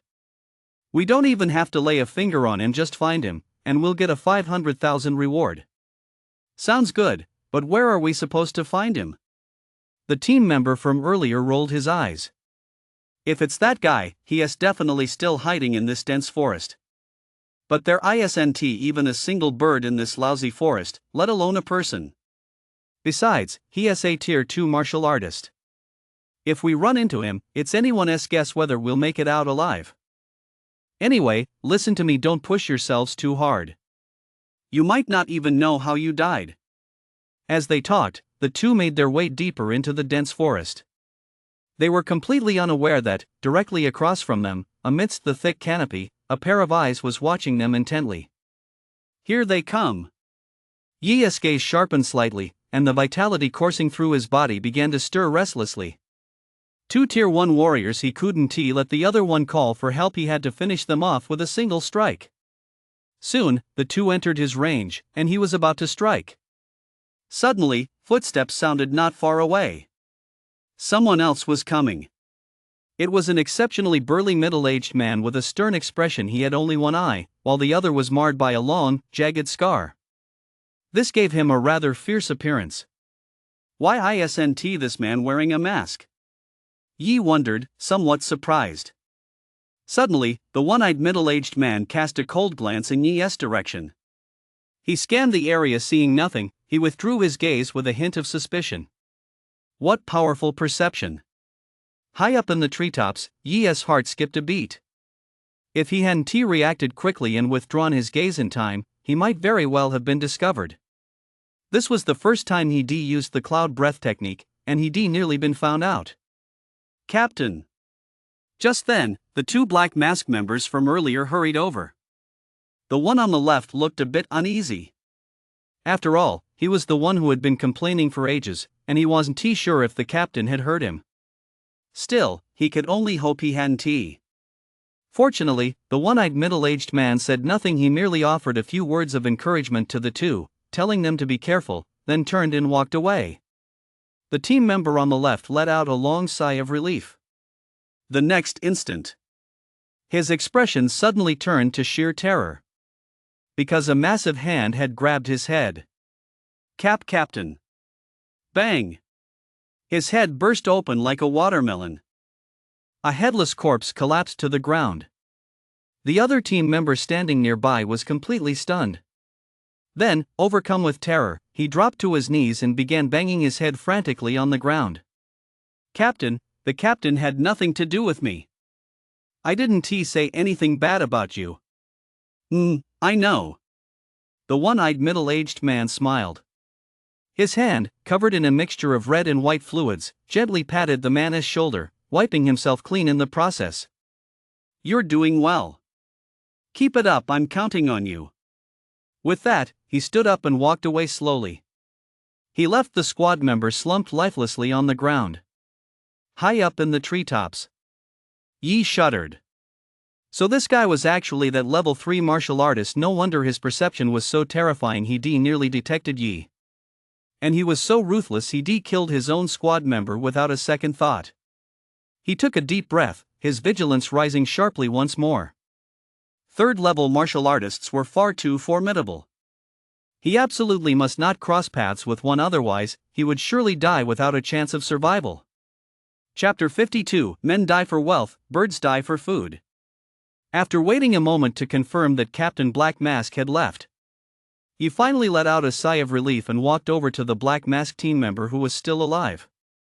The man lay limp on the ground, trembling all over, with a pool of yellow liquid beneath him. He clearly wet himself from fear and still hadn't recovered.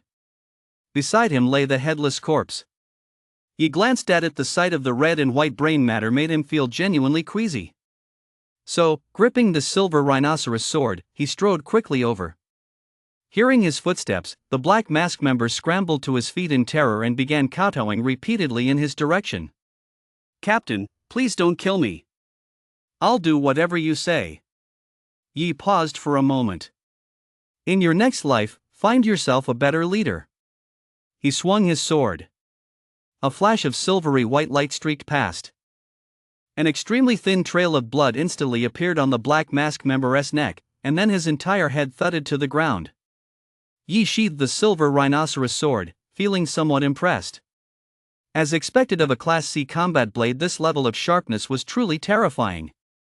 Moreover, not a single drop of blood remained on the blade. It was still silvery white and gleaming, dazzling to the eye. After searching the two corpses and taking everything they had, he continued on his way toward the other side of the dense forest. Before long, he found a secluded thicket.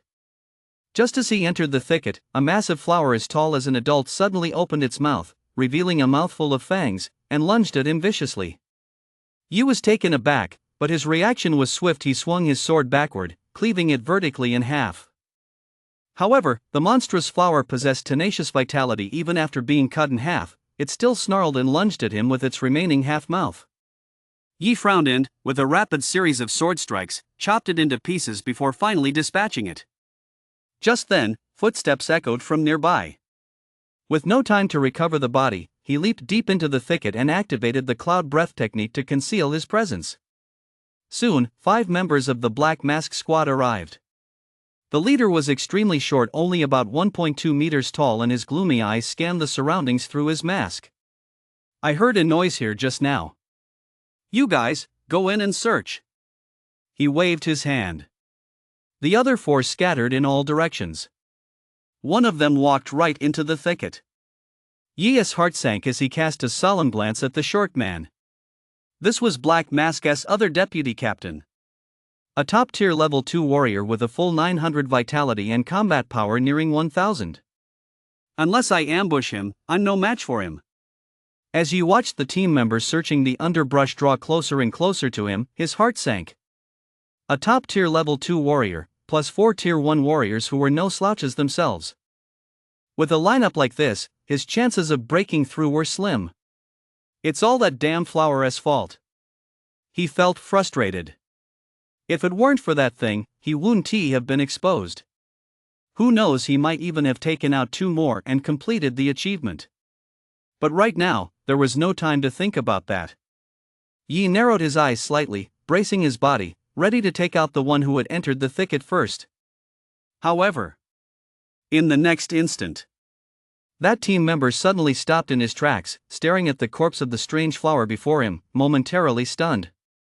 Then, with delight, he walked over. "A cloud flower beast, what a find! No, I've got to take the corpse with me. I can't let anyone else find out." With that, he excitedly gathered the corpse and walked out of the thicket without looking back. Yi let out a sigh of relief. But then, his expression froze. Outside the thicket, the team member had barely rushed out when he shouted urgently, "Deputy Captain! There is someone in here and they've killed a fragrant flower beast." Hearing this, the short man was instantly overjoyed. He gave a cold snort. "Everyone, surround the area. Search it thoroughly, inch by inch. Don't let him escape." "Damn it!" Yi's face darkened. Damn it, he'd actually been outmaneuvered. That member of the Black Mask squad had clearly deduced he was nearby from the fragrant flower beast's carcass and, fearing he'd be killed the moment he shouted. So he'd made up an excuse and left the thicket. As soon as he was out of the woods and no longer in mortal danger, he immediately revealed his presence. "Just as I thought, not a single member of the Black Mask squad is easy to deal with." Yi took a deep breath. If even a rank-and-file member was this calculating, it looked like he was in for even more trouble. However, his gaze gradually grew bright and intense. This was exactly what made it interesting. Today, we'll see who has the last laugh. As the thought crossed his mind, he stopped using the cloud breath technique and directly revealed his aura. At the same time, he took out his spatial bracelet and tossed the corpses of the beasts, various cultivation resources, and even cash. All of it into the thicket. As he tossed them, he swiftly charged toward the edge of the thicket. At the same time, outside the dense forest, a group of 5 or 6 people was passing by. Leading the group was an elderly man, accompanied by a teenage boy and girl around 17 or 18, as well as 2 middle-aged men. When the old man caught a fleeting glimpse of Black Mask's figure in the dense forest, his expression changed. It's Black Mask's people. Let us turn around quickly and head in a different direction. Grandpa, are the people from the Black Mask squad that formidable? The girl was a bit confused. I just saw that the Steel Flame martial artist squad has arrived as well. They're heading the same way as us. With them here, we don't have to worry about this Black Mask squad, do we? The Steel Flame squad has 2 level 3 martial artists, they're indeed formidable. The old man sighed softly. But look. The girl followed his gaze and was immediately startled. She saw that the Steel Flame warrior squad, including the 2 level 3 warriors, were also looking grim as they led their men away from the dense forest. The Black Mask squad is very dangerous. Every member is a tough opponent, and their methods are treacherous and ruthless. No ordinary warrior squad would dare provoke them. As he spoke, the old man patted the girl on the shoulder and chuckled, "All right, stop watching. Still, it's strange. I wonder who this person is who could make Black Mask go to such great lengths." The group dispersed one by one. Before long, several other passing martial artist squads spotted Black Mask, their expressions shifting as they hurriedly gave them a wide berth. At that moment, deep within the dense forest, among the thickets, Yi pressed forward, having thrown away nearly everything in his spatial bracelet. He tossed them about in utter disarray, they were scattered everywhere. Behind him. You bastards! The short deputy captain's face turned ashen. You useless fools! All you care about is picking up treasures, you've almost lost track of the group. As he roared in anger, he too was picking up treasures from the ground. The other 4 kept their heads down in silence, as if they hadn't heard him, and quickly gathered the items scattered on the ground. People die for wealth, birds die for food. If they lost track of the target, they could search for him again, but if they missed this opportunity, where else would they find so many treasures just lying around? Damn it, we've really lost him. The short deputy captain cursed under his breath. The man had already escaped the range of his sensory perception. Even a fool could tell he was long gone by now. Of course, if he'd been willing to leave the treasures on the ground and give chase with all his might, he might still have caught up. But unfortunately, if he'd been that willing, he wouldn't have bent down in the first place. You bastard, put down that yellow barbarian monkey's carcass. The short deputy captain roared angrily, charging at one of his men. The man's face darkened, but he didn't dare argue. He could only walk away resentfully and continue on his own. Soon, he spotted the carcass of a black crocodile leopard, and his eyes lit up. He rushed over, grabbed the carcass, and grinned smugly. Ha ha, this one is mine. However, just as he lifted the carcass, he spotted a handsome young boy's face beneath it. The boy smiled at him. Hello. Chapter 53, Goodbye, smart guy. Snap.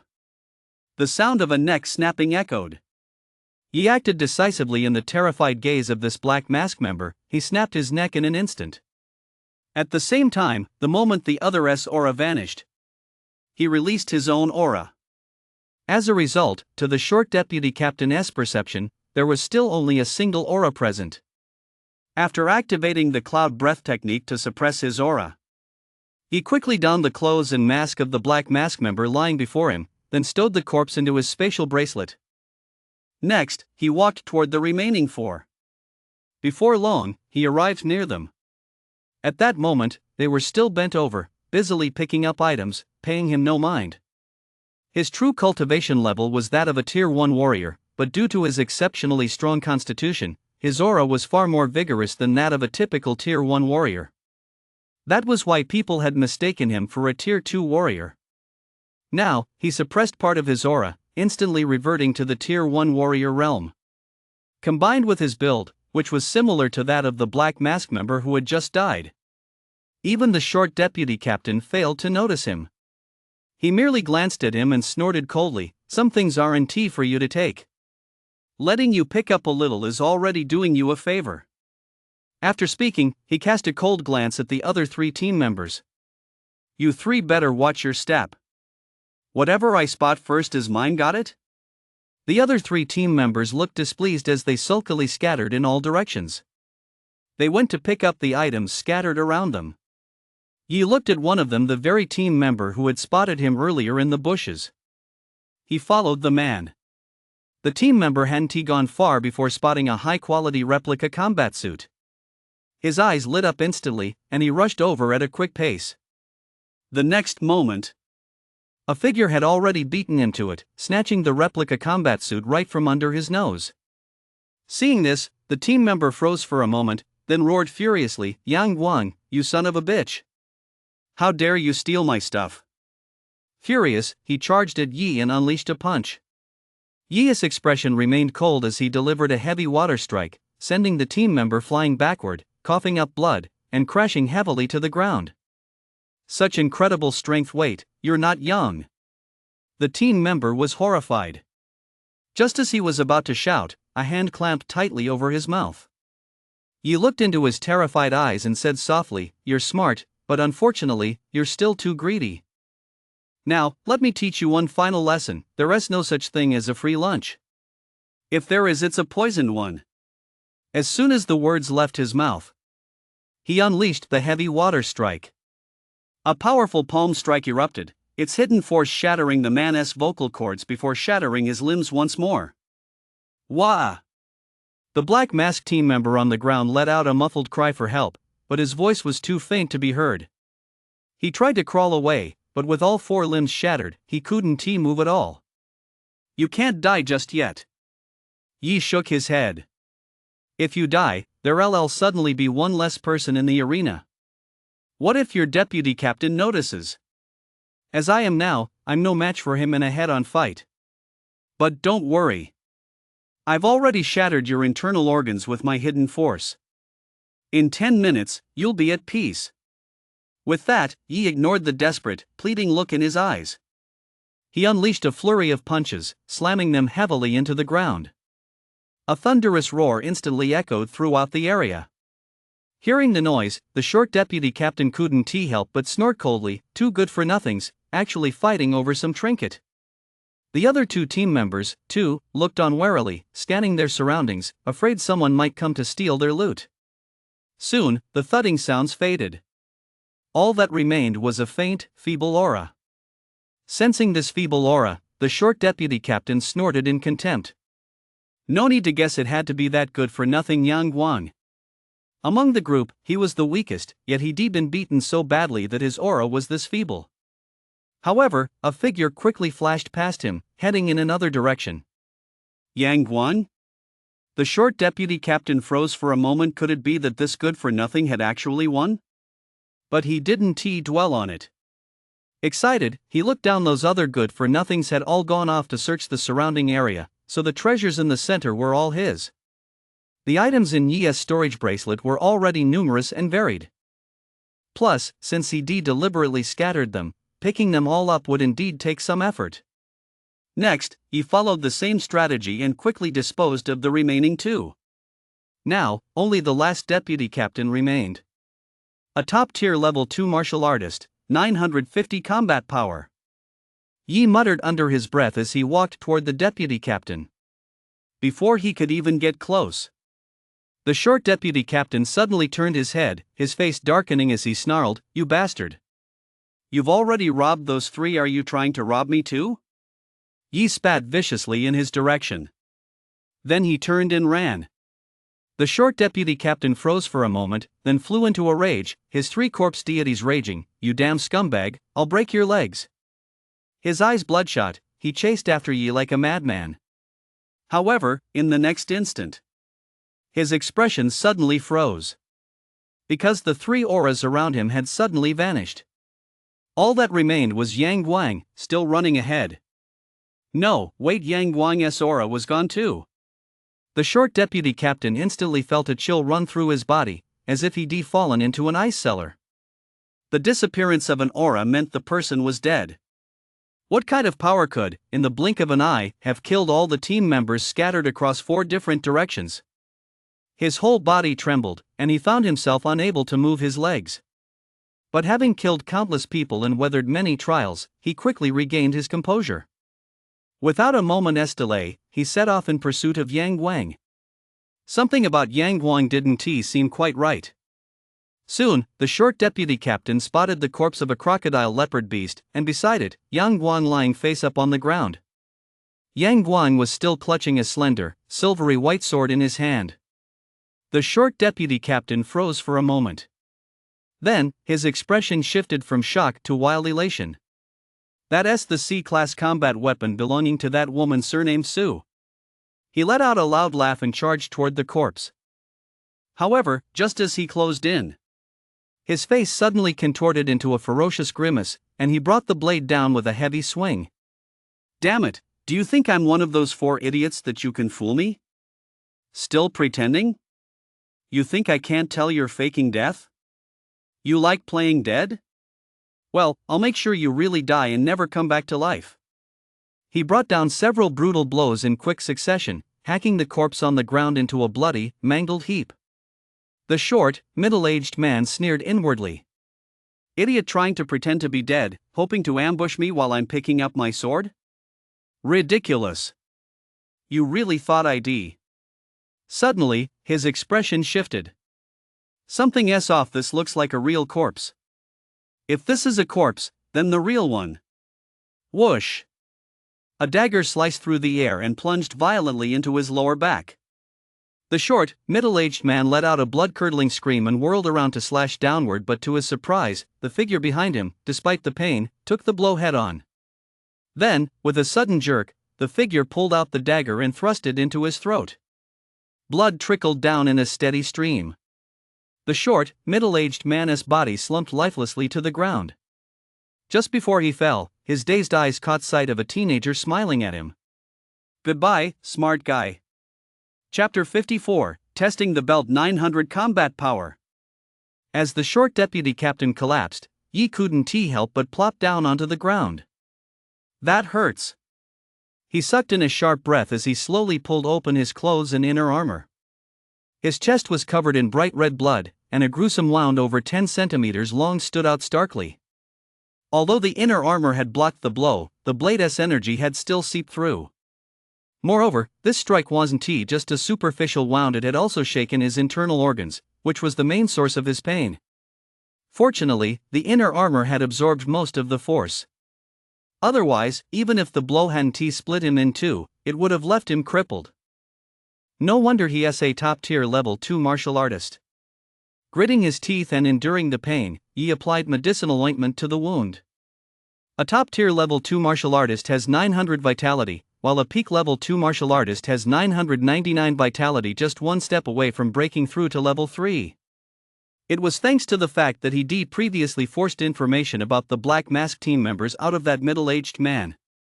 He knew there was another top-tier level 2 martial artist on the team. Otherwise, going head-to-head would have been nothing short of suicide. After all, even such a flawless ambush had left him seriously injured, let alone a head-on battle. After briefly treating his wounds, Yi seized the spatial bracelet from the short deputy captain's body and quickly left. A dozen or so minutes later, a Black Mask member passed by, spotted the corpse on the ground, and froze for a moment. Then, his face contorted with terror, he scrambled to his feet and fled headlong. The deputy captain was dead. Soon, a furious roar echoed through the dense forest. "You bastard! Don't let me catch you, or I'll grind your bones to dust." The voice was so loud it made the entire forest rustle incessantly. Outside the dense forest, a passing squad of martial artists heard the voice and couldn't help but pale. That's Captain Black Mask's voice. Everyone, let us get out of here.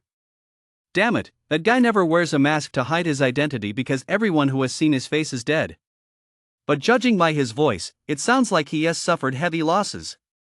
Who could possibly have gotten the better of him? Don't even think about it, just run. At that moment, deep within the dense forest, he was hiding in a large tree, his figure perfectly concealed by the thick canopy. He was looking down, taking stock of his haul. He had retrieved all the items he'd thrown away earlier. However, it wasn't him who'd done the work, it was Black Mask and his men. They'd spent quite some time gathering everything, putting their all into it. Now he was sorting through their belongings.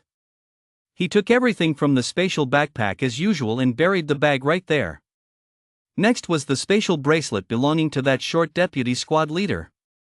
There wasn't much inside. The only valuable items were a war soldier's longsword, a testing belt, and a martial skill. A C-rank martial skill, frost condensing slash. Ye's eyes sparkled with curiosity as he flipped through the martial art manual. It was a rare blade chi technique. With a single swing, it condensed frost to hinder an opponent's movements. When mastered to perfection, it could actually freeze an opponent solid. He stowed away the long battle sword and the martial art manual, then turned his attention to the vitality testing belt. He looked somewhat surprised. A belt capable of testing vitality and combat power was convenient, but also very expensive, not something the short deputy captain would typically be willing to buy. The only explanation was that he had obtained it by slaying a genius from a clan who had ventured into the wasteland. He didn't rush to use the test belt. Yi took a deep breath, his eyes brightening as he looked at the achievement panel. Acting on Heaven's behalf, Progress 1310, eliminate 10 Black Mask squad members, reward, 10 achievement points, Nirvana Body X1. Achievement completed. Do you wish to claim the reward? Yes. After claiming the reward, he immediately felt a warm sensation spread through his body as an inexplicable force surged into him. It seemed as though his entire physical structure was undergoing subtle transformations under the influence of this power. Soon, the transformation process concluded. A new entry appeared on the achievement panel. Constitution, Nirvana Body Level 1, Recovery Ability increased by 10%, 0.01% chance to recover directly from a near-death state, accompanied by physical sublimation and metamorphosis. Note, to upgrade this constitution, you need the same Nirvana Body at Level 2. Other upgrade conditions have not yet been unlocked, stay tuned. Recovery ability increased by 10%? Yi sucked in a sharp breath. That 10% was no small amount, a full tenth of his recovery speed. A faster recovery rate boosts both stamina and endurance, offering significant advantages in prolonged combat. At the same time, the injuries on his body had been healed as a side effect when the Nirvana Body first transformed his physique. Yi stretched his body to confirm he was completely unharmed. He then began to boost his vitality. The 10 achievement points he'd just claimed were quickly used up, and his vitality rose another notch. He put on the testing belt and began the test. The belt was entirely black, with a red square display in the center. It looked strikingly similar to the Xingtian armor summoner. After a brief moment of daze, during which he recalled a few seconds of his eventful childhood, he pressed the switch. Instantly, he felt a tiny silver needle pierce his lower back. His expression changed involuntarily. Damn it, my kidneys! Thankfully, the silver needle had only pierced the surface of his skin to draw blood. It was a false alarm. After the blood sample was collected, he tensed his entire body, and the belt gradually tightened, using his strength to estimate his combat power. Soon, the test was complete, and 2 sets of data appeared.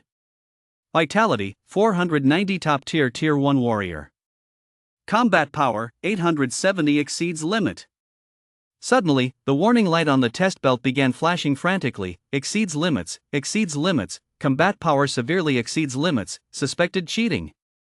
Yi froze for a moment, then snapped it off. Damn thing, always slandering people. I've gotten to where I am today entirely through perseverance, hard work, and a spirit that never gives up. 870 combat power, plus heavy water strike. My peak combat power has broken 900. His eyes flickered. Some weaker Tier 2 martial artists who had broken through using ordinary Beast Essence blood were right around this combat power level. Thinking of Beast Essence blood, Yi couldn't help but feel a twinge of regret. If he'd used a different type of Essence blood when he first broke through to martial artist, his combat power would be even higher now. Still, it wasn't all bad. He'd saved up quite a bit of money, and he was on the verge of breaking through to level 2 martial artist. Once he returned to Ningjiang City, he'd head to the martial artist tower to buy high-grade Essence blood. Next, he continued to infiltrate the forest, ambushing and killing members of the Black Mask Squad. With his increased strength and the sharp silver rhinoceros sword, he was like a tiger with wings, killing even more swiftly. In less than 2 hours, the entire dense forest was now littered with the corpses of Black Mask Squad members. Bastard! Black Mask's one-eyed captain, staring at the freshly fallen corpses on the ground, his face contorted with fury, slammed his fist violently into a tree. The tree snapped in two and crashed to the ground with a thud. "You damned creature, I will find you."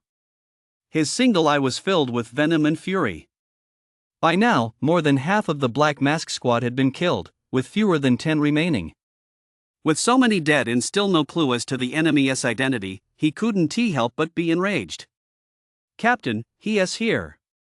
Suddenly, a weak shout rang out from a short distance away.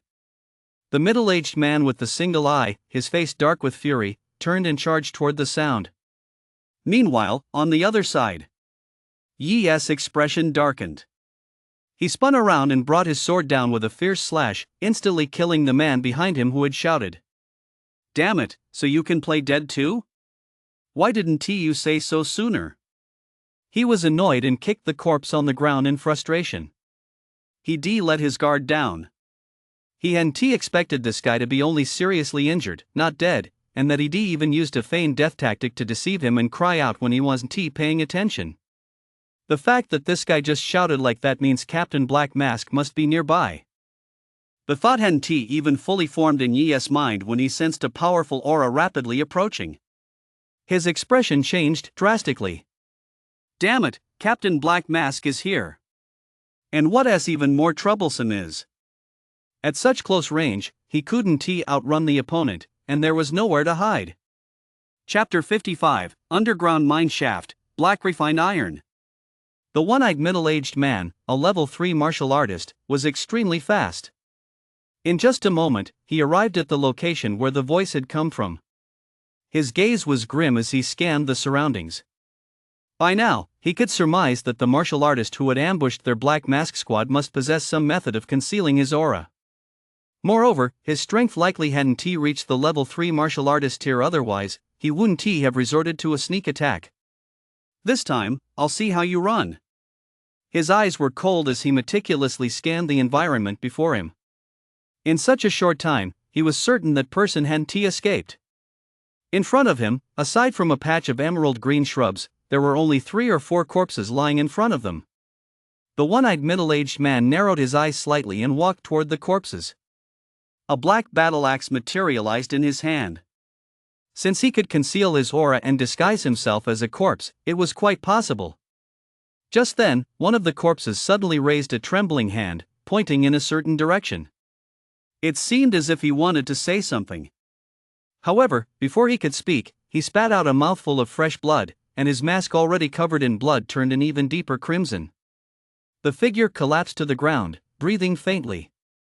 The one-eyed middle-aged man furrowed his brow, noticing a fatal wound on the team member's chest that had pierced right through. His suspicions gradually dissipated. It was a fatal wound aimed at the heart. It had just missed by a hair's breadth.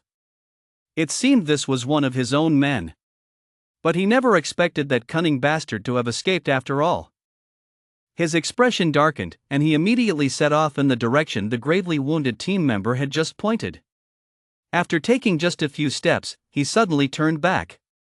He tossed a packet of healing medicine over and said in a low voice, "You did well. When we get back, I'll promote you to deputy captain." With that, he quickly gave chase. The squad had suffered heavy losses and was in desperate need of manpower. And although this squad member wasn't particularly skilled, he had risked his life to expose that martial artist he was loyal and worth nurturing. A moment after he left, the severely wounded squad member on the ground suddenly removed the mask covering his face. A handsome, youthful face was revealed. "Make me deputy captain? Your deputy captains all die young. I'd be a fool to take the job." Yi cursed under his breath and forced himself to his feet. The moment he stood up, his head spun violently, his steps faltered, and he nearly collapsed. He dropped to one knee, his face pale, and struggled to pull open his shirt. A gruesome sword wound on his chest stood out starkly. That's right, his injury wasn't fake.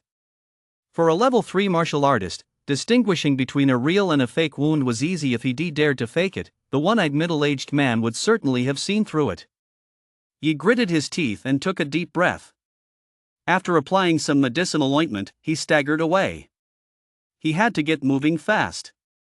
After all, he'd given a false direction. It wouldn't be long before the one-eyed middle-aged man realized something was amiss. Half an hour later, the one-eyed middle-aged man returned with a grim expression, only to find that a corpse was missing from the ground. His face twisted instantly, and he slammed his fist viciously into the ground. The ground cracked, and the remaining corpses were literally blown apart by the impact, sending blood and flesh flying everywhere. To be so ruthless even with himself, that's brutal. The one-eyed middle-aged man took a deep breath, suppressing the rage in his heart.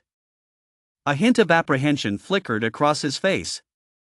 This man would be no easy opponent. He acted ruthlessly and decisively, thought meticulously, and at critical moments could clearly weigh the pros and cons, even going so far as to show no mercy toward himself. The more he thought about it, the more apprehensive he became. Especially when he considered that nearly 9/10 of his entire squad had been wiped out, and yet, even now, they still had no idea what this man actually looked like.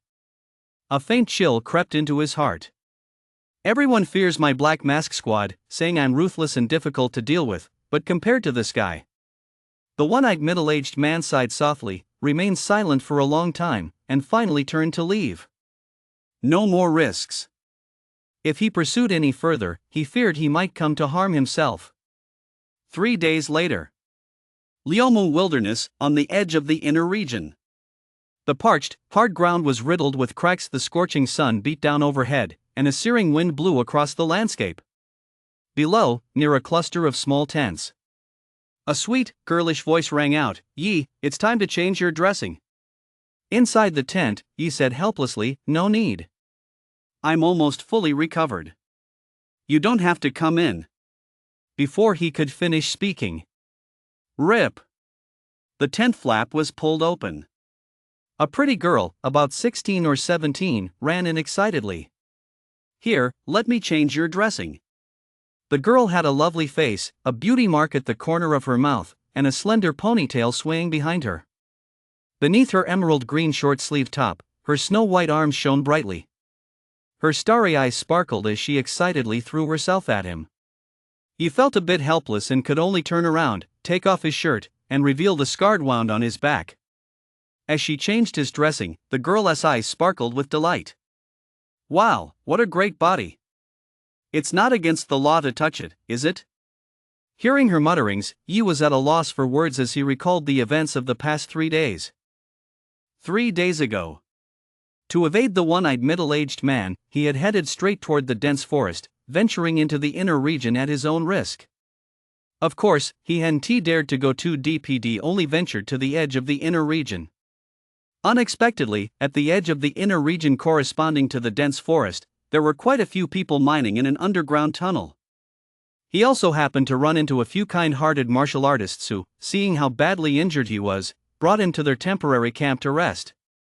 He'd been recuperating there for 3 whole days. "Brother Yi, Inger, come out for dinner." A middle-aged man's voice rang out from outside. "Dinner's ready." Yi stood up. Inger looked disappointed. "I haven't even touched it yet." Yi's mouth twitched slightly as he walked out. By the campfire outside, several people were already seated. 2 middle-aged men, an elderly man, and a dazed-looking teenager. The old man greeted Yi with a cheerful smile. As they ate, the group chatted. Yi pondered to himself his injuries had nearly healed, and he planned to bid them farewell that very day. I just went to chat with Zhang Laosan. I heard that the Steel Flame Squad discovered a piece of 100-pattern black fine iron in the underground mine yesterday. It's estimated to sell for $1 million. One of the middle-aged men exclaimed, a hint of envy in his voice. $1 million? Inger and the teenager beside him gasped in surprise. The old man and the other middle-aged man were also taken aback and asked for more details. Yi, too, felt a stir of interest. Black refined iron is a type of ore found in the wasteland. It serves as the primary material for many warriors' weapons, making it highly sought after. And that underground mine here contains precisely this black refined iron. He gazed into the distance and could faintly make out a massive mine shaft on the cracked, parched ground far away. Black refined iron is quite valuable. It might be worth going in to take a look. He pondered to himself. It was a rare opportunity to come across a mine. Even if he didn't mine for ore, he could hunt down some beasts unique to the mine. That would help him complete the Wasteland Hunter achievement as quickly as possible. Yi turned his gaze back to the parched ground. Although he'd seen it many times over the past 3 days, it still struck him as odd. For some reason, the interior and outer regions of the Liumu wilderness were two completely different environments. The outer regions were lush with trees, while the interior was arid. He hadn't noticed it. Just as he looked away, a tall figure clad in a black cloak emerged from the mine shaft. Through the cloak, he could faintly make out an impassive, middle-aged face. And this middle-aged man had only one eye. Chapter 56, Encounter. Outside the tent, several people were chatting. One middle-aged man suddenly said, "By the way, do you guys remember the dense forest we passed through a couple of days ago?" "Yeah, I remember. Back then, the Black Mask guys were inside, hunting down someone." Another middle-aged man asked curiously, "What? Did something happen there?" "Yesterday, the Martial Artists Association sent some experts into that dense forest to wipe out the Black Mask Squad." The man who had spoken earlier sighed, who would thought that once they went in, they'd find the place littered with Black Mask corpses. More than 20 Black Mask members, nearly 9 out of 10 were killed, including a deputy captain. Hearing this, the man standing nearby looked utterly shocked. How is that possible? Black Mask was the one hunting others down at the time. How could they have been killed in a counterattack? The elderly man standing nearby, who had been smiling and chatting with Inger, also looked shaken. He turned and asked, "Black Mask must have run into some formidable opponents. Do you know how many people were involved?" The middle-aged man hesitated for a moment before replying, "It seems there were 2. Reportedly, the injuries sustained by those Black Mask members were all very similar, either sword wounds or dagger wounds. It must have been 2 masters, one skilled with a sword, the other with a dagger." Whoa, just 2 people took out the entire Black Mask squad? This time, even the old man sucked in a sharp breath. Inger, standing beside him, also widened her beautiful eyes in utter shock. She hadn't known much about the Black Mask squad to begin with. But the last time she passed through the dense forest, she noticed that even the Steel Flame squad whom she admired didn't dare cross this Black Mask. Only then did she realize just how terrifying the Black Mask really was. Yet this terrifying Black Mask had actually been wiped out, and by just 2 people. That's so awesome. The dazed-looking teenager, who had been focused on eating, suddenly blurted out this exclamation. After saying it, he went back to shoveling food into his mouth. "All you ever think about is eating."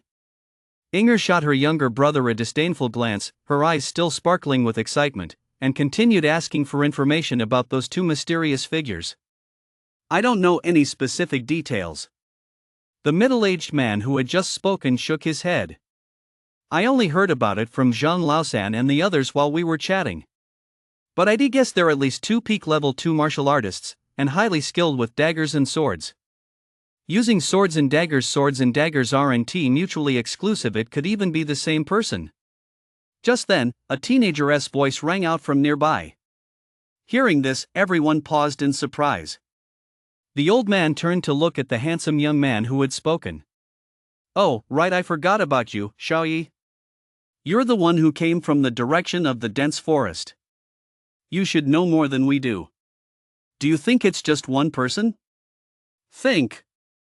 Yi's expression was a bit peculiar. He was the one who struck the blow. Did he really need to think about it?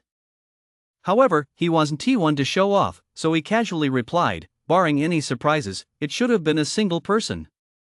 A single person? The middle-aged man who spoken earlier shook his head. You weren't even there. How can you be so sure? Besides, the Martial Artists Association experts determined there were two people. As he spoke, he glanced at Inger. He suspected the young man was just trying to show off in front of her, which was why he said such a thing. Young people were like that, always wanting to express their unique perspectives to attract attention. Yi smiled but said nothing more. The two middle-aged men continued their conversation, marveling at the prowess of the two mysterious experts who had wiped out the Black Mask Squad. As for the old man, he was quite interested in Yi. He chuckled, "Young Yi, did you venture into the wasteland alone this time?" Yi nodded. You dared to enter the wasteland all by yourself? No wonder you sustained such severe injuries. Beside him, Inger looked somewhat surprised, then asked curiously, but from what I can see, your wounds are from a sword, not from beasts. Were you ambushed and attacked by martial artists? Thinking of the Black Mask Squad, Yi couldn't help but sigh. Yes, there were quite a few of them. It took a lot of effort to escape alive. Hearing this, the old man looked at him with admiration. Not bad. At your age, daring to enter the wasteland alone and managing to escape from martial artists is already quite remarkable. It was just luck. Yi shook his head. The old man was even more pleased, thinking of Inger and how concerned and caring she seemed toward this young man. He couldn't help but smile. So, what are your plans from here on out? My plans? I'm going to take a look inside the mine shaft, then head back to Ninjiang City, Yi replied honestly, without holding anything back. The mine? That works out perfectly. Why not join us? We can look out for each other, the old man said with a smile. Inger was even more excited. Great! Great! Yi, let me tell you, there are lots of really weird-looking beasts in the mine. Yi hesitated for a moment. When he acted alone, whether slaying beasts or exploring the mine, he had no worries about his safety. But with a group. He thought for a moment and said, "Thank you, old Su, but I'm used to going it alone. Besides, I'm mainly just going into the mine to take a look. I won't be staying too long, I'll be heading back soon." Hearing this, the elderly man surnamed Su said in a deep voice, "Young Yi, do you think that just because we're here to mine, we must not be wealthy or powerful, and that's why you don't want to join us?" The two middle-aged men also stopped talking and said somewhat displeasedly, "Young man, don't be so arrogant. The two of us may only be Tier 1 warriors, but old Su is a Tier 2 warrior. With him leading the way, we can definitely keep you safe. Besides, we've been traveling through the wasteland for so many years and have plenty of experience. If you come with us for a while, you'll learn a lot. To put it simply, if you ever run into that martial artist who tried to kill you again, you certainly won't suffer such severe injuries you'd be able to escape." Yi was somewhat taken aback. Inge looked displeased and was about to say something. The elderly man beside her stopped her, turned to Yi, and said slowly, "Young Yi, I still have high hopes for you. This is an opportunity. You must know the Kongming Guild, it's the top martial arts school in Ninjiang City. Su Fan, who trains there, is my grandnephew. If you travel with us and perform well, I can recommend you for membership in the Kongming Guild. Oh, and Xiaoying is also in the Kongming Guild, you two can keep each other company." Hearing this, Xiaoying's south eyes crinkled into crescent moons. Great! Great! The two martial artists, however, looked utterly stunned. "Old Su, so you're Su Fan's grandfather? We always thought you were just an ordinary level 2 martial artist. My grandson is just a credit to the family." Old Su smiled, though a hint of pride still lingered between his brows. After all, Su Fan was currently one of the 3 most famous young prodigies in Ninjiang City, a household name that everyone knew. He was confident that this Yi would make a decision soon. Su Fan? Yi was somewhat taken aback. One of the 3 young prodigies he had defeated that day at the Black 3 combat arena had been Su Fan. He hadn't expected that Su Fan was actually related to Old Master Su. Old Su, please don't go to the trouble. Yi shook his head, refusing once again. Hearing this, Old Su froze for a moment, his expression turning grim. One of the middle-aged men exclaimed in shock, "Young man, you're turning down an opportunity like this? Do you even know what the Kongming Guild stands for? Though I'm not sure of your strength, joining the Kongming Guild would definitely bring you nothing but benefits, no downsides at all." Another middle-aged man shook his head repeatedly. "You're far too arrogant, you're missing out on a huge opportunity. Young man, you really should be more humble." Just as the two were speaking, someone suddenly walked over. The figure was tall and imposing, clad in a black robe that concealed his face. Chapter 57, The Dragon. The figure in black robes walked slowly toward them. Old Su's expression grew grave, and he looked at the tall, robed figure with a wary gaze. He couldn't sense the other person's aura at all. This meant that either the other person had a way of concealing their aura, or their strength surpassed his own. At the very least, they were a level 3 martial artist.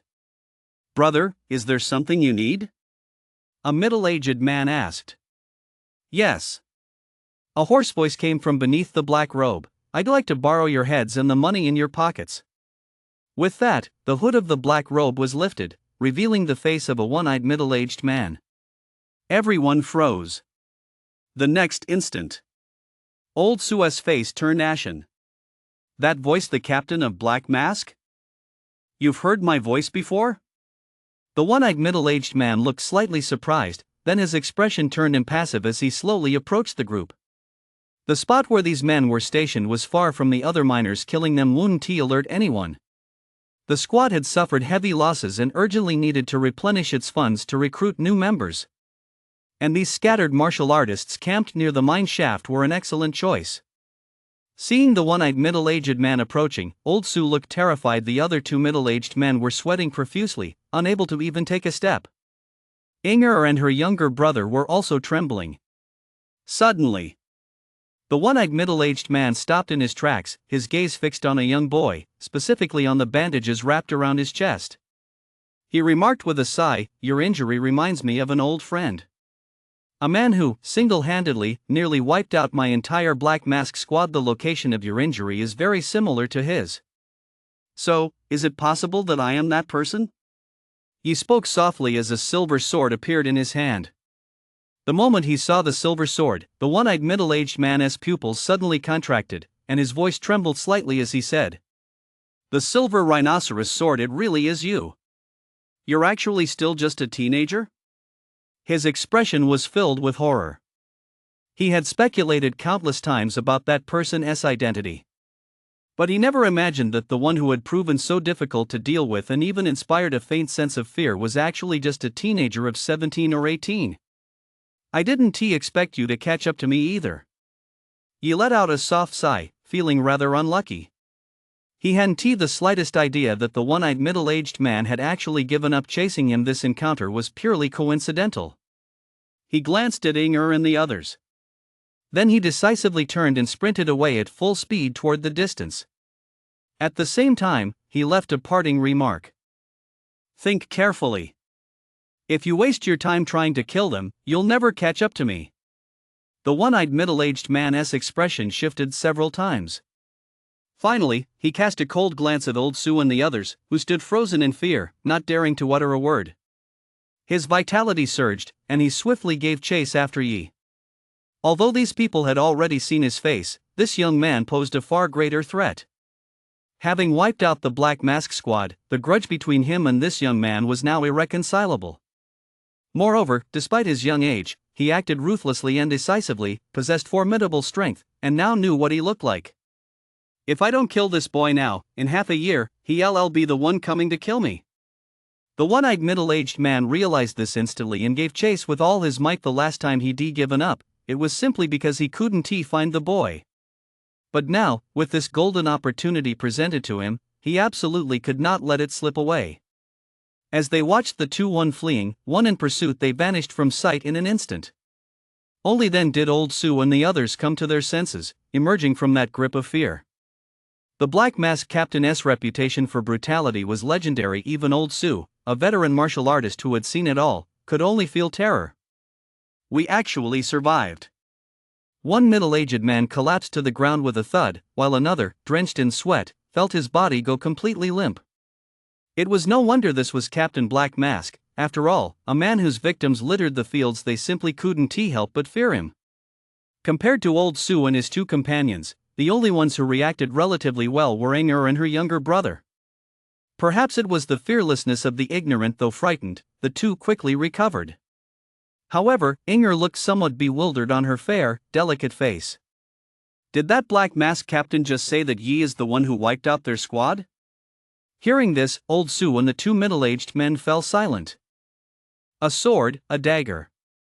One of the middle-aged men wore a bitter expression. No wonder he was so certain it was just one person. So, he asked the mysterious figure who wiped out Black Mask. A teenager, single-handedly annihilating Black Mask and causing the Black Mask captain to fear him so much. Old Sue didn't know what to say. If he hadn't seen it with his own eyes, he would have thought it was a tall tale. However, everything that had just happened proved that this was indeed the truth. Thinking back on what he just said, he couldn't help but feel a bit ashamed. The Kongming Guild was indeed formidable, but it all depended on the individual.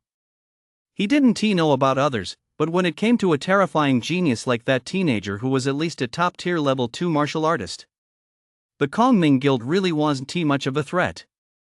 For a moment, everyone present was overcome with mixed emotions. Only Inger spoke anxiously. "Grandpa, what about Yi? That captain is out to kill him." "Don't worry. There are quite a few martial artists nearby. They know that if Captain Black Mask is acting alone, he certainly won't let this opportunity slip by." After Old Sue finished speaking, he quickly signaled to the two middle-aged men to go seek help from all directions. Meanwhile, on the other side, Yi fled with all his might. However, the one-eyed middle-aged man's speed far surpassed his own. In just a moment, he caught up and brought down a fierce palm strike. In an instant, Yi's blood ran cold as he sensed a deadly threat closing in. Without a moment's hesitation, he instinctively spun around and struck back with a palm strike of his own. Heavy water strike. The sound of surging waves erupted suddenly. Boom! The air exploded. Blood spurted from Yi's arm, which went limp on the spot, and his entire body crashed forward. The one-eyed middle-aged man's expression remained unchanged, but inside, a tidal wave of emotion surged through him. Top-tier level 2 martial artist strength. This kid, at such a young age. A flash of murderous intent crossed his eyes. A massive black battle-axe materialized in his hand, and he charged straight at Yi. Just then, a sudden thud echoed from his chest, causing him to stagger. Hidden energy? The one-eyed middle-aged man snorted coldly and instantly regained his composure. Whoosh! Just as he was about to take a step forward, a dagger stabbed straight at his face. "You little brat, you've got quite a few tricks up your sleeve." The one-eyed middle-aged man sidestepped, and as he dodged, his gaze sharpened as he reached out and grabbed the dagger. "So this is a combat dagger, you're quite generous. But today, you won't escape." His expression suddenly changed as he watched the teenager coughing up blood rush toward a massive opening. That was the entrance to an underground mine shaft. The mine's passages were a labyrinth. Once inside, it would be nearly impossible to track down this kid. "You little brat, die!" The one-eyed middle-aged man roared furiously, unleashing a powerful punch that sent a dark purple fist imprint streaking forward. Boom! A massive roar echoed out, and the mine shook violently. Yi's face turned pale, but he still managed to dash into the mine just before the fist imprint struck him. But he didn't have time to breathe a sigh of relief. The ground beneath his feet suddenly collapsed. The mine had caved in. Caught off guard, Yi instantly plummeted downward along with the falling rocks. In that instant, he felt as though he had fallen into a massive river. The raging current was so fierce he couldn't even keep his eyes open. He could only passively let the river carry him toward an unknown destination. He didn't know how much time had passed. Yi opened his eyes in a daze.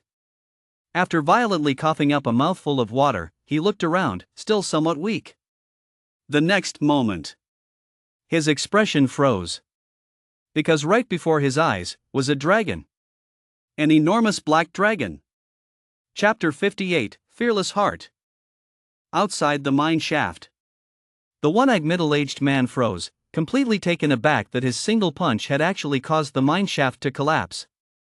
Clearly, his punch must have struck a weak spot in the mine shaft, causing it to cave in. Realizing this, the one-eyed middle-aged man's expression darkened. Although the mine shaft had collapsed, if that kid was lucky, he might not be crushed to death. On the other hand, it was now difficult even for him to get inside. Meanwhile, hearing such a loud commotion, numerous martial artists rushed to the scene. Seeing this, the one-eyed middle-aged man pulled down his hood to hide his face, then quickly left without looking back. However, before leaving, he cast a cold glance toward the mine. He wouldn't let this go so easily. A large crowd of martial artists soon gathered around the mine, hoping to dig out the entrance, but the collapse was complete. It wouldn't be possible to clear the debris in a short time. Beneath the ground, Yi stared blankly at the colossal creature before him. It was a gigantic black dragon, its body immense like a mountain range stretching across the underground river. Its massive head was ferocious, with a single horn soaring skyward, and its scales shimmered with a deep, mysterious glow. Perfect, powerful. That was the only thought in Yi's mind at that moment. He just stood there, staring blankly. Suddenly, he realized he couldn't move. His body was paralyzed, beyond his control. No matter how he tried to command it, it simply wouldn't budge. It was an instinctive reaction. It was the most primal fear and awe his body felt in the face of a majestic creature whose level of existence far surpassed his own. This was no longer a matter of willpower. Just as humans unconsciously feel fear when they hear thunder, this was a terror etched into his genes. From ancient times to the present, the Dragon Clan has always stood at the absolute apex of the food chain, towering above all other creatures. Even if this was merely a jiao. Even possessing only partial dragon blood, the truth remained the same: it was impossible to defy. Without realizing it, Yi even lowered his head. Even though this black jiao seemed to be in a deep slumber and wasn't projecting the slightest bit of intimidation toward him, he couldn't bring himself to look up. Yi gritted his teeth and fought against the urge, struggling to lift his head, unwilling to accept that he had become so fragile. He couldn't even bring himself to look the creature in the eye. Since entering the wasteland, he had honed his skills through countless trials and faced several life and death crises. Even at the brink of death, he had never felt the slightest fear or despair. Now, he would certainly not lose the resolve to face and confront his opponent simply because it was so much stronger than him. But this time was different. Even if he ground his teeth to dust, he still could not move, unable to fight against his body's instincts. On the contrary, the more he resisted, the more his body trembled faintly. It seemed as though it wanted to kneel down. To submit completely to the colossal creature before him, which resembled a deity. He clenched his fists so tightly that his knuckles turned white, his fingernails digging into his flesh, and crimson blood dripped down. He fought with all his might, resisting this instinct emanating from his body. Finally, with a crack, Yi silently looked down at his hands. He had crushed a section of his own finger bone. Yet right now, he felt not a shred of pain. All he felt was utter despair. He had failed once again. This instinct originating from his body was simply impossible to resist or defy. No matter how hard he tried, it was to no avail. He relaxed his body and stopped resisting. Gradually, he felt the sense of restraint lessen, and control over his body slowly returned. He tried taking a step forward. He could walk out. Then, he tried to look up. But the moment he did, that feeling of losing control surged through him once more, and he lost control of his body again. Yi fell silent and stopped looking up. Keeping his head down, he began to survey his surroundings, searching for a way out. A black dragon of such immense size was at least at the Grandmaster realm. Although he wasn't sure why the Liumu wilderness, such an ordinary wasteland, would harbor a Grandmaster level beast. Yi had already come to terms with it. Facing a Grandmaster level beast, it was only natural for him to feel dread, fear, and for his body to tremble instinctively. Put any Tier 1 warrior in his place, no, even a Tier 2 or Tier 3 warrior, and no one could resist this instinctive fear. Even though this black dragon was in a deep slumber and wasn't emitting the slightest hint of menace. The strong prey on the weak bow their heads to the strong. This is perfectly normal, just as humans revere the might of heaven and worship the power of nature. Yi murmured, explaining it to himself. With his head bowed, he can only rely on the reflection on the water's surface to find an exit. But that black dragon was simply too massive. Time and again, his peripheral vision would inadvertently catch a glimpse of it. Every time he saw it, his eyes would dart away, and he'd quickly look away, growing increasingly fearful of the black dragon. Gradually, a nightmare began to cloud his mind. Yi scanned the area for a long time, and finally, his eyes lit up as he spotted a narrow crevice. Light shone through the crevice, suggesting it led to the outside world. Overjoyed, he hurried toward the crevice before the black dragon awoke. In the underground river, many massive dragon scales floated on the water's surface. They were perfect for stepping on. Stepping on the dragon scales, Yi soon reached the crack. The entire way, he kept his head down, moving with the utmost caution. Even though he could no longer see the black dragon out of the corner of his eye, he still kept his head down, not daring to lift it even slightly. Seeing his own ridiculous reflection in the water, Yi felt an inexplicable surge of anger. He suppressed his anger, kept his head down, and walked out in silence. Faced with a Grandmaster-level black dragon, he had no ability to fight back, he could only submit. The strong naturally exert a dominant influence over the weak. Congratulations, host. You encountered a Grandmaster-level dragon and survived. Hidden achievement unlocked. Ant reward, 100 achievement points. Just then, a voice suddenly echoed in his mind. It was a notification from the achievement system. The completion of a hidden achievement brought Yi no joy whatsoever. Instead, he froze for a moment, then his face contorted into a snarl as he slammed his fist viciously into the ground. Fucking ant. It's just a lousy dragon. Even if it were a real dragon today, I'd still stomp on its head. In an instant. It was as if a barrel of gunpowder had exploded. All the anger he'd been bottling up erupted at once. Yi's eyes turned bloodshot as he slowly raised his head to stare directly at the black dragon. It's just a lousy beast. I don't give a damn if you're a Grandmaster or how strong you are, as long as you're a beast. I'll never bow down to you, let alone be afraid of you. A heavy pressure surged over him, and his body instinctively resisted once more. But this time, Yi didn't hold back anymore. Those two words "ant" had completely ignited the rage in his heart, revealing his true emotions. From the very beginning, he hadn't backed down. His body might be weak, and he might feel fear, but that had nothing to do with him. It was just a lousy black dragon. Even if it was powerful, if he didn't even have the courage to look it in the eye, what kind of martial artist was he? What the hell was the point of cultivating the martial arts? Crack! The sound of cracking bones echoed from Yi's body. His body seemed unable to bear the strain, and at the same time, his skin began to crack, with droplets of blood seeping out. Intense pain surged through him. But at that moment, Yi actually felt an extraordinary sense of exhilaration, because this was exactly what he truly wanted to do. He would rather die standing than live on his knees. What the hell kind of Grandmaster black dragon are you? I'm staring right at you, so what if I am? Yi roared furiously. Suddenly, he raised his head. In an instant, the blood vessels on his skin burst, turning his entire body into a blood-soaked figure. His body swayed unsteadily. Yet, swaying as he did, he held his head high and chest out, taking a slow step forward. This step. It was just a simple step forward. Yet he felt as though that step had landed right on the head of the massive black dragon ahead of him. In that instant, every trace of instinctive fear vanished from his body. He had conquered himself. Complete control of his body had returned. Moreover, Yi could clearly sense that although his body had suffered severe injuries, it seemed to have undergone a metamorphosis. His mastery over it had risen to a whole new level. At the same time, in his mind, Beneath the simulation button on the achievement panel, his combat awareness level skyrocketed. In an instant, it reached the Beyond Limits realm. It eventually stabilized at this level, displaying that 500 achievement points would be required to break through the bottleneck and advance to the next realm. Beyond Limits? Yi murmured, his voice sounding somewhat weak yet tinged with joy.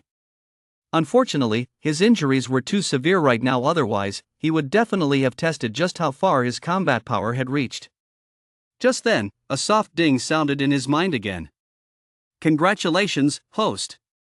With the body of an ant, you faced a dragon without fear, overcoming your inner self. You have completed the hidden achievement Fearless Heart and earned 100 achievement points in Fearless Body X1. Yi froze for a moment. Then he noticed the Constitution section on the system panel. Another Constitution stat had appeared. Constitution, Fearless Body Level 1 grants a 10% reduction in the pressure exerted by powerful opponents, effective against all opponents below the Martial Saint level. Note, to upgrade this Constitution, you need 1 additional Body of Fearlessness. Other upgrade conditions. Body of Fearlessness, a second Constitution? Yi was overjoyed. This time, the rewards were truly immense, not only a massive breakthrough in combat awareness, but also 200 achievement points and a new constitution. Although the Fearless Body might not sound as practical as the Nirvana Body, it could still play a significant role in critical moments. When some top-tier powerhouses release their vitality, they generate an aura of intimidation. Under such pressure, many ordinary martial artists find it difficult not only to fight back but even to flee. However, the immunity effect of the Fearless Body is nothing short of a trump card. To be fearless and dare to draw your sword against a Grandmaster, that is truly admirable. At that moment, a voice of aged admiration drifted from a dark corner. An elderly man with a face as pale as gold paper, his body still stained with blood and appearing very frail, slowly stepped forward. Yi froze for a moment, then his pupils suddenly contracted.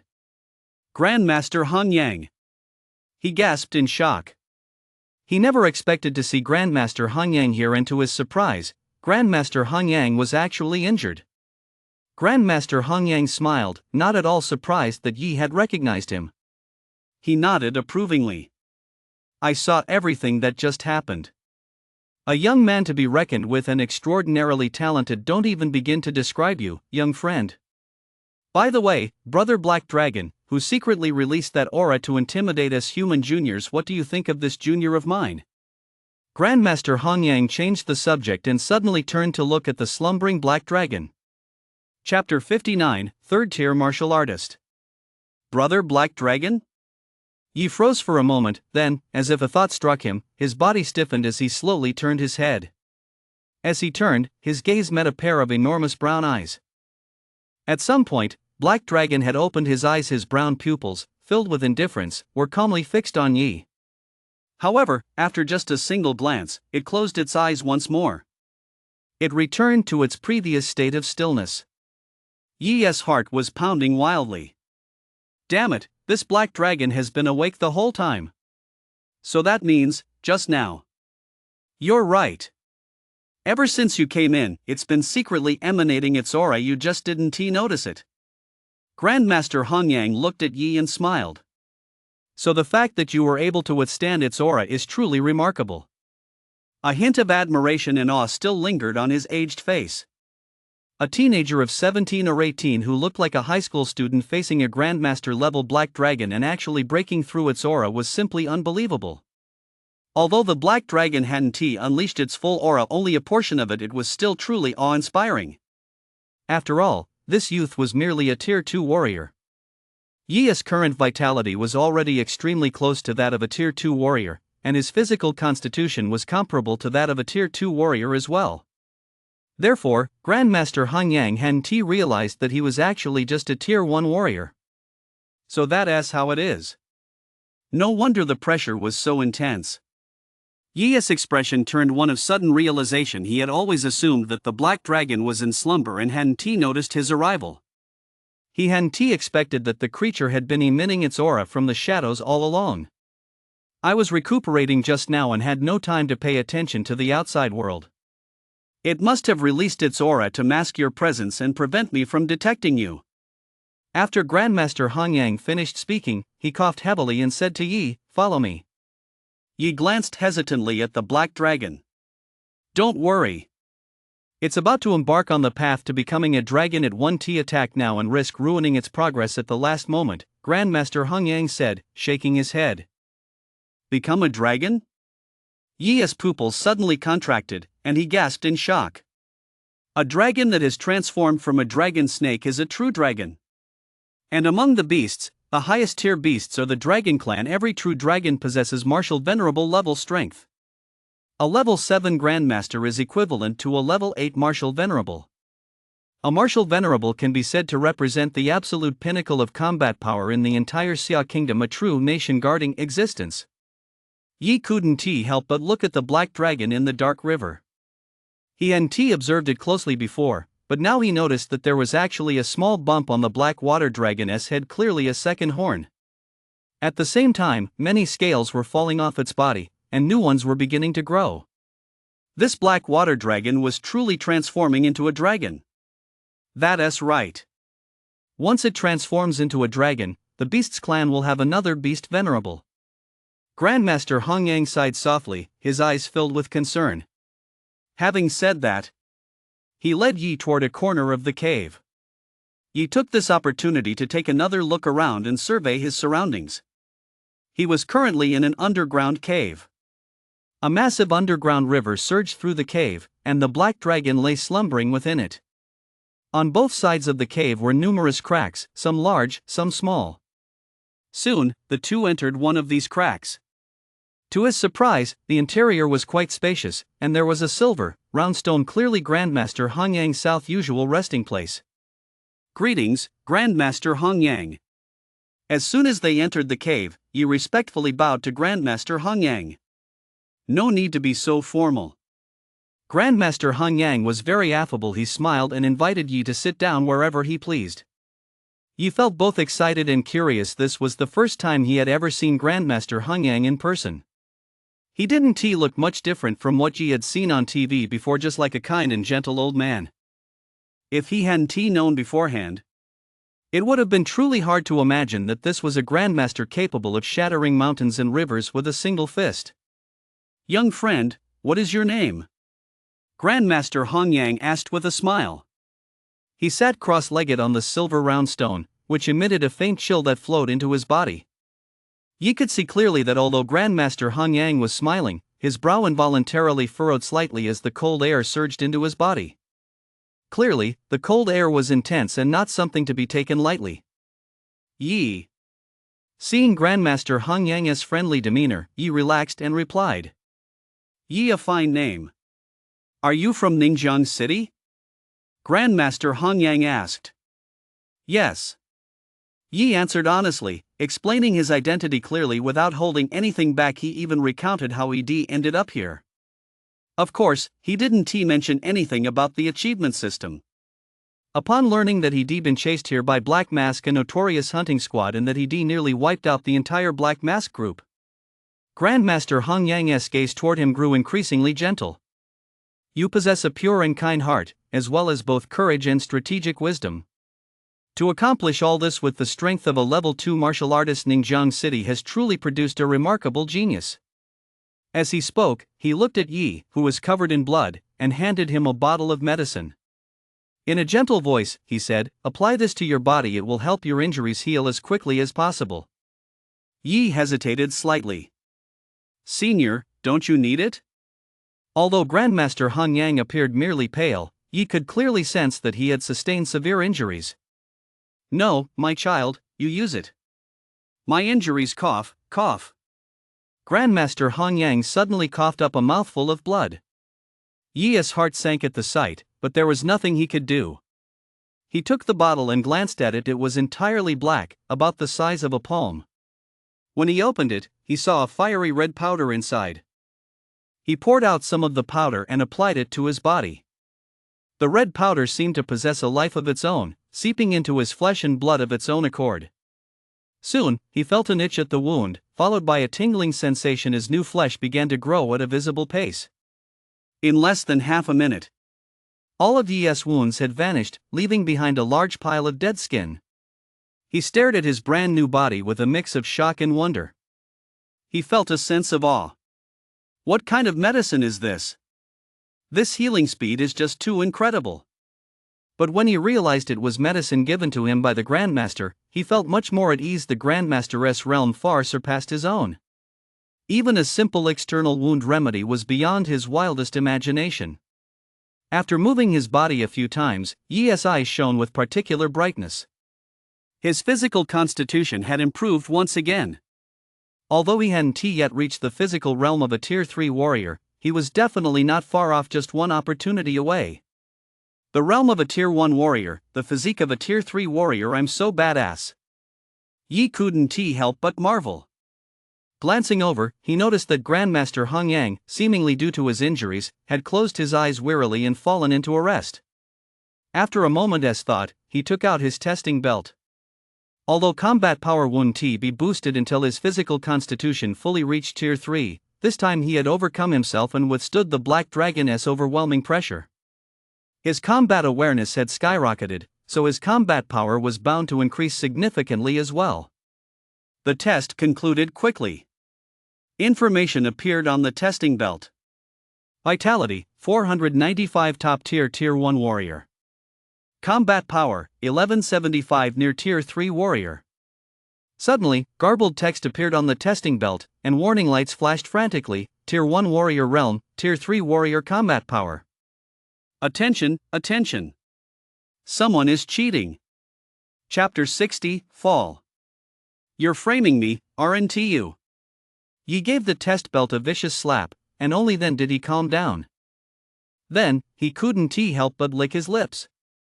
With a combat power of over 1170, the gap to a level 3 warrior's 1200 was already extremely small. Factoring in martial arts techniques, he could completely bridge that gap. In other words, he was now fully capable of facing off against a level 3 warrior. The only gap left was his physical constitution. Once my physical constitution breaks through to level 3, my combat power will rise even further. Yi couldn't help but clench his fists. By then, he'd truly be a match for a level 3 martial artist and might even have a chance to kill one. Thinking of the one-eyed middle-aged man from the Black Mask Squad, his gaze grew dark. The next time they met, it was far from certain who would be chasing whom. However, that one-eyed middle-aged man didn't seem like an ordinary level 3 martial artist either. 1200 combat power might not be enough. Yi pondered for a moment.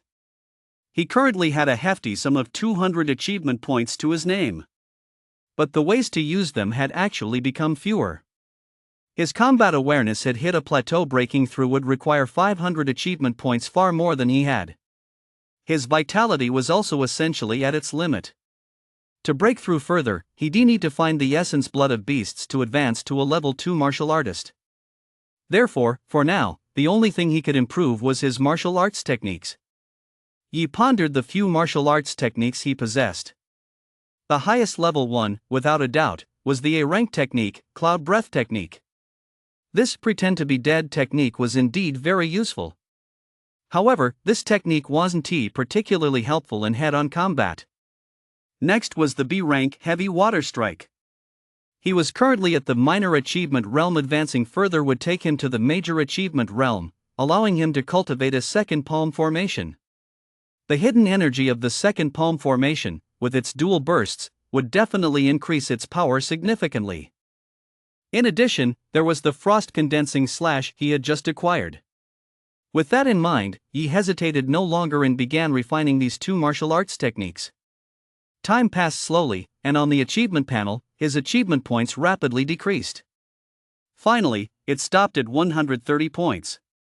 Yi also stopped his calculations, opened his eyes, and exhaled a light breath of stale air. Having consumed 70 achievement points, he had successfully elevated one C rank and one B rank martial art to the Great Accomplishment realm. With both martial arts at the Great Accomplishment realm, his combat power had increased considerably. Unfortunately, due to the limitations of the venue, he couldn't test them out right now, nor did he know exactly how much these two martial arts would boost his combat power. Just then, Grandmaster Hong Yang slowly awoke.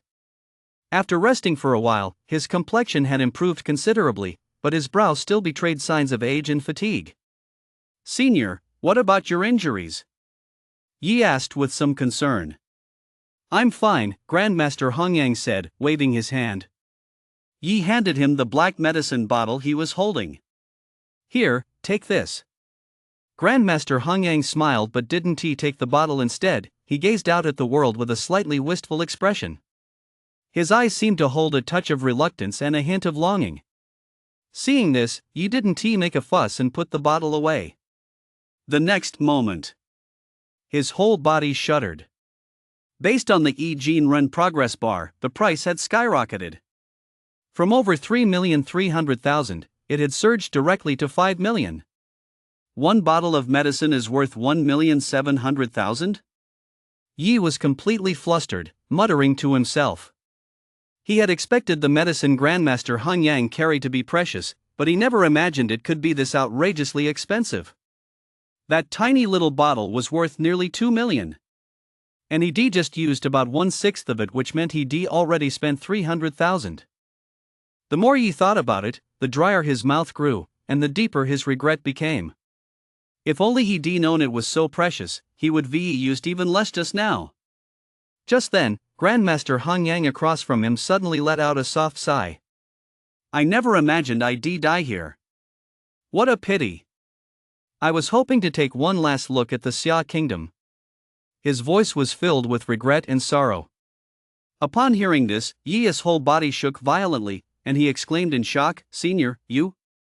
Grandmaster Hongyang coughed once. His complexion, which had never been particularly healthy, grew even paler, yet his smile remained gentle. He explained gently, "My battle with the Black Dragon has damaged my vital energy, and I've also been poisoned by the emerald ice-cold snake. I have less than 3 hours left to live. I thought I would die here, unable to settle my affairs and leaving behind many regrets, but fortunately, I met you, my young friend. This time, I must trouble you, young friend, to take my ashes with you and return them to," cough, cough. Grandmaster Hongyang coughed heavily once more. This time, he coughed up a mouthful of blood. Yi could see clearly that the blood was a deep blue as it hit the ground froze instantly, and the ice even spread outward. Even from a great distance, he could feel a bone-chilling cold surge toward him, making his skin tighten. He couldn't help but feel a chill run down his spine. What kind of poison was this? It was simply too terrifying. After Grandmaster Hongyang coughed heavily a few times, his expression eased considerably. He no longer looked as exhausted and weak as before. "Senior." Yi was somewhat reluctant. "Is there really no way?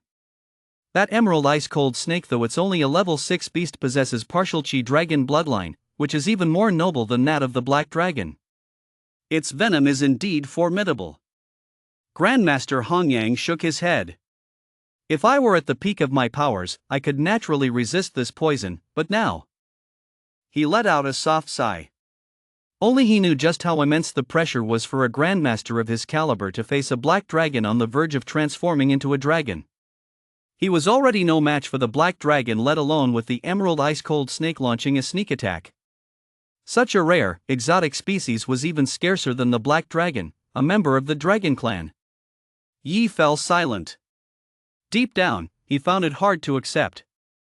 Grandmaster Hongyang was considered one of the most active grandmasters in the Xia kingdom, spending years traveling across the wilderness. He fought bitter battles against all manner of powerful beasts, eliminating threats to the wilderness.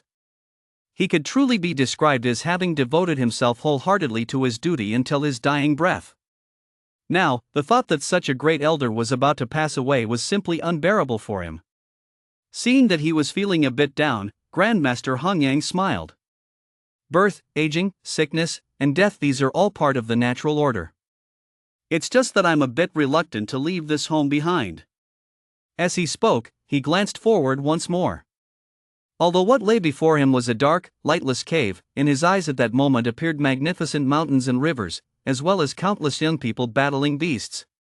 His expression was one of contentment. Although he was deeply reluctant and wanted to take one last look, he knew.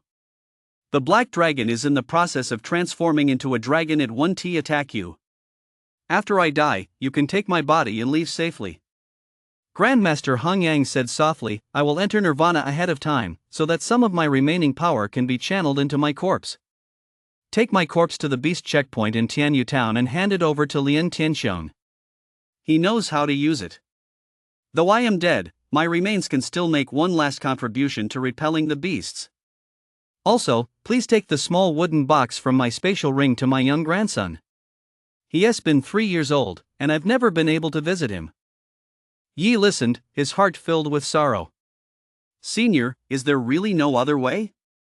His eyes reddened, filled with reluctance. Grandmaster Hung Yang shook his head gently. There is one way. That is, I must transfer the cold poison into another person's body. It must be a human, and right now, the only person here is you. Chapter 61, Black Dragon's Blood. A moment of silence fell over the cave. Yi remained silent for a long time as well, then finally looked up and said earnestly, Senior. Silly child. Grandmaster Hung Yang looked at him with a gentle, compassionate gaze. I'm already deeply moved by your kindness. But with this broken body of mine, I don't have many years left to live. You're still young, you have many years ahead of you. Senior, but you're a Grandmaster. The role you could play. Hearing this, Grandmaster Hung Yang shook his head. Though I am a Grandmaster, all lives are equal. Mine is not necessarily more precious than yours. Besides, I am content to have met such an outstanding disciple as you before I die. Grandmaster Hung Yang suddenly burst into loud laughter. As for that black dragon out there, I may not be its match, but do you have the confidence to slay it single-handedly one day? I do. Yi's eyes turned bloodshot as he shouted fiercely, whether it's a dragon or a serpent, I'll slaughter it. I will. Good, ha ha ha. Now that's a true son of the Xia kingdom. Grandmaster Hung Yang threw his head back and laughed heartily. Then he coughed heavily twice, spitting out 2 more mouthfuls of blood laced with cold poison. After a brief rest, he said weakly, I have no regrets now. Next, I'll entrust you with a task. This black serpent will take a year to transform into a dragon. Within that year, you must find a martial venerable and slay it before it successfully transforms. Grandmaster Hung Yang delivered his final instructions. Yi also learned the reason behind Grandmaster Hung Yang's injuries. After pacifying the wastelands of Qingshui City, Grandmaster Hung Yang, on his way back, had been clearing out the many wastelands he passed through. He exterminated the powerful beasts within them to alleviate the pressure on various cities. Among them was the Liumu Wilderness. But who could have known that the Liumu Wilderness was home to a peak level 7 black serpent? As the second highest tier of beasts, second only to the Dragon Clan, the Serpent Clan's combat power far surpasses that of humans of the same level, let alone a peak level 7 black serpent. It could transform into a dragon at any moment and become an 8th level beast sovereign. Grandmaster Hung Yang engaged in a life and death battle with the Black Dragon, finding himself at a slight disadvantage as the two fought to the bitter end. The Black Dragon, having benefited from the fierce battle, broke through the constraints of its cultivation realm first, entering the stage of dragon transformation and beginning its breakthrough.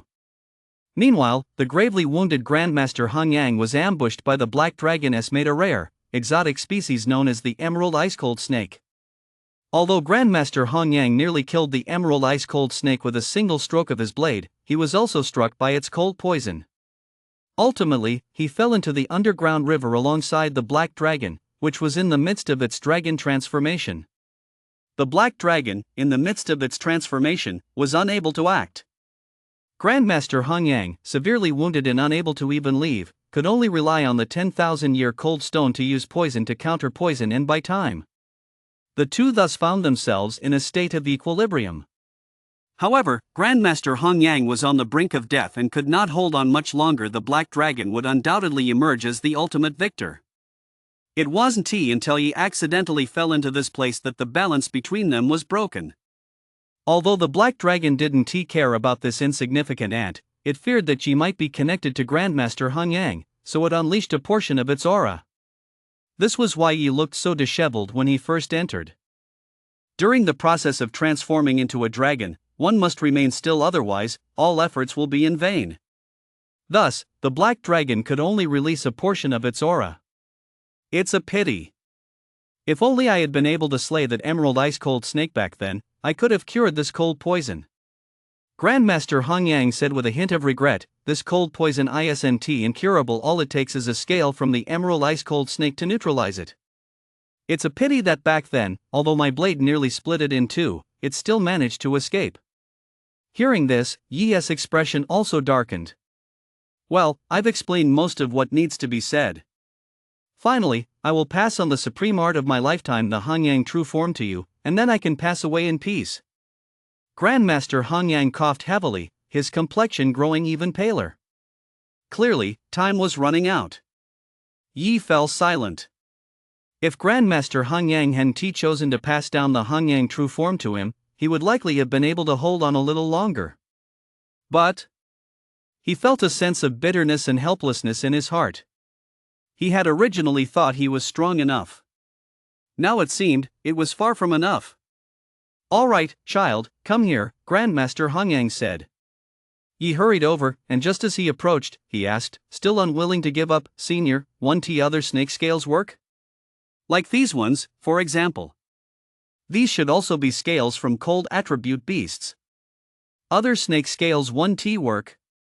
Grandmaster Hong Yang gave a wry smile, then suddenly froze, staring blankly at the 4 deep blue snake scales in the teenager's hand. These are the scales of the emerald ice-cold snake, he exclaimed excitedly. Yi also froze, staring at the scales in his hand, a bit dazed. Could it really be that much of a coincidence? Where did you get these snake scales? Grandmaster Hong Yang asked excitedly, his face flushed. Even as a Grandmaster, he was overjoyed to learn he would survive. Yi briefly recounted how he had obtained the scales. After hearing this, Grandmaster Hong Yang couldn't help but shake his head repeatedly, filled with awe. Truly, there's always a way out. To encounter such a coincidence. Yi scratched his head, looking quite surprised. At the same time, he was relieved that he hadn't been foolish enough to go into that main passage after all. Otherwise, a level 6 beast whose venom even a Grandmaster couldn't withstand would have meant he'd be asking to die. Senior, will these few scales be enough? Thinking of this, he began to feel a little nervous again. That's enough, 2 scales will do. After Grandmaster Hong Yang finished speaking, he took the 2 scales and smiled. Within 100 steps of a venomous creature, there is always an antidote. This rule applies even to the emerald ice-cold snake. However, compared to other beasts, the antidote for this jade ice-cold snake is a bit more special. It's the scales on its body. So that's how it is, he said, his expression one of sudden understanding. Keep the remaining 2 scales safe. They might come in handy in the future. Even if they aren't used to counteract poison, they're excellent materials for crafting S-class combat weapons. After Grandmaster Hong Yang finished speaking, he took the 2 scales and fell into a deep slumber. A faint blue glow emanated from the scales. Yi waited where he was. After a moment, growing bored, he plucked up his courage and stepped out of the cave. Outside the cave, in the underground river, a massive black dragon lay stretched out with its eyes closed. The rushing river water washed over its pitch-black scales, causing them to glow faintly. Knowing that the black dragon was currently unable to move, Yi's courage grew considerably, and he dared to approach a little closer to take a closer look, though he still didn't dare to make any overly reckless moves. After all, the black dragon wasn't truly unable to move, it simply didn't want to let its efforts go to waste at the last moment. So it was best not to court disaster. His gaze swept across the river's surface, where he saw numerous black dragon scales floating, along with some congealed, massive black liquid, and his heart stirred slightly. Although these were shed by the black dragon, even as shed materials, they were Grandmaster-level resources. He began to collect the black dragon scales, but they were simply too heavy. He couldn't even lift them, let alone store them in his spatial bracelet. Just as he'd been pondering for quite some time, unable to figure out a way to collect them, Grandmaster Hong Yang stepped forward, his complexion rosy and clearly much recovered. He looked at Yi and smiled. These black dragon scales are certainly valuable. But black dragon blood can be refined into beast's essence blood, which is even more valuable. Beast Essence. Yi's heart gave a sudden jolt as he looked at the congealed black liquid in the dark river. Chapter 62, Hung Yang's True Form. The black liquid was thick and had peculiar properties. It resembled jelly, was highly dense, and floated on the water's surface. Yi looked somewhat stunned. This was actually black dragon blood, and it could even be refined into beast essence. Senior, can the beast essence extracted from this black dragon's blood be used to break through to the next realm? He couldn't help but ask. Of course. Grandmaster Hung Yang smiled. Any beast essence will do, even if this black dragon is a Grandmaster level beast. However, at your current Tier 2 warrior level, you cannot withstand such potent beast essence. Not even a level 2 warrior can handle it? Yi was somewhat taken aback. Then as a Tier 1 warrior, wouldn't I be even less capable? Tier 1 warrior? Grandmaster Hung Yang paused in surprise. You're a Tier 1 warrior? A sharp gleam suddenly flashed in his eyes as he looked at Yi, and his expression quickly turned one of shock. You really are just a Tier 1 warrior. Earlier, he had been severely injured and on the brink of death, causing his perception to decline significantly. He had mistakenly believed Yi to be a level 2 warrior. Now, upon careful observation, Grandmaster Hung Yang at his level effortlessly sensed Yi's true vitality. It hadn't broken through 500. He was indeed just a Tier 1 warrior. For a moment, Grandmaster Hung Yang was overcome with emotion, at a loss for words.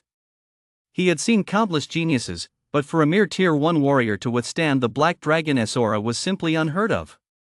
Beside him, the black dragon slowly opened its eyes, its brown pupils fixed on Yi. After giving Yi a long, deep look, it closed its eyes and returned to its slumber. Senior, as long as one's constitution is strong enough, they can withstand the essence blood of beasts, right? Yi asked after a moment's thought. That's correct, but it's very difficult to improve one's constitution. Generally, only by breaking through to a higher realm can one attain the corresponding constitution. Grandmaster Hung Yang explained, and to absorb the black dragon's essence blood, one needs at least a martial master level constitution. Martial master level constitution? Yi furrowed his brow. He was already very close to the constitution required for a level 3 martial artist. With a little more refinement, breaking through shouldn't be too difficult. But a martial master level constitution was indeed a bit of a challenge. Never mind, I'll figure something out when I get back. Unable to contain his excitement, he strode over and began collecting the black dragon's blood from the water. He stored the heavy black dragon blood into his spatial bracelet. Just as he had collected 2 or 3 clumps, the spatial bracelet suddenly cracked with a sharp snap. Yi froze for a moment, then his expression darkened. Damn it, this spatial bracelet couldn't handle the load. It wasn't because the storage space was too small, it was because the black dragon's blood was too heavy, collapsing the space inside. Use this. At that moment, Grandmaster Hung Yang smiled and tossed him a spatial ring. The spatial ring was entirely fiery red, with the characters Hung Yang inscribed on it. I used this back in my youth. I haven't used it in many years, it's just right for you. Grandmaster Hung Yang chuckled. The space inside isn't very large, only 300 cubic meters, but it should be just enough to hold these dragon scales. 300 cubic meters. Yi's eyes nearly popped out of his head as he frantically caught the ring. Then, with a racing heart and trembling hands, he caressed the ring for a long while before, unable to put it down, dripped a drop of blood to bind it to himself. Compared to a spatial bracelet, the Hung Yang ring's storage space was not only larger but also much more durable. Yi continued to collect the black dragon's blood, and no further mishaps occurred. Soon, he had successfully stored a total of 32 clots of black dragon's blood. This black dragon blood, once refined into essence blood, will be enough for 3 uses. Grandmaster Hung Yang chuckled. However, refining essence blood is very difficult, especially with the blood of Grandmaster level beasts. If you trust me, you can leave the black dragon blood with me. I have an old friend who is very skilled at refining essence blood. Once the refinement is complete, I'll arrange for someone to deliver the finished product to you. Hearing this, Yi was both surprised and delighted. Then I'd be grateful for your help, senior. It's no trouble at all. Next, with Grandmaster Hongyang's assistance, Yi successfully stored all the black dragon scales in the Hongyang ring. More than 60 black dragon scales, even when stacked on top of one another, still occupied a full 2/3 of the Hongyang ring's space. And with the acquisition of these scales and dragon blood, Yi's progress, which had been advancing by the hundreds of millions, reached a staggering figure: 22 million. Seeing this staggering figure, he couldn't help but gasp in astonishment. Compared to an entire black dragon, these scales and dragon blood were practically insignificant. It was truly unimaginable just how valuable a complete black dragon must be. With his progress exceeding 10 million and Pingy Gene Run completed at level 2, another 100 achievement points were credited to his account. His achievement points had surpassed 200 for the first time, reaching 230. Alright, follow me into the cave. I'll teach you the Hongyang true form. Once the instruction is complete, we'll leave. At that moment, Grandmaster Hongyang turned and walked toward the cave. Yi hesitated for a moment but followed anyway. The Hongyang true form is a Grandmaster level martial art and also Grandmaster Hongyang's signature technique. Previously, Grandmaster Hongyang had been on the verge of death. Fearing that this martial art would have no successor, he had passed it on to Yi. Now that Grandmaster Hongyang had recovered, Yi was somewhat flattered and surprised that he was still being chosen to receive it. Inside the cave, Grandmaster Hongyang sat cross-legged and said slowly, "The true form of Hongyang is a martial art that amplifies one's overall strength. Upon activation, it increases physical constitution, vitality, and other attributes." Hearing this, Yi's heart stirred slightly. "Senior, can the Hongyang true form temporarily boost physical constitution? Then, could I absorb the essence blood of beasts while using the Hongyang true form?" Grandmaster Hongyang looked somewhat surprised. "That's an interesting idea, but I've never tried it myself, so I'm not sure if it's possible." Yi nodded, committing this to memory. If it were truly feasible, perhaps he wouldn't need a martial master level constitution to absorb the black dragon's essence blood. However, it was too early to say for sure. He hadn't even extracted the black dragon's essence blood yet. Grandmaster Hongyang continued, "The Hongyang true form is divided into 3 stages. The first form is the spirit flame body. In this form, one's overall combat power is amplified by 10%. The second form is the dragon flame body, which amplifies overall combat power by 30%.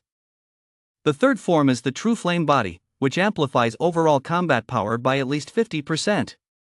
However, the exact amplification depends on the quality of the exotic fire used in the refinement. Of course, these 3 boosts apply specifically to Grandmasters.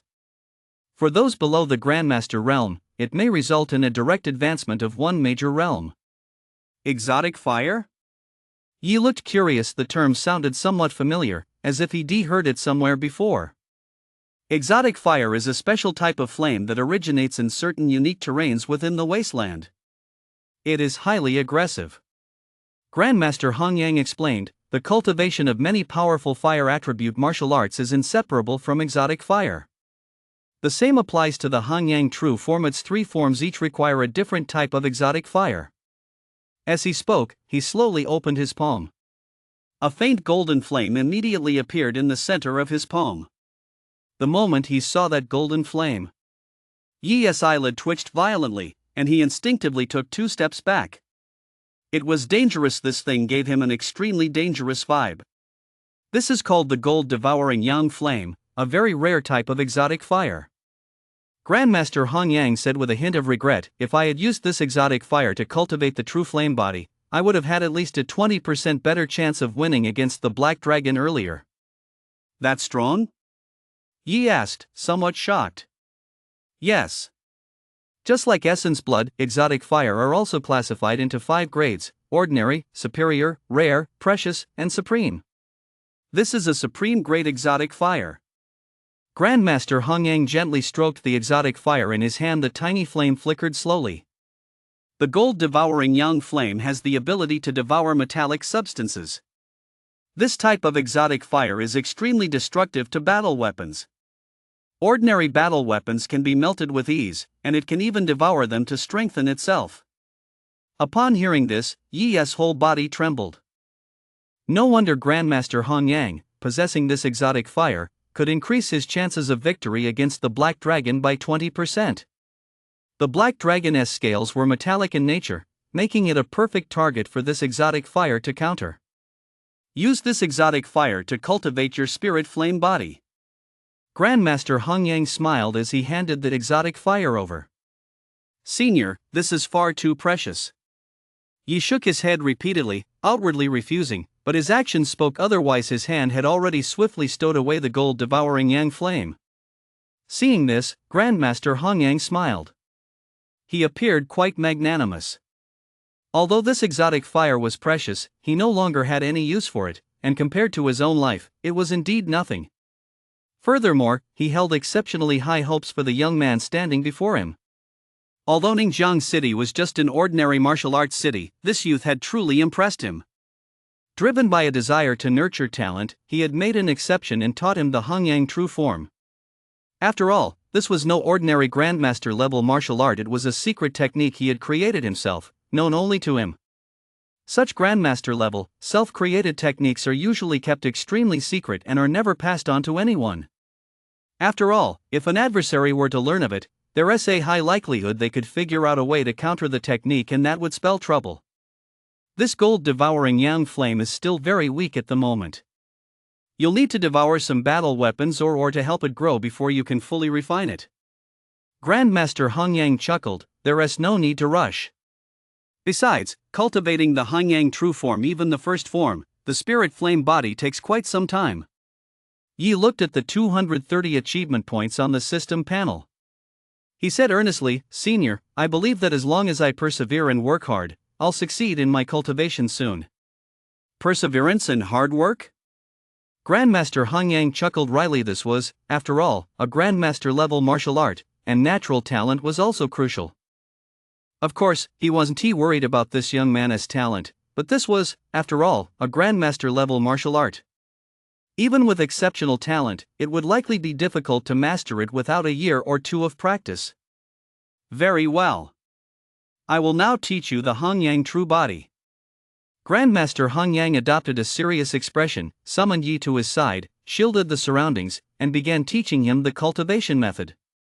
Although the Black Dragon was currently unable to move, given its strength, it could still hear every sound here, so precautions were still necessary.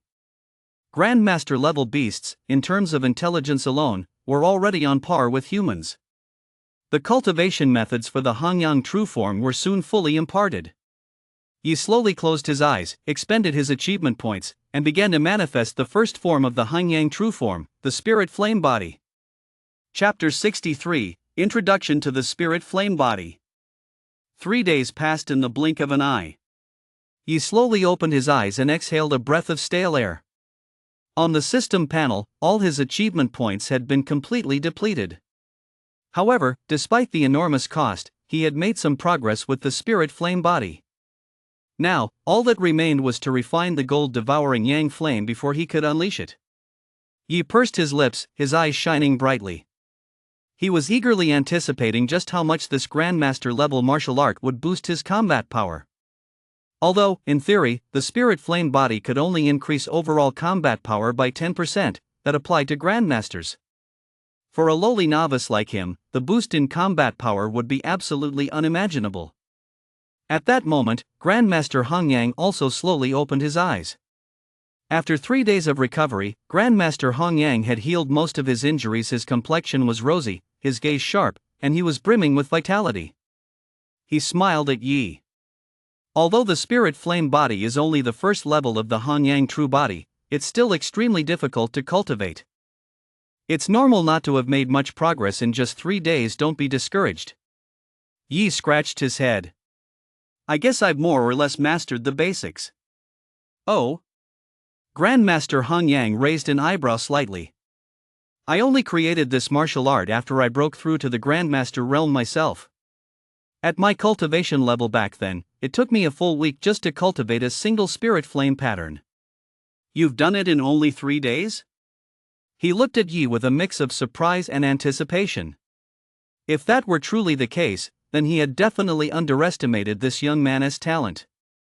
At the same time, it also meant that this young man was exceptionally well suited for this martial art.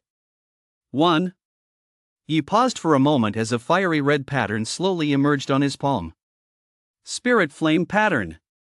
Grandmaster Hung Yang's pupils contracted slightly, and he couldn't help but draw in a sharp breath. In just 3 short days, he actually managed to cultivate one. A top-tier genius, one who would be considered a top-tier genius in any first-rate martial arts city. He nodded slightly and smiled.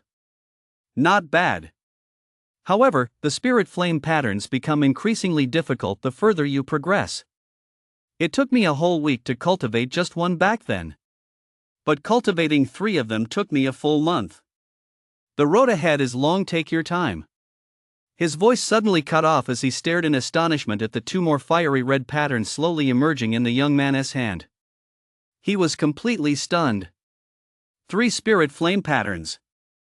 At that moment, even Grandmaster Hung Yang's expression changed. 3 spirit flame patterns in just 3 days. A prodigy, a true prodigy. Grandmaster Hung Yang took a deep breath, forcing down his shock, and managed to say, not bad. That pace. As he spoke, he suddenly fell silent, unsure of what to say next. He could only change the subject. All right, let us go. Yi nodded and followed him out. As he stood up, he absent-mindedly ran a hand over his back. There, 7 fiery red patterns were still flickering. What he had cultivated wasn't 3 spirit flame patterns, but a full 10. Half an hour later, Yi followed Grandmaster Hung Yang as they hurried along, quickly reaching the surface via the underground river. Splash! The 2 broke through the water's surface to find a massive, deep pool before them. This pool was immense. Giant trees on both banks soared into the clouds, blocking out the sunlight and making the entire pool feel exceptionally deep and quiet.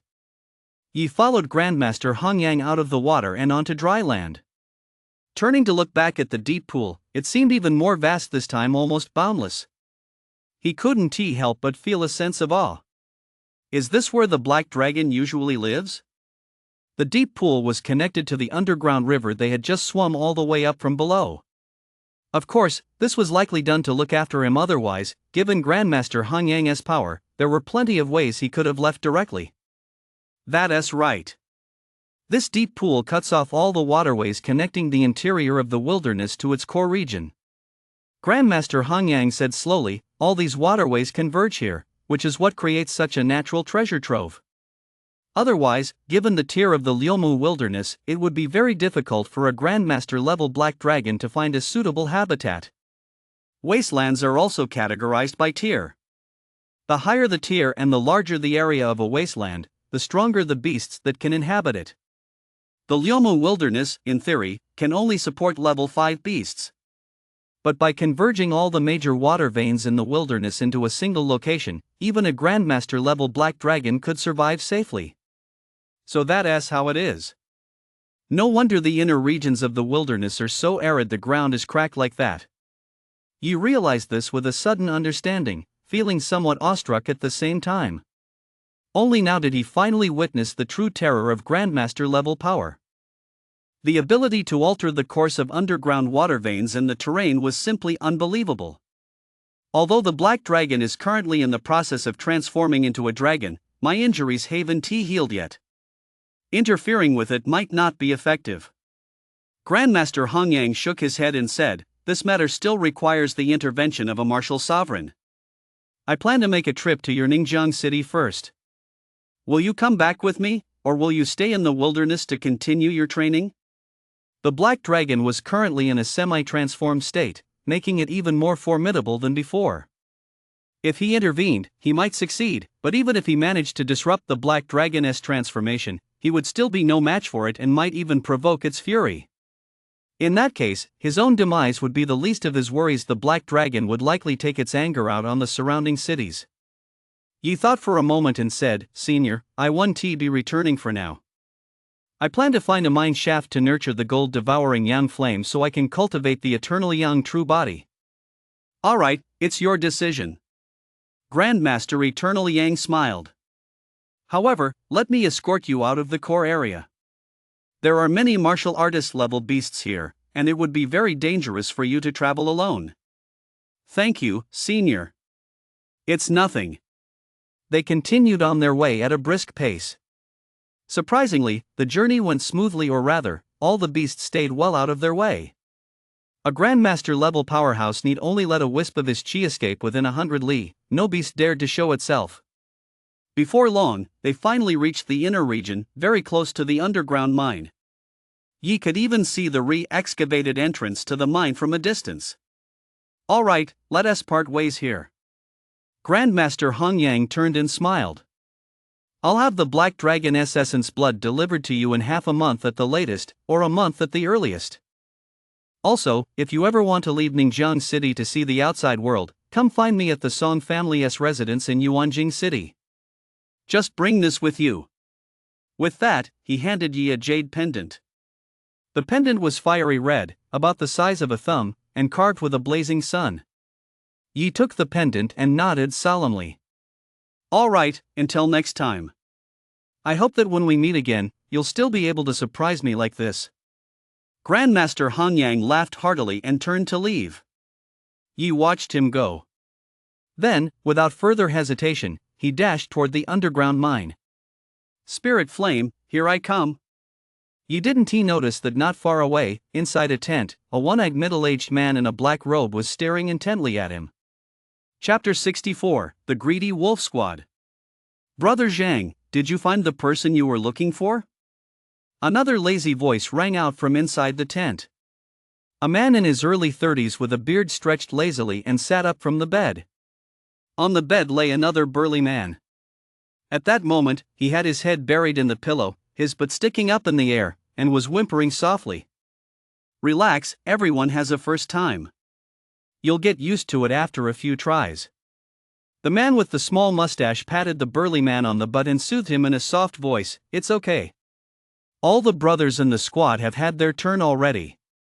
Beside them, the one-eyed middle-aged man couldn't help but furrow his brow, feeling inexplicably queasy. Although he'd known this guy was a pervert for a long time, he never imagined he'd be this twisted, and to top it off, he was forcing him to watch right there. This is fucking ridiculous. If he didn't need a favor from him, he would lost his temper long ago and twisted this bastard's head off to kick it around like a soccer ball. Now, as he watched the man with the small mustache approach, he couldn't help but shift a little to the side. Brother Zhang, you've really kept in shape. The middle-aged man with the mustache walked over, looked at the one-eyed man's towering figure, stroked his chin, and let a lecherous gleam flicker in his eyes. The one-eyed man's eye twitched violently, and he fought hard to suppress the urge to chop the other man's head off with his axe. In a deep voice, he said, Captain Lee, let us get down to business first.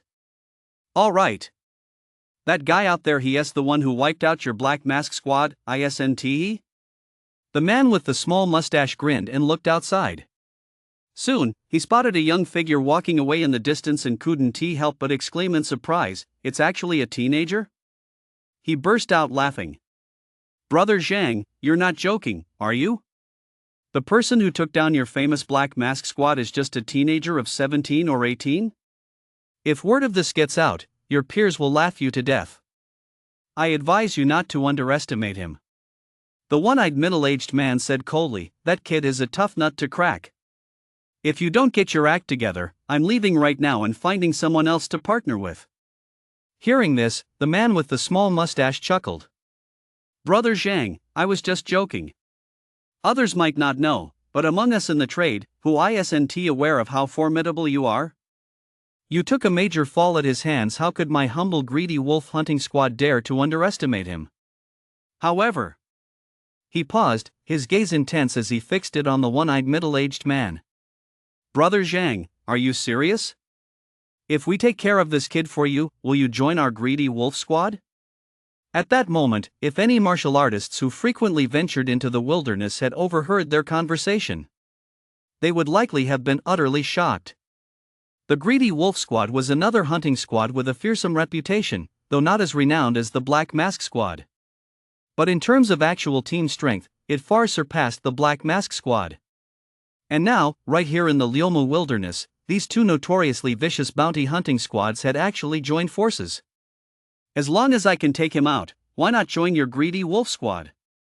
The one-eyed middle-aged man said slowly, my Black Mask squad has already disbanded, and I was looking for a new place to call home anyway. It doesn't matter where I go, but the condition is that we must kill this kid first. As he spoke, his eyes flashed with deep hatred and murderous intent.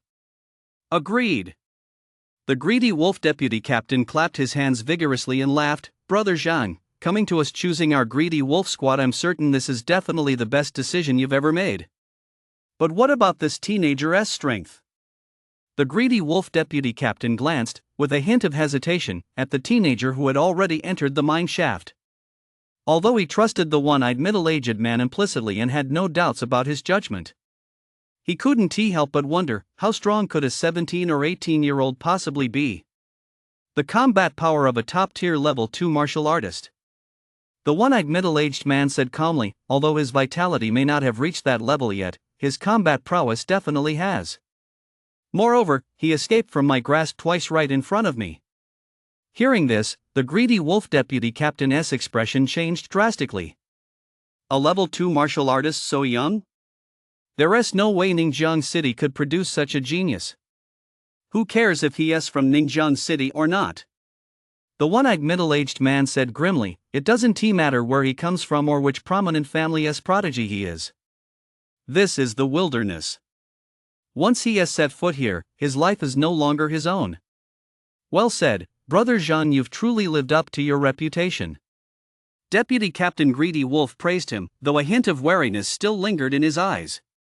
Although their Greedy Wolf squad was powerful, their reputation paled in comparison to Black Mask's simply because they weren't as reckless as those guys. There were members of certain prominent clans they dared not provoke, even in the wilderness.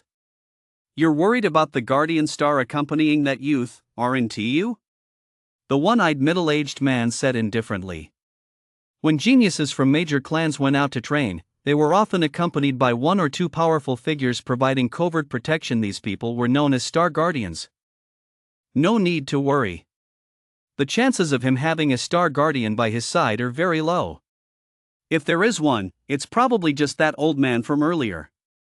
The one-eyed middle-aged man continued, that old man, though I can't sense his aura, is at most a level 4 martial artist. Isn't your greedy wolf squad's Captain Wang also a level 4 martial master? If you bring a few skilled fighters, dealing with that old man shouldn't be a problem, right? Hearing this, the greedy wolf deputy captain pondered for a moment. If it were just an ordinary level 4 martial master, Captain Wang's strength would easily handle the situation. Even if it proved a bit tricky, it wouldn't be difficult for the captain to withdraw. Just a star guardian, a level 4 martial artist, was already quite a big deal.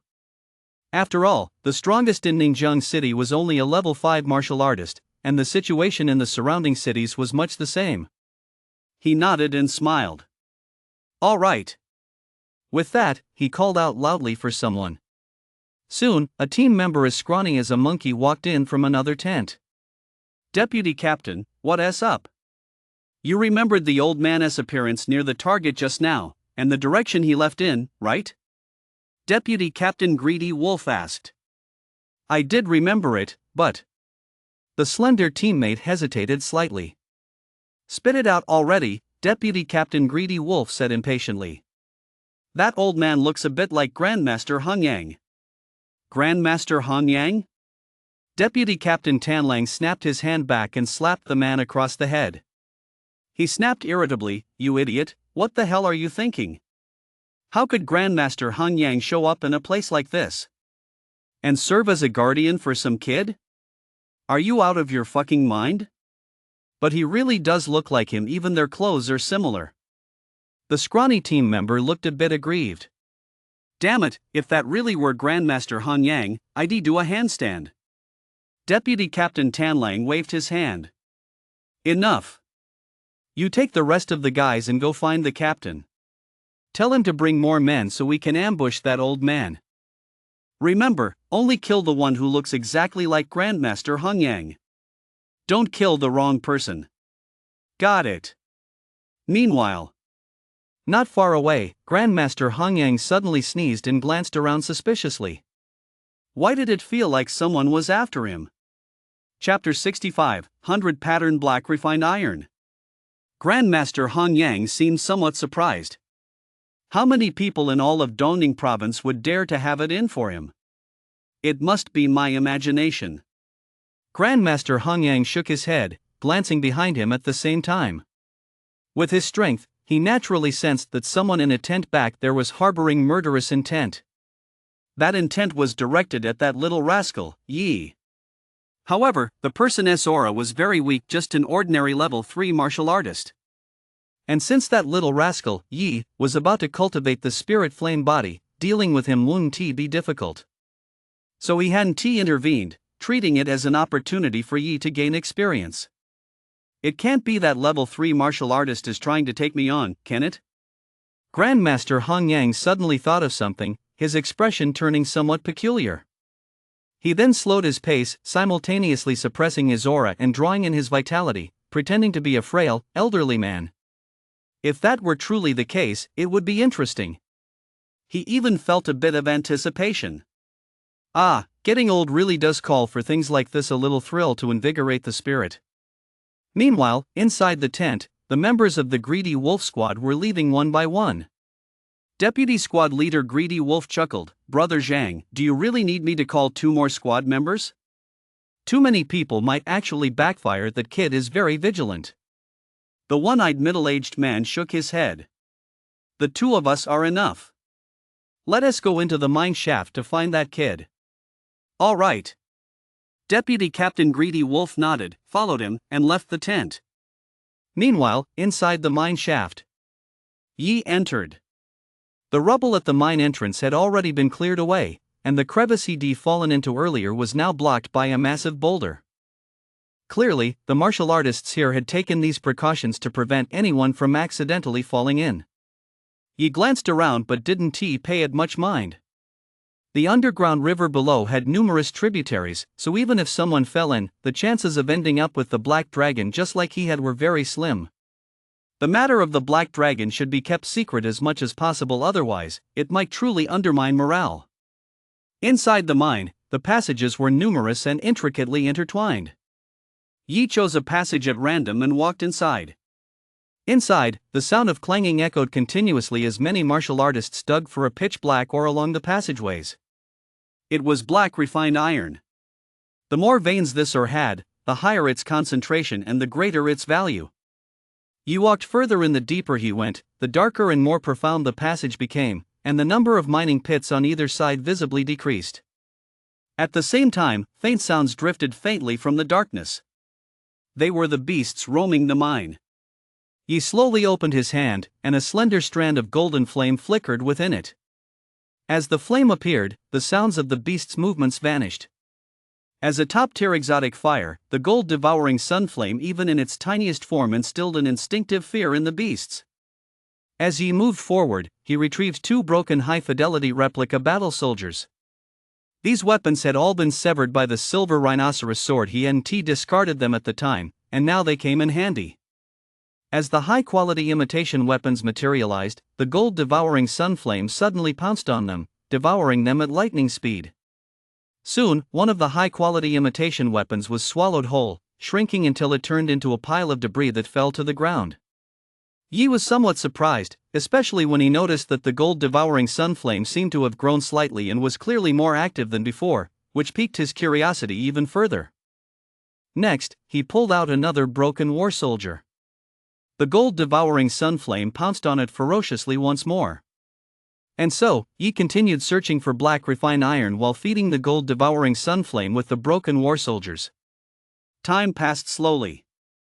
Finally, after he had walked through countless side paths, so many that he was nearly disoriented, the gold-devouring sunflame suddenly stopped devouring the weapons.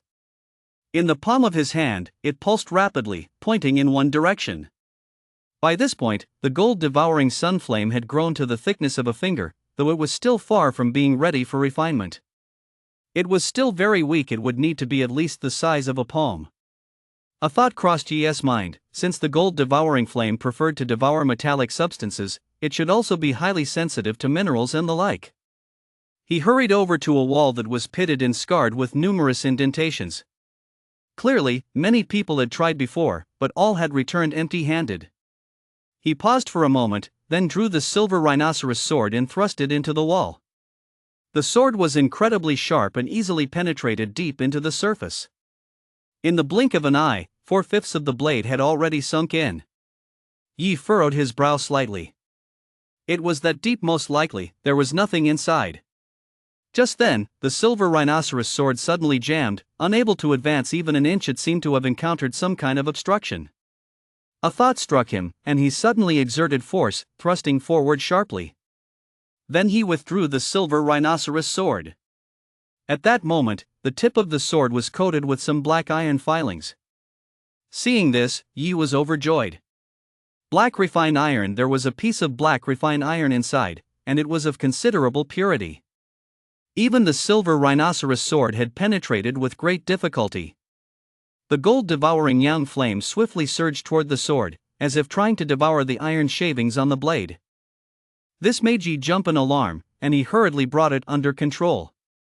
Good heavens, I mustn't lose control and let it devour the silver rhinoceros sword. After putting away the gold-devouring sunflame, he focused on chiseling away at the wall.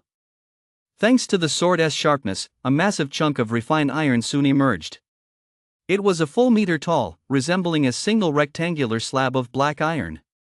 And its surface was covered in patterns. Yi counted them carefully and soon swallowed hard. 120 patterns. This was a piece of 100-pattern black fine iron worth $1 million. He hesitated for a long time, but finally gritted his teeth, pulled out the gold-devouring yang flame, and hurled it at the black fine iron. Devouring those high-quality imitation battle weapons was simply too slow. Only black fine iron could rapidly allow the gold-devouring yang flame to truly grow. Actually, the gold-devouring yang flame could also devour the scales of beasts. Unfortunately, black dragon scales contained the power of the black dragon, and the gold-devouring yang flame, still in its juvenile stage, simply couldn't devour them.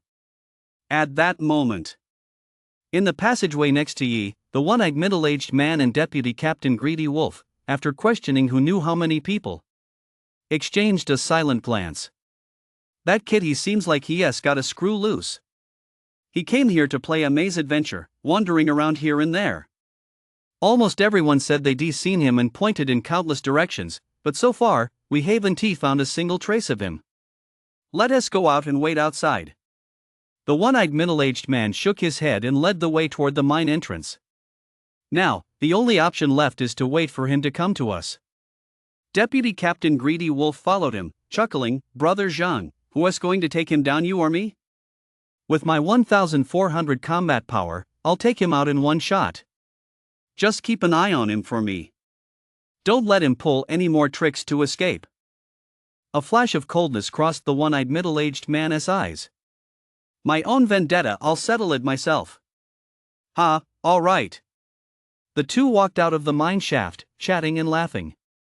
As soon as they stepped out, Deputy Captain Greedy Wolf spotted the entrance to the mine. The frail team member from earlier was crouched there, dazed and disoriented, looking as if he'd been terrified by something, trembling uncontrollably. What's wrong? Are you that scared? Deputy Captain Tanlang had originally intended to slap this good-for-nothing. But after all, he'd beaten him day in and day out, and some affection had developed over time. Seeing him looking so pitiful now, he couldn't bring himself to strike him.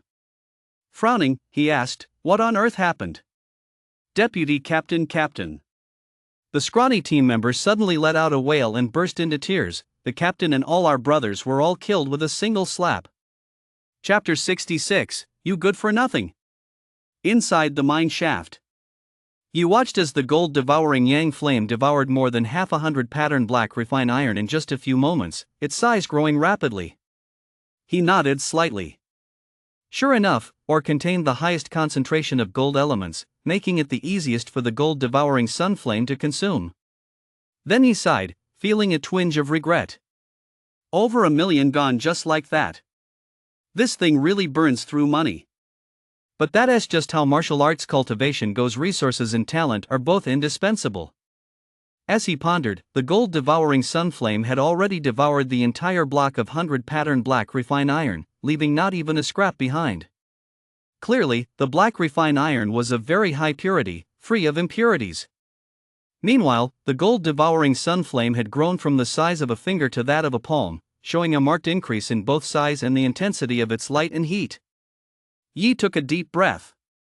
10 spirit flame patterns appeared in his hand, slowly guiding the gold-devouring sun flame closer. Outside the mine shaft, Deputy Captain Tanlang froze for a moment, then slapped the frail team member hard across the head. He cursed furiously, "Damn it, are you tired of living? How dare you curse the captain?" Beside him, the one-eyed middle-aged man furrowed his brow slightly and scanned the surroundings. Why did he smell a peculiar scent? I swear it's true. The frail team member trembled all over, his eyes filled with terror.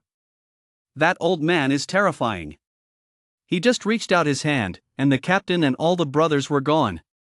Then why aren't you dead? Deputy Captain Greedy Wolf glared at him.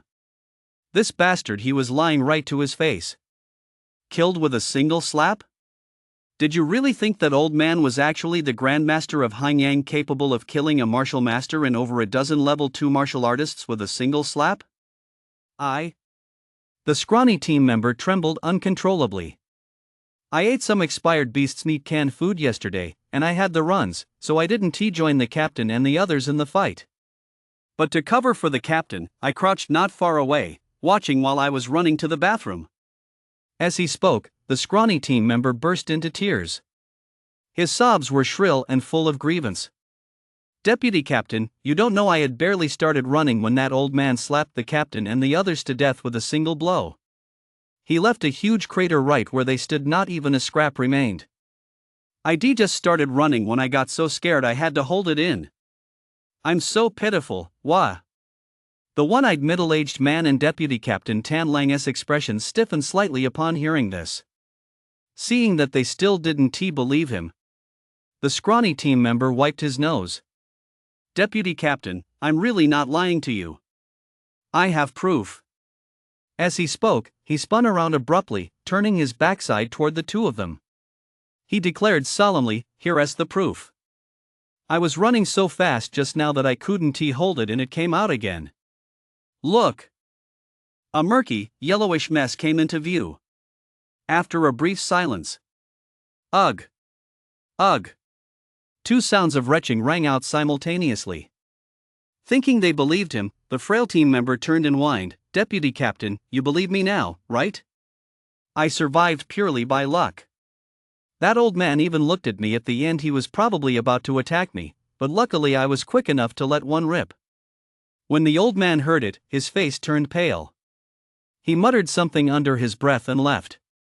"What, Deputy Captain, now there's only the 2 of us left in the squad. What are we going to do?" The scrawny team member, still crying, walked toward Deputy Captain Tanlang, seemingly seeking comfort. Deputy Captain Tanlang had just recovered when he saw the man approaching. His face instantly turned green. He kicked him flying with a single blow, his face contorted as he snarled, "Get the hell out of here. Clean yourself up before you come back to see me." Beside him, the one-eyed middle-aged man also looked as pale as a liver, all traces of his usual composure gone. "Damn it, I knew there was a strange smell just now." The frail squad member, still sniffling, turned and ran off to wash his clothes. Just then, 2 martial artists passed by, heading toward the mine shaft as they chatted. "I ran into something totally outrageous today. If the pit hadn't still been there, I would thought I was seeing things." "What happened?" "I saw the captain of the Greedy Wolf squad leading his entire team to ambush a frail old man." "What? In broad daylight, over a dozen burly guys ganging up on a man in his 70s? That really is outrageous. Damn, you'd be wasting your talent if you didn't work in the news department." "But that's not what I meant by unbelievable. It was that old man. He was coughing nonstop and looked like he could barely walk, yet with a single backhand slap, he wiped out the entire Greedy Wolf squad." "Wiped them out?" "Yeah, with a single slap, a huge crater appeared right where they were standing, and the Greedy Wolf squad vanished into thin air on the spot." "That's insane." Not far away, the Greedy Wolf squad's deputy captain and the one-eyed middle-aged man, who had overheard the entire conversation, both froze in shock. The greedy wolf deputy captain was silent for a moment. Suddenly, he grabbed the one-eyed middle-aged man by the collar, his eyes bloodshot, and roared, "Damn it all to hell! You idiot, who the hell did you provoke? Damn it, my captain and over a dozen of my brothers, they were all wiped out with a single slap. To be able to slap them all to death with a single blow, he must be at least a level 6 martial artist." A level 6 martial artist serving as a star guardian? I'll be damned. The one-eyed middle-aged man was also completely stunned. He'd forgotten to resist, letting the deputy captain keep a firm grip on his collar. A level 6 martial artist serving as a star guardian, just what kind of background does that kid have? He took a deep breath, forcing himself to calm down. It's too late now. The dead cannot be brought back to life. Bring them back my ass, you piece of shit.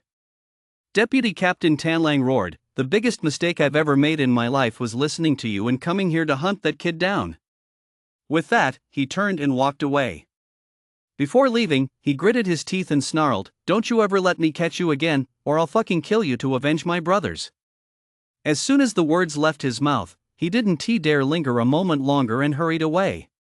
A level 6 martial artist, no less. And a star guardian at that. He could show up at any moment to secretly protect that teenager. If he happened to run into him, he'd be done for. He'd surely end up just like Captain Boo and the others. As for that bastard surnamed Zhang, this matter was far from over. At that moment, inside the mine shaft, Yi slowly opened his eyes. The instant they opened, a faint golden flame flickered in his gaze. He spread his hand, and 10 golden patterns shimmered on his palm. These were the spirit flame patterns. After refining the gold-devouring yang flame, the color of the patterns had changed to gold, matching that of the flame. With a slight thought, he conjured a ball of golden flame in his hand, the very gold-devouring yang flame. He controlled the flame, wrapping it around his palm. Instantly, his entire hand transformed into a fiery palm, which he slowly pressed against the wall. Without exerting the slightest force, the wall collapsed, scorched black by the flames and left with a charred handprint. So powerful. Yi's eyes shone brightly. Although this was merely a simple test and not a full-scale use of the technique, he could already sense the immense power of the spirit flame body. However, without a specific test subject, it was difficult to gauge exactly how much combat power the spirit flame body could actually unleash. With that in mind, Yi paused to think for a moment, then stood up and walked deeper into the mine. There should be quite a few powerful beasts. Chapter 67, The Dragon Blood Treasure Tree. Outside the mine, Deputy Captain Tanlang's face darkened. "Is everything you just said true? I've already sworn a martial arts oath. If you still don't believe me, you're free to leave. I can handle that kid on my own," the one-eyed middle-aged man said coldly. Hearing this, a hint of greed flashed in Deputy Captain Tanlang's eyes. "I never expected you to actually know the location of the Dragon Blood Treasure Tree, a legendary tree like that. However, once this is done, I'll take 6 parts in you 4. My brothers were all killed because of you, so you need to set aside 1 part to give to their families." The one-eyed middle-aged man frowned slightly. "Fine, but why should that 1 part go to you?" "Because I am their family," Deputy Captain Tanlang said with a chuckle. The one-eyed middle-aged man was at a loss for words. Just a moment ago, this guy had been swearing to him that he'd avenge his brothers. Now, in the blink of an eye, he'd sold them all out for a hefty price. "With that in mind," he said indifferently, "however, you'd better keep your promise to me. Don't kill that kid. Otherwise, you'll never know where the Dragon Blood Treasure Tree is in this lifetime." "I understand that, of course. But can you be sure that the kid's guardian won't come back?" Deputy Captain Greedy Wolf was still a bit hesitant. Just a moment ago, he'd been ready to make a run for it, but he hadn't expected to be stopped by the one-eyed middle-aged man, who offered him a deal he couldn't refuse. All he had to do was help kill that kid, and in return, the man would take him to the Dragon Blood Treasure Tree and split the Dragon Blood fruit with him. The Dragon Blood Treasure Tree is a rare, legendary tree said to have grown where the blood of a true dragon fell. The physical form of a true dragon is peerlessly powerful. It is considered the strongest among the beasts. Anything associated with it has an immense effect on enhancing one's physical constitution. For example, the dragon blood fruit produced by this dragon blood treasure tree once it matures. For anyone below the martial master realm, consuming just one dragon blood fruit can directly boost their physical constitution by one level. This is absolutely staggering. Both of them are currently level 3 martial artists. Consuming just 2 or 3 fruits would allow them to break through to the martial master level of physical constitution. Not only would their combat power skyrocket, but their physical constitution would also undergo a qualitative leap. Don't worry. I know that kid well. His guardian 1TB by his side every moment. The one-eyed middle-aged man spoke in a low voice, his cold, menacing gaze fixed on the mine shaft. If the other party's star guardian never left his side for even a moment. Then during their first encounter, that kid wouldn't have had to resort to a near-suicidal gamble just to escape right under his nose. Oof. No matter what gives you such confidence, I'll wait half an hour. Deputy Captain Tanlang said coldly, half an hour. If that kid still hasn't come out by then, I'm leaving immediately. I know full well which is more precious, my life or the treasure. The one-eyed middle-aged man frowned slightly but said nothing. Just then, footsteps suddenly echoed from the entrance of the mine shaft. A handsome young man then strode out briskly. He rolled his eyes inwardly as he stepped out of the mine shaft. He originally intended to venture deeper into the mine, but he gotten so lost as he wandered that he ended up back where he started. There was nothing he could do about it. Even with combat prowess now on par with a level 3 martial artist, he was still hopelessly directionally challenged. Seeing that he already reached the mine entrance, he lost all interest and, too lazy to keep wandering, simply walked straight out. However, to his surprise, the moment he stepped out, he spotted a familiar face. He narrowed his eyes slightly as he looked at the one-eyed middle-aged man across from him. There were 2 people there in total. The other was a stranger with a thin mustache, and both were staring at him with looks of utter astonishment. Clearly, they hadn't expected such a coincidence either. Long time no see. He smiled and slowly walked toward the 2 men. The one-eyed middle-aged man said nothing, but a cold gleam flashed in his eyes. Deputy Captain Tanlang cast an interested glance at Yi, then walked cheerfully to the side, his gaze already fixed on the direction of the mine shaft. He had completely cut off Yi's retreat. Oof. It's only been a few days, yet you're much more confident now. Not like before, when you were running away in disarray? The one-eyed middle-aged man sneered. Yi paid it no mind, his expression calm as he walked slowly toward him. Seeing this, the one-eyed middle-aged man felt an inexplicable pang of unease. A massive axe materialized in his hand as he said coldly, "You know you can't escape, so you're putting on a show to intimidate me? But this time, you definitely won't get away. You're overthinking it." Yi shook his head. "Today, it's you who won't be getting away." Just then, martial artists began emerging from the mine shaft, apparently drawn by the commotion. One of the young martial artists, seeing the 3 about to come to blows, said angrily, "If you're going to fight, do it somewhere else. Do you realize that collapsing the mine entrance will affect others? Just a few days ago, some lunatic collapsed the mine shaft. Why is this happening again today? Get lost." The one-eyed middle-aged man remained expressionless, but he took out a mask and put it on. On the other side, the greedy wolf deputy captain also donned a greedy wolf mask. Earlier, due to the distance and the fact that both were clad in loose black robes, their faces had been obscured. Now, as the young martial artist approached, still cursing under his breath, he caught sight of a greedy wolf mask and immediately shuddered. The greedy wolf squad? He then looked at the one-eyed middle-aged man, and his vision went dark. He nearly fainted from fear. Black mask. Brothers, I was wrong. Go ahead. He made a wretched face, turned on his heel, and ran deep into the mine shaft. Upon hearing the names Black Mask and Greedy Wolf Squad, the faces of the few martial artists at the mine entrance instantly paled, and they turned to flee into the mine. Yi narrowed his eyes slightly, and his figure suddenly shot toward the one-eyed middle-aged man. The one-eyed middle-aged man's expression was grim as he charged forward as well. Although the mine was full of small-time thugs who posed no real threat, a large crowd could still be a hassle, so it was best to end this quickly. First, cripple this kid, then take him somewhere else to torture him at leisure. Boom! The two collided instantly. The next moment, Yi stumbled back 2 or 3 steps. The one-eyed middle-aged man across from him didn't retreat an inch, but his eyes were filled with shock. He blocked it. With his combat power of over 1,200, this kid actually managed to block it. Although there was still a gap in combat power between them, it was definitely within 100 points. To have grown to this level in just 3 days, I absolutely cannot let you live. A flash of murderous intent crossed the one-eyed middle-aged man's eyes. He held nothing back, bringing his massive axe down with a fierce swing. Instantly, a black axe shadow slashed toward Yi. Yi's silver rhinoceros sword materialized in his hand. He swung it down. Though it was a sword, he wielded it like a blade, striking with ferocious force.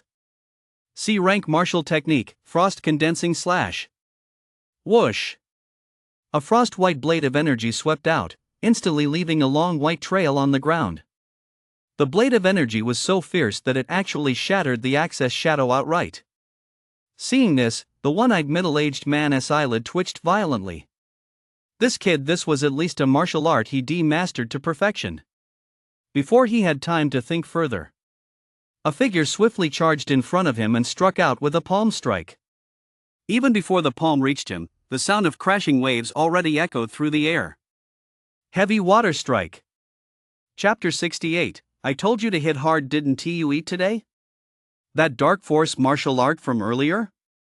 A flash of apprehension crossed the one-eyed middle-aged man's eyes. He didn't want to clash head-on, but just as he tried to dodge, he realized there was nowhere to hide. This kid's combat experience was actually richer than his own. Every single one of his moves had been anticipated. Boom! In the end, he managed to dodge at the last moment, but took a sword strike in the process. He simply blocked it with his giant axe. He wasn't injured, though his vitality surged slightly. But he was given no chance to catch his breath. He had already closed in again, each sword strike razor sharp, aiming straight for his vital points. At such close range, the middle-aged man with the single-IS giant axe, which should have been an advantage, had become a liability. He couldn't make use of it at all and was constantly on the defensive. He felt restless and frantic inside, unable to accept it. Just a few days ago, his opponent had only managed to escape from him in disarray, relying on sheer luck. Yet just a few days later, his opponent was actually dominating him. The one-eyed middle-aged man grew increasingly desperate, but the more desperate he became, the more he fell behind. He kept retreating, and his body gradually began to show wounds, revealing the silver inner armor beneath. Finally, with a dull thud, the tide of battle turned. A green palm strike slammed in from the side. Caught off guard, Yi was hit on the spot, sent flying backward, and crashed heavily to the ground. It was Deputy Captain Tanlang, who couldn't stand by and watch any longer, stepping in to help. At that moment, his face was grim, and his eyes betrayed a hint of horror. A level 2 martial artist was actually dominating a level 3 martial artist. If he hadn't seen it with his own eyes, he would never have believed it. Now, he finally believed that this kid was truly terrifying, and not just ordinarily so. A level 2 martial artist overwhelming a level 3 martial artist, it was unheard of. The one-eyed middle-aged man took the opportunity to steady his breath and recover. He didn't blame Deputy Captain Greedy Wolf for disrupting their original plan and rushing in to help. Because if he hadn't helped, he really wouldn't have been able to hold on any longer. With that thought, the one-eyed middle-aged man wasted no time. He quickly moved toward Yi, joining Deputy Captain Greedy Wolf to press the attack from front and back. He couldn't give him another chance. He had to finish this kid off right now. Yi coughed heavily, spitting out a mouthful of blood, and struggled to his feet. Most of his clothes were torn to shreds, revealing the inner armor beneath. Around 1,400 combat power? He wiped the blood from the corner of his mouth, staggered to his feet, his head still feeling a bit fuzzy, and looked at Deputy Captain Tanlang. Attacks of this intensity, even with his inner armor and constant vigilance, had still left him severely injured when they struck him head-on. Exactly. So you can die with no regrets. As soon as Deputy Captain Tanlang finished speaking, he erupted with sudden ferocity, pouncing like a wild wolf. His hands transformed into claws as he lunged viciously at Yi's head. Yi coughed up another mouthful of blood. In the next instant, his gaze turned suddenly icy. I hate it most when people ambush me. Spirit. Flame body. A low, hoarse teenage voice rang out. Deputy Captain Greedy Wolf, who was charging forward at full speed with his claw raised, suddenly paled, instinctively sensing a deadly threat. But with the arrow already on the string, he had no choice but to fire. He gritted his teeth and struck with his claw. At the same time, he pulled back his body, ready to retreat at a moment's notice. Whoosh! The sound of roaring flames suddenly filled the air. The moment 10 spirit flame patterns appeared on Yi's body, golden flames instantly wrapped around him. They completely engulfed him, obscuring his features entirely. The Greedy Wolf Deputy Captain, his expression one of sheer horror, stared at the blazing figure before him, his instinctive movements slowing slightly. Boom! Yet his claw still came crashing down with full force. Unfortunately, it struck the flames. The golden flames, seemingly alive with spirit, spontaneously coalesced into a shield above Yi's head, absorbing the blow. Whoosh! A wave of scorching heat radiated outward from above Yi's head, spreading in all directions. It's so hot! What the hell is this fire? Deputy Captain Greedy Wolf cried out in shock, extinguishing the flames on his hands as he tried to pull away and retreat. Suddenly, a hand clamped down on his wrist. Where do you think you're going? Yi's voice was hoarse. Come on, keep hitting me. Use your other hand. Damn it, I'm gonna kill you. Deputy Captain Tanlang was no stranger to the ways of the world. Although he was indeed terrified by the scene before him, a fierce glint flashed in his eyes. He lashed out viciously at the fiery figure's head. Boom! Boom! Boom! The dull sounds of impact rang out repeatedly. Yet he couldn't even break through the outer layer of the flame barrier. Gradually, his expression darkened. I told you to hit me hard, didn't you eat today? Yi's voice was icy. Come on, hit me as hard as you did just now, knock me to the ground. He closed in step by step, the golden flames surging even more fiercely around him. No, that was a misunderstanding. Deputy Captain Tanlang shook his head frantically. The look in his eyes as he gazed at Yi already betrayed a hint of breakdown. This guy is a total lunatic. And a psychopath, too. What the hell is this damn fireman anyway? He is completely unbeatable. You've had your rest, now it's my turn. Yi said gently, then amid the deputy captain of the Greedy Wolf's terrified pleas for mercy slapped him across the face. The next instant, a charred head flew violently through the air. Sorry, I got a little carried away. Yi grinned, releasing the Greedy Wolf deputy captain's arm, and the headless corpse immediately plummeted to the ground. Then, he slowly turned to face the pale, trembling, one-eyed middle-aged man. He whispered, who told him to ambush me? Do you know that feeling in a 1v1 on the top lane, when you're about to secure a solo kill, but the enemy mage or jungler suddenly comes to help, and you end up getting counter-killed? That's exactly how I felt when I was ambushed just now. He spoke softly as he took step after step toward the one-eyed middle-aged man across from him. The one-eyed middle-aged man let out a furious roar, hurled his massive axe at him, and then turned to run. But in the very next instant, a hand pierced right through his chest.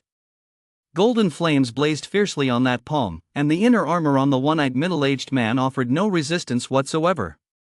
It instantly melted a hole right through him, and the flames continued to devour him at a rapid pace. Boom! As the one-eyed middle-aged man's body hit the ground, the massive axe he had thrown finally came to rest. What a powerful feeling! He looked down at himself, at the golden flames enveloping his entire body. This was the first time he had ever felt such a profound sense of power. Whether it was speed or strength, both were incredibly powerful. Even a level 3 martial artist seemed like a toy, easily manipulated. At least 1,700 combat power, and thanks to the properties of the gold-devouring yang flame, I could even hold my own against someone with 1,900 combat power. Yi muttered to himself, having made a rough assessment of his current combat power. The maximum vitality for a Tier 3 warrior is 2,000. Now, with the spirit flame body activated, he had, without even realizing it, begun to approach the level of the very top Tier 3 warriors. And yet, he was still only a Tier 1 warrior. Chapter 69, Departure. Yi picked up the two men's spatial bracelets and quickly left. Only 2 charred corpses remained underground. Before long, a large group of warriors emerged from the mine shaft, led by several level 3 warriors, their aura brimming with aggression.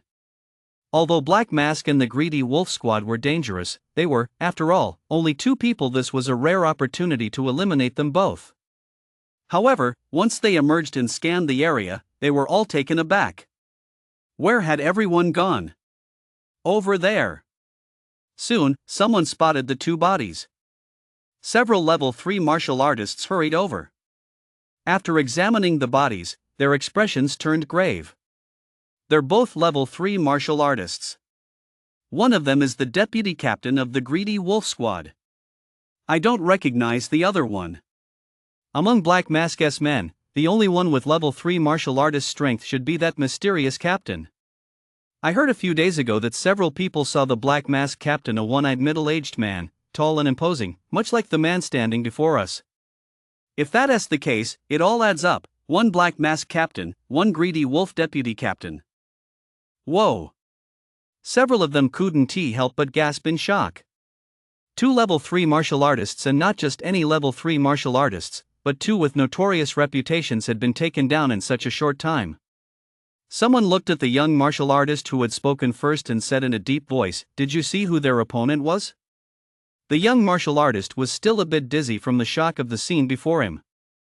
Hearing this, he swallowed hard. It was a teenager, about 17 or 18.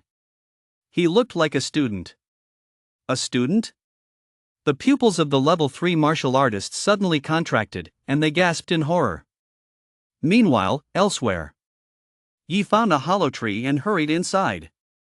Once inside, the golden flames enveloping his body slowly faded, revealing his completely naked form. Looking at his current state, Yi was at a loss for words. Although the spirit flame body was powerful, having to change clothes every time he finished fighting was just too much of a hassle. Fortunately, he still had his inner armor, otherwise, he would have truly ended up naked. Although he could control the gold-devouring yang flame so it wouldn't consume his inner armor, the flame's temperature was so high that ordinary clothing simply couldn't withstand it. Yi quickly pulled a fresh set of clothes from his Hongyang ring. Just as he was about to change, he suddenly caught sight of a chameleon, about half a person's height, hidden deep within the tree hollow, staring intently at him. It seemed quite interested in the thing dangling between his legs. "Damn it, you're peeping, aren't you?" Furious and humiliated, Yi waved his hand casually. A frost-white blade of energy shot out, slicing the chameleon in half and killing it instantly. The frost-condensing slash, at the Great Perfection realm, could be unleashed without a weapon. Of course, its power would be significantly reduced. But it was more than enough to deal with an ordinary level 1 beast. Afterward, Yi rested for quite some time, and both his injuries and stamina gradually recovered. The recovery bonus granted by his nirvana body significantly accelerated his healing. Then, he retrieved the battle weapons belonging to the 2 one-eyed middle-aged men and began to devour them. Parts of both men's battle weapons had already been consumed by the gold-devouring sunflame, rendering them unsellable. Glancing at the gold-devouring sunflame, Yi looked pensive. He tossed all the unused weapons, high-quality replicas, and beast scales from his spatial bracelet into the gold-devouring sunflame. The gold-devouring sunflame accepted everything without hesitation and devoured it all. Soon, the gold-devouring sunflame blazed fiercely, growing ever hotter. The spirit flame patterns on Yi's body had also increased to 12. Of course, he was still a long way from being able to devour black dragon scales. He estimated that it would take at least 30 spirit flame patterns before the gold-devouring sunflame could grow strong enough to devour black dragon scales. Over 60 Grandmaster level Black Dragon scales. I wonder what realm my spirit flame body will reach after the gold devouring sun flame devours them. Yi murmured softly, a faint sense of anticipation stirring within him. By then, he might become invincible against all opponents below the martial master realm, or perhaps even hold his own against a martial master. After fully recharging his energy, he set out to hunt beasts across the wilderness to complete the Wasteland Hunter achievement. 3 days passed quickly. He glanced at the system panel and furrowed his brow slightly. Wasteland Hunter Intermediate, Progress 2830. Kill 30 different types of wasteland beasts. Reward, 100 achievement points. He had basically wiped out all the beasts in the outer regions, so it was hard to find any others. As for the inner regions, there were likely beasts he hadn't hunted yet, but he'd been away long enough, it was time to head back and get some rest. In the wilderness, there was no signal whatsoever. He was completely cut off from the outside world. He'd been gone for so long that, despite the school teachers helping to cover for him, Fong hadn't been able to reach him at all and was surely worried. At the same time, he could use this trip back to rest and recuperate, sell off any unnecessary items, and buy a new combat outfit. In addition to a combat outfit that fits well, he'd also look for any treasures that could boost his physical constitution. Yi pondered this deeply. It was something he cared about greatly. Not to mention his current situation. Once his physical constitution reached that of a level 3 martial artist, his overall combat power would increase significantly. More importantly, only with sufficiently strong physical constitution could he withstand the Black Dragon Essence blood. I'll finally be able to swap out for a more powerful martial pattern. Yi couldn't help but rub his back. This white elephant martial pattern, which only boosted his combat power by 3, was truly lackluster. Even now, he had barely used it a few times. Filled with anticipation for the Black Dragon martial pattern, Yi left the wasteland. Ningjiang City, Martial Union Branch. At that moment, inside the Ningjiang Martial Union Branch, a row of people sat in neat formation. If any Martial Union staff member had witnessed this scene, they would likely have been so shocked they'd be speechless on the spot. Because these people were all high-ranking figures of the Ningjiang branch. The Ningjiang director, the deputy director of the 10 Associations Department, the deputy director of the Yuan Wu Department, and the deputy director of the 100 Halls Department. And right now, these powerful figures who could make the entire city of Ningjiang tremble with a single stomp were sitting there like students, listening obediently to the elderly man on the stage, not daring to even breathe a sigh. The old man looked quite ordinary, but almost every citizen of Ningjiang recognized his unassuming face. For he was none other than Grandmaster Han Yang. All right, regarding the Black Dragon incident, I will ask the martial sovereign to intervene. You must keep this under wraps to avoid causing public unrest. Grandmaster Han Yang said with a wave of his hand. Upon hearing this, Minister Ningjiang, standing below the stage, quickly let out a sigh of relief.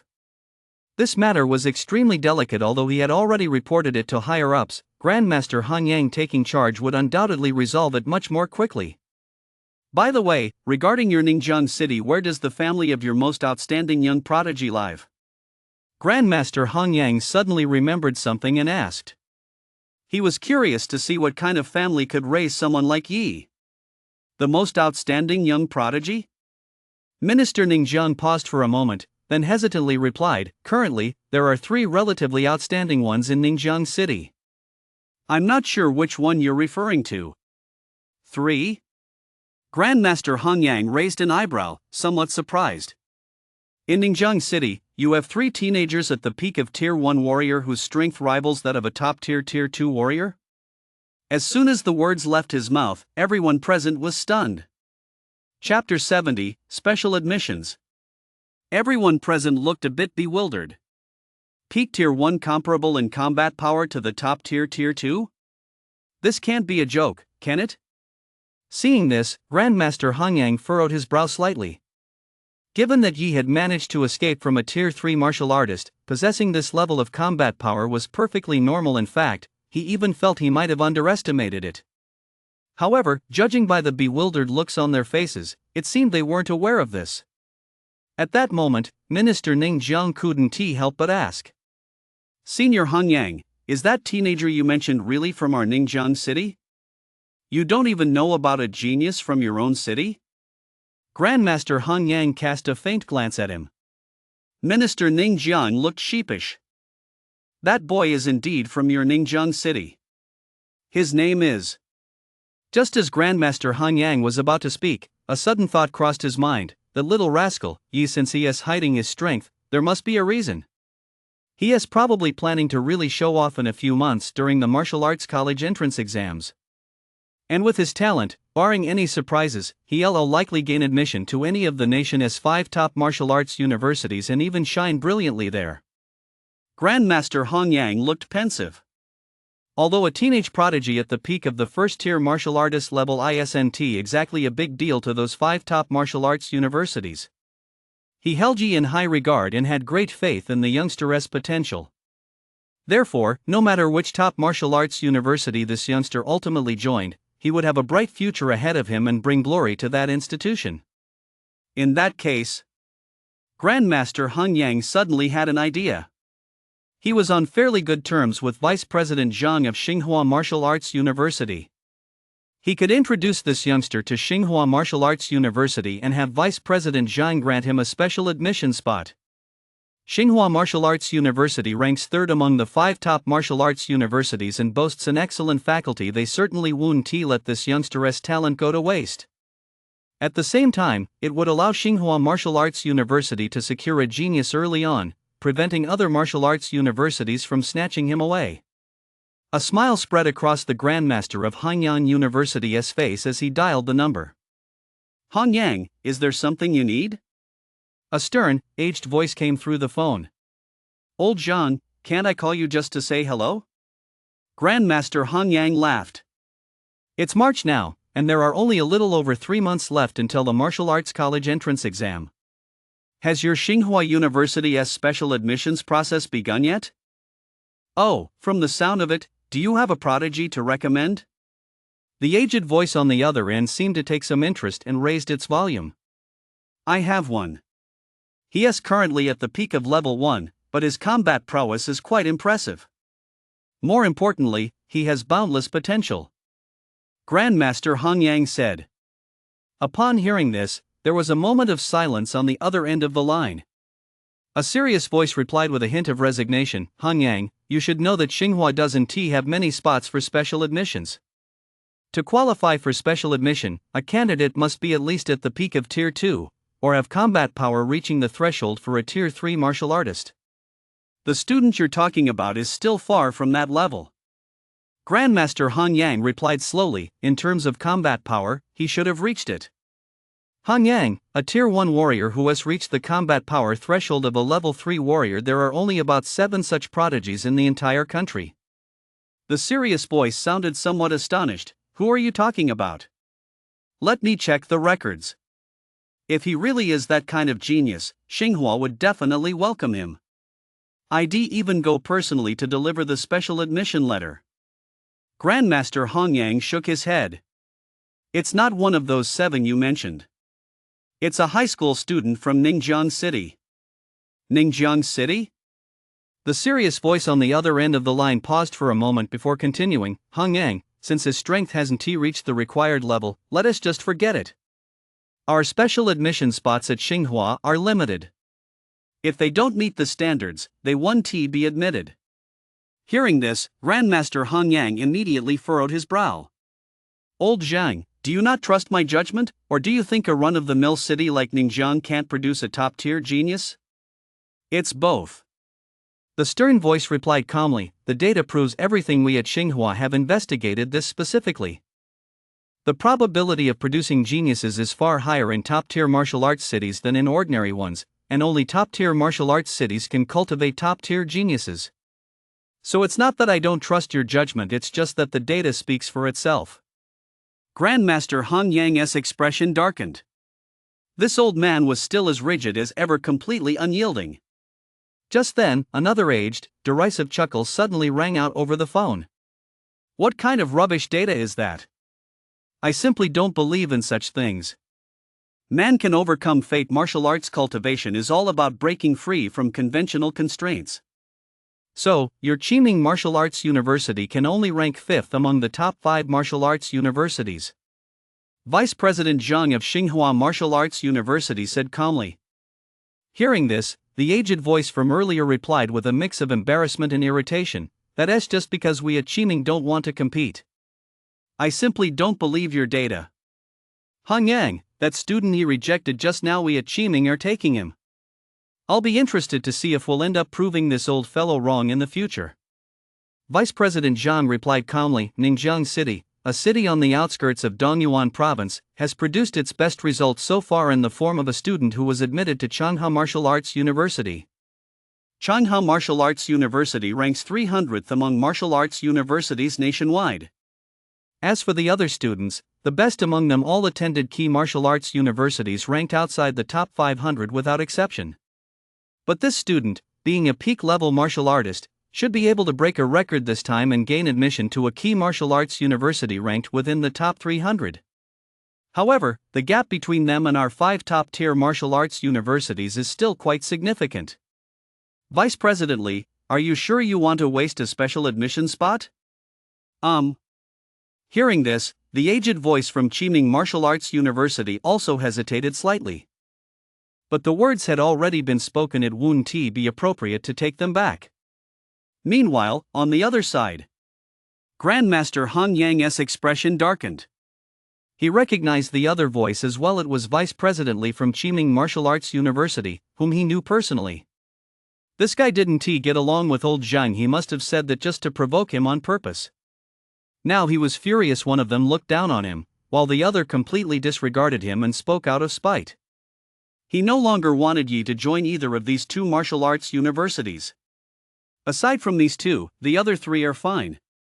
Grandmaster Hong Yang snorted coldly, about to reject Vice President Li from Qiming Martial Arts University on the phone. Just then, Minister Ningjian looked over at him with pleading eyes, his expression pitiful. Although he hadn't quite understood everything, the moment he heard about the special admission spots at top-tier martial arts universities, he went wild with excitement. There were only 5 top-tier martial arts universities in Xiaogua. If Ningjiang City could produce a special admission student for a top-tier martial arts university, Minister Ningjian, while he might not go down in history, would still be celebrated on the soil of Ningjiang City for decades to come. Therefore, such a golden opportunity absolutely could not be turned down. Seeing Minister Ningjiang's pleading gaze, the Grandmaster of Hanyang University softened slightly. This minister was actually quite commendable. He handled everything personally and never shirked responsibility. "All right, let us secure this spot first." The Grandmaster of Hanyang University cleared his throat, just as he was about to speak. Over the phone, Vice President Li of Qiming Martial Arts University's aged voice rang out, "I've decided to grant this spot after all." Chapter 71, The Underground Black Market. Vice President Li said solemnly, "Once I've spoken, I won't go back on my word. It's just 1 special admission spot, nothing I'm particularly reluctant to part with. However, I have one condition: you must select the strongest prodigy in your entire city before I'll grant this special admission spot." "You've changed your mind after all." Over the phone, Vice President Zhou of Tsinghua Martial Arts University chuckled lightly. "Mind your own business," Vice President Li retorted, a touch of embarrassment and annoyance in his voice. Grandmaster from Hanyang University pondered for a moment, agreed. He had complete confidence in Yi securing this special admission spot would be no problem. However, by a twist of fate, they didn't end up with the special admission spot from Tsinghua Martial Arts University. They got one from Qiming Martial Arts University instead. Although it was a long-established martial arts university with a rich heritage, its development in recent years had indeed been lackluster. It ranked last among the 5 top martial arts universities. Meanwhile, on the other side, Minister Ningjian was practically overjoyed. Baring his teeth in a broad grin, he cheerfully addressed several deputy ministers, speaking with great authority. "Notify all high schools in the city. In half a month, we'll hold a high school league tournament. The city champion will receive a special admission spot at Qiming Martial Arts University." At this point, he glanced hesitantly at the Grandmaster of Hanyang University. The Grandmaster of Hanyang University said calmly, "Don't look at me. If that kid wants that special admission spot, he'll naturally participate. If he looks down on Chiming Wuda and doesn't wanna participate, well, that's up to him. At that moment, the call hadn't been hung up yet.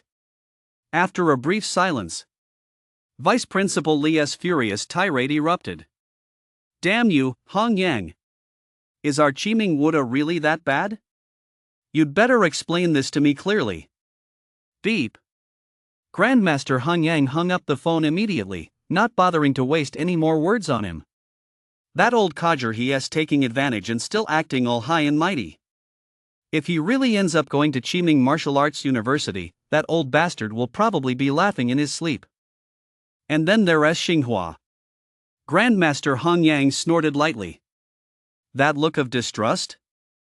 I'll just have to see if that old scoundrel surnamed Zhang ends up regretting this in the future. Beside him, Minister Ning Jiang and several other ministers cowered, not daring to utter a word. There was nothing they could do. The three people in this conversation were all top-tier figures, on a completely different level from them. However, it was clear that Grandmaster Hong Yang seemed to hold that young man from Ningjiang City in particularly high regard. Senior Hong Yang, what's the name of that young man you mentioned? Which high school does he attend? Minister Ning Jiang asked cautiously. Take a guess. Grandmaster Hong Yang smiled faintly, turned, and walked away, leaving the crowd dumbfounded. After a long moment, one of the deputy ministers finally managed a sheepish smile. Senior Grandmaster, you really do have a sense of humor. Minister Ningjiang was also at a loss for words and said in a deep voice. Since Senior Hong Yang intends to keep it a secret, it's most likely that the young man himself wishes to keep a low profile. However, we must still do our utmost to find him. Once we do not reveal his identity at first. Instead, promote him directly to the highest tier of talent in Ningjiang City. Furthermore, as long as his requests are within our means, we must fulfill them to the fullest. Yes, sir. The deputy ministers nodded in unison. Yet one of them hesitated for a moment. If that young man isn't as formidable as Grandmaster Hong Yang claims, wouldn't it be a waste to grant him the highest level talent treatment? If it weren't for this young man, would Grandmaster Hong Yang have helped Ningjiang City secure a spot at a top martial arts university? Minister Ningjiang cast a calm glance at that minister. As people, we must know how to repay kindness. Even without this special admission spot, Grandmaster Hong Yang helped Ningjiang City clear the wasteland of beasts and fought valiantly against the Black Dragon. A junior he values is worthy of such treatment from us. Hearing this, the deputy minister looked sheepish.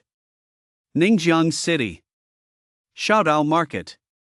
Yi looked at the slightly dilapidated market before him with a look of surprise. This was actually Ningjiang City's largest underground black market. After a moment's thought, he walked toward the market's underground entrance. Although there were 3 or 4 underground entrances, each was very narrow, allowing only one person to pass through at a time. Quite a few masked people were waiting in line. He glanced around and saw that one of the underground entrances had no one waiting, so he walked straight toward it. Young man, don't go that way. At that moment, someone from the nearby line warned him. Yi was taken aback, but his pace was quick, and he had already reached that entrance. Although he was wearing a mask, his build was slightly lean, making it easy to tell he was a young teenager. Seeing that he had already walked over, quite a few people in the nearby line shook their heads. Yi wasn't quite sure why, but he didn't pay it much mind. Just as he was about to step inside, a burly figure suddenly appeared at the entrance, a tall, muscular man. The 2-meter-high door barely reached his neck. His head was completely hidden from view. A deep, icy voice rang out from behind the gate. Kid, who gave you permission to go through this gate? Yi raised an eyebrow. All the other gates are open, why not this one? His voice was calm and gentle, yet it carried an inexplicable sense of pressure. The burly man's voice faltered momentarily. Sensing a vague sense of unease, he softened his tone considerably. He explained, this passage can only be accessed with a pass valid for martial artists of level 2 or higher. No sooner had he finished speaking than the burly man realized his mistake. He cursed silently to himself. He'd actually been intimidated by a little brat, and his tone had softened so much. Just as he was about to bark an angry command under his breath, he suddenly noticed a stack of passes appearing before him. "Is this the pass you're talking about?" Yi rummaged through his Hongyang ring and pulled out a thick stack of black invitations. He had more of these than he could count. Although it seemed that a single martial artist should only have one, he found over a dozen on every Black Mask member he killed. A Black Mask captain, in particular, possessed dozens of them, so they weren't worth much.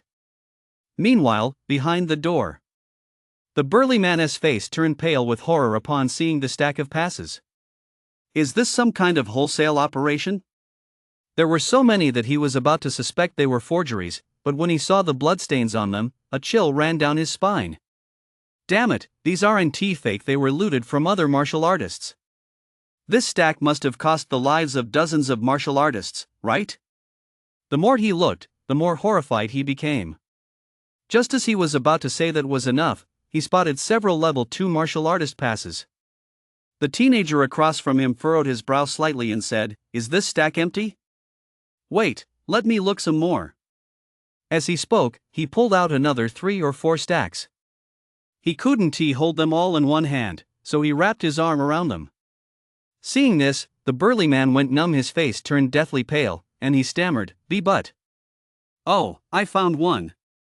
He pulled out a pass, one that looked clearly higher grade than the others, and handed it over. This was what he found in Captain Black Mask's spatial bracelet. It should be the right one. The burly man took it, but his hand trembled, and the pass slipped from his grasp. Because it was a level 3 martial artist pass. "Please come in." His face contorted into a grimace. He forced a smile that looked more like a grimace than a smile, bowed his head, and stood by the door with the utmost deference. He tucked the pass away and walked inside. In the line beside him, the crowd that had just been shaking their heads watched the scene unfold, their faces one by one contorting into expressions of utter disbelief. Who was this teenager? Chapter 72, The Map. The Underground Black Market. Upon entering, Yi was slightly taken aback. Before him lay a straight street, dimly lit and lined with all sorts of shops on both sides. People came and went in a never-ending stream.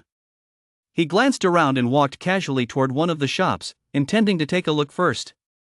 The shop wasn't large. An old man was reclining on a chair in the center, fanning himself with a palm leaf fan as he said with a cheerful smile, "Young man, are you here to buy or sell?" "Buying or selling?" He raised an eyebrow, quickly grasping the implication. Just then, a gaunt man nearby who had been sizing up the warrior glanced at him and sneered.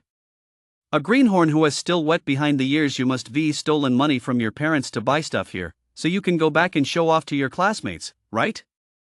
You don't even know the difference between buying and selling. You haven't even grown a full set of facial hair yet, and you dare to come in here." Bam! Before he could finish his sentence, he was kicked straight out the front door. "Damn it, who was that?" The gaunt man was livid and sprang to his feet. Then, he saw an exceptionally tall, burly man whose bare torso alone was over 2 meters tall, and his expression changed slightly. But he still snapped angrily, "Guard number 4, you bastard. I didn't do anything to you, why did you kick me? Get lost." The burly man shot him a cold glance, then turned to Yi and bowed slightly. Humbly, he whispered, "Sir, what would you like to purchase? I can assist you." Yi was somewhat surprised. This burly man was the very same guard who had blocked his way when he first entered.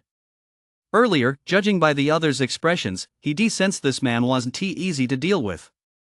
But after presenting his pass, he found the man to be quite reasonable, even very attentive in his service. Still, he shook his head. "Never mind, no thanks. I'll just look around on my own." At the entrance, the gaunt man's face had turned slightly pale. "Sir?" Guard number 4, this man who was usually so arrogant and domineering was actually addressing someone as sir? The gaunt man lowered his head and slunk away. The burly guard number 4 turned to Yi and whispered, "Sir, this is your first time at the black market, so you're not very familiar with how things work here. There are many shops in the black market, but this one ranks among the top 3 for its unscrupulous practices. They often deliberately damage goods while you're inspecting them to drive down the price. Hearing this, Yi narrowed his eyes and looked at the meek old man. The old man now looked thoroughly sheepish. Even though guard number 4 had exposed his true nature, he showed no sign of anger. Instead, he offered a forced smile. It seemed he was quite afraid of this burly guard number 4. Sir, even if you don't hire me, I'd still like to remind you, the shops here offer fair prices, and the owners are trustworthy. They'll never reveal your identity.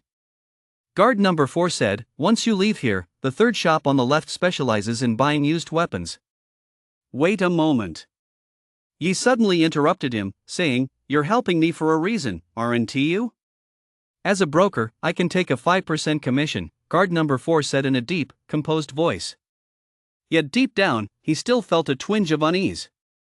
The sheer volume of those travel permits had left him dumbfounded. He knew full well that regardless of whether this young man had obtained them himself or received them as a gift from an elder, his status was definitely extraordinary.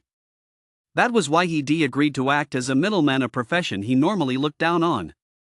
Still, given the other party's status, he wasn't sure if they'd even consider him worthy. 5% if it saves me some effort and helps me avoid some shady shops, that's actually not bad.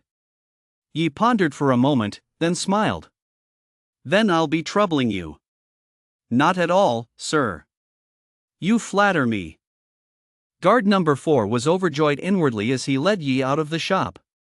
Behind them, the old man whistled in amazement. Guard number 4 had powerful connections. He was linked to high-ranking figures in the black market, and his own strength was no slouch either, which meant ordinary people wouldn't dare cross him. Yet here he was, acting so humble. It was truly an eye-opener. That kid, could he be some minister's illegitimate son? He mused to himself, figuring that only the son of a minister from the Ningjiang Martial Union branch could command such treatment. Black Market, Main Street. I need to make a sale. Find me a suitable shop. Yi said indifferently. Although he wore a mask, no one would willingly reveal their identity in a place like this. Others might not dare to touch him, but Fang and Shirshir were far too weak. It was inevitable that some desperate criminals, tempted by the prospect of easy money, would set their sights on them.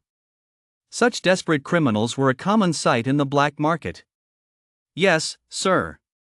I know a shop where the price is absolutely fair, and the owner is trustworthy. He has never leaked anyone's information. Guard number 4 said, leading Yi toward a corner of the street. In the corner stood a standalone shop, surprisingly large, with as many as 3 or 4 employees inside. The shopkeeper was a middle-aged man with a refined, scholarly appearance, who was currently smiling and greeting customers.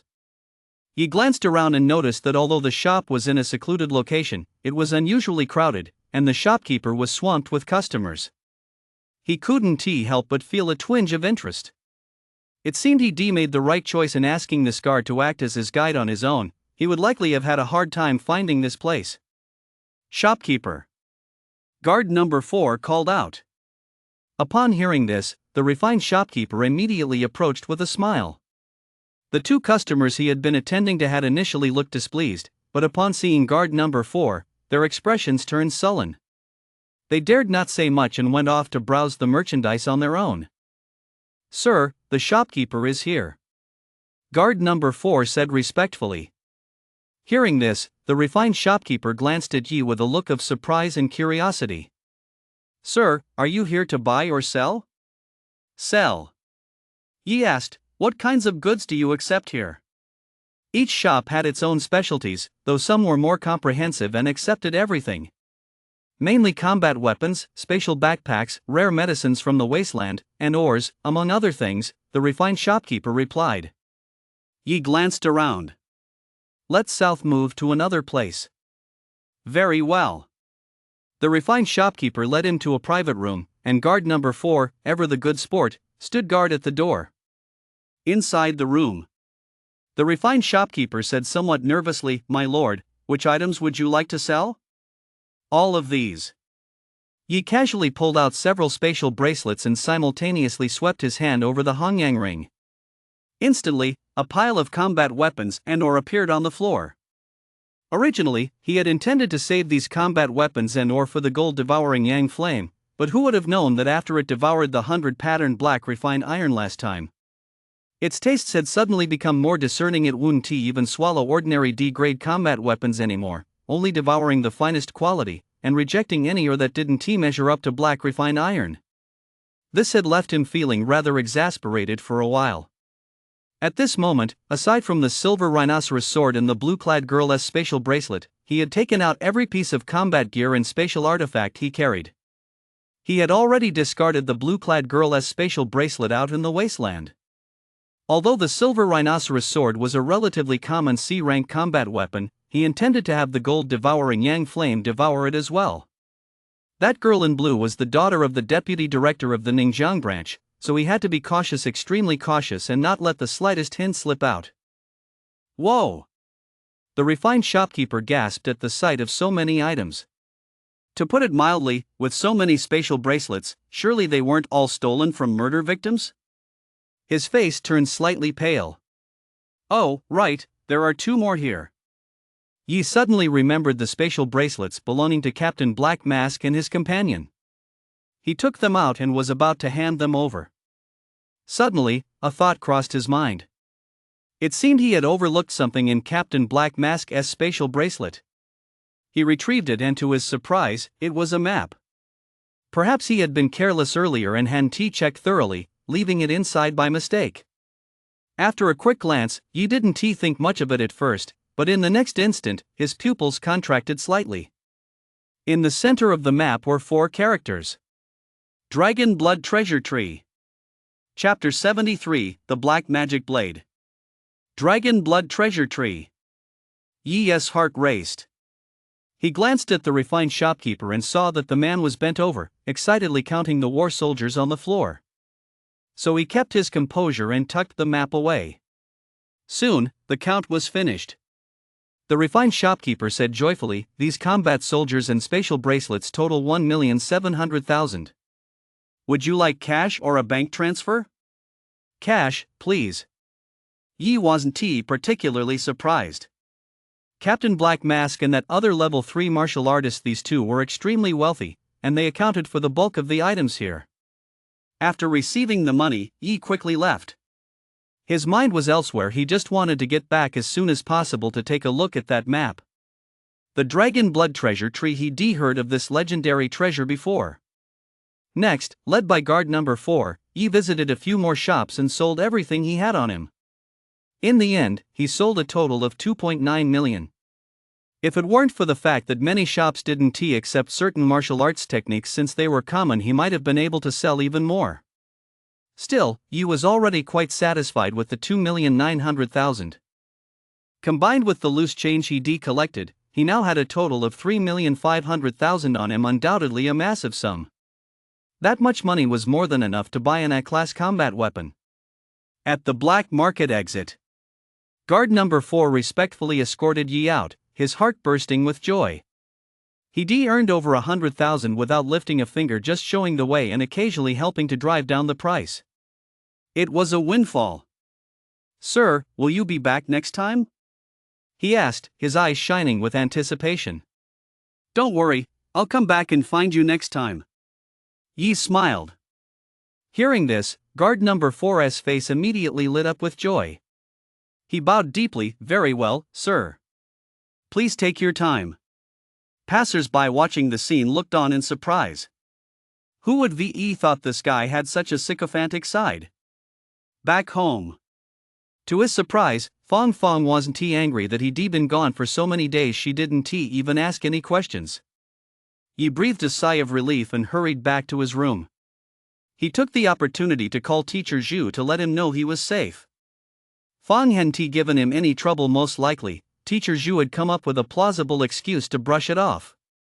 Upon learning that he had returned safely from the wasteland, Teacher Zhu was relieved. After giving him a few words of advice, he hurriedly hung up the phone. Yi was a bit surprised. It seemed Teacher Zhu was in a meeting.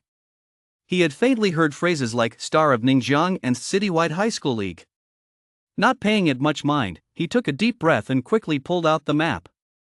The map was made from some kind of beast hide, soft and thin, and was labeled Dongji Wilderness, with very detailed information.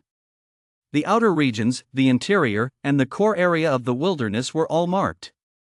And the Dragon Blood Sacred Tree he'd just seen was right in the center of the map, in the core area, marked with a special red dot. The East Pole Wilderness. Yi looked hesitant. The East Pole Wilderness was a wilderness near Tianquai City. Tianquai City was the top-ranked city in Dongning Province, whether in terms of prosperity or the level of martial arts development. It far surpassed Ningjiang City. The Tianyu Wilderness, one of the 10 great wildernesses of Xia Kingdom, lay right next to Tianquai City. The Dongji Wilderness is quite far from here. Yi furrowed his brow as his gaze continued to scan the map. He noticed a line of small text next to the Dragon Blood Treasure Tree marker. Estimated maturity date, between May 16th and May 30th. Seeing this, his heart stirred slightly. It was currently March 13th, there were still 2 months until maturity, so it seemed he had plenty of time. A single Dragon Blood Treasure Tree can bear at least 30 Dragon Blood fruits. There is no limit to how many Dragon Blood fruits one can consume.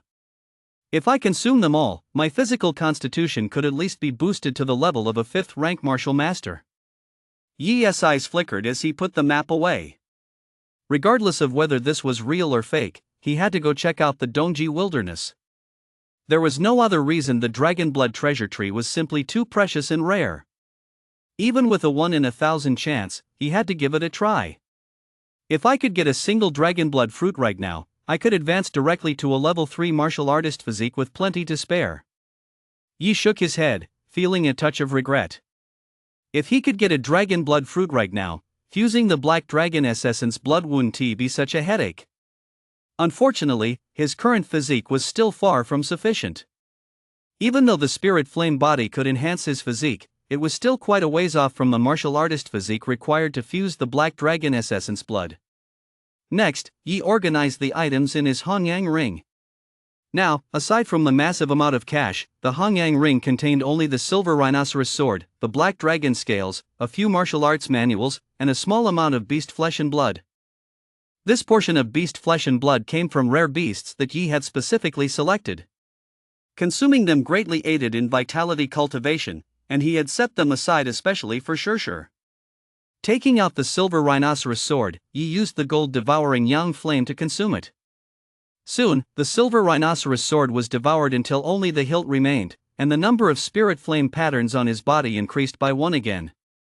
It reached 13, and his peak combat power saw another boost. A C-rank combat weapon can only add 1 spirit flame pattern. That's way too expensive. Yi was a bit taken aback.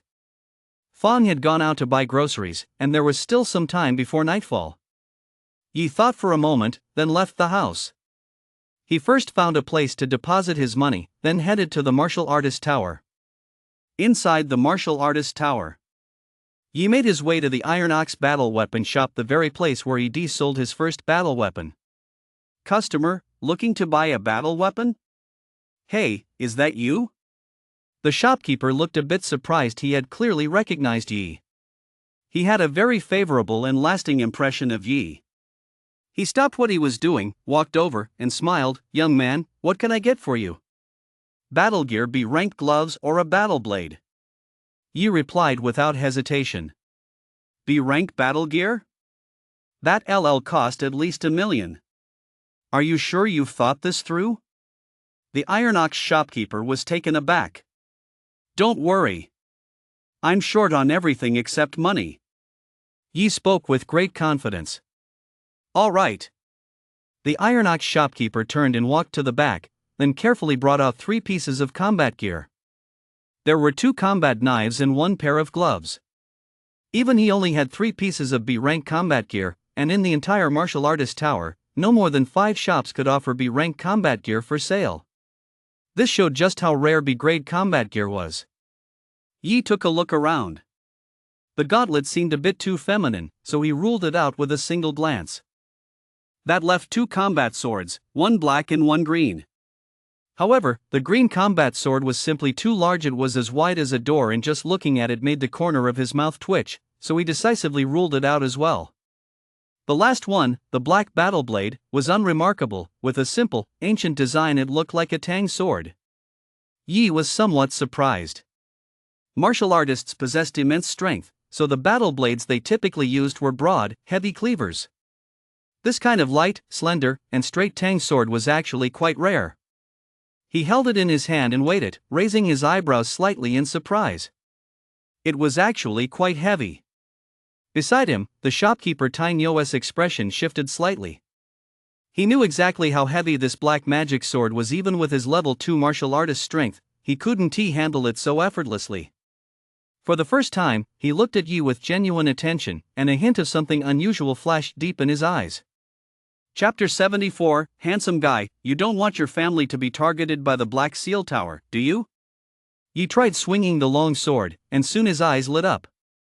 This sword felt exceptionally comfortable in his hands. He couldn't put it down, swinging it several times in a row and finding it felt better and better the more he used it. Shopkeeper, what is this sword called? How much is it? The Black Magic Sword. 2 million. Shopkeeper Tainyo chuckled. 2 million? Yi was startled. That expensive? Aren't you the type who lacks everything except money? The shopkeeper Tainyo said with a chuckle. He rolled his eyes and shook his head. But 2 million is really too much. You could buy a second-hand grade A combat weapon for that. Just kidding. But this black magic sword has a minimum price of 1,700,000. Even if I like you and am willing to give you a discount, that is still the price. Shopkeeper Tainyo adopted a serious tone. This black magic sword isn't just of superior quality. It's also tied to a crucial opportunity. That opportunity alone is worth 1 million. An opportunity? Yi paused in surprise. Have you heard of the 108 Tower Masters of the Black Seal Tower? Specifically, the 76th Tower Master, the Black Magic Grandmaster? The shopkeeper Tainyo said slowly, this black magic sword is the very blade once carried by the Black Magic Grandmaster. Yi's pupils suddenly contracted. Although he never heard of this Tower Master of the Black Seal Tower, the title Grandmaster alone was enough to send a chill down his spine. A Grandmaster's blade, and it's only grade B? After regaining his composure, he asked in a deep voice. Black Magic Grandmaster once forged 1,000 black magic battle blades, ranging from D rank to Grandmaster rank. The shopkeeper Tainyo shook his head. Before his death, Black Magic Grandmaster randomly sealed all his martial arts techniques and the location of his life's savings into one of these black magic blades. Now, do you understand the importance of this black magic sword? The shopkeeper Tainyo chuckled. A 1 in 1,000 chance, though slim. The combined martial arts and life savings of a formidable Grandmaster are more than enough to tempt anyone. So that is how it is. Yi realized this, though he was also somewhat surprised. An organization like the Black Seal Tower is incredibly secretive. I didn't expect you to know so much, shopkeeper. The matter of the Black Magic Grandmaster isn't really a secret. Many people know about it and often pay high prices to acquire black magic swords. Shopkeeper Tainyo urged, so, what do you say? Are you interested in buying one? With a 1 in 1,000 chance, you might just be the chosen one. I doubt my luck would be that good. Yi shook his head. But this black magic blade is indeed a fine weapon. He paused for a moment, then nodded. It was expensive, but it was definitely worth the price. He could feel it from the restless stirrings of the gold-devouring yang flame within him. This was the first time he ever felt the gold-devouring yang flame so eager to devour something. In the end, Yi bit the bullet and spent 1.7 million to buy the battle blade. Shopkeeper, doesn't it come with a scabbard? Yi asked. Logically speaking, this battle blade should have one. I'm not sure it didn't have one when I bought it. Shopkeeper Tainyo shook his head. Yi didn't press the matter further. After asking where he could find rare herbs from the wasteland, he left the war weapons shop. Watching his retreating figure, a black scabbard appeared in Iron Ox's hand. Judging by its size, the scabbard fit the black demon blade perfectly. Iron Ox gently stroked the scabbard, a meaningful gleam flashing in his eyes. Half an hour later, Yi walked out of a shop, cursing under his breath. Damn it, charging that much. Did he really think he was a sucker? Elixirs that boost physical constitution are rare, but you can still find a few inside the martial artist tower.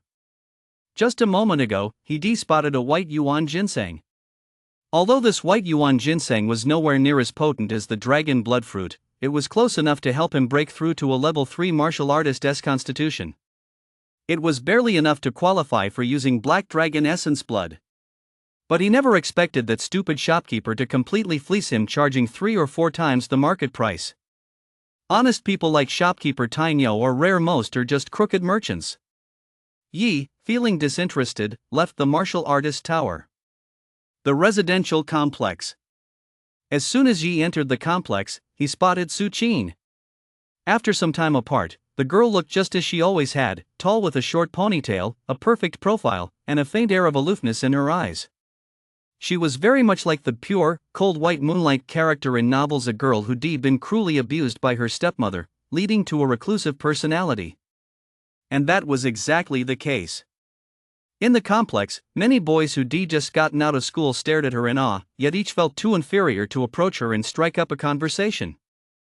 A girl with that kind of looks and personality was incredibly alluring, especially to high school boys at an age when romantic feelings are just beginning to blossom, and it was hard not to be moved. Yi, however, was an exception. He was an emotionless martial arts machine. Getting stronger was the only thing on his mind right now. "You're back from training camp?" Su Qin spotted Yi as well. She paused for a moment, then hurried over. I'm back for a few days," Yi replied vaguely. Teacher Zhu had made up the excuse that he was away for training camp, otherwise, if Fang found out he'd actually gone to the wasteland, she'd have his skin flayed. "Oh, you're only back for a few days?" A hint of regret flashed in Su Qin's beautiful eyes. She had practically no friends. Yi was practically her only one, and now she was about to leave. She had hoped they could spend a little more time together before she left. "Yeah, the training camp is really busy, but don't worry, I'll help you catch up on the Thunder Movement Fist these next few days," Yi said with a smile. "Okay." Su Qin nodded, then suddenly noticed something. Her pretty face shifted slightly, and she lowered her head. "I'm heading back now. I'll be waiting for you at my place tonight." With that, she hurried away. Yi was a bit taken aback. He scanned the area but didn't spot anyone suspicious. There were only a few people wearing martial union uniforms, holding a wanted poster and asking around. His eyesight was sharp, and he could clearly see that the poster depicted a middle-aged man with a face full of scars. The wanted level listed below was Class A. A level that SA wanted notice for a martial master. Yi's heart skipped a beat. A martial master? A fugitive of that caliber had actually made his way into Ningzheng City? Then again, it was possible the person had committed some particularly grave crime, which is why the wanted level had been raised to this level. Still, he had to warn Fang and Shishir. Yi's expression grew grave as he hurried home. At home, Shishir was sprawled on the sofa, her tiny white feet propped up, staring at her phone with a silly grin on her face. Yi immediately grew wary. There was something off about that smile. Damn it, could his little piglet be getting hit on by that cabbage guy? He strode over, looking suspicious. "Shishir, who are you chatting with? You can't even close your mouth. Are you dating someone?" "Oh, bro, you're back." Shishir snapped out of it and snapped back, "Don't be ridiculous. It's a girl, my classmate." "A girl?" Yi shuddered. "That's even worse." "Ah. I'll bite you to death, I'll fight you to the end." Shishir lunged at him. "All right, you two, stop messing around." Fang emerged from the kitchen, glared at the pair, then turned to Yi. "You little brat, how's the training camp going? I heard from your homeroom teacher that there are very few spots, only a handful at your school. Even that Shwekid next door didn't get one. You should have seen the look on Shwe's face, the girl next door, when she heard you were going to boot camp. It was pure bliss." "It's been okay." Yi thought for a moment, then admitted honestly, "At our school, aside from the principal, I'm not so sure about him. I could probably beat up any other teacher." Fang's head was filled with question marks.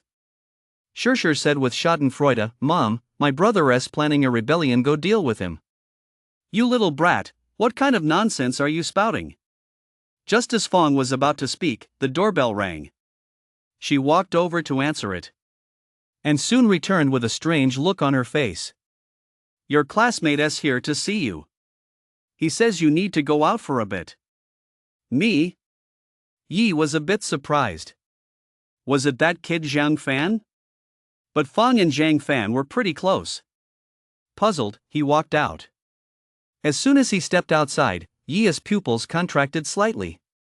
Before him stood a stunningly beautiful white-haired girl with delicate features and smooth, fair skin. She looked just like a doll. Just then, the white-haired girl suddenly pinned him against the wall and said with a smile, "Handsome guy, you don't want your family to be targeted by the Black Seal Tower, do you?" Chapter 75, Good Guys and Bad Guys. Yi was completely baffled. That line, why did it sound so familiar? He pushed away the white-haired girl's arm, successfully breaking free from her domineering grip, and took a step forward, towering over her and turning the tables. The white-haired girl's expression shifted slightly. What exquisite body control! She herself had combat awareness at the very limit of mediocrity, yet her control over her body was exceptionally strong. But when he moved just now, she hadn't even had time to react before she went from the aggressor to the one on the defensive. The two were now extremely close. The white-haired girl looked up. The boy stood tall and straight, his face handsome, his bright, deep eyes fixed on her, and she couldn't help but blush slightly. She took a step back and snapped, "Don't get so close to me, okay?" Yi said nothing, but his ears twitched slightly as he heard Fang and Shishir sneaking up from behind the door. So he grabbed the white-haired girl's hand and pulled her downstairs. "Let us talk downstairs." "What are you doing?" The white-haired girl felt both embarrassed and annoyed. "Damn it, I've actually been forced into this. I'm supposed to be the one taking the initiative." She struggled fiercely, but felt an immense force gripping her hand. Even with her level 2 martial artist strength, she couldn't break free. The young man cast a casual glance at her, a hint of indifference flashing in his eyes. "Let us talk downstairs. Don't let Fang and the others hear us, or I'll smash that pretty head of yours." The white-haired girl froze for a moment, then dared not resist any further. She obediently followed Yi downstairs. A shadow of gloom flickered across Yi's eyes. First, a fugitive wanted by the Martial Union, now, the Black Seal Tower. He'd been away from Ningjiang City for no more than 10 days or so, yet it felt as though the entire city had been thrown into turmoil during his absence. Downstairs. It was dinner time, and the area was deserted. Not far away, by the forging equipment, stood a little girl of 14 or 15.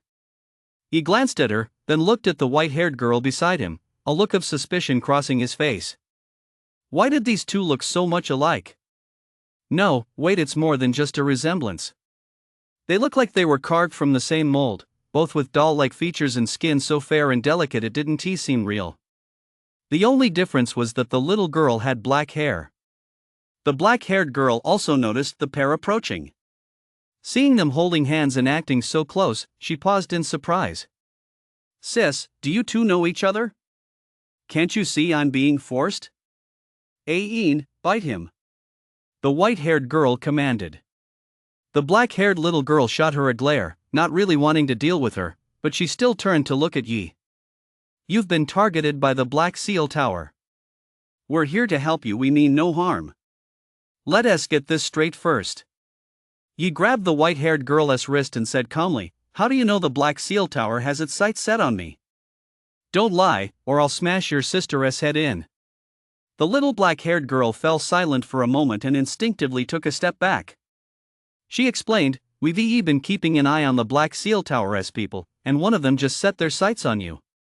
"Just now?" Yi frowned. Just a moment ago, he'd only been to the martial artist tower. He hadn't given anything away there either. The only thing that might have given him away was that he was relatively wealthy, but a legitimate establishment like the martial artist tower was different from the black market. Even if he had money, it was unlikely anyone would target him there. After all, if a 17 or 18-year-old boy had that much money, most people would assume it came from his family. Besides, he'd never heard of the Black Seal Tower targeting someone just for money. A dangerous organization like the Black Seal Tower usually acts to eliminate prodigies or launch large-scale attacks on the Martial Union. Yet he hadn't displayed any of his strength while inside the martial artist tower. Sometimes, good people aren't necessarily good, and bad people aren't necessarily bad. The little black-haired girl said meaningfully. Yi froze for a moment, then his pupils suddenly contracted slightly as a figure flashed through his mind. His voice was low and gravelly. Talk is cheap. Show me the proof. The little black-haired girl nodded slightly, took out her phone, and played a video. In the video, a teenager could be seen purchasing a battle knife at a shop, and after he left, the shop owner took out a sword scabbard and gently ran his fingers over it. This was the Iron Ox combat gear shop. Yi's expression shifted slightly. The owner of Iron Ox was lying to him if he clearly had the scabbard. Why had he claimed otherwise? The reason he'd gone to the Iron Ox combat gear shop was because, the last time Zhang Fan had sold the Blood Shadow battle blade, this shopkeeper was the only one who hadn't ripped him or Zhang Fan off. He'd offered a very fair price, which had left a deep impression on Yi and earned his trust. What proof does a single scabbard provide? Yi frowned, still not taking it at face value. The black magic sword is far heavier than ordinary battle weapons, and the fact that a grade B black magic sword can be lifted with ease indicates a strength of at least top tier level 2. The white-haired girl glanced at Yi with a somewhat peculiar look in her eyes. She was genuinely surprised that a small city like Ningjian would have a level 2 peak tier teenage martial artist. Originally, she had been somewhat skeptical, but after that brief encounter, she realized she might have underestimated him. This teenager was very likely at the peak of level 2. Just then, a black magic blade also appeared in the black-haired little girl's hand. She explained, that spy from the Black Seal Tower must have judged your strength based on how effortlessly you picked up the grade B black magic blade. That's also the real reason he sold you the black magic blade. You might not realize this, but a grade B black magic blade costs at least 5 million. 5 million? Yi looked stunned. Black magic blades are tied to the Grandmaster's treasure. It's only natural that their value far exceeds that of ordinary weapons. The black-haired little girl shook her head and said, after all, the Black Magic Grandmaster was one of the Black Seal Tower's high-ranking officials. Even though he was hunted down and killed by martial union powerhouses. But most of the black magic swords in his possession remained in the Black Seal Tower. Only a few were left behind. And the black magic swords circulating now are basically all bait. Bait? Yi frowned, not quite understanding. This is a D-grade black magic sword. Once you hold it in your hands, you'll understand. The little black-haired girl said this as she tossed the black magic sword in her hand toward him. Yi caught it, drew the blade from its sheath, and gave it a quick once-over. It looked exactly like his own. The only difference might be the emblem on the blade. This one was a D rank, his was AB rank. Plus, this one was much lighter. But soon, his expression changed. His gaze focused on the scabbard. The scabbard actually possessed a special magnetic attraction to the black magic sword. When holding the scabbard, he could sense the sword's location. Yi took out his own black magic sword, but felt nothing. Clearly, the scabbard and the sword were one and the same, only the corresponding scabbard could sense the blade itself. His expression darkened as he realized why the owner of the Iron Ox shop had left the scabbard behind. Do you believe me now? The black-haired little girl shook her head. Most of the time, we only see the surface. Good people aren't necessarily good, and bad people aren't necessarily bad. As she spoke, she looked up at the building above, her expression filled with emotion. Chapter 76, The Zheng Sisters. You little brat, you're not that old, but you sure like to act all deep. Yi shot the black-haired little girl a glance but released the white-haired girl's wrist. The white-haired girl glared at him fiercely. I'll be back. With that, she rubbed her wrist and prepared to leave. Sis, this isn't over yet. The little black-haired girl was speechless. Right, I forgot, the white-haired girl said, looking dumbfounded. Yi's mouth twitched slightly. This white-haired girl didn't seem very bright. Even though she was the older sister, she wasn't as smart as her younger sister. She seemed a bit dim. He looked at the little black-haired girl and asked thoughtfully, Are you two from the Martial Union? They were staring at the Black Mark Tower, and at the same time, they went out of their way to remind him that the Martial Union was the only possible explanation. No. The little black-haired girl shook her head. We're the justice-seeking pretty girl warriors. It's our duty to punish evil and promote good, and to help the weak. Don't ask any more questions, ouch. Before the white-haired girl could finish, the little black-haired girl shoved her aside. The little black-haired girl looked at Yi, who was equally speechless, and said, "Don't mind my sister, she's normal sometimes. But she's right, you don't need to ask about our identities. Just know that we're here to help you. The Black Seal Tower's spies have already set their sights on you. Even if you throw away the black magic blade right now, you might not be able to escape." That's not necessarily true. Upon hearing that the two weren't from the martial union, Yi's expression grew much colder. He said indifferently, "Since you've come to find me, it means the Black Seal Tower hasn't yet sent anyone to keep a constant watch on me. If I discard the black magic blade now, I'll be fine." Hearing this, the black-haired little girl paused for a moment, then shook her head. "But that spy has already memorized your face. Even without the black magic blade's tracking signal, the Black Seal Tower might still track you down.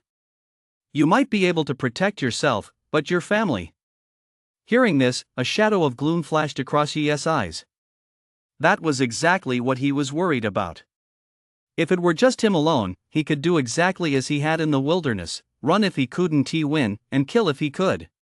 But in Ningjiang City, he had many concerns. "Since you're not from the martial union, yet you're keeping an eye on the Black Seal Tower and went out of your way to find me, there must be a reason." Yi looked pensive. "You aren't after the Black Seal Tower, are you?" Hearing this, the black-haired little girl froze again. "So you admit it?" Yi shrugged. "In that case, this isn't a one-sided favor, it's a partnership. If it's a partnership, then show some sincerity. I don't partner with people whose background I don't know." "You're certainly smart," the black-haired little girl said slowly. "There is no reason we can't reveal our identities. We're from the Black 3 fighting arena. The owner of the arena is our teacher, and because of some past events, our teacher harbors a deep grudge against the Black Seal Tower. That's why we're hoping to use you to lure out some people from the Black Seal Tower." Black 3 fighting arena? Yi looked taken aback. Could it really be that much of a coincidence?